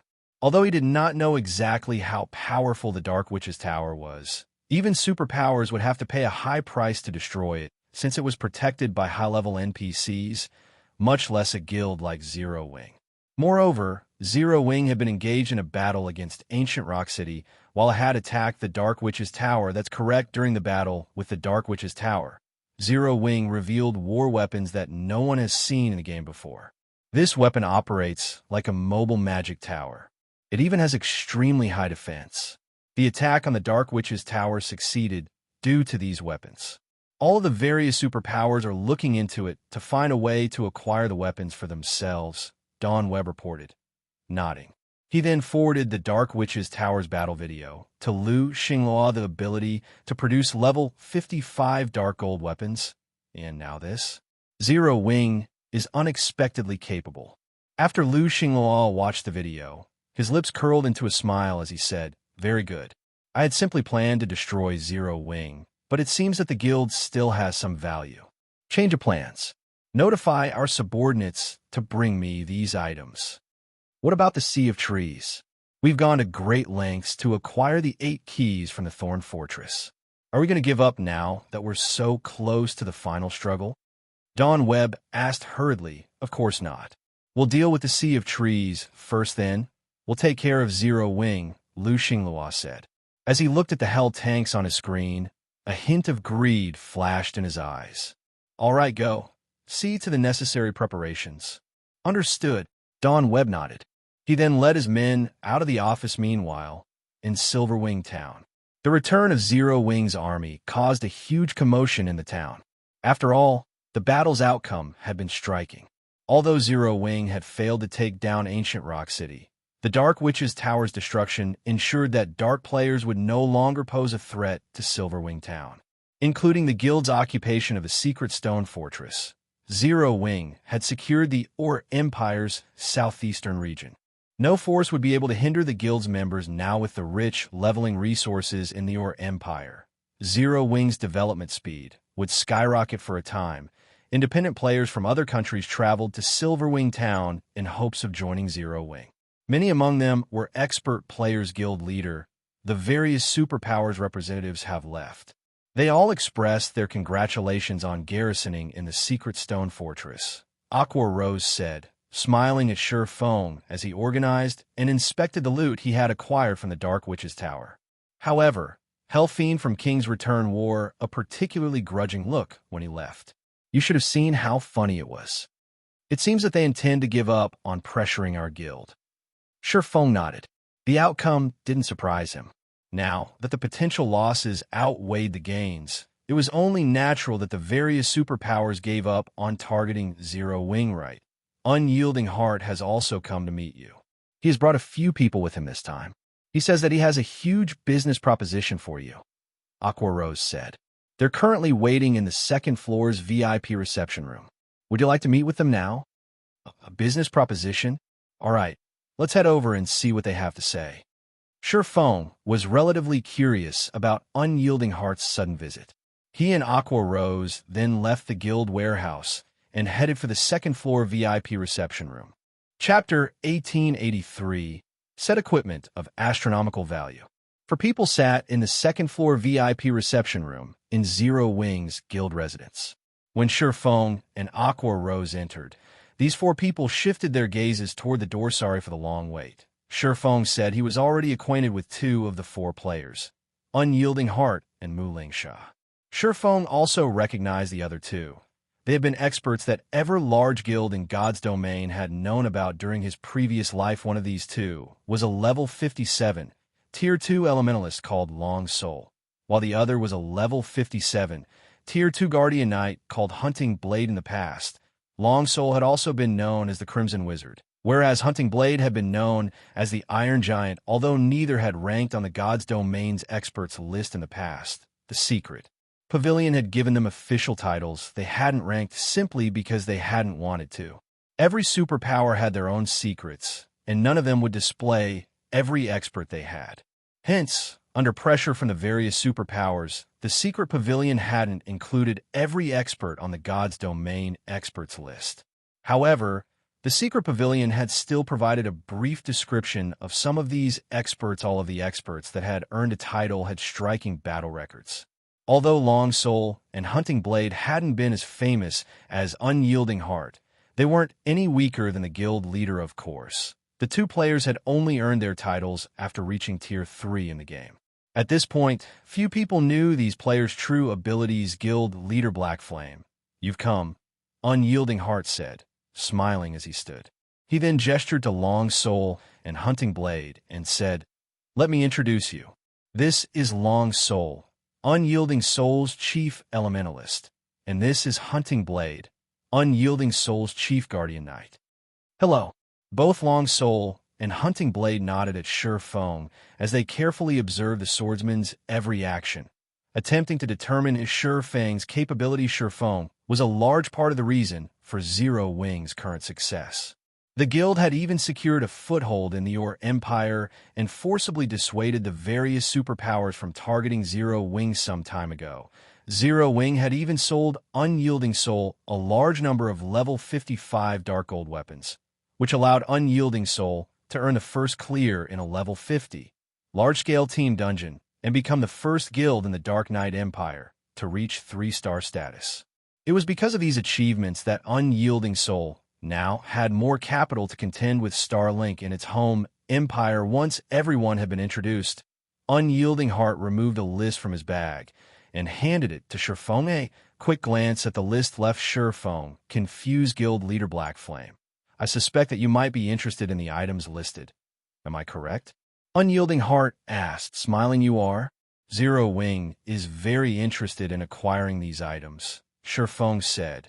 Nodding, every item on the list was a material that Zero Wing was currently trying to purchase in bulk. There were even materials for crafting the Hell Tank. Among them, certain materials the Hell Tank required couldn't be acquired from team dungeons. Only a few special maps produced these materials. Unfortunately, the various large guilds valued these materials and usually didn't sell them. Hence, Melancholic Smile could only try her best to purchase these materials from other countries' independent players, since he had no real reason to hide the fact. Feng acknowledged his need for these materials. Any large guild could easily deduce that Zero Wing was attempting to collect materials, after all. Only, these guilds did not know what Zero Wing wanted. The materials for Unyielding Soul is willing to sell these materials to Zero Wing in bulk and at market price. Unyielding Heart said, "You're willing to sell Zero Wing?" Feng smiled. "That would be wonderful, but I doubt that's why you're here. If Unyielding Soul only wanted to sell Zero Wing these rare materials, Unyielding Heart wouldn't have personally visited the guild. He could have simply sent a subordinate to initiate the transaction. Moreover, Unyielding Heart had gone so far as to bring the Crimson Wizard and Iron Giant with him. Of course, That's not the only reason I've come. I would like to trade these rare materials for the Dark Corrosion set and Sundial set earlier than planned. I believe the price I have to offer will be to your satisfaction," Unyielding Heart said, nodding as he revealed his true motive: you want to conduct the transaction in advance. Glancing at Long Soul and Hunting Blade, Shurfeng realized why Unyielding Heart had brought these two with him today. "Unfortunately, I've already informed you and the Phoenix Pavilion Master of the auction date for the two sets. If I trade with you now, I'm afraid that it won't be fair to the Dragon Phoenix Pavilion." The Dark Corrosion set and Sundial set were both level 55 to level 60 Dark Gold set equipment. If Long Soul and Hunting Blade could use these sets now, they could be of great help to their guild. It was no wonder why Unyielding Heart wished to conduct the transaction ahead of time, I understand. That is why Unyielding Soul is willing to offer you 70,000 gold worth of rare materials or magic crystals for the two sets. I don't believe that even the Dragon Phoenix Pavilion is capable of making such an offer. If you're uncertain, we can also contact the Dragon Phoenix Pavilion and conduct an impromptu auction right now. I believe the Dragon Phoenix Pavilion won't object to the arrangement," Unyielding Heart said when Long Soul and Hunting Blade heard Unyielding Soul's statement. Their expressions changed. They both wondered if their guild leader had lost his mind. This wasn't the price they had agreed on earlier. Not only had Unyielding Heart asked to purchase the two sets for 70,000 gold, but he even offered to settle the bill with extremely rare materials. For that price, they could purchase quite a few sets of individual level 60 Dark Gold equipment. 70,000 gold in rare materials? Shurfeng was astonished when he heard the proposal. Shurfeng had to admit that the offer was tempting. He had intended to set the starting bid for the Dark Corrosion set at 24,000 gold, and that price was only so high because the set was meant for MTs. He had thought he'd be lucky to sell the Sundial set for 10,000 gold. At best, he had estimated that he could sell the two sets for a total of 50,000 gold, yet Unyielding Heart had just offered 70,000 gold for the sets. Moreover, he was willing to pay with the rare materials Shurfeng needed to produce the Hell Tonkas. Unyielding Heart had stated Phoenix Rain couldn't match such an astronomical price. The Dark Corrosion set and the Sundial sets were only level 60 Dark Gold set equipment at best, not epic equipment, which could be used until level 100 or beyond. Aqua Rose, who stood quietly to the side, flashed Unyielding a surprised expression. She hadn't expected the other guild leader to be so mad now that Zero Wing had garrisoned in the secret stone fortress and transferred a large number of guild members to it. The guild urgently needed a large number of coins and resources. If Zero Wing could secure the resources Unyielding Heart had just offered, this transaction could accelerate Zero Wing's occupation of the Empire's southeastern region. When Unyielding Heart saw Shurfeng and Aqua Rose's satisfied expressions, his smile brightened. Although he had offered to purchase the sets at a much higher price than he had initially planned, he had done so to avoid a scene. If he had competed with Phoenix Rain in an auction, the risk of leaked information would increase remorsefully. Shurfeng shook his head. 70,000 gold is indeed tempting, but please allow me to refuse, Shurfeng said as he returned the list to Unyielding Heart, firm determination in his eyes. Are you not satisfied with my offer? Unyielding Heart was stunned. Long Soul and Hunting Blade stared at Shurfeng as well. They both thought that Shurfeng had lost his mind. No one else would offer such a generous price. Yet Shurfeng had rejected it. No, I find it quite satisfying, Shurfeng answered truthfully. Then why? Unyielding Heart's confidence began to crumble as he stared at Shurfeng. Unfortunately, I'm more interested in the Sea of Trees, Shurfeng said, chuckling. Chapter 1884, Tier 2 Special Class. After Shurfeng's statement, the room fell deathly silent. This Unyielding Heart couldn't help but stare at Shurfeng in shock. He had never dreamed that Shurfeng's appetite would be so intense. Not only wasn't the man satisfied with 70,000 gold in rare materials, but he had also set his sights on Unyielding Soul's Sea of Trees. The Sea of Trees? Questions filled Aqua Rose's mind. She didn't recognize the name, and that made her curious. What was the Sea of Trees that it was enough for Shurfeng to refuse so many valuable resources? Moreover, based on Unyielding Heart and his companion's expressions, the Sea of Trees clearly wasn't ordinary guild leader Black Flame.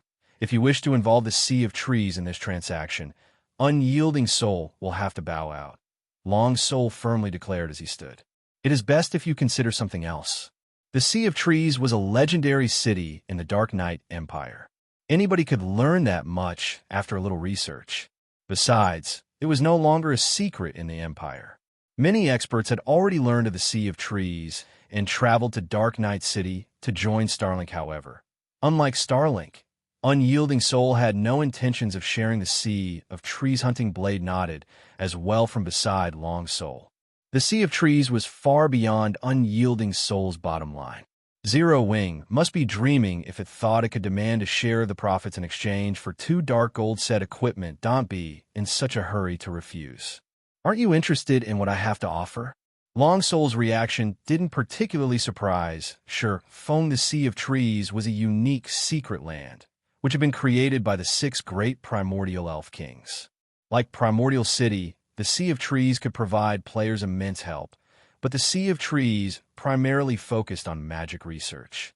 Players could find many magic arrays that weren't available in God's domain's NPC towns and cities.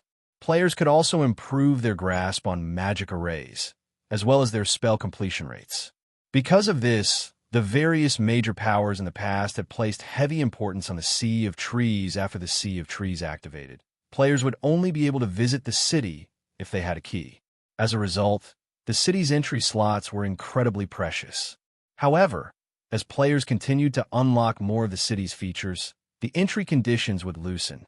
In the end, the Sea of Trees had become one of the most famous NPC cities throughout God's domain. Meanwhile, the Sea of Trees' most well-known benefit was its Tier 2 special class, Traveling Bard. As one of the few semi-support classes available at Tier 2, the class had the ability to boost teammates, although the Traveling Bard didn't command high DPS. A Traveling Bard could increase a 100-man team's combat power by at least 15%. This was why the various large guilds had valued this Tier 2 special class naturally. Unyielding Soul would have a greater advantage if it monopolized a class for as long as possible. It doesn't matter what you say. We won't budge on this matter, Long Soul growled. Resolutely, Unyielding Soul had researched the Traveling Bard class in detail, so they knew just how much help the class would provide to a team.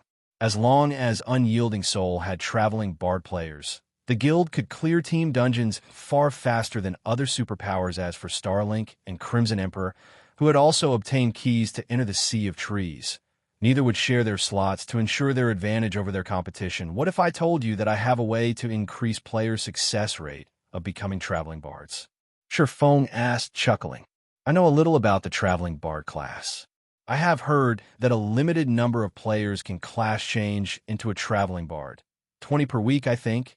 Moreover, I don't believe that Unyielding Soul is the only guild in the Dark Knight Empire that has acquired the keys to enter the city. How do you know this? Long Soul stared at Sure Feng in shock. The matter regarding the city's keys should have been a core secret, that only their 3 guilds knew. Players outside of the guilds should only know that they could become Traveling Bards after visiting the Sea of Trees. But how could such a massive advantage exist without limit? There was indeed a player limit for the promotion quest.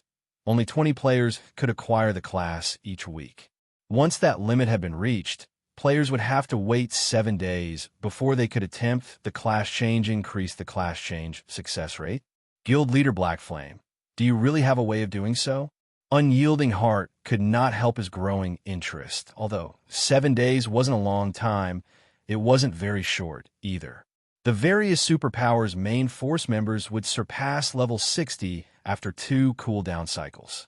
At that time, Tier 2 players would not be as much of a rarity.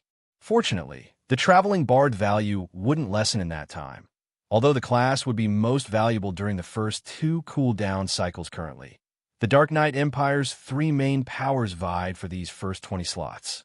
If it were possible to increase the class change success rate, Unyielding Soul would have a massive advantage over its competition, of course. Moreover, my method increases the success rate by at least 20%. Sure Feng confidently explained. A 20% improvement? Unyielding Heart gasped, although The Traveling Bard class change quest was slightly easier than the usual Tier 2 promotion quest. That didn't mean it was easy.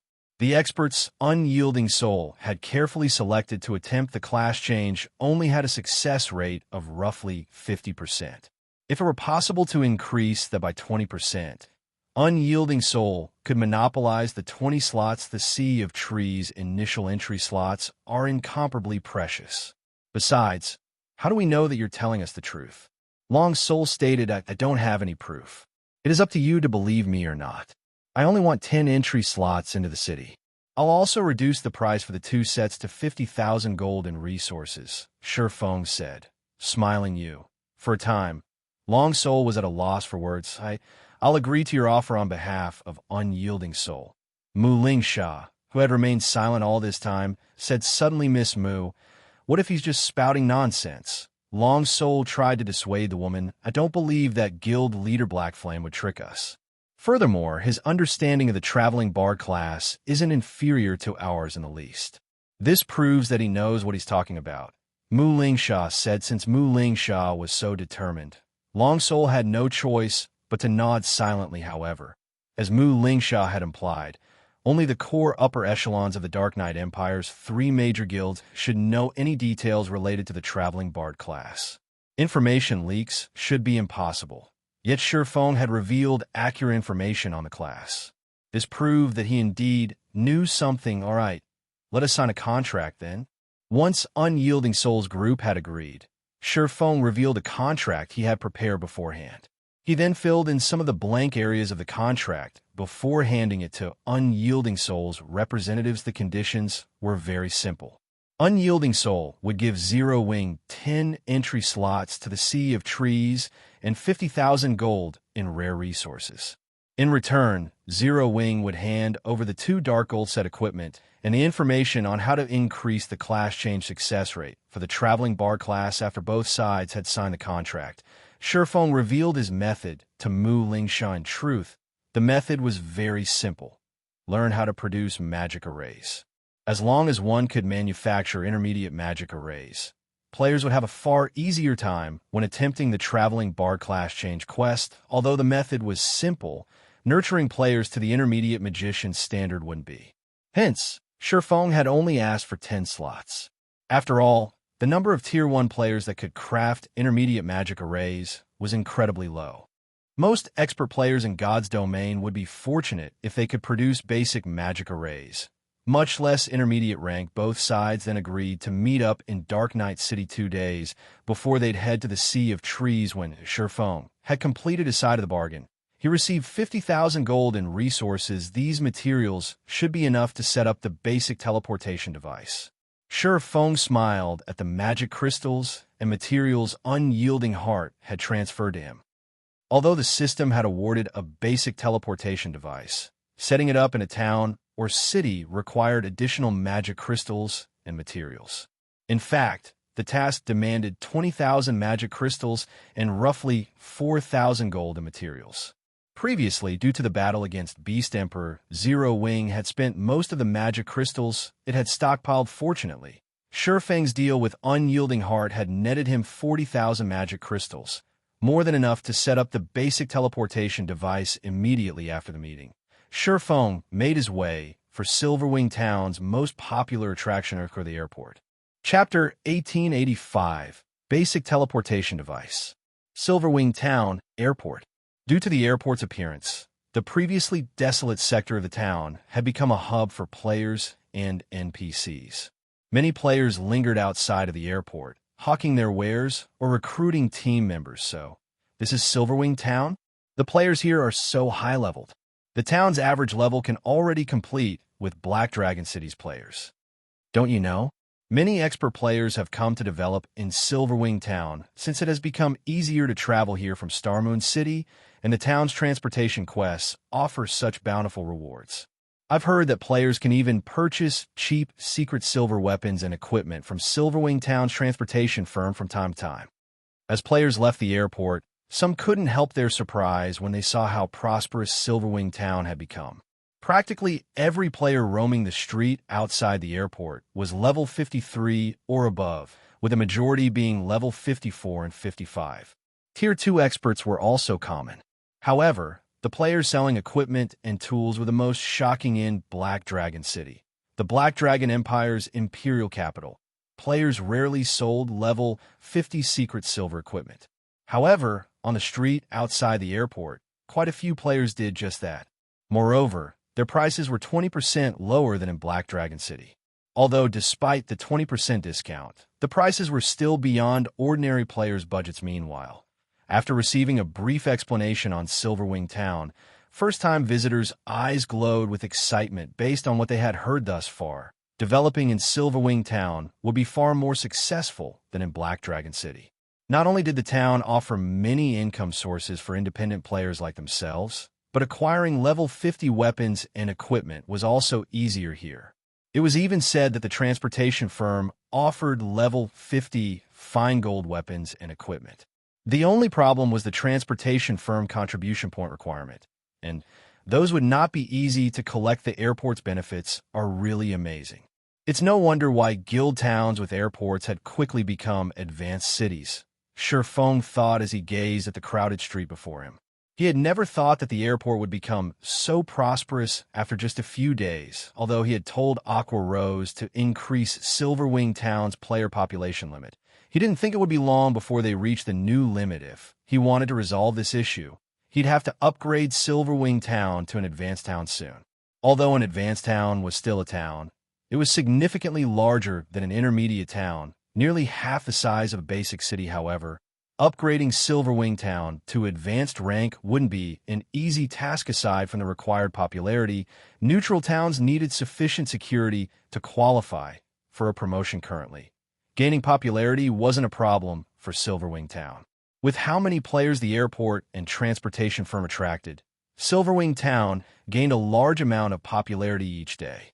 It wouldn't be long before Silverwing Town met the requirement for an advanced town. Unfortunately, doing the same for the town's security would be challenging in terms of defensive structures. Silverwing Town definitely passed, as it had 5 magic towers and a large number of defense turrets. However, any additional defense turrets wouldn't provide much to the town's security. A town or city security was divided into 2 factors: defensive structures and NPC soldiers. There were 2 methods of increasing NPC soldier strength. The first involved improving the soldiers' combat standards. The second required upgrading the NPC soldiers' weapons and equipment. Unfortunately, not even Silverwing had a method of improving the NPCs' combat standards. It all depended on the NPCs the town recruited. All he could do right now to strengthen Silverwing Town's NPC soldiers was improve their weapons and equipment. However, boosting the NPC soldiers to meet the strength requirement for a promotion would require a large number of coins. To reach the security standard for a promotion to advanced rank, 600 of Silverwing Town's 2,000 NPC soldiers would need to wear full sets of fine gold equipment. Currently, only 120 NPC soldiers wielded fine gold equipment. Meanwhile, gearing the remaining 480 NPCs would cost close to 290,000 gold in total. The greatest difficulty other guilds faced when trying to upgrade a neutral town was the town's popularity. During his previous life, the guild towns had generally fulfilled their security requirements long before they fulfilled their popularity requirements. However, Silverwing was the exact opposite. This was precisely the reason for Silverwing's current headache. Silverwing simply didn't have enough money. From an outsider's point of view, Silverwing was quite wealthy. However, Silverwing knew how truly broke his guild was. Just taking care of Silverwing Town's development had drastically slowed Silverwing City and the Lost Towns. Now, he also needed 290,000 gold to upgrade Silverwing Town. This predicament was the reason he had set his sights on the Sea of Trees and Unyielding Soul's opinion. He just wanted the Traveling Bard class to strengthen Silverwing's teams so that the guild could secure better weapons and equipment. In reality, however, the Traveling Bard class was nothing to him. The Sea of Trees itself was his true target as players gradually unlocked the city's various features. The legendary Dream City would enjoy immense fame throughout the continent of God's domain thus far. The populace was still unaware that the Sea of Trees was actually a trade city for the various neutral races, of course. This feature would only become available after players had removed the city's second seal. At that time, neutral NPCs would swarm to the Sea of Trees, and after the third seal was removed, neutral players would join them. At that time, like Blackwing City's passes, the Sea of Trees keys would become more common in neutral races' maps. The keys would no longer be limited to the Dark Knight Empire. Unlocking this feature would also open trade between human players and neutral players, although there did not seem to be many neutral players in the game right now. When they gathered, they would easily outnumber an Empire's player population. After all, many players desired a stronger body, and becoming a neutral race would satisfy this desire since no one knew this secret yet. He had to prepare to secure a share of the profits, using this opportunity to make a fortune. It wouldn't be long before the Sea of Trees' second seal was removed, and if he didn't take action quickly, the Dark Knight Empire's three main powers would claim the Dream City's benefits, however. Gaining these benefits had a prerequisite: coins. Lots and lots of coins. Thinking up to this point, Shurfeng hurried towards a large, empty shop not far from the airport. This was one of the many shops Shurfeng had left empty specifically for the airport. Immediately, Shurfeng took out the basic teleportation device and a large number of materials from his bag. He then began to set up the device in the center of the shop's main hall. After working nonstop for 8 hours, Shurfeng finally formed the necessary magic arrays and magic circuits, connecting them to the basic teleportation device. As he finished his work, he released a sigh of relief. The necessary magic arrays were not easy to form. Players needed a strong understanding of advanced magic arrays to do so. Creating the necessary magic circuits was even more complex.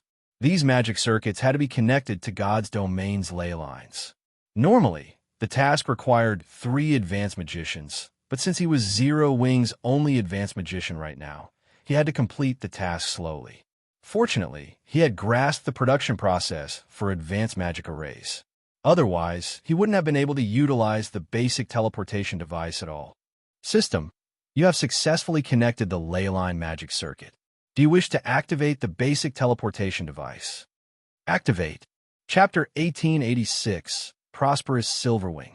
In the quiet hall, the basic teleportation device activated, and magic arrays began to manifest on the ground. A short moment later, a silver, threefold magic array appeared above the teleportation device, glowing with a dazzling light. The moment this threefold magic array appeared, the ambient mana rapidly gathered to the teleportation device. A pillar of silver light rose from the teleportation device, piercing through the ceiling and rising out of the shop. Every player in Silverwing Town could see the commotion activating the teleportation device had caused. As the silver light pillar rose beyond the clouds, it exploded. A silver light then rippled through the sky. In the blink of an eye, the ripple had enveloped all of Silverwing Town. Then, as quickly as it had appeared, the silver ripple vanished. What just happened? Was that some kind of magical attack? Isn't the airport in that sector? Did someone just attack the airport? As the light pillar and ripple disappeared, questions overwhelmed the town's players. Some curious players started to make their way towards the airport to investigate. Meanwhile, inside the large shop, Shurfeng grinned as he looked at the operational teleportation device. If an airport could attract players to a town, boosting its development, then a teleportation device would bring abundant wealth. This was especially true for Silverwing Town, a town in a dangerous place like the Empire. Hopefully, this thing's teleportation range is a little longer. Shurfeng immediately inspected the teleportation device in God's domain.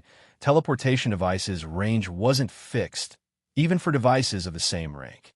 The teleportation device's range varied based on its environment. Basic teleportation device's teleportation range could cover anywhere between 500,000 yards and 1 million. The range was vast enough to teleport players across a small leveling map. Meanwhile, the further the basic teleportation device could reach, the larger Silverwing Town's safe zone would be. After all, if enemy players attacked Zero Wings within the teleportation range, the guild could send reinforcements instantly. This was also the reason that other powers rarely attacked towns with teleportation devices. A single mistake could easily lead to utter annihilation, as Phone called up the basic teleportation device's attribute panel. The system revealed the device's statistics maximum teleportation distance. 710,000 yards maximum users at one time. 100 people. Teleportation cost. Every 150,000 yards per person requires 1 unit of mana. 1 unit of mana for every 150,000 yards with a maximum of 710,000 yards? Not bad. Phone was relatively satisfied with the teleportation device's statistics. One magic crystal yielded between 100 to 130 units of mana. In other words, 1 magic crystal would be enough to teleport between 100 to 130 people across 150,000 yards. This cost was much lower than an ordinary teleportation magic array. For example, the teleportation house in White River City cost 1/5 of a magic crystal to teleport 1 player from White River City to the Twin Towers Kingdom, which was 20 units of mana or more. After inspecting the statistics, Phone transferred 20 NPC managers from the battle arena to the basic teleportation device. He also set this shop up as Silverwing Town's teleportation point. As for the usage fees, he had set it at 80 copper per 150,000 yards per person. Although the profits wouldn't be astronomical with this price, even ordinary players would find acceptable. This would no doubt attract many players to the teleportation service, which would, in turn, generate massive income. At the very least, Silverwing Town's teleportation device would earn him more than the Secret Stone Fortress's teleportation service. Although the teleportation array in the fortress consumed far less mana than this teleportation device, the fortress's managers only received a portion of the profits after deducting the operation costs. Once Phone finished with the shop, he instructed his NPCs to open it to the public. Many players had already gathered on the street outside of the shop due to the airport, and after seeing the silver light pillar, even more players had joined the crowd. The moment the shop opened, a flood of players surged in out of curiosity. What's going on? Silverwing Town even offers teleportation services to nearby areas? I thought only fortresses have this kind of teleportation function. This is wonderful. Traveling into the Empire's inner region to quest is such a pain. Now that I can just teleport there, I'll save so much time. When the crowd of independent players discovered the teleportation shop's function, their eyes glistened with excitement. Although the teleportation price was slightly higher than that in the Empire's fortresses, it was still within ordinary players' budgets. Moreover, Silverwing Town's living standards were far better than that of teleportation fortresses. Not only was the town's mana density incredibly high, but it also had a battle arena in which players could train. Silverwing Town even had the transportation firm, which offered high-ranked weapons and equipment. The services Silverwing Town offered were no match for teleportation fortresses. As news of the teleportation shop spread, thousands of players fought to use it. In the few minutes since the shop had opened, it had generated 10 gold in profit. The teleportation shop's money-making speed was simply frightening. At this rate, as long as there were enough magic crystals available to continue operation, generating 10,000 gold in profit would be child's play for the teleportation shop. Silverwing Town's teleportation device was even more lucrative than Zero Wing City's 4 towers of elements, of course. Phone had expected this. There were already more players using Silverwing Town's teleportation service than those in Zero Wing City, which had decreased since the players who wanted to travel to the Empire had long since done so. Moreover, most players visiting the Empire were here to develop themselves. They'd likely remain in the Empire for some time. Furthermore, due to the airport's recent construction, many players had opted to travel to the Empire via airship. This further reduced the number of players who used Zero Wing City's teleportation services. In addition, Silverwing Town's teleportation service allowed players to teleport directly to the Secret Stone Fortress. Players could then use the Secret Stone Fortress's teleportation service to travel to the Empire's inner region. Players who wanted to enjoy both Silverwing Town's benefits and grind in the Empire's inner region would frequently use the town's teleportation services. Including the players trying to enter the town each day, far more players would utilize the town's teleportation services than those in Zero Wing. City news of Silverwing Town's teleportation service quickly spread throughout the Ur Empire. It was enough motivation for players that quested and grinded in the Empire to shift their base of operations to Silverwing Town previously.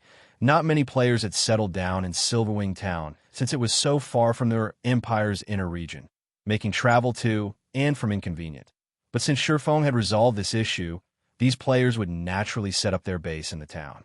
Although the cost would be slightly higher, the town's benefits would make it worthwhile.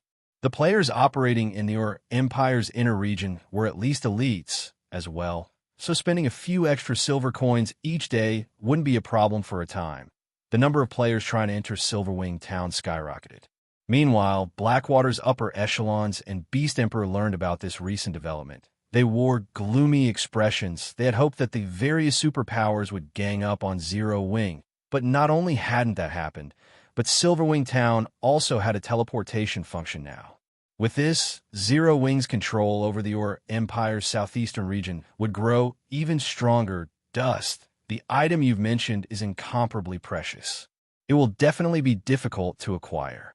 If you have it, how confident are you of gaining full control of the evil Dragonification magic array? Beast Emperor asked the man beside him. Dust Edge, from his seat in the Evil God's Branch Temple in Ancient Rock City, he had planned to use the Dark Players and Bounty Hunters to whittle Zero Wing's combat power and financial strength down. But now, this plan would likely fail. He also lacked the forces to launch a direct assault on Silverwing Town. Although Blackwater was powerful, it had recently acquired the Crimson Flame Fortress. It was still in the process of reinforcing its strength, and also lacked the power to destroy Zero Wing's town currently. Dust Edge's evil Dragonification legacy was his only hope. Unlike nurturing evil beasts and evil demons, producing evil dragons only required rare materials and players. I can't guarantee success, but I'm 80% confident I can gain full control over the magic array. Once I do, I'll be able to create even stronger evil dragons, including the evil god's temple's current forces. Destroying Silverwing Town should be a breeze. Dust Edge proclaimed, confidence shining in his eyes. We'll wipe all of Zero Wing from the face of God's domain, not to mention removing the guild from the Ur Empire. Good. I'll notify Blackwater and Dark Soul now and have them secure the item for you as soon as possible. Seeing the confidence in Dust Edge's eyes, Beast Emperor couldn't wait to see the completed evil dragon. Meanwhile, in Silverwing Town's candlelight trading firm, Silverwing had begun to rent out the shops around the airport. He had set the rent at 3,000 gold per month for small shops and 5,000 gold per month for large shops. Naturally, there were a limited number of shops available, so they would be rented out on a first-come, first-served basis. The moment the guild revealed the rental prices, the town's interested merchant players were stunned. This is insane. Has Zero Wing gone mad for money? Chapter 1887. Foundation Solidifying. Once the candlelight trading firm had published the shop's rental prices, the town's merchant players and nearby bystanders gaped in shock. Crap. 3,000 gold to rent a shop for 1 month. I could buy a shop in an NPC city with that kind of money. Silverwing Town can't even compare to an NPC city. Yet Zero Wing dares set the rent so high. Who could possibly afford such a price? If I had 3,000 gold, I could fully equip myself in top-tier equipment. With that kind of equipment, I'd be able to earn back the gold in a month, if I'm lucky. It'd be far more profitable than renting a shop in Silverwing Town. For a time, Silverwing Town's players heatedly discussed the astronomical rent. Guild leader, I'm afraid that very few merchant players will be able to afford this price. Many capable trading firms have offered to rent the shops long-term if we lower the price by 30% as well. Why don't we drop it just a little? Aqua Rose suggested from her seat in the second-floor hall. Truthfully, even she thought that Shurfeng's price was a little too high. It might be acceptable for the shops in Zero Wing City, since the city had over 5 million player residents. The city's merchant players would accept such a high rent. Even the players that purchased permanent shops in NPC cities still had to pay a 15% monthly property tax, after all. Moreover, This property tax would change based on the shop's monthly evaluation. The tax wasn't fixed based on the initial purchase price, however. Silverwing Town wasn't Zero Wing City. Although it had already become an intermediate town, it could only accommodate a limited number of players at a time. Right now, its player population was nowhere near that of a major NPC city. Not to mention Zero Wing City tell them that my price isn't that high considering Silverwing Town's current prosperity. If they refuse, we won't push the matter. However, I can't guarantee that the prices won't increase after another fortnight. Shifeng said nonchalantly. Silverwing Town was home to the treasure trove known as the Transportation Firm, which allowed players to purchase rare items. If players purchased these rare items before reselling them in other countries, they could make quite a profit. In addition, the shops themselves could be used as warehouses to store items. If his plans for the Sea of Trees hadn't required so many coins, he wouldn't have chosen to rent out Silverwing Town's shops yet. Guild leader, I've also received a report regarding the Orc capital city. It seems that Blackwater has removed the seal on the Orc capital city's armory. The various large guilds have already dispatched expert teams to explore the armory.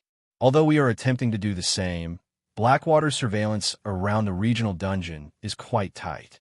If we approach, Blackwater's members will intercept us.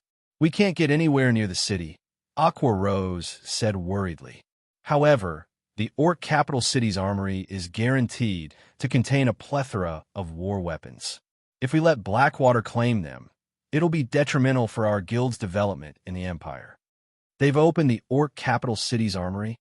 Shifeng frowned. Blackwater is certainly impressive. The Orc capital city was an Azura mode regional dungeon, which doubtlessly had bountiful resources. Needless to say, plenty of war weapons were stored within regional dungeons' armories. It was a perfect location to secure war weapons for the large guilds that lacked such things. However, since Blackwater controlled the Crimson Flame Fortress, it essentially controlled the path to the Orc capital city.